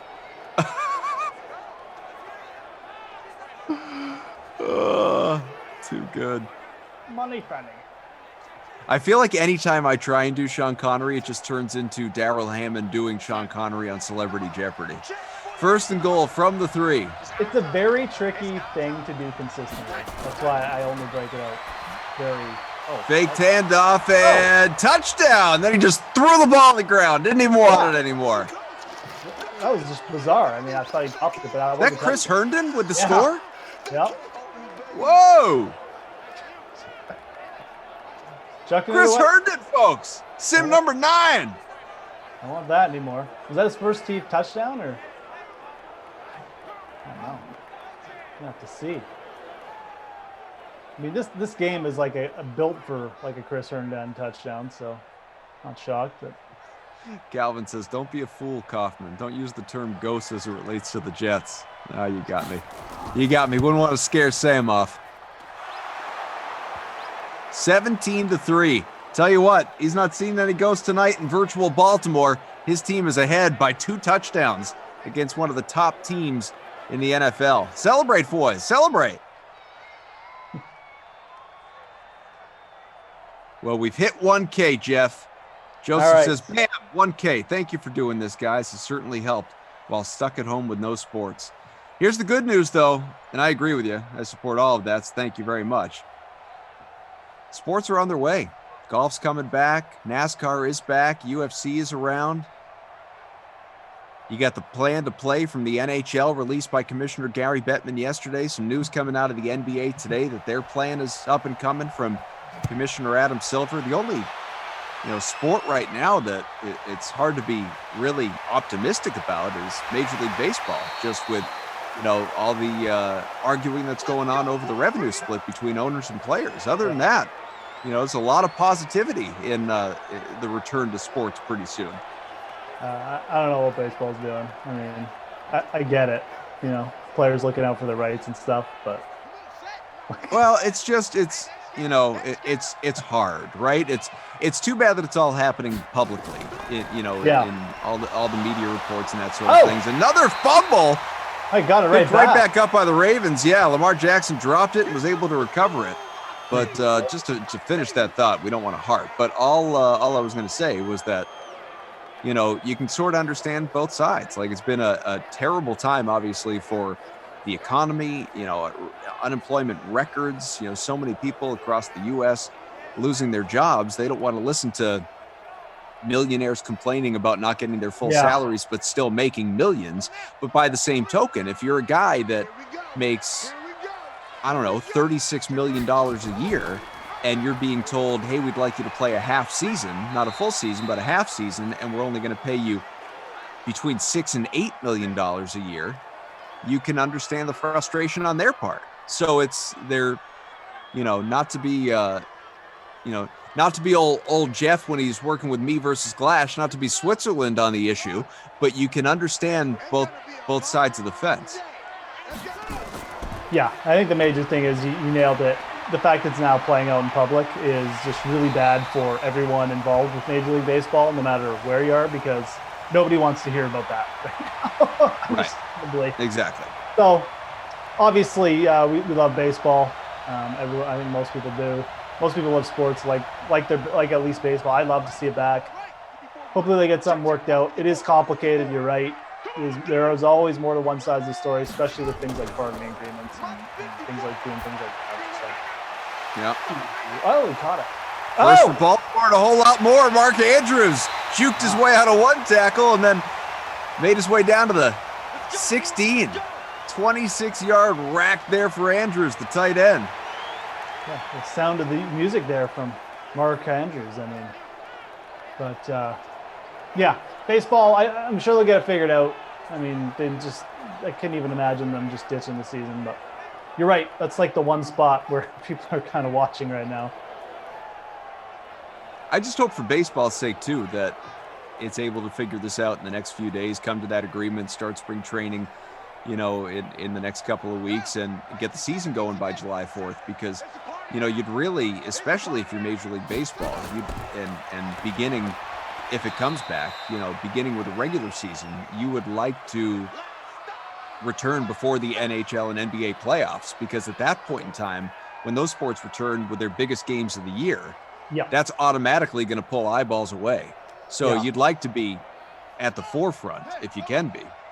Yeah, you would think about how many people watch The Last Dance on ESPN. Upwards of 6 million people per show.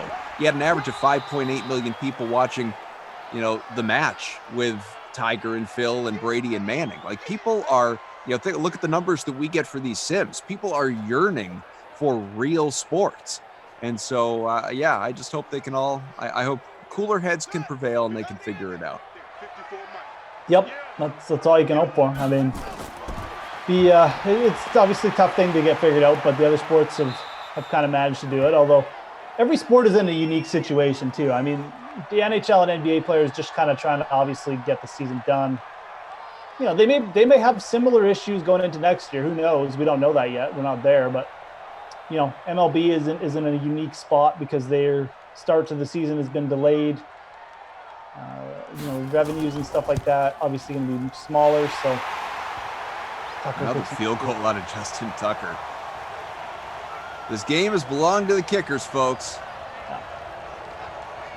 Still 2 scores back, so I mean that field goal isn't doing much good. But good for Tucker owners like that. I never did get Herndon's ownership, did we? Herndon is only 3.8% owned in the flex in the showdown.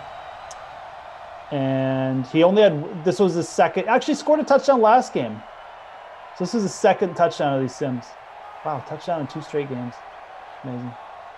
Is it 2 straight games or 2 straight games that he was played in? I was just about to say, I don't know if it was actually the last game.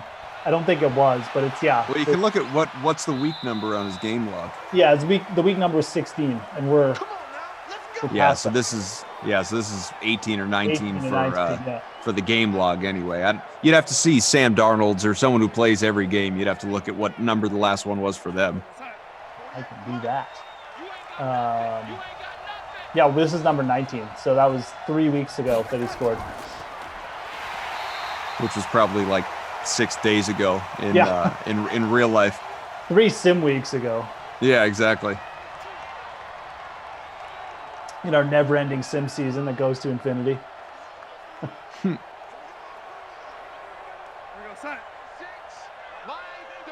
As we prefer it, by the way. Oh, yeah. No, for sure. About 2 minutes to go, third quarter. Not the most entertaining game, but we are thrilled that you're here with us. North of 2,000 of you on the YouTube stream, thousands more elsewhere, Game Center and beyond. Smash that like button and hit the subscribe button while you're on the DK YouTube page as well to be notified whenever we are doing great things, as we are beyond roughly 12 hours of Madden Sims every day of the week. So long as the day ends in Y, you have got 6 Madden simulations coming your way, with the exception of occasionally on holidays when we reduce the load just a little bit, but you're still getting Madden Sims every single day of the week. But there's a lot more on the DK YouTube page that you want to be aware of as well. So you want those push notifications, you want to see us in other settings and hear great commentary on other things and fantasy analysis of other things, be with us.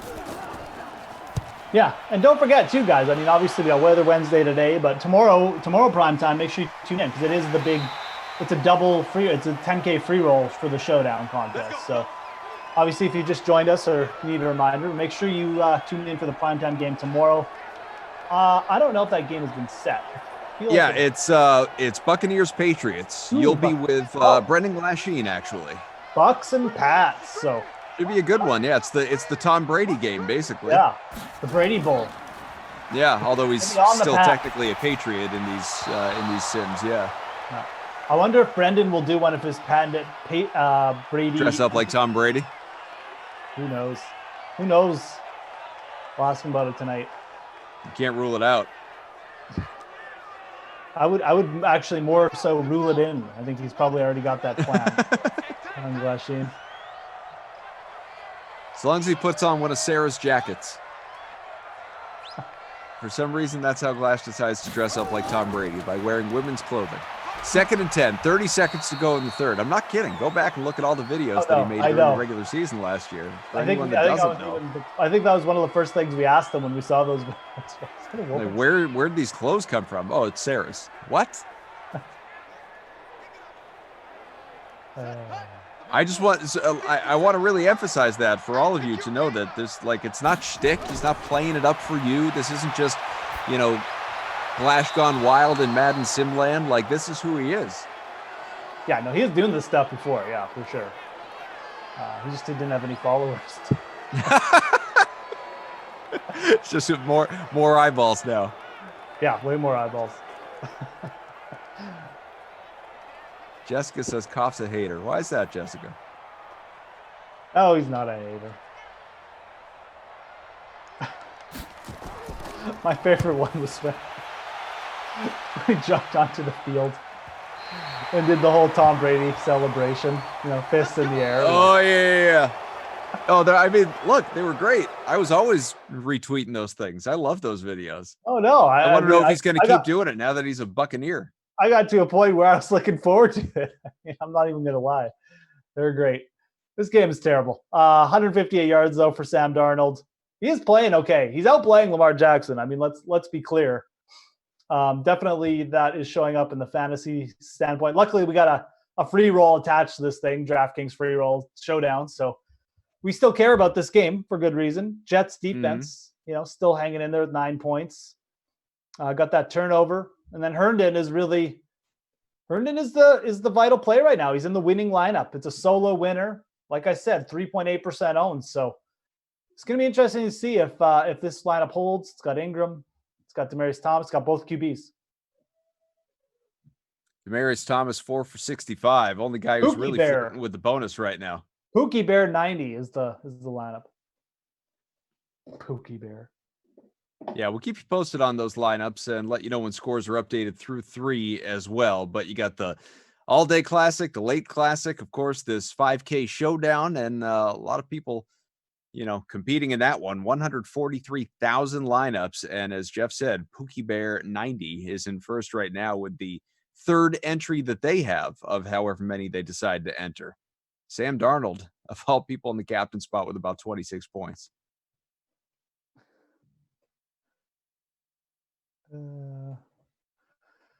Yeah. Do you want to give anyone early thoughts on how they should go about setting their showdown lineups for the next one, the Niners-Broncos game in the snow, by the way, since you'll be doing that game? Yeah, Niners-Broncos, I mean, it's good. I don't want to say it'll be similar to this, but I mean, I'm expecting San Francisco to kind of, be a lot more dominant. Possibly it might be a good spot for Tevin Coleman to just go nuts playing with the San Francisco D. Drew Lock's he's probably the worst rated starting quarterback in this game. So again, I think if you're going to play Tevin Coleman, I would definitely pair him with the San Francisco D. You could get both, a really good flex play. And then again, if you're going to target a wide receiver on Denver, you might want to think about going off Cortland Sutton. I know he's been really good, but those value guys like Tim Patrick, they could end up being, getting a few more targets just because they're going to have easier matchup. Sutton probably get covered by Sherman, and also Drew Lock's going to be under pressure most of the game. So I'm looking at it as a spot for the San Francisco just to kind of dominate. I know that's pretty much going to be the chalk take, but I don't know. Denver it's a pretty tough spot for them, especially for a low awareness QB like Drew Lock. Once again, it's 17-6. Jets on top of the Ravens. You got the 8 minutes put up on the board, ready for us to kick off the fourth quarter momentarily. We are looking forward to that, and should be a fun finish, hopefully. See if the Ravens have the ability to make this thing interesting. Again, just a lot of people that you tend to rely on that have not done much of anything, which speaks to, I think, kind of what we said pregame, Jeff. Not that we were out there predicting a Jets win in this game necessarily, but we were saying that there were more compelling plays on the Jets side from a DFS perspective based on track record, based on what we've seen throughout 17 sims coming in versus what the Ravens were doing short of Lamar Jackson and maybe Mark Ingram, and that's held true. Oh yeah, for sure. I mean, the Jets were the far more interesting team from a fantasy perspective. I mean, like I said, I've done a ton of Ravens sims. I've done a ton of them recently too. The Ravens are basically one of the worst teams in these sims for fantasy purposes because it's Lamar Jackson, and then it's kind of like, well, do you want to take a shot with like Seth Roberts? And maybe you do, and maybe he shows up with an okay game, but he's really only had one really ceiling game. Marquise Brown is always overpriced. Mark Ingram is pretty meh even as a every down running back. So there's just not much value. It just makes the other team's players be more owned because no one wants to own the crappy Ravens outside of Lamar. So, the good thing about the Jets here is they did have actually like multiple value options. So you could have differentiated over. But right now it's pretty much did you take a chance with Chris Herndon or did you roster and eat the chalk with Demaryius Thomas? So, but that can change. Still got a quarter. 3rd and 10 from the 23, 7:23 left in this fourth quarter. Anton says, can I get a shout out for you and Jeff? Best simcasters ever. Well, thank you, Anton. Appreciate you being with us, and everyone appreciate the kind words. We do appreciate them. We appreciate you guys hitting the like button, like I said before, doing the subscribe thing, showing up. Hopefully you're using these free rolls to burn some time, build up some BK galas. I'm not sure who that was. Just so you all know, by the way, that it's not just playing to the praise. Emerson's Crappy Internet is the username. Says Kaufman and Moose are my least favorite couple. So there you go. But you're still here, and that's really all we care about. We appreciate you guys being with us, no matter who your favorites are. And you are allowed to have that opinion, even though it's a terrible one. No, I'm just kidding. Yeah, it's an awful opinion. Yeah, did Emerson's internet go up today or something? Yeah, apparently it was, from what I didn't watch, but from what I was told, it was rough in his first game, and then the second they just said, you know what, we're going to have you not do this game. And so babysitter Billy stepped in to work with Sweet T Fowler. Poor Billy didn't put on the spot. He probably doesn't mind, though. No, I'm going to say he was probably, because again, he probably just had to pause the Madden game that he was playing to, hop off and come talk about another one. I saw Emerson moaning about it on his Twitter feed. I figured something was up. Oh, really? When Emerson starts to complain on Twitter, something definitely went wrong. Because he doesn't complain much. And, on Twitter. He likes to keep his Twitter feed, nice and clean and PG. But I think he tagged his own internet company. Oh, that could have turned things around real quick there. Was he shouting out his internet provider and everything too? Yeah. Oh, he tagged. Oh man. Yeah. He went Red Ross there. Emerson did today. You don't want to make that move.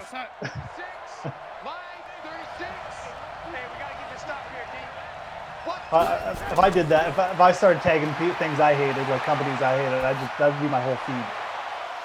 Right. Bring up the bank screen. Tag the bank. Here you guys. Cable. My streaming doesn't come up in within 2 seconds.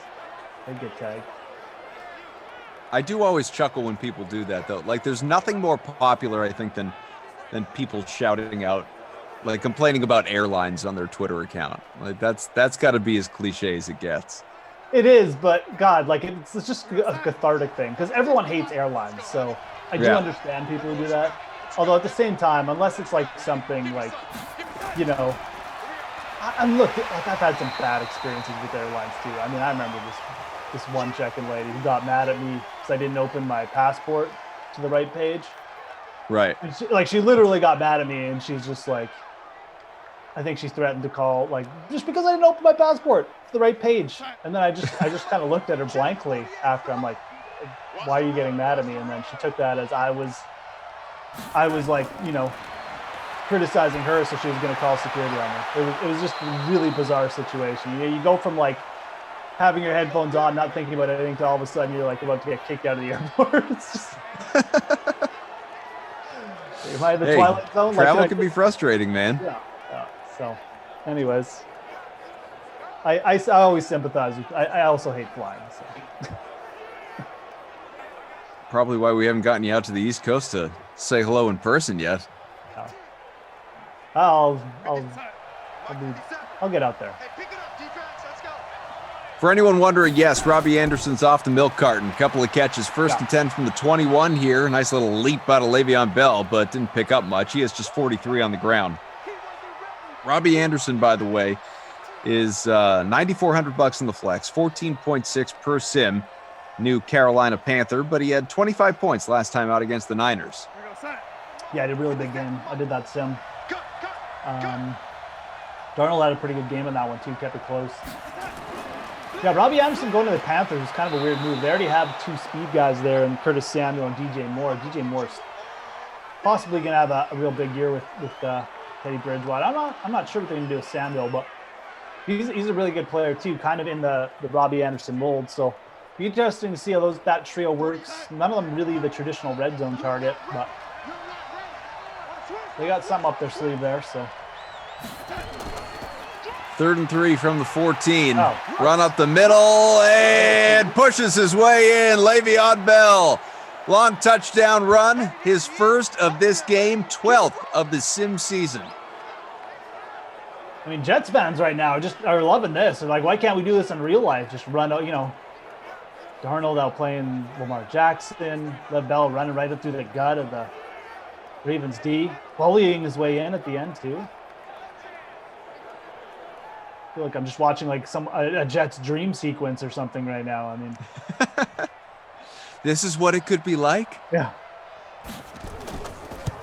At the end of the game, we'll just get like Adam Gase sleeping in his bed. It's like the end of St. Elsewhere. It was all a dream. That's right. All just a kid's dream. Wasn't that how Newhart ended? Not to really like show my age, but wasn't that how Newhart ended? That it was all a dream? God, yeah, one of those shows like that. Could have been Newhart. I think so. Yeah. It's a weird ending. Was it Newhart or wasn't it like? Didn't Roseanne end like that too? Well, Roseanne came back. Like really bizarre, wasn't it? Roseanne, I mean, they were bringing people back to life, you know, That's between what I mean. the, Like, it you know, just because got- like her husband died on the first run of the show, and then he's back. You know, John Goodman, he's alive again when they came back. Yeah, that's what I mean. Like I obviously didn't watch that show. I just remember reading about that. Oh, obviously, yeah. First one you bring up, didn't Roseanne? I never watched that. Never watched that show. I watched like maybe the first season. Okay, calm down. Alex says, "Whoa, spoilers, cough." Spoilers. Sorry, I thought 30 years was a decent grace period. The one person in the world about to queue up, like you know, Roseanne. I actually do. So I know someone that decided to, just like in the last couple of days, had never seen Cheers, and said, I'm gonna binge Cheers, and so like just started watching the first season. So probably would actually get annoyed if you start throwing out spoilers about Cheers. That's a pretty good show to actually binge. Like there's some really funny episodes of Cheers. I like the one where Woody Harrelson, obviously I'm talking about, I think they try to like replace him with another bartender or something, because he's kind of like a terrible bartender, and then they all make up a drink called the Screaming Viking, and like no one can make it but Woody or something like that. And the other guy gets really pissed off. That's awesome. It's kind of crazy to me though, independent of like plot and characters on the show or anything like that, that Woody Harrelson, I mean they've both done very well, don't get me wrong, but that Woody Harrelson ultimately has been the really considerably more successable actor than Ted Danson. Yeah, Cheers was kind of Ted Danson's peak. I mean, that was his thing. Like he never. Oh my goodness! Wow. Fumble. Jets DST again, folks. You gotta listen. Yeah, you gotta listen. You're seeing rock bottom right here for Lamar Jackson, people. I mean, this is embarrassing at this point. I know it's Jamal Adams, it's the Jets, but good God, he's got like 4 points, under 5 points now. He actually did have a game worse than this, shockingly enough. His very first I was just going to say, I'm not sure this is rock bottom. Well, his very first sim, it was 3.7 points. Oh, okay. So that was different rules ago. Different quarter length, different setting. That's right. That's right. We weren't in arcade mode yet, so yeah, that's fine. You can remove that. But yeah, I always, it's actually funny you brought Cheers up. People forget, Woody Harrelson, that's where he got his start. He's such a great actor too. Definitely would be really like is. Top 3 for me. Is that right? Have we done Woody Harrelson in the actor game, the acting credit game? No, we haven't. But you want to take him for this one instead of? Oh, we can do whatever. Yeah. Was it going to be Nick Cage post game? It was going to be Nick Cage, but I mean, we can do Woody Harrelson instead. Yeah, let's do Woody. Yeah, for sure. For anyone out there that. I think complaining would be too strong a word, but even making note of the fact that, like, why aren't you guys doing play-by-play? Because it's 24-6 with 2 minutes left, and it's a fake football game. I will update you guys as to what's going on in the standings, though, because we do have a pretty big tie right now. That is important. 19-way tie, but Sam Darnold's still up front. I imagine, Lev Bell is up there. Bell's not going to get the bonus, though, 57 rush yards. So, we don't even have bonus watches in this game. Right now, it's Darnold, Lev Bell, Robbie Anderson, Demaryius Thomas, with Justin Tucker as the only Raven in the lineup. Oh, my God, this is embarrassing. And the Jets D. Talk about a complete domination. That picking field goal could Could change things.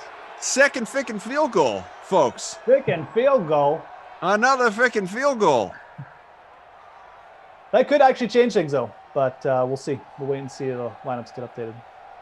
So it's just 19-way tie-in showdown, at least at last update, but that's continuously being done. The Game Ops team with all the all the manual updates doing a tremendous job.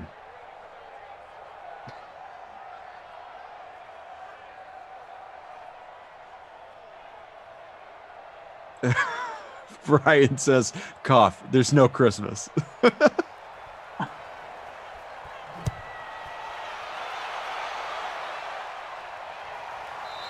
That's hysterical. We play to win. Let's go.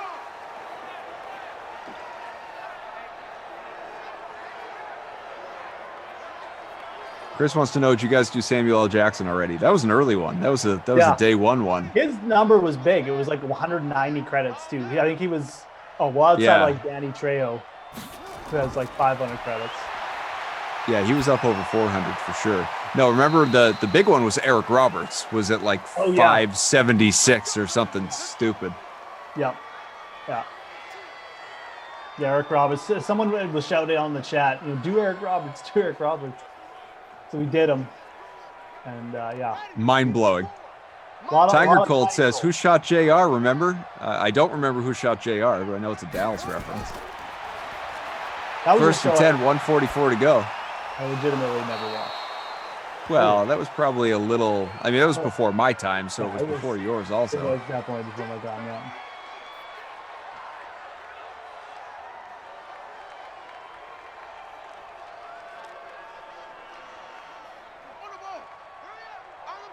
G-Man says, cough, seems like you were cooler with the beard. That might be the case. All my coolness shaved off my face. He did lose like 30 years when he shaved, so yeah. Looks like he's about to start, grade 5 or something. 27-6, minute to go in the fourth. Waiting for his mom to, pack his lunch, get his sandwich all packed up, and drop him off at the school bus. Lamar, try not to fumble it again. That's complete. Threw it right in between 3 guys to Seth Roberts.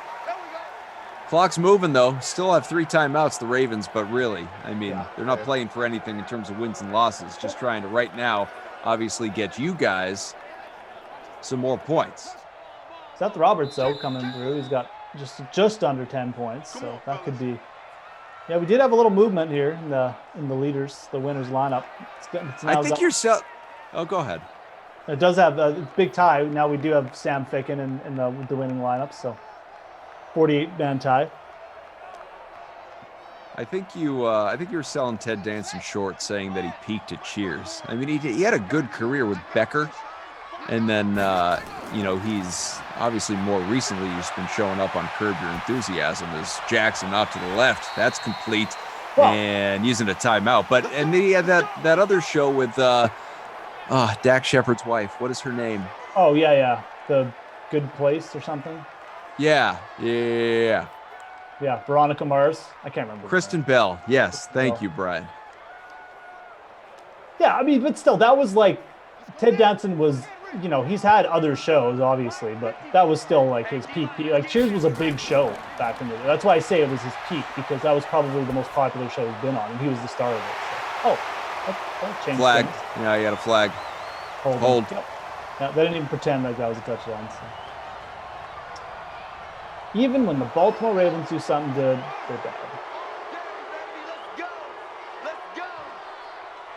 Yeah, a lot of people fans of The Good Place. I've never seen it.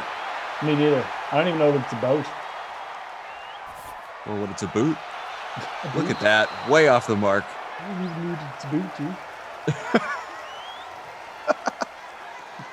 Ew, is it a boot? Frank says, and 3 Men and a Baby. Yeah, we weren't even talking about his movie career. Oh, okay, yeah. 3 Men and a Baby. 3 Men and a Baby, 3 Men and a Little Lady. I actually really like those movies. I'm not gonna lie to you.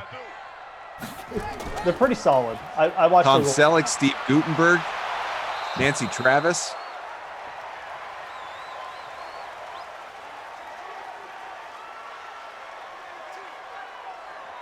3rd and 16, 6 seconds left. Yeah, 3 Man and a Baby was like peak 80s, peak late 80s, early 90s, whatever it came out. Sometimes I can't tell when people in the chat are yelling at us or yelling at each other. Last effort, and that's gonna do it. Wow, that's gonna do it. Not ecstatic how that no turned out. Wow, what a terrible game for Lamar Jackson. Like I said, yeah, really awful. Under 6 points. Terrible game. 6.08 points for Lamar Jackson. Unofficially, but you know, he is clearly not the player of the game. But who is your player of the game? Yeah, man. I mean, You probably have to look through some of the stats, find out. Sam Ficken. Is it Chris Herndon? The player of the game is the Jets defense. I mean, 2 fumbles. The baseless hunch play of the day. Yeah, whatever. Now change my mind. No, I mean 12 points, 2 fumble recoveries. You know, shut Lamar Jackson down to like under 7 fantasy points. Yeah, give it to the Jets. DST. All right, there you go. Before we get to a preview of Madden After Dark that you are sticking around for, let's quickly do this Woody Harrelson thing. His number is going to be. It's gonna be a tough one. All right, shout out everyone. Get your Woody Harrelson numbers out there in the chat. How many acting credits? Let me know when you have your number, Jeff. Okay, I got it.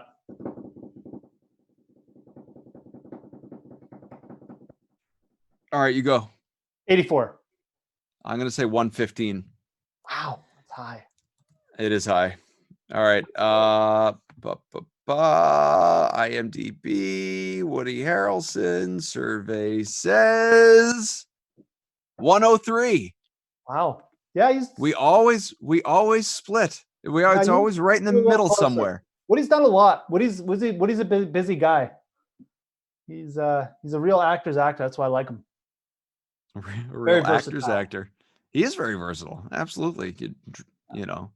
I don't know how much drama I've seen him do, but I'm sure he's probably done some of it. He's done quite a bit. Well, The True Detective, the first season of True Detective, which was good. Yeah. He's done a couple. The only good one. Yeah, some of you guys are in the vicinity in the chat in terms of your numbers. All right. Next game, Jeff, comes your way in about 40 minutes, which means pregame in about a half hour. It's going to be you and Glash. So inevitably, bundle up. Glash will talk about my putt-putt game or something. Niners Broncos in the snow. Yeah, you want to make sure you dress the part. But expectations for that one in terms of how to go about setting that showdown lineup. I mean, you got to stack San Francisco. I mean, the Denver players, there's some decent value. Like Noah Fant is really interesting. 8,700 in the captain. I don't know if I captain him, but 5,800 in the flex. And going down, obviously, you got the 49ers D at 3,600. I really like. I don't know if you could definitely captain Tevin Coleman and then pair him with the San Francisco D. Like I said, that could set you apart a little bit. But I think if you're going to get more contrarian, either go Garoppolo or a guy like Sanders, pay up for a captain. And if you're not going to go Coleman there, but realistically, I like getting more exposure to the San Francisco top plays than I do, the Denver ones. I'm not sure if. I could see Drew Lock throwing up a bit of a dud here, although, garbage time could be a factor. So all things considered, looking for Coleman, the San Francisco D, and then, some kind of Jimmy G passing stack to round it out. Chris says, you don't know how much drama Woody Harrelson has done? Have you never seen Semi-Pro? I actually watched it recently. Not for the first time. I had already seen it, but I did watch it recently, and yeah, that was a real dramatic turn for Woody Harrelson in his second basketball movie. All right, Ulrich, I think that's about time for us, but you've got another game coming up. I will be back with you people, all of you, in the Chat Kings conference room and beyond, the VIPs, for 4 o'clock Eastern game tomorrow, Dolphins Falcons, and then at 6 with Chirag for Cardinals Texans. So that's what I got going on tomorrow. Ulrich will be around for a couple of games as well, but not before he does this next one. Madden After Dark is on the way. Niners Broncos in the snow. Don't forget about that as you set those showdown lineups.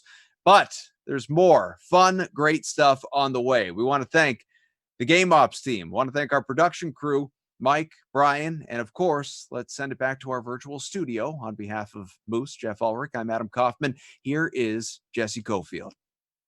Good stuff, as always, gentlemen. As a reminder, as Adam just said, coming up at 10, Madden After Dark. Jeff is going to bundle up for a snowy game in Denver as he joins Brendan Glasheen for 49ers Broncos. Can't wait to see what jacket Brendan is wearing for that one. All right, coming up over the next half hour or so, Deadspin senior writer Karin Phillips talks about the latest in the association, and the guys from the Panel B podcast look ahead to the NFL. But right now, you may have seen him in the chat for the Madden streams, and you may have seen him scoring goals for the U.S. men's national soccer team once upon a time. Here is Madden stream superfan Eric Winaldo with Adam Kaufman.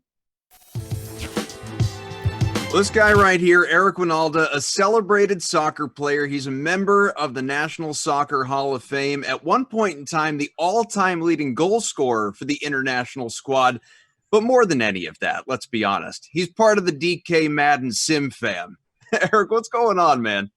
Yeah, I think that's my only mistake, according to my wife, is actually having my real name that was inserted into the chat. And she said, why did you just have an alias? And you wouldn't have to worry about this. But it's great to be with you guys. I feel like we're all buddies now after the last couple of months. It is pretty wild how just what a community it has become. And to your point, like, yeah, I mean, I don't know how many Eric Winaldas there are in the world, but we've seen like, oh, Tom Cruise is in the chat, Eric Decker's in the chat, all these. Michael Irvin's in there. What's that? Michael Irvin. Yeah, Michael Irvin's another one. And so is that the, and it's like, nah, we're just messing. And then, you DM me and it's like, no, this is actually me. It's like, oh, how did you find us? So when everything stopped for us, that was on March 7th. We had our last game, and then we started to realize that this was going to have an effect on our season.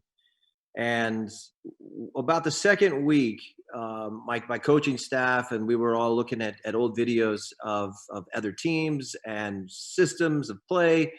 And so I was going straight to YouTube a lot. So I would just, the first thing I would hit was YouTube, and then there's this boom, and it had the little live thing underneath it. And I went, what is that? Wait, what is that? So I hit the button, and it totally interrupted our coaches meeting. The guys were like, what are you doing? What is so interesting over there? And I said, there's this football thing. It's Madden, but it's not real. But apparently DraftKings is involved, which means I'm in. So I'm going to be watching this thing. So that's kind of how it started. And then I think I just started having fun with it. I think a lot of people did. And there was a lot of my friends, a lot of GMs and presidents out there that don't want to be that's a scary up on right now. But they're everybody was just so starved for sport that they really gravitated to this. Now the fun part for me was you guys. To be honest, I've as an ex-commentator, I think it might have been my first comment to you guys is that as somebody who's been in this business, and its job is to entertain and to commentate, and how hard that is to have so much information in front of you and have to put it into 6 seconds. I understood what you guys were going through, and you guys did a great job. It was so many times you would hook an audience, and that is the whole art of it, to keep people locked in and watching the games. But the entertainment value wasn't just the simulated football game; it was you guys. So congratulations. Well, on behalf of everyone, I greatly appreciate that, obviously. But naturally, I can't help but ask then, you see some people in the chat, and it's we call it the Chat Kings conference room, the VIP lounge, and everybody is just loyal viewers, especially there on the YouTube stream, and people watching the Game Center and wherever else they find us. But, you will have some people, it's like, can we stick to football? Can we do play-by-play? And then the other people, they want the nonsense commentary, movies and bad food takes and things like. When you're watching, what's going through your mind when you start to hear us go off the rails like that? I think like everybody else that's in the chat, like you see a bunch of people and they have all these different ideas. That is broadcasting, guys. That is taking a moment and not being afraid to let it turn into a tree branch and take you somewhere where the audience clearly is watching the game for a reason, but the stories and the balance of figuring out how you're going to entertain is what television is all about. And it's in this new era of digital platforms and things like of this nature, the entertainment part and the hook and used to in my days way back when at ESPN, it was all about time spent viewing. That was a buzzword, and all it proved is that people change the channel, and that you have to keep their attention. So I remember the big execs at ESPN saying, well, you have to say that 2 or 3 times in a broadcast. And my point was, I'm not going to do that. I sound redundant. I sound stupid. The audience is going to think that I forgot what I said. And that just is the way that people watch television. And we all know that. We all know that we change the channel. So you might think you've overdone the smash the like button. And people are going to tell you that. Those are the people that have been there the whole time. That's not, that's okay. But it's something that I understand. I think it's probably the reason why I took such an interest in watching these, even though they were simulated games. As a commentator, I appreciated the work. And Glash is a special guy. He's special. And the other big part of this is never let the audience talk you into doing anything.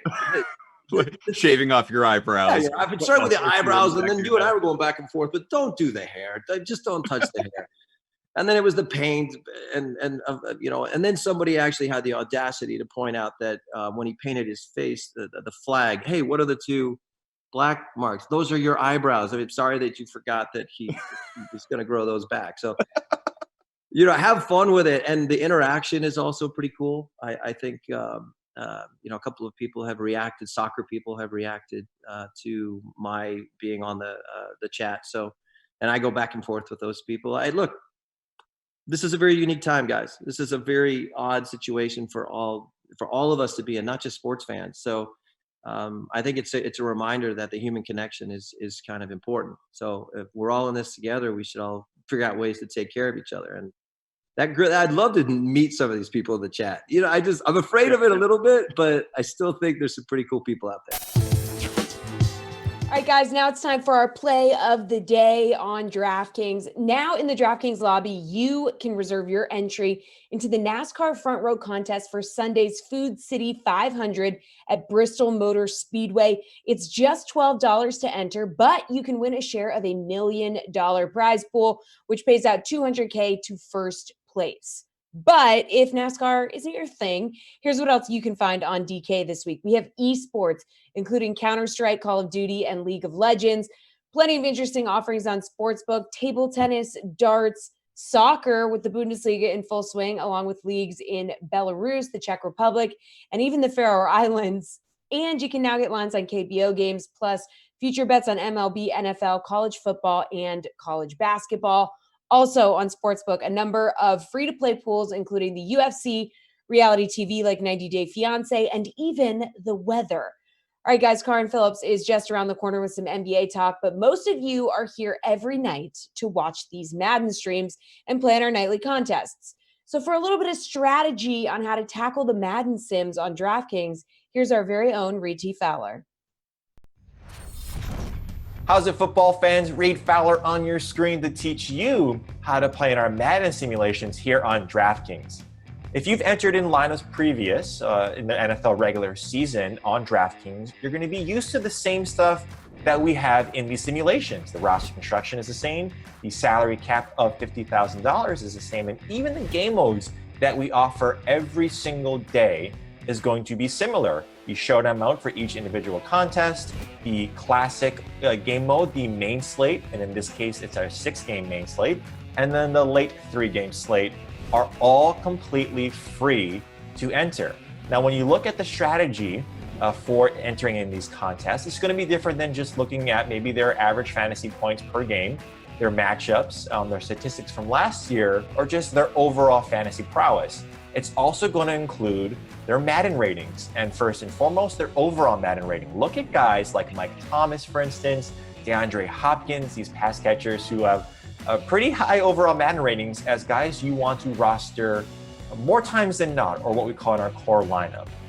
Also, these really good players, the way they classify them in Madden are by 2 ways, X Factor and Superstar.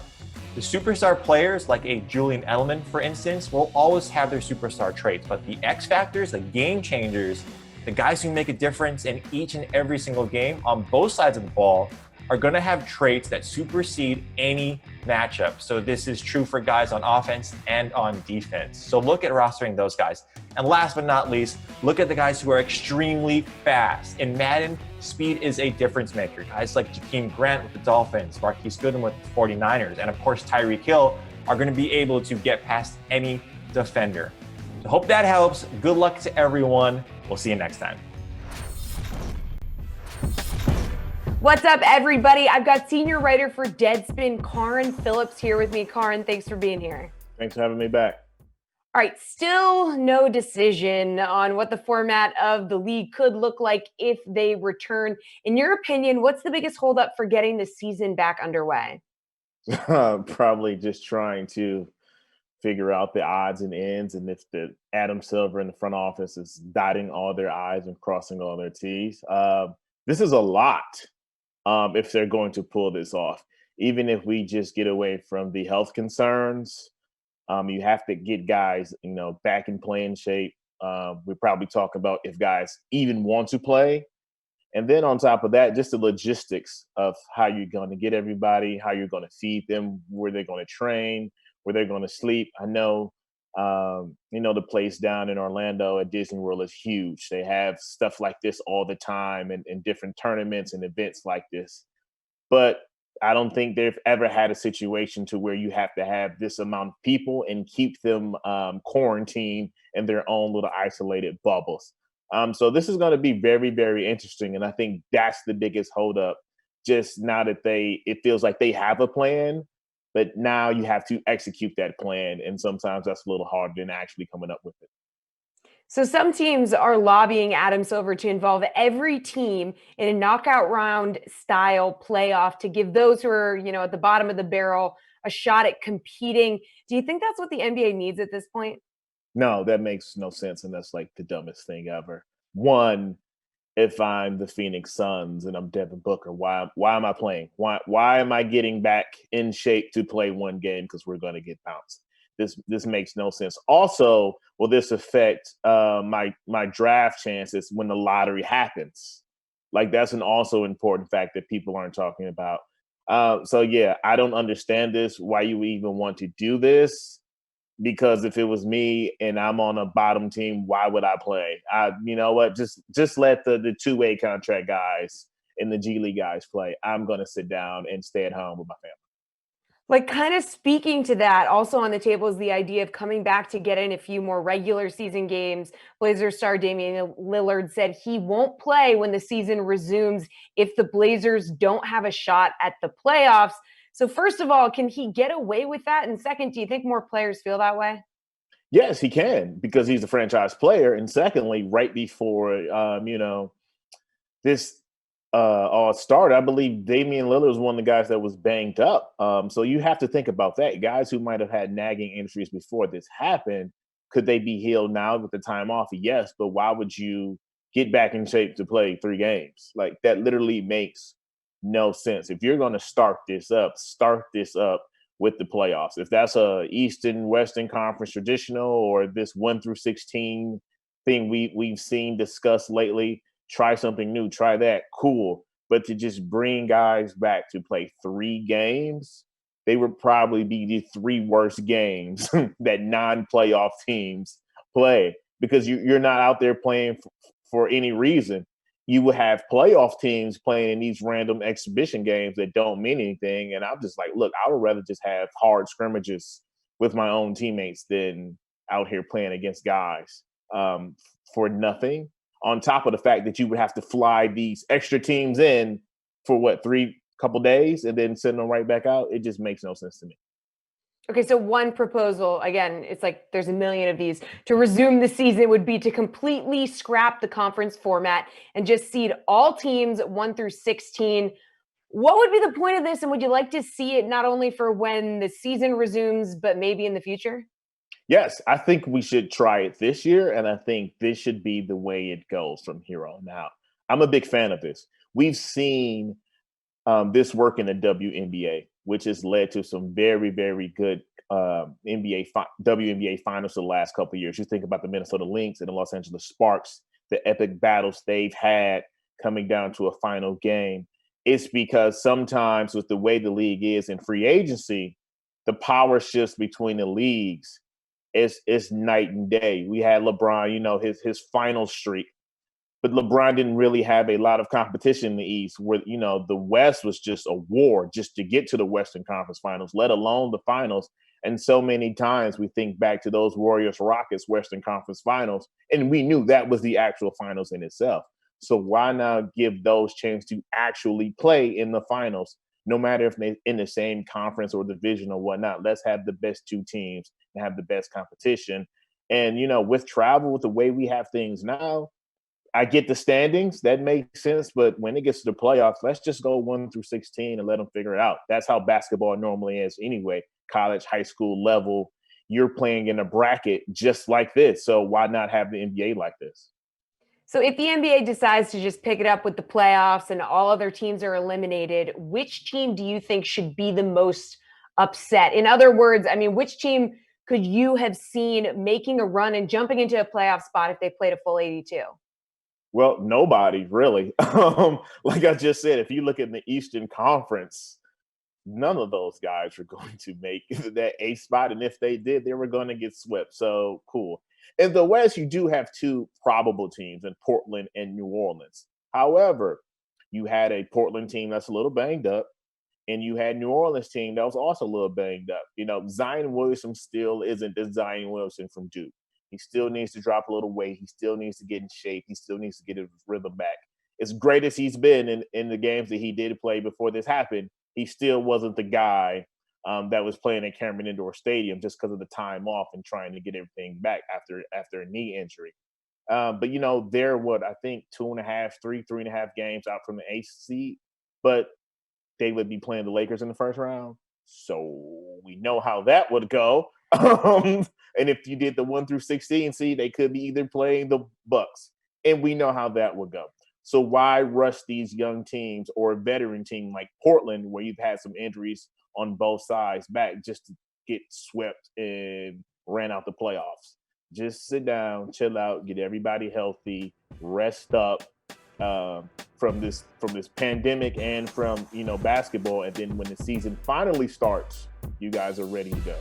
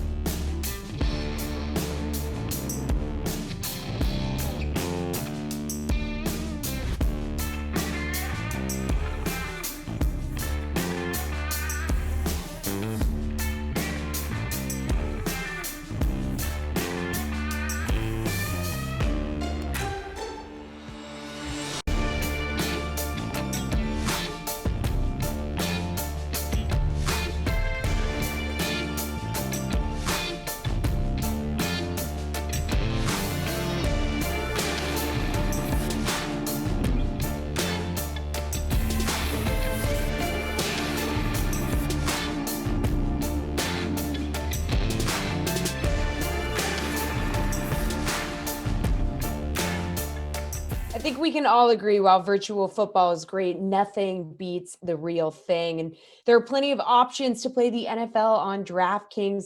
There are NFL futures on the DK Sportsbook, including title winners, win totals, and player props. Plus, you can even enter a free-to-play NFL divisions pool. Make your picks on who you think the division winners will be for the 2020 NFL season and get a chance to win your share of a 2K prize pool. Now, speaking of the NFL, that's just one of the topics covered on this week's Panel B podcast. Here are Steve Buchanan and Julian Edlow with more.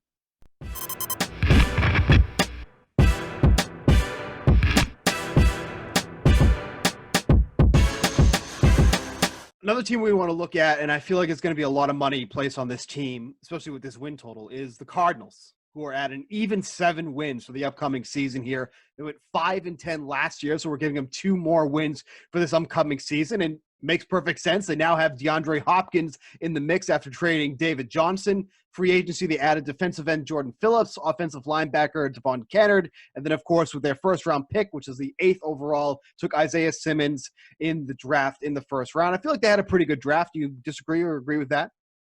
They had a fantastic draft. Yeah. If you would want to just go over their top 3 picks, they got Simmons, as you mentioned, who's like a hybrid pass rusher, linebacker, safety, like whatever you want him to play. Their second-round pick, that's DeAndre Hopkins. And the third round pick, I'm blanking on his name, but it's an O lineman that you saw in a lot of mock drafts going, like, I saw him going as high as 14 to Tampa, somewhere in the 20s. So in the third round, they wound up, a lot of people thought where they took Simmons, they were going to take somebody like Tristan Wirfs or one of the top O linemen. They wound up with somebody ranked a tiny bit below those guys in the third round. So I thought they had an amazing draft. So 7 wins for them. I struggle with this one a lot. And obviously 7 is a perfect number. It really is. You know, shout out to the odds makers. It's a perfect number that you have to really sit and think about. And, you know, obviously your reaction to my reaction is not what I was hoping for. I was hoping you would have a better answer than I would. But, like, I feel like Kyler Murray is going to do a lot better than he did. I mean, he didn't have a bad season last year. That's the thing, too. Like, it wasn't a bad season for – I guess you want to say the lack of weapons that he had. Like, of course, he had Larry Fitzgerald, who's obviously as consistent as you can get. But after that, there wasn't like a true wide receiver, too. Obviously, the addition of Kenyon Drake helped down the line. But is this a team that can get at least 3 more wins from what they had last year? I mean, I'll throw myself under the bus here. I do not like to change my mind. When I pick something, I'd rather be stubborn and stick with it. And in one of my articles, I do have the Cardinals over 7 wins. So I obviously see the upside in them. I've come back on that a little bit, and it's a really tough call because there's so many moving parts. We have to figure out how much Kyler Murray is going to improve a number 1 overall pick, a really talented kid moving into his second year. How much is the addition of DeAndre Hopkins on top of that receiver depth chart? And then you go down to Fitzgerald and Christian Kirk and Andy Isabella and so on. How much is that domino effect going to improve the Arizona offense with Murray's own improvements? And then this might be the best division in football. Like, the 49ers and Seahawks are both Super Bowl contenders. The Rams were there 2 years ago, so why can't they bounce back even though they're, you know, kind of slipping? They should regress a little. And then Arizona's this hot up-and-coming team. So is it a year early? Is the division still going to be too competitive for them, and next year's their breakout year? That's what has me kind of stepping back, thinking about maybe staying away, because I'm high on the Seahawks. I think they have a great price to make the postseason. It was -137 last I checked. But for Arizona, obviously the money, -121 on the over and even money on the under is leaning towards them getting over. But seeing them get to 500 in this division, that would likely mean the Rams have to go under 500 because the Seahawks and 49ers aren't going to. No, I mean, and I've said this before, I think the 49ers might slip a bit this year. I think maybe they overperformed a little bit last year, but I don't think it's a drastic drop from where they were. They're still going to be 10-6. Right. And if anything, if there's a team I like in that division a lot, it's the Seahawks. I just don't think they're getting enough love for that division. It's going to be a tough division overall, but I think the Seahawks are kind of the team to watch in that one. So see, the argument against the Seahawks that other people make that is somewhat relevant is that the Seahawks went, I think, 10-2 in one possession games last season. Yeah. So you always argue that those coin flip games are just going to go the other way this year. But that was the argument last year too, because they had a similar record in the one score games the year before. So like maybe we have to account for Russell Wilson being, a top 3 guy for MVP pretty much every year now, and being clutch in those moments. That has something to do with why they win these games. So I'm with you. I like Seattle a lot. Take them to win the division, take their win total and whatnot. But I think the reason other people like San Francisco or Arizona is because they think Seattle is going to fall back a little bit.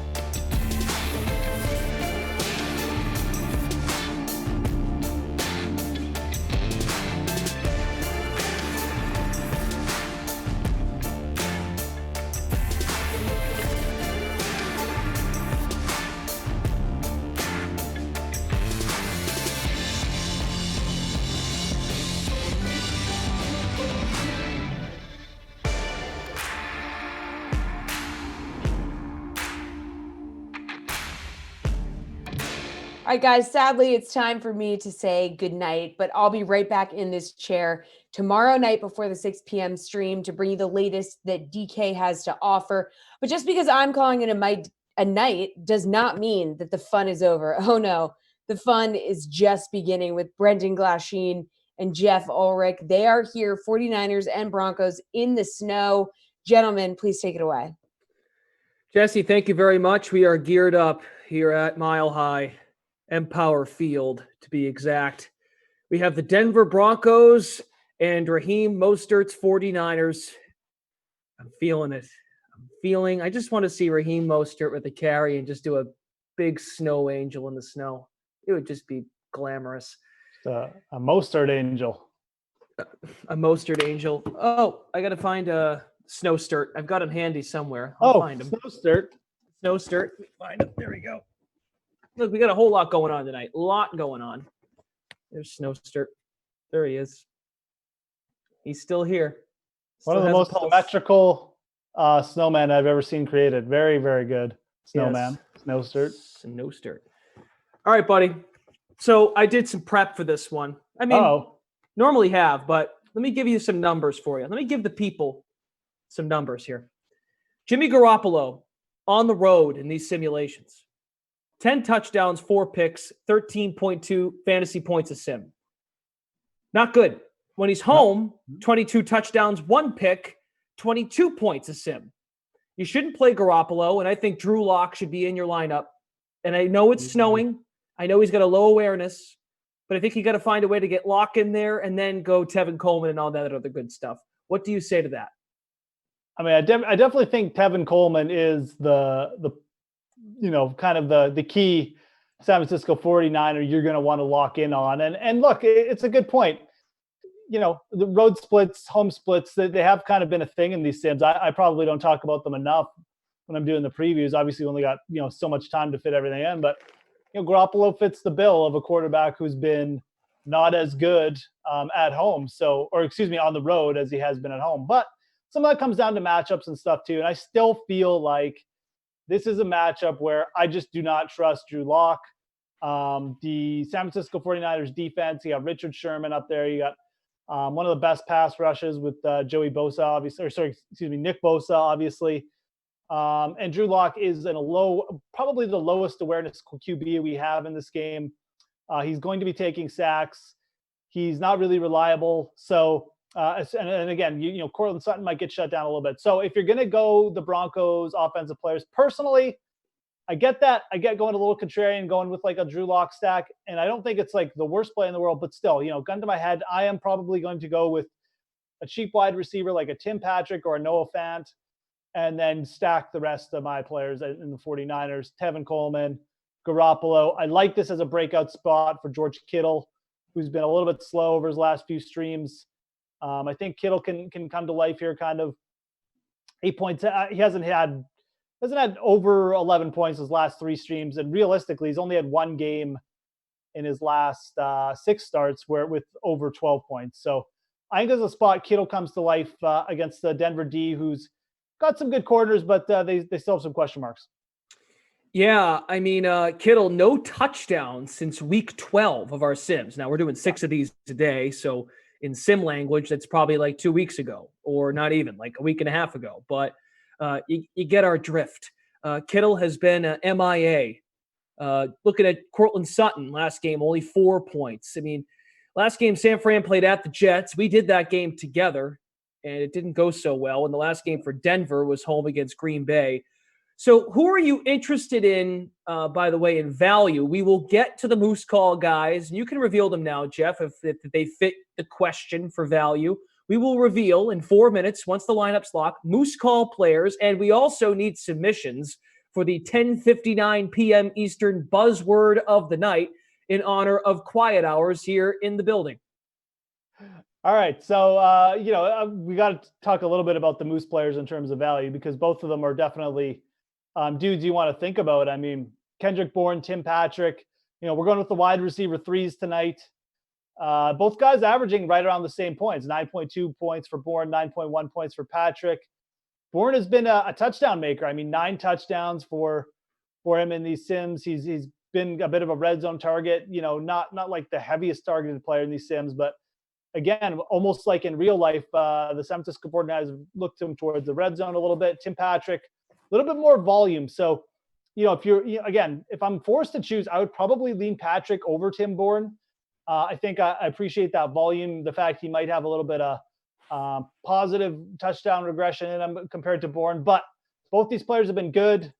I like the discount you're getting with Patrick over Deshaun Hamilton for sure. And then to go down a little bit further, we have two pretty good kickers in this game, although it is a snow game. I don't think the snow affects kicking too much, but it's something to think about. And then after that, it gets a little dicey. I mean, you can think about a guy like we saw the tight end two show up in the last game we did with the Jets. Chris Herndon caught a touchdown. I'm not sure if he was in the winning showdown lineup, but he was right around it all game. He was up in the top, and he was like 3% owned. You'll get similar percentages on guys like Jeff Harriman from Denver, Toloilu.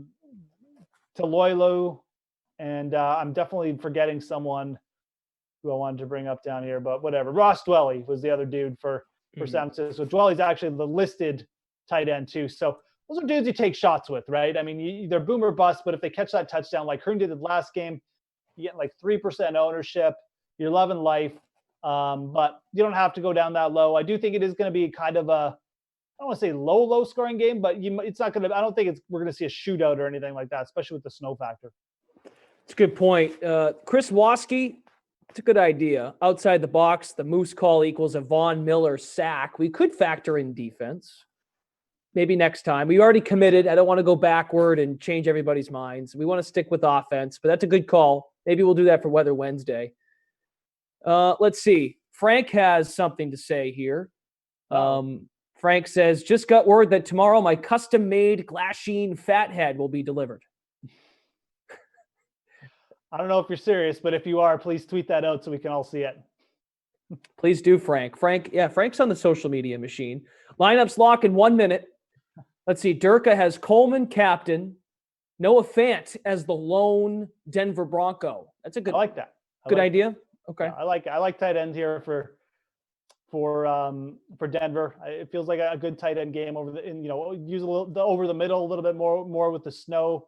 A little bit harder to get the ball out to the sticks through all that snow, the heavy snow coming down. Drew Lock, we don't really know how big his arm is. It's not really that big. So, thrown over the middle to Fant, a little bit easier, especially with that heavy snow, like I said. Fant's been really good. He's got at least three catches in the majority of his games. Only got a couple with less than that. He's only had 5 touchdowns too. So for a dude averaging over 11 points per sim, you got to expect his touchdown equity is due for a little positive regression there too. Lineups have locked, so we are going to get out to Empower Field at Mile High momentarily. Give us your buzzword ideas for 10:59. We need the buzzword. Moose players. Everyone's just trickled back in. Lineups have locked. We are going to go with the wide receiver threes. Kendrick Bourne. Kendrick Bourne has under 10 points his last 3 games.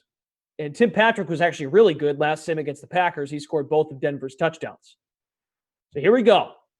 Let's do this thing. Raheem Mostert's Niners at the Denver Broncos. Keep in mind, too, and one thing you mentioned there with Drew Lock, he'll throw over the middle oftentimes to the tight end. Just like you said, Kittle's probably due for a bounce-back game. Phillip Lindsay is a pass-catching back, just like Tevin Coleman, so he might get those PPR points on the running backs. Yeah, we didn't talk about Phillip Lindsay. That was the one Bronco we didn't talk about. He's been pretty good in spots, though. I mean, he's 38% owned right now in the showdown, just checking out. But, I mean, averaging over 13.2 points per game. He does share, like, a little bit with Royce Freeman, who's, I believe, the listed power back. But the PPR points with Lindsay are really solid. So you're getting, like, that third down back, pass-catching abilities, averaging, I believe, right around right around 3 receptions per game, just under. So, that's really solid PPR production from your RB1. Oh, Tamar Green makes an excellent point. Emmanuel Sanders' revenge game. Yeah, I was going to bring that up in pregame as well. It is a Manny Sanders' revenge game. We'll see if that narrative plays out. Tamar, good stuff. Didn't even think of that. Like, because now he's a member of the Saints. Yeah. It's like, wow, you forget. Yeah, Manny Sanders, Denver Bronco. Damn. What's up, guys? Let's do this thing. Madden After Dark, in the snow. Niners, they're taking the ball first in those road whites.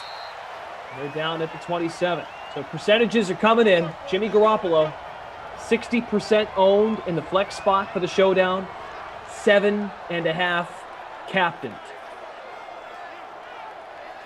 Yeah, Jimmy Emmanuel G. Sanders only 24.2% owned in the captain spot. So, or only in the flex. Excuse me.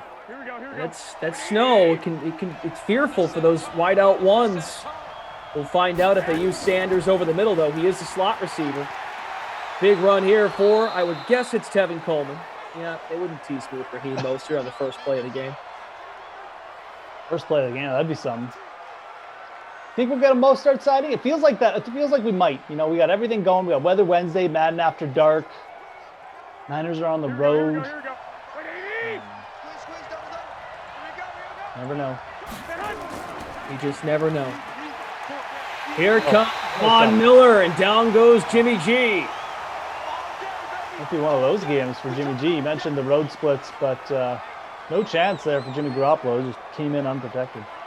You know, I caught the end of your last game, and just look at what the Jets did. I know it was a wind game and not a snow game, but look what they did to Lamar Jackson. Now, a lot of that might have been self-inflicted, but Jimmy G, this ain't Santa Clara, buddy. This is Denver in the snow. It's true. It's true. Mile High Stadium, typically one of the hardest places to go for a road game. Obviously, the thin air, but, you know, the weather, a factor too. Oh, nice catch. Garoppolo standing in, firing to Deebo Samuel to the 45. Deebo. Last night's buzzword was Julio, because Julio Jones went absolutely off in the Falcons-Eagles games. The Falcons, excuse me. Thank you. They were great. Falcons were on the road, though. Typically, we like to favor that home team. But someone actually said the buzzword should be eviction. Here we go.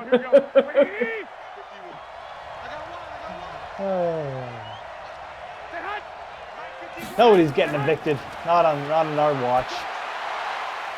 Garoppolo connects with, oh boy, Levine Toilolo, the tight end 3. Maybe the buzzword should be Toilolo. No one would spell it correctly, probably. He's got a fun word. He's got a fun last name, Toilolo. How Toilolo can you go? How Toilolo can you go? Not what you want to see if you captain George Kittle or anything like that. But, you know, game's young. A lot of ball game left. 14% in the captain spot, 65% flex. So his ownership's down a little. I mean, people are starting to not just make him an automatic flex.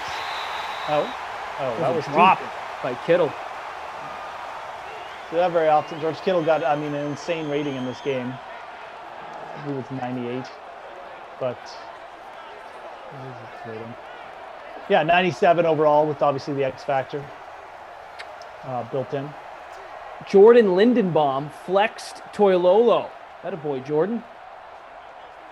Toilolo is averaging 4.6 points a sim, but it's a little misleading. Of course, he's the tight end 3. It's about all the games he's appeared in.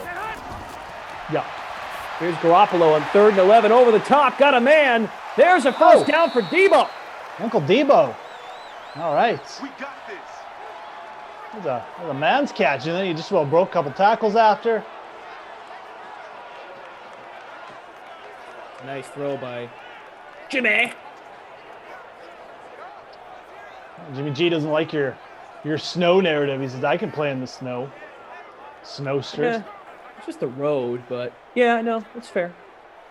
By the way, people are still popping in. Some people are tardy for Madden After Dark. 1,300 people watching on YouTube. The Moose Call players are the wide receiver 3. So Kendrick Bourne for San Fran. Who was that to? That was the Snowster. He was trying to go through the screen. He was trying to throw it. Trying to throw it through the Zoom right into your house, Brendan. Snowsturt has great hands. Great hands on the Snowsturt. Poor Snowsturt. Guy just wants to see his buddy Raheem score a tutty. How about take a carry? How about be on the field for a play? Here we go. Wait, 80! Let's get it together, defense. Let's get it together. People need the Sanders revenge game. B. Decker 420. They run the football here on 2nd and 10. Way to use your blocks. Kevin Coleman up to 14 yards. They're at the 22, just shy of the red zone.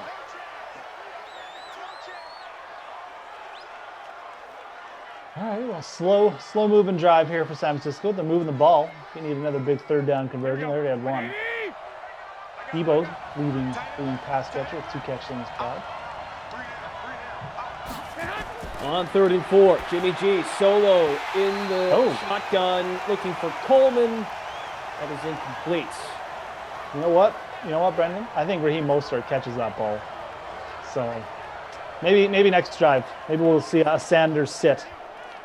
Or a Coleman sits, I mean. Mark Curry, the buzzword cannot be fire. That is against the law. You cannot do that. Even me, I have to have standards. Kick is good for Robbie Gould.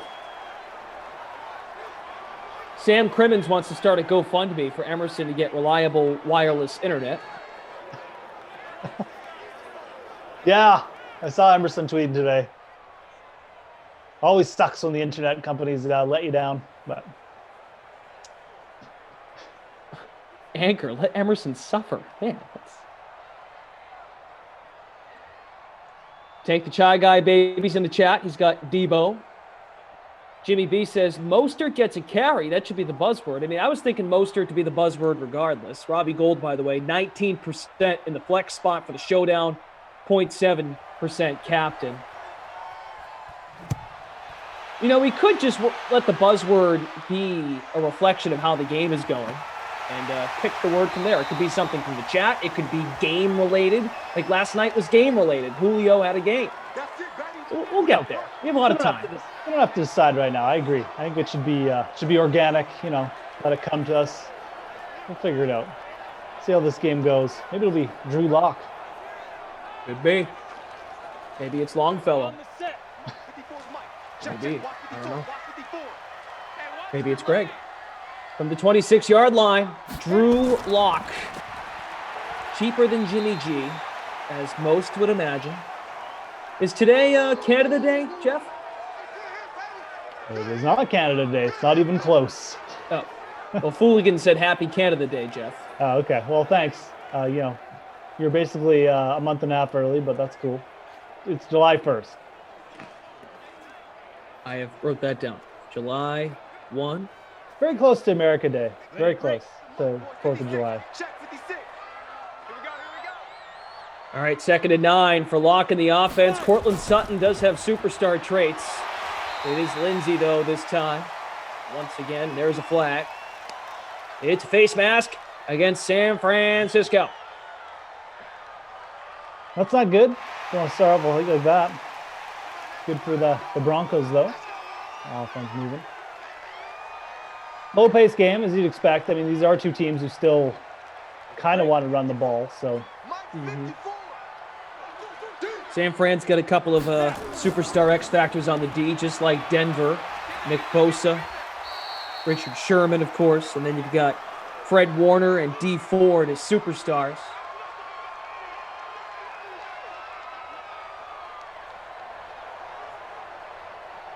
Yeah, where are you, Saved by LaBelle? He says, I wish Madden After Dark didn't start at 3 a.m. here. Yeah, Australia or something? I mean, it's amazing. Sure, I mean, shout out. Well, Lindsey out of bounds on that catch.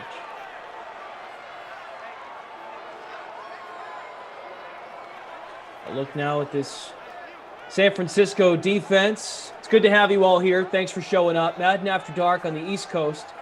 It's a late one.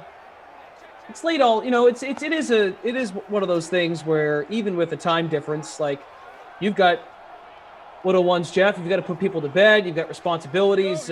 Even though we're in a weird time, it's good that everyone still finds a way to show up for a late night Madden sim. I like it. I hope it gives some people, something to do, maybe before bed, or just do a little sweat before bed. Definitely, obviously, you got the free roll attached to it, and if you got a classic lineup, obviously sweating that to the end. Deshaun Hamilton making a nice appearance. Not Tim Patrick, though, not our Moose player. The Moose, after an 18 Moose call performance in our last After Dark, I mean, we've had none so far, so. Flash regression. The Moose regression game. Glash rules everything around me. 3 a.m. in Saskatchewan. Miss Sask. I know we've talked about Sask a few times. I've been there a few times. It's a great area. Saskatoon. Saskatoon, eh? About 3 a.m. in Saskatchewan. What time would it be there right now? It's like 9. Really? It's central North America. How could it be 3 a.m. there? Yeah, I forget. Like one time. You know. I would know. They're the province right beside mine, so. Lock on 2nd and 10. They might even be on the same time zone as me right now, so no, it's not 3 a.m. there. Number 1 Kaufman fan. How about since it's a snow game, Glash, you sing "Do You Wanna Build a Snowman" for an entire minute. 60 outlaw. Do you wanna build a snowman? Play action, Drew Lock. That's fishing for a first down. Is it? Deshaun. The Moose have abandoned us. Dude, come on. It's early. We got plenty of time. Moose don't like snow, Brendan. You know, they like to hide in the snow. It's not like they don't like it. See, this is actually probably the best moose weather we're ever going to get.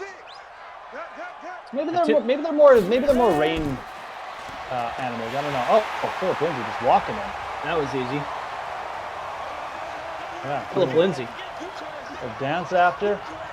Mentioned him before. I mean, he's averaging right around 13 points per game, but you know, sometimes he does get pipped at the goal line, but that one wasn't like a power formation or anything. So Royce Freeman stayed on the sideline. They gave it to Lindsay. We got the big hole, and San Francisco in a hole early. That's the 11th touchdown for Philip Lindsay in our Sims. 38% owned in the flex spot, about 5% in the captain. Anton, I'm reading comments. He says, Glash, hey, how you talk about yourself in third person. I'm reading the comments, how they're spelt. I mean, how am I supposed to avoid that? If the sentence starts with Glash, what am I supposed to do? Hey, when you're as famous as Glasheen, you're allowed to talk about yourself in the third person anyway. So.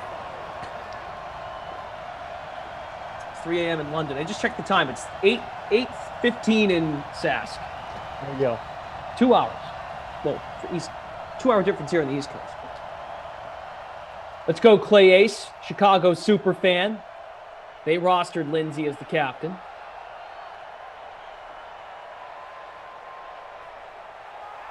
Yeah, and don't forget, people, tomorrow, obviously, we got Wednesday today, but the big free roll tomorrow is in prime time. So we got, we got a real showdown for tomorrow, Brendan. We got the Tom Brady Buccaneers versus the Tom Brady Patriots. Of course, Brady's only going to be playing for the Patriots. Yeah, looking forward to that. He'll be in New England. He won't be. I wish they put the game in Tampa to see how he looks down there. Right. Jameis Winston revenge game. See if Jameis Winston can enact some revenge against Tom Brady for stealing his job.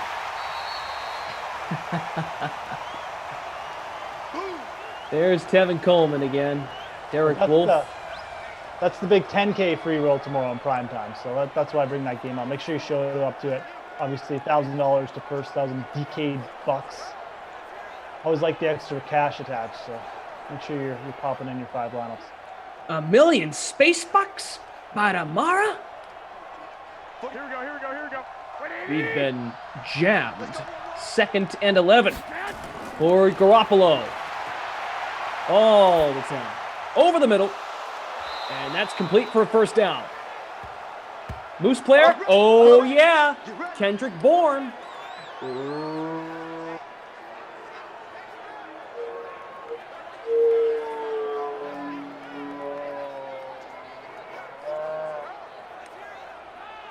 Your Moose device has lost some,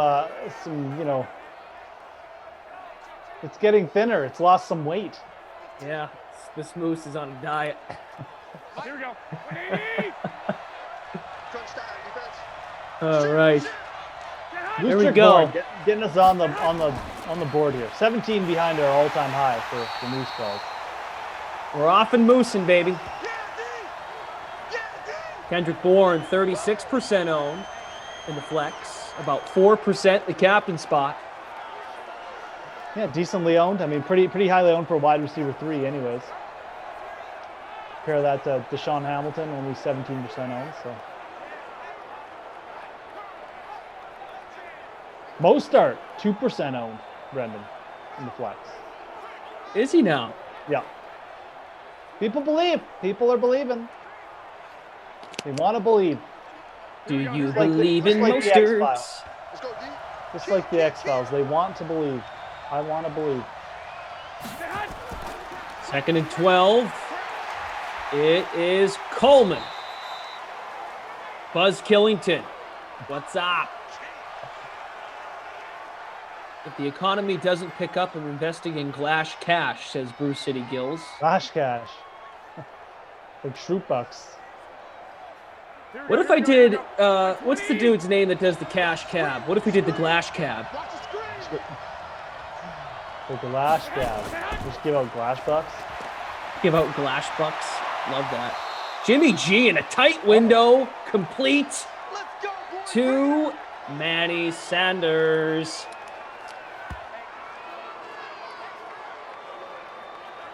Revenge game. Yeah, Manny Sanders is part of the New Orleans Saints now, obviously. Going to be... I wonder if he's going to affect Mike Thomas's fantasy value much. I don't think it'll affect him much, but you could definitely get quite a bit of work from Drew Brees there if they get on a connection early. Still a lot of gas left in the tank for Manny Sanders. Good slot receiver. Let's see Thomas split out wide a little more. Daniel Grant, next time I'm in Saskatoon. Sounds good, buddy. I'm a big fan of the Saskatchewan Rush. It's a great team, great building. The SaskTel Center. It's phenomenal. Love it. Got my Moose device here. So the Moose device has lost some, it still has some red face paint left over from the other day. But it's here. All right. Still works. People in the chat might not think so, but we're gonna work with what we've got. Adam Maxon, Glash Cab, and just ask questions about football or all sports or fantasy questions. Just ask Madden Sim questions, man. I mean, come on. Well, the bad boys of pop, he says, yeah, Glash, but do you really want to drive a cab? I mean, after Madden Sims, I might be out of a job. Hey. Let's drive a cab. Start my own cab industry. You'll be the only sports announcer who loses his job when sports comes back. Now that would be something.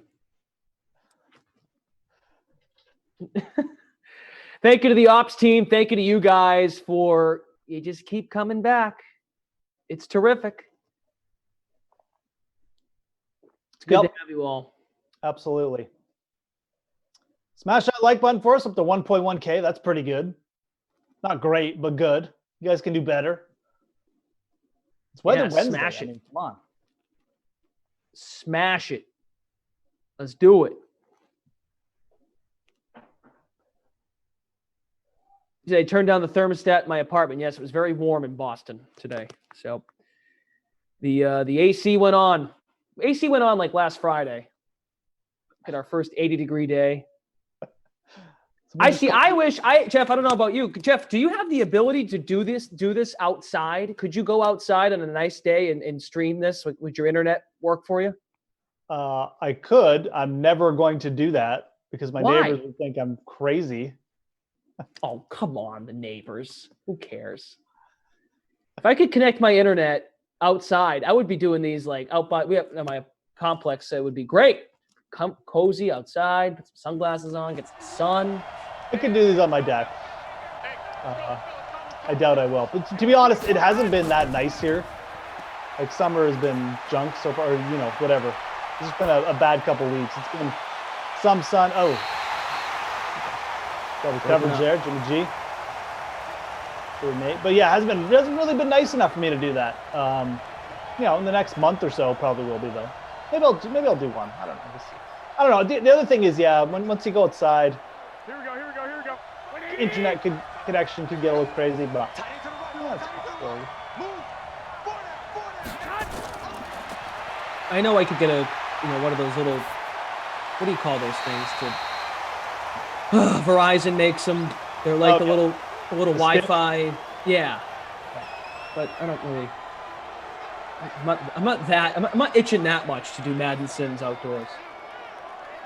But you never know what happens when you go outside. I mean, people walk by, someone can yell at you, nothing good. I mean, it'd be great for the stream. The people viewing it would be, it'd add an extra layer of entertainment. But you personally, I mean, that's why you just stay inside all the time. Gold kicking another field goal. Not even. Not even close. Boy, no. Boy. It was a long one, but still. 55-yarder, I think. Yeah, 55. A weak effort. The ball must have been frozen. Robbie Gold, at least Robbie Gold's honorable. He didn't cheat like Tom Brady. Deflate the balls. Okay. Warm them up. On that note, scores are updated through the opening quarter. Jeff Ulrich is here. Moose Ulrich. We have one Moose call so far through one quarter. We are still looking for Tim Patrick. Where are you? Yeah, Jeff Friedman gets it. Ridiculous statement that I totally agree with. You never know what happens when you go outside. Oh boy, Drew. I know what happened. Bad things. Get a flag. Legal man downfield. I haven't seen none of those in a while. Oh, it's our Moose guy. Oh no, it's Cortland Sutton. Never mind. It was Sutton, yeah. I thought it was Patrick. What's the name? The old numberino switcheroo there. John Luther. Hey, Glash, it was 110 degrees in Pennsylvania today. Holy crap. Jealous.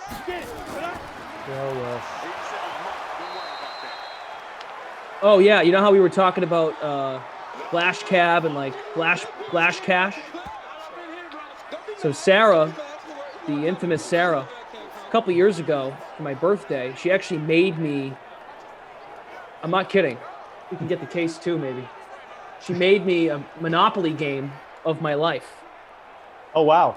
So I've got Glashopoly. See, Jeff, I'm showing you right now. You can tell. And that's me in a shirt and tie. We'll share it at the halftime. You'll have to share that at the half. I mean, that is absolutely amazing. Wow. Glashopoly. If you started selling that, buddy, you might have a bestseller on your hands. So you might want to think about reproducing those Glash bucks. We'll get to that. Live like Mateo. Glash, did you know hunters and professional hunting guides make moose calls by cutting the bottom of a plastic water bottle? Get on it, son. All right. Good to know. I like this. This is when, the Madden family comes together and we learn stuff together. I like this. So, okay, cutting the bottom of a water. I'm going to try that too. I'm going to make my own. We both have one. Yeah, you know what? Maybe we can tweet it out, the Glashopoly.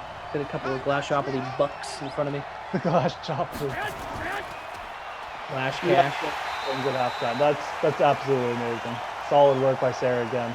It was done, was it 2 or 3 years ago she did it? Pretty hilarious. The cover of it, you guys will all laugh. It's all pictures of me and her together, and it's actually pretty funny. There's some good ones on there. So it's all appropriate. Don't worry, ish. Let's see. Oh boy. In the snow, we are 7-3 Denver, 2nd and 11.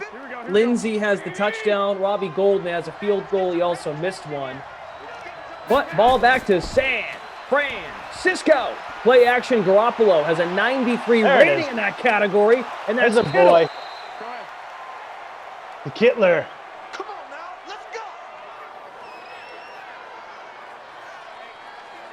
Over 100 yards for Jimmy Garoppolo, too. That was his first catch, but 29 yards. So X factors rack him up. Extra run after the catch ability. George Kittle. He is very, very good. Route apprentice, double move elite, some of his superstar traits. Yeah, just good downfield catcher. Like those are all, you know, for beating people downfield kind of things. So, which is what he does the best in real life. He just burns people over the middle, burns people after the catch. Oh, perfect. Sarah, you are the best. She just sent me some photos. There's one of me in jail. One of Glashopoly. Like Glashopoly, not real life. Yeah. No, I got it.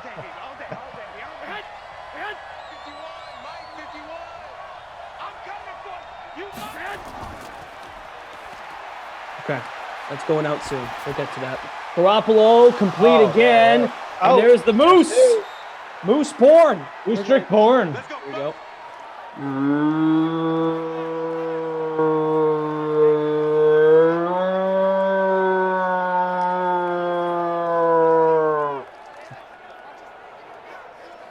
All right, moose trick porn. 2 catches.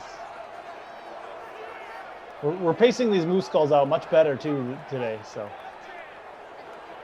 you must pace the moose call.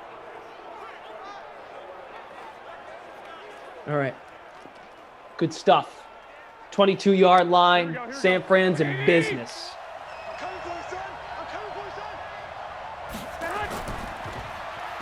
Play action, Jimmy. Over the middle to the end zone. Oh, did he get him? Touchdown. He did. Deebo Samuel. Deebo. Walking the tightrope there. Yeah. A long walk for Deebo. Just not the the Twin Towers is walking by us, but end zone good enough. Might get reviewed, but I'm pretty sure he's in. Looked good to me. Deebo, Las Vegas. Yeah, booth review, but I mean this one looked good. This deserves to be a touchdown either way, but I guess they're challenging possession. It's fine. That should be a touchdown. That should be a touchdown. I'm like 0 for 12 in these though, so looks like they're holding it up. And they are. That's good. Still haven't seen a missed extra point. Have you, Brendan? I don't know. Still haven't seen it, Jeff. That's a rarer than a Mostard sighting.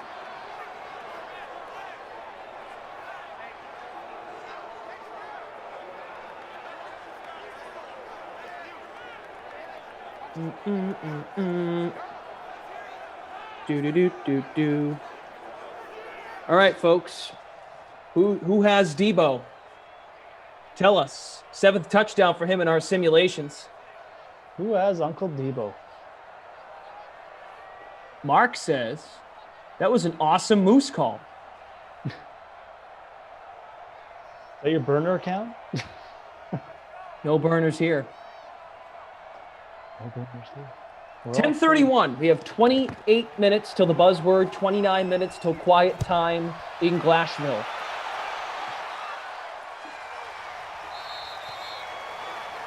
Timothy Ross says, I'm the type of guy to drive a convertible in the snow. Oh. That's interesting.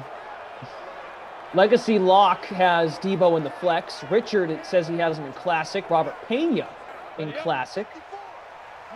There you go. What do you have to say about that, Drew Locke?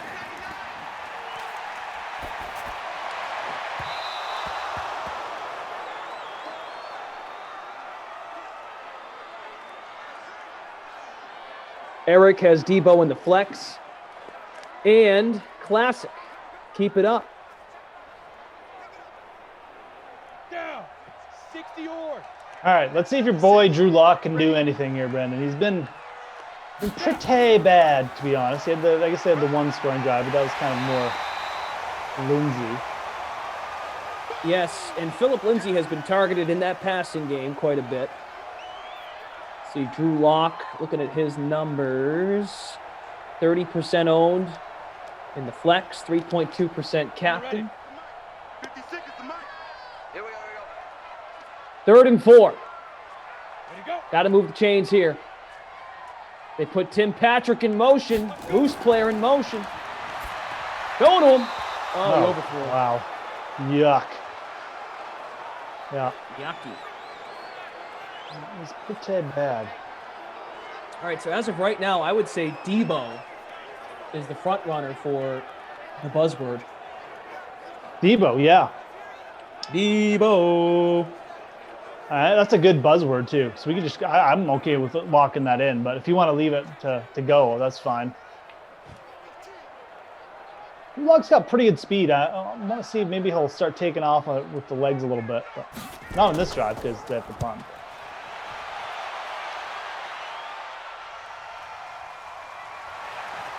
All right, ball back to San Fran. Oh, boy. Still waiting to see a punt return for a touchdown. Yeah, I don't think I've seen that either. Strangely enough. Hasn't happened. And more common than the kick returns. So. All right, you guys, please do Jeff and I a favor, if you don't mind. Smash the like button, but more importantly, hit the subscribe button. Very important. We'd appreciate it. I'm holding out hope that, yes, Choker, Raheem is going to earn the buzzword. Jeff, hey, Jeff, have you looked into antlers yet for your moose persona? Yeah, I know. I keep putting it off. I'll get around to it. Don't worry. Let's just show up with them one day. Maybe tomorrow. Who knows? Ooh, a tease. Here we go. It's been a busy week, but I'll have a little bit more time tomorrow. So, like Second. I got to get my kids to work on them for me. So, okay. If I can get them focused, they'll go to town. They'll make the best moose antlers you guys have ever seen. Don't worry. But Tallman P. Clash, can we get this Courtland Sutton is in session? Yeah, Sutton's got, like I said, he's got the bad matchup in this a big down. Broncos need to stop. On 3rd and 5. 3 minutes to go till the half. Garoppolo. Oh, Kittle, he had him. You know, I don't really get it sometimes with Jimmy G either. He's not Goff level, but Jimmy G has a 93 awareness. I know they're in the snow. I get it. But, I don't know. Can be a little aggravating sometimes. He's got good accuracy numbers. All above 85.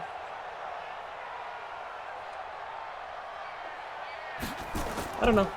They're going to punt it back to Denver. That's all I know right now. Jimmy and the Niners got the ball first. So Denver, we'll see how they do on this possession. They'll start at their own 20-yard line. Yeah, even Tevin Coleman hasn't been that great, as Vince calls out in the chat. Snow slowing everyone down.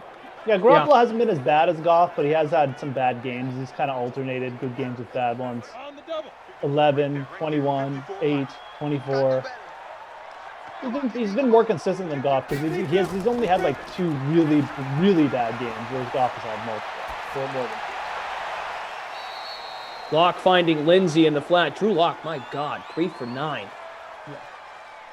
He's got a 68 overall rating. I mean, he's one of the lowest rated players on his team. So yeah, he can go off in the right spots. But again, in the snow against San Francisco, an above average team in defense, you know, a bit of a stretch. So, but he can do it. He's still, you know, he's got Sutton. He's got the targets to do it.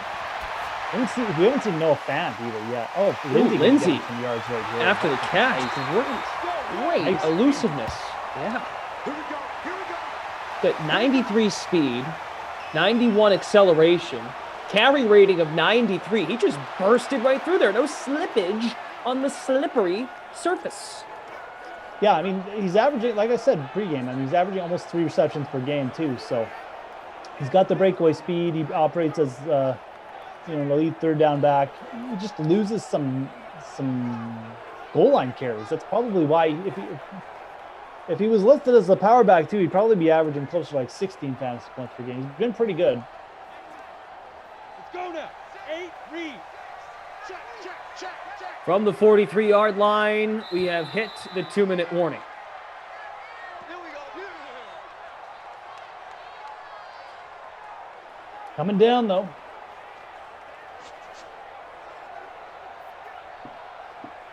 Philip Lindsay, folks, has a touchdown in this game. Deebo Samuel has the other. Highlight reel kind of catch. In the back of the end zone. Field goal for gold, the difference in the ball game. That's complete. All right, Tim Patrick has arrived. All right.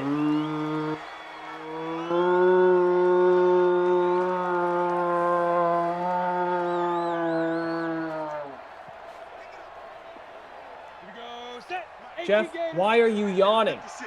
Oh man, you caught me. Oh, come on. The moose call is just, it's lulling me, Brendan. I mean, as a moose, I just, I hear that and I'm like, oh. It just, hypnotizes me, so. Fred Warner on that stop to break off that pass. 3rd and 4 here for the Denver Broncos. Set. 18 Gator. Barbs, enjoy. Push him back. Where is Sutton, says Blood Robot. Where is Cortland Sutton? We're going to run it. It works out. Shutting down Cortland Sutton. There's more Lindsay, though. Lindsay owners are happy with this game. A couple receptions. Putty. Big gains, excuse me. Choker says, my dog just snapped to attention. Damn. Where's the moose? From the San Fran 45, Lindsay catching that dump pass by Locke. 80 yards for Locke. I would guess like 2/3. All right, not 2/3. 31 yards going to Lindsay. Yeah. Noah Fant. Captain Phillips. Where are you? 70 Indy. Captain Phillips. Captain Phillips Lindsay. Good movie, Captain Phillip. 10:39 Eastern. 101 timeout. What a surprise. Frankie 13. My mom just walked in and said, why are you listening to someone moaning? Okay. Ready? 90 Wolf. You live with your mom? We'll give you a break. Lindsay again. Wow. That was like 5th catch. Feels like it. Let's see when he pops up here. And we're burning time here. We have 4 catches, 35 yards. Down to 1 timeout. They still got 56 seconds, so they don't blow it and do something dumb, which they almost always do. The simulator, I mean. Then we get at least a field goal chance. Play action here, and that is a ground ball into Rocky Stadium. Ground ball, foul. Out of play. Rockies have played the snow before. Do we have any people in here from Denver, Colorado? How's the weather in Denver tonight? Let's go. Yeah, is it nice there? Rocky Mountain High. In the gun. Sutton is at the top of the screen. Going to Sutton. There he is! Oh! He had 2 players, I think I was Fant down the middle too, wide open, and he pulled the Drew Lock, which means he just missed everybody. Adam. Oh boy, that's disappointing. Maybe you can make up for it though. You can do it, Drew. Don't listen to me. Same formation, same look here. 3rd and 10. Drew Lock is because he hasn't played the full season. So There we go. Nice. Hamilton got out of bounds too. Well done. Still a timeout to work with. We're at the 14-yard line. Yeah, and they saved their timeout. Wow. That's how you make up for things. Madden, come right back.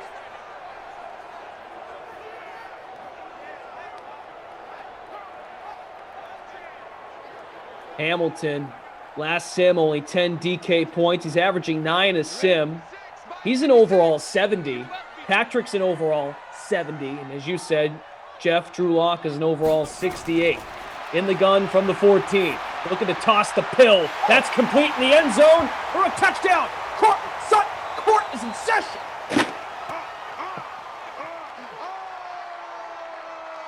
Judge Cortland Sutton.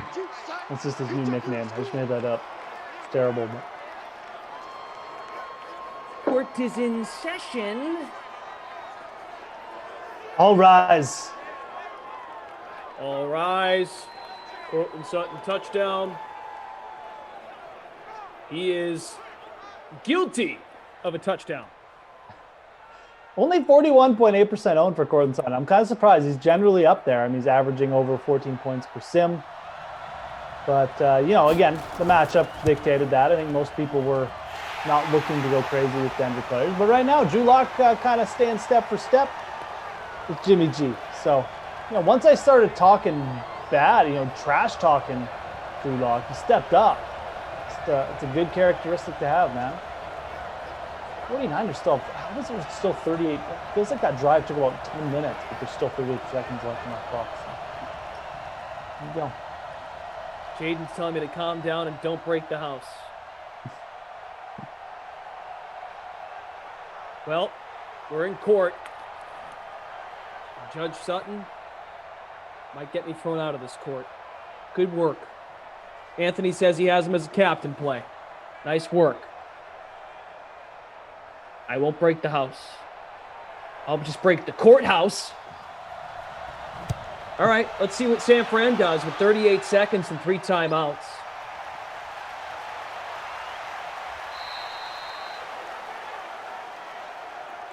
Let's go, baby. Let's go. Your mom in the chat. Adam Kaufman has shouted me out twice, and that is why he is the best commentator. Okay. Adam cooperates with mothers. Here we go. Including your mom. Can I trash talk Fant? Yeah, I'll do that on the next drive. Don't worry. Fant is my only goose egg, says Fantasy Hawk. Tevin Coleman. Juke. Timeout. Nice juke. Bad play. Not getting far down with that. Need a couple downfield passes here. This is where you look for Kittle, possibly break one.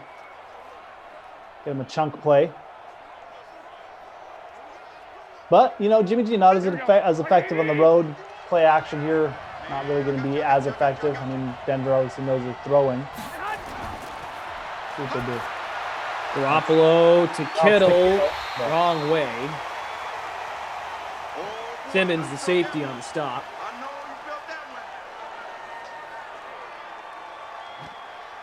All right, come on. 3rd and 6. Got 1 timeout to work with. Now, Jimmy Garoppolo has a throw power of 89. Here we go. Yeah, not great. Pretty good, but not great. They're going to need, to get to at least a 50 here for a realistic shot at a Hail Mary, and they're not going to get it because they just ran the ball. And they gained 1 yard, and it's 4th and 5. For some reason. Gotta get Tevin Coleman his carries in. Wow, this is a slow-moving half. 10:45. This is really slow. Yeah. This is, like I said, it feels like this half was going to be over about 15 minutes ago, and we're still here. Now they're punting. Boy, oh boy. Everyone gear up, stay warm, stay dry from the snow, and let's all have positive attitudes. You got the Glash Bucks at halftime to look forward to, so don't leave us. Yes. Smash that like button if you want to see the Glash Bucks up close. Trust me, you do. The Glash Cast. Glash Hash. Tongue twister. It is a tongue twister, among other things. Now we're getting a flag. Oh, God. What is Drew Lock going to do? Denver starts with the ball in the second half. Lindsay! Wow. All right, that's going to be it. Still about 1,700 watching, and we've reached halftime. 14-10, Denver. Sam Crimmins is just baiting me. Kaufman said he could best Glash in a wrestling match. He didn't say that. No, we were trying to get you guys set up for like a showdown on the putting greens, like a putt-putt contest. You know, we'd have Emerson do play-by-play. Jesse would interview you guys after like every 2 holes. Yeah. You could bring me in from Zoom to analyze you guys' strokes. We're gonna have a whole event. You know, Kaufman versus Glash on the mini putt. All right, here we go. Here's the Glash cash. Okay. Up and close. It's amazing. Some yellow cash. I just tweeted it out too. At BJ_Glash. I just tweeted out the photo. We have a live picture of the board too. The board shows me in jail. Let's see, we've got blue Glash cash. We've got red my God. Glash cash. We've got green Glash cash. We've got purple-ish Glash cash. There you go. Glash cash. So there you go. Enjoy your Glash cash, everybody. God, you're even on the cards in those. It's just amazing. I mean, what is Day Hall? That was the dorm I was in Syracuse. Dorm you were in Syracuse. That is some attention to detail. My God. Yeah. Glashopoly. It's something. It's something, all right. BJ_Glash, if you want to check it out. You will want to check it out. It's worth checking out. You've done these Sims. Do you have any interest and you enjoy Brendan Glasheen's commentary? You go to BJ_Glash on the old Twitter machine and check it out for sure. Make it rain. And yes, I have bangs in that photo. I have bangs. I never use product. You ever just make it rain by yourself with your own Glash cash? Nah, never actually. Could though. Could make it happen. Timothy Ross, give me my stimulus check and Glash cash.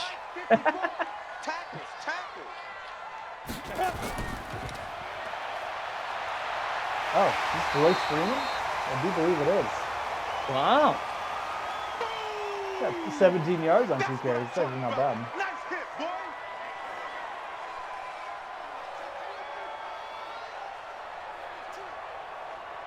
Glashopoly. Coming to a store near you. I trade my crowns in on Glash cash. We should make that available at the DK store. I might have to hit up Jason Robinson and see if that's an option. That's just oh my God. We should really somehow get that available. That would be mass production. Get that baby into production. I'd buy one. People are into you've got a DraftKings hat on too, right? Yeah. Yeah, I got the DK Live one. We got these a couple years ago. Love this hat.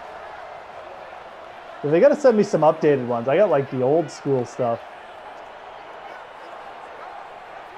The first 2 years I worked at DraftKings, they sent me so much DK stuff that I didn't need any more forever. Now I haven't got any for a while, so I need more. Need updated. Power I formation. Oh boy, this Royce again? Yeah. Jesus. The Royals Royce is out of the garage, I guess. I mean, Heck, did he drink at halftime? a blue Gatorade. Yeah. Let's see. 10:51. What's the buzzword? Sutton scored a touchdown. Debo has a touchdown. We've got to come up with something here. I mean, I'm up for Debo. Debo's was a pretty fantastic catch. No one else has really done anything. You know, Lindsey's been good, but we could a good do buzzword. We could do Glash Cash. We could do Glash Cash, Glashopoly. Paul Newman, fix internet. Not sure what that means. Talking Emerson? Philip Lindsay is just dominating the ball. 55 yards and a touchdown. Both Denver running backs are just killing it on the ground, man. The Moose calls are quiet tonight. Patrick has a catch. Bourne has a catch. Here we go. Here we go. Here we go. Yeah, you really can't chant Glashopoly. Like Glash Cash has like a little rhythm to it. It's Lindsay again. Come on, 64 yards. Racking them up. Bill Lindsay here. We're getting into bonus watch territory, obviously. Only 38% on, under 5% on the captain, so could be on his way to being the difference maker. Payroll Bob tweets at me and you, put me on the waiting list for early release. Hashtag Glashopoly. How many crowns would Glashopoly cost, I wonder? How many DK crowns? I don't know. I didn't think about that. It's on Twitter right now, at BJ_Glash, if you want to have a look. Here we go. 1st and 10 from the 25. Lock and the Denver offense in business. That's a catch for Lindsay. I think. No, it's Fant. Noah Fant. There he is. Oh, finally. Noah Fant, whatever. He's on the board. All right, here's what we'll do. Whoever scores, it's got to be a touchdown, though. Whoever scores this touchdown coming up for Denver, we're guessing. I'm guessing they're going to score. That's the chant. 6 minutes till 10:59.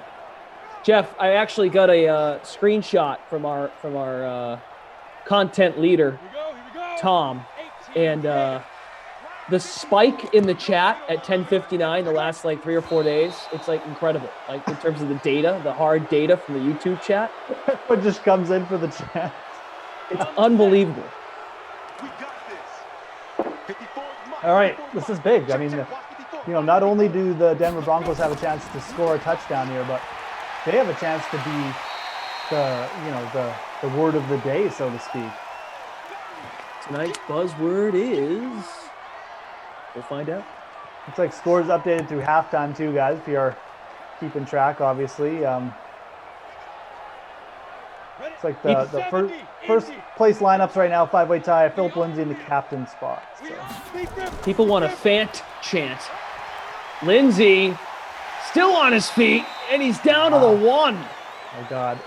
I think we might get pipped. We might be getting a Royals Royce chant here. Or a Janovich. Janovich. The fullback. Imagine. Yeah, no, but that'd be tough. Jeff Friedman wants Fant. Mike Stacy says, let's shout out Mayo, Pat Mayo. They're going to give it to Lindsay. Looks like Lindsay, so staying true to their boy. Oh, they're going to pass. They're going to throw. Oh, they ain't going nowhere. Now the question, it's 4th and 4. They're going to kick a field goal. Damn it, they didn't give him the first down. Oh, that's a shame. I said a touchdown, so. Yeah, you make the call. I'm gonna throw Debo out there. I think he deserves it for that catch. But if you got someone better in mind, then. All right, everybody, right now, you've got 4 minutes. Throw out your buzzword that you want, and by majority, we'll go with that. Keep it appropriate, please. All right, this is making it a touchdown lead for Denver. There you go. Brandon McManus.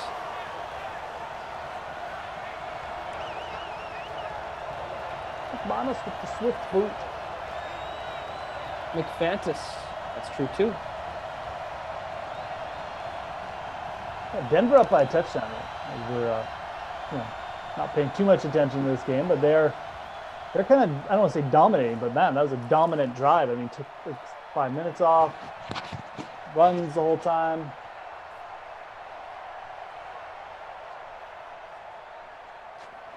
I see Debo, Glash Cash. Glash for cash. Sarah. You do a Sarah chant? I'm down with that.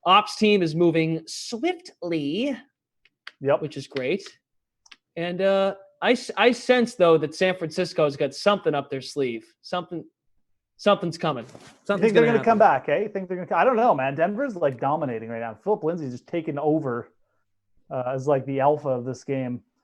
Refuses to get taken down, making first downs. So not really making Drew Lock do much. Although Drew Lock is, I think he might even be. Oh no, he's not outscoring Jimmy G, but he's in the winning lineup right now. Drew Lock with Cortland Sutton, Deebo Samuel, Deshaun Hamilton, and Kendrick Bourne, and Philip Lindsay in the captains. So.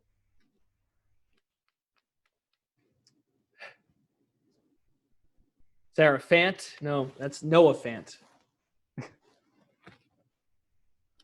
Cheetah, I'm not falling for that. Not doing it. Who do you guys in the fourth quarter? Anybody? Fant? Fant seems like a big one. Clash looking like a Salvation Army bell ringer. Those are nice people. Great people. You do kind of look like one. Raheem Mostert, 0.2% in the captain spot, 2.2% in the flex.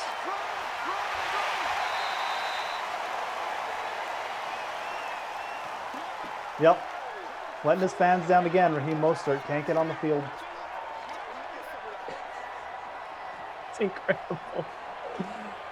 Oh, 3rd and 4. Let's go now. 15 line. Touchdown lead for Denver. Drew Lock slinging the pill. Cortland Sutton. Cortland Session. Let's go, baby. Oh man, might have to be instituting that in every game. Telling you, man, 10:59 p.m. Eastern. It's 10:50. You ain't here. If you ain't here, you're missing out. You know, you're not here at 10:59 Eastern. Glash, the human me, is known as a licensed professional counselor. And I'm not going to read the rest of your comment, but it's pretty funny. Peter Beckman says, "Grow up." When we go back to normalcy, I'll grow up. I hope. I hope not. That would suck. Philip Lindsay getting close to the bonus. That might have put him over. If he's not at 100, he's at like 99 right now. So, about an 11-yard run. I think he needed 12 yards. Sarah ran away, I think. Can't find her. Show it. Right away from the chat, that is. They're just pounding Philip Lindsay here, though. As soon as I say that, they do play action. He's locked in to take a sack. Oh, finally, he luckily got rid of it. They're at the 20. They're in McManus range. McManus. Doesn't matter who we are. Publix, 15. Is it a Florida resident? Leading the 2K Lake Classic. Set. 10 Lobo. And let's see, there's a solo leader right now. Bex, 14-14, has Philip Lindsay in one of the running back slots in the full classic. Lindsay to the outside. Sherman helps on the stop. All right, now he's definitely over. I think he was over before that play, but 106 yards, tutty for Philip Lindsay. He has clearly been the like I said, the alpha player in this game. He is in the captain spot in the winning showdown lineup. 38% owned, under 5% owned the captain. Where is Noah Fant? Oh, he's taking the Rolls Royce out. God, Denver just killing clock with these rushes too. But 4th and 2. Yeah, they shouldn't run it there. Not until down. That's ridiculous. Adam says, I changed with you, Glash. Or I chanted, I think he meant. I chanted with you, Glash. But it was kind of pain. I was like, changed with you? I'm like, what? I chanted with you, Glash, but it was kind of painful since a girl named Sarah broke my heart a while back. Yeah, they can do that. Sarahs are capable of anything. Sarahs. Never know, man. Yeah, man. Never trust a Sarah without an H, by the way. Oh, okay. That's good advice. They got to have an H at the end. With all due respect to Sarahs with no H's.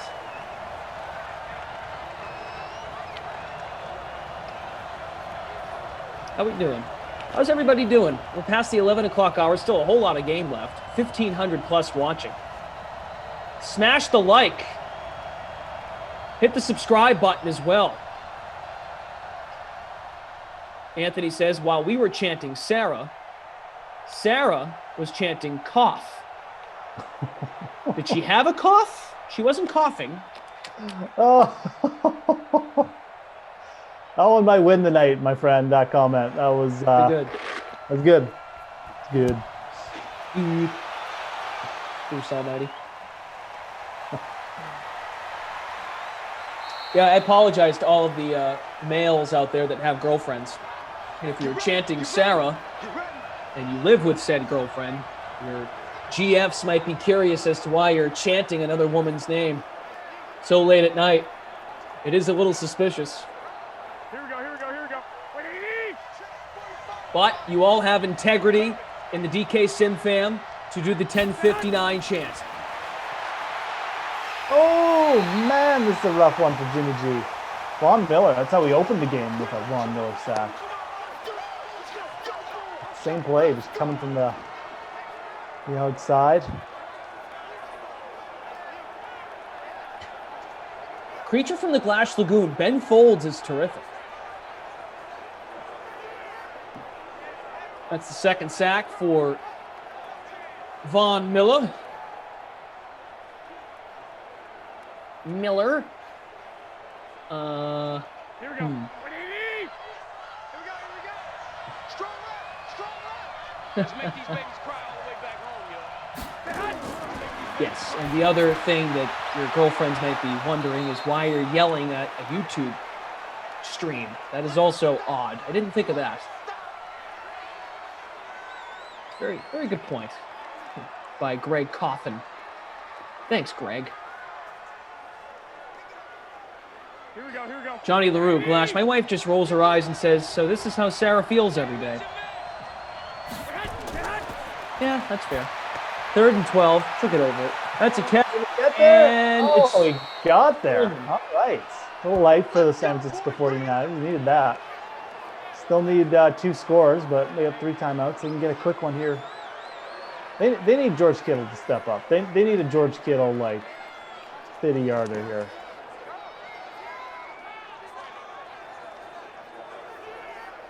Andrew, he says, Sarah Kaufman, ... will never be her name. Here we go. If Kaufman was a lady, he wouldn't change his last name. He'd keep Kaufman, for sure. In marriage. 1st and 10. Jimmy. Who is that to? Niners, man, what'd I tell you? I know Garoppolo threw the touchdown to Debo, but on the road, he's not so great.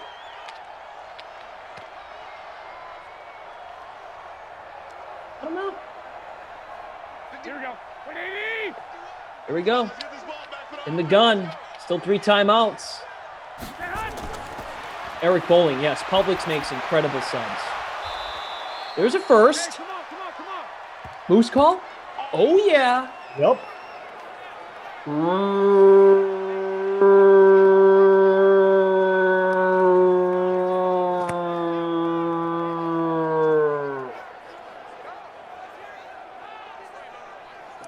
Now, I feel Moose reloaded today. When we did 18 of those things yesterday, I was tired. That was nuts. Here we go. It's rough on your vocal cords there. Kendrick Bourne showing up there. 4th catch after 2 goals. So.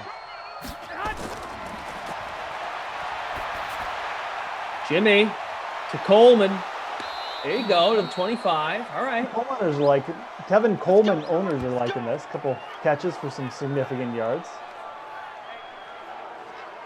Vince Stevenson, dude, you just screwed up saying don't trust a Sarah without an H. You should have learned that in broadcasting school. You're going to get hammered. Okay. That's just in the school of when you date a Sarah with an H. You just always say that.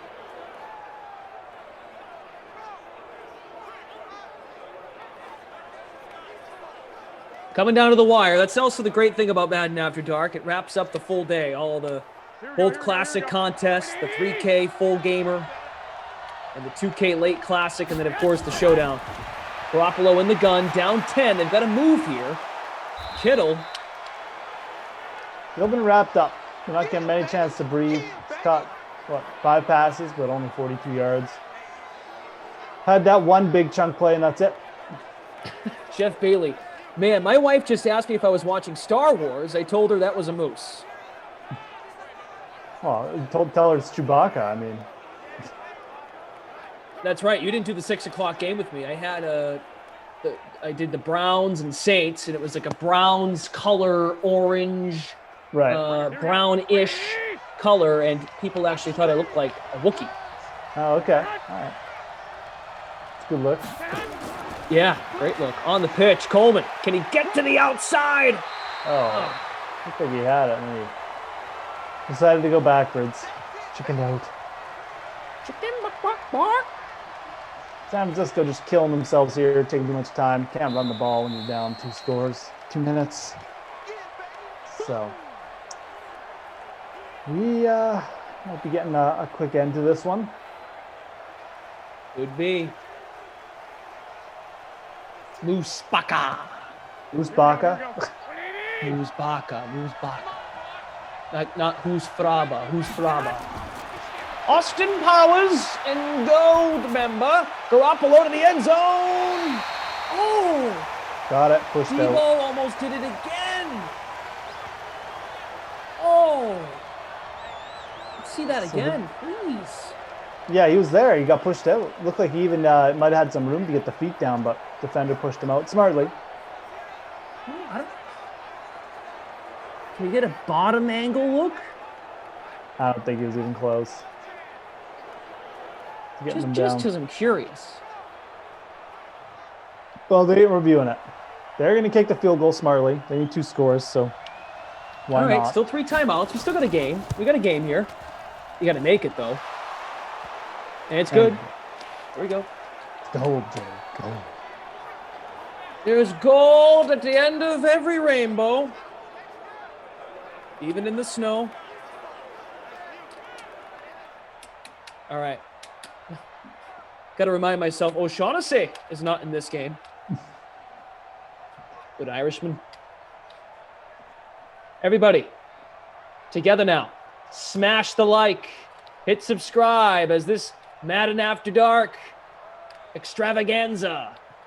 Get the 1.2K likes, and we'll put Glashopoly in the DK store. Okay. I saw you tweet at the DK people. Who knows? Oh, yeah. No. Hey, that's what DK Assist is there for, right?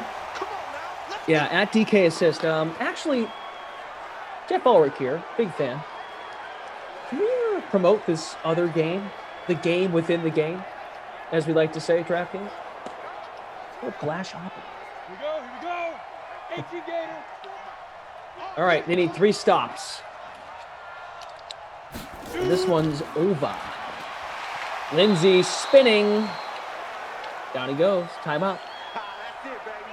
And look, to clarify as well, we understand that there's a very consistent group of people that watch these sims. So you hit the like button at like noon. You hit the like button 11 hours ago. Yeah. Think about that. So thank you for sticking around. It's for all the new viewers. We only bring it up just as it's just a reminder. People are hopping in and they all the people who came for the buzzword of the day, all the millions and millions of Glashing fans. Lindsey backed up again. Timeout. All right, so what do we got here? Do they have enough time, San Francisco, to even do anything? Yeah, I mean, it's 1:38. Oh, yeah, okay, all right. They'll have no timeouts, but yeah, it's definitely plausible. Need to stop. It's big down. This is it. Good game. We might get OT in the works. Rob Noble thinks so. Here we go. 3rd and 8. Never know. Never know. Got to get a stop here. Running it again. All right. Okay. We've got ourselves a situation.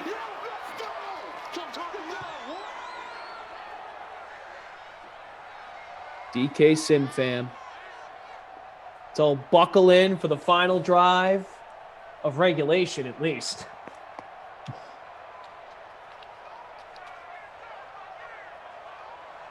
Do.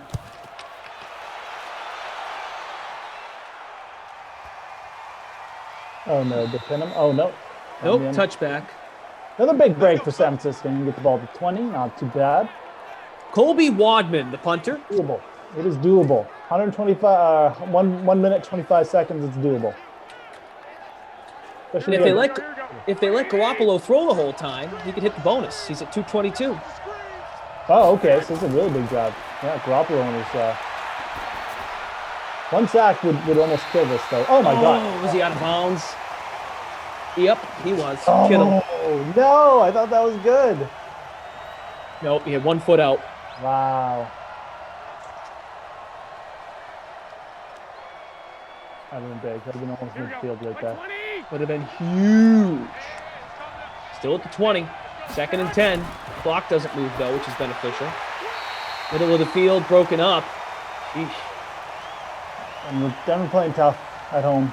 These road splits coming into play here. Not great. William needs a Bourne touchdown. Bruce City Gills needs some more Debo. 3rd and 10. Garoppolo. That's a first. To a moose named Bourne. He was born in Mooseland.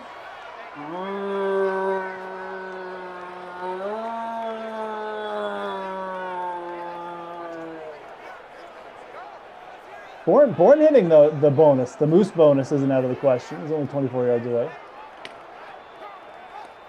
Need a moose-tastic finish to this game, though. I was born in the dark. Here we go. Molded by it. Moosed by it. 1st and 10 from the 33. Still a lot of work to be done. Kittle puts the shoulder down. But you gotta move. Yeah, that's you not gotta great. moose. If you get tackled in the middle of the field, you got to get like at least 20 yards to make it worth it. This is not going to be worth it. Burn another 10 seconds off. I could see Jimmy going, though, Hail Mary style to Debo, maybe our boy Bourne. That ain't going to help. Well, if you get out of bounds, it's okay. Here we go. All right. I'm in. It's starting to warm up a little, too. 7 receptions, yep. 59 yards. Chuck Wheeler. Forever. Hasn't had a touchdown like 6 Sims. Yeah, week 12, his last touchdown for George Kittle. 9 touchdowns overall in our simulations. People need Bourne to score touchdowns. That's helpful for the Moose call. From the 50. That is. Did he get out? No, he didn't get out. That's not good. Sanders. That's not good. It's going to burn up. We're going to have like 20 seconds left here. Come on. Let's go. Let's go. We might get 2 more plays. Maybe. Here we go. Quick, we gotta move quick right here. Watch the safety creep. Maybe 2. Come on, Jimmy. You got to bounce. You got to bounce. There you go. All right. Okay. Oh, and who else?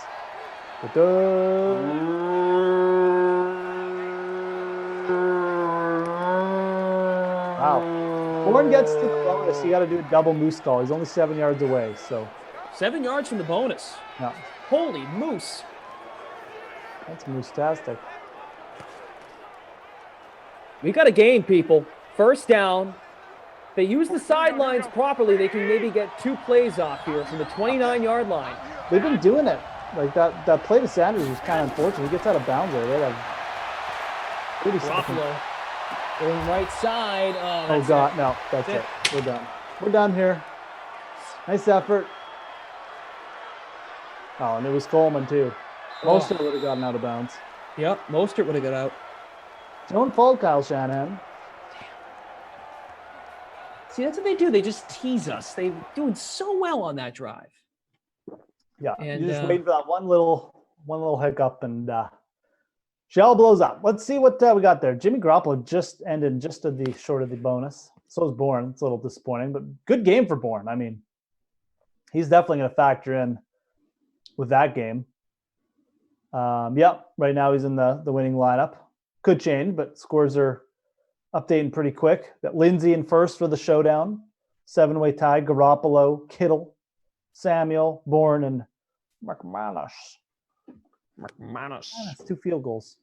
Yeah, that's a shame. Bourne, it was so close. Kendrick Bourne has his first double-digit DK fantasy point game in 4 weeks. So it was a good idea. It was a good Moose idea. You have a player of the game, my friend? Yeah, it's got to be Philip Lindsay. I mean, got to be. Bunch of receptions. I think it says 4. He might have had more than 4, but hit the obviously 100-yard bonus and a touchdown. He just chewed up clock, man. I mean, he didn't give the 49ers any time to get going. They were on the field so much, just running it with Lindsay, passes, scoring. Philip Lindsay, for sure. All right, that's going to do it for us. Of course, keep your moose eyes open on the Game Center for the 3K full 6-game slate, the 2K late classic, and then this showdown that just finished up. Good night to all of you.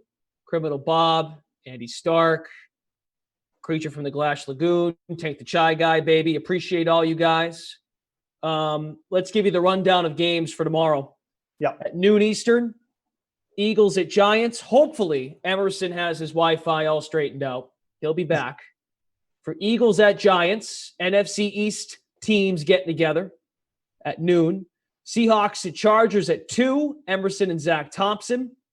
At 4 p.m., the Dolphins are at the Falcons, Adam Kaufman and z.thompson.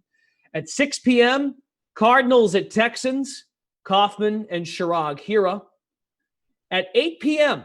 Eastern tomorrow night, the $10,000 free roll for Showdown, of course. Game of the week. Patriots host the Bucs. The Tom Brady Bowl.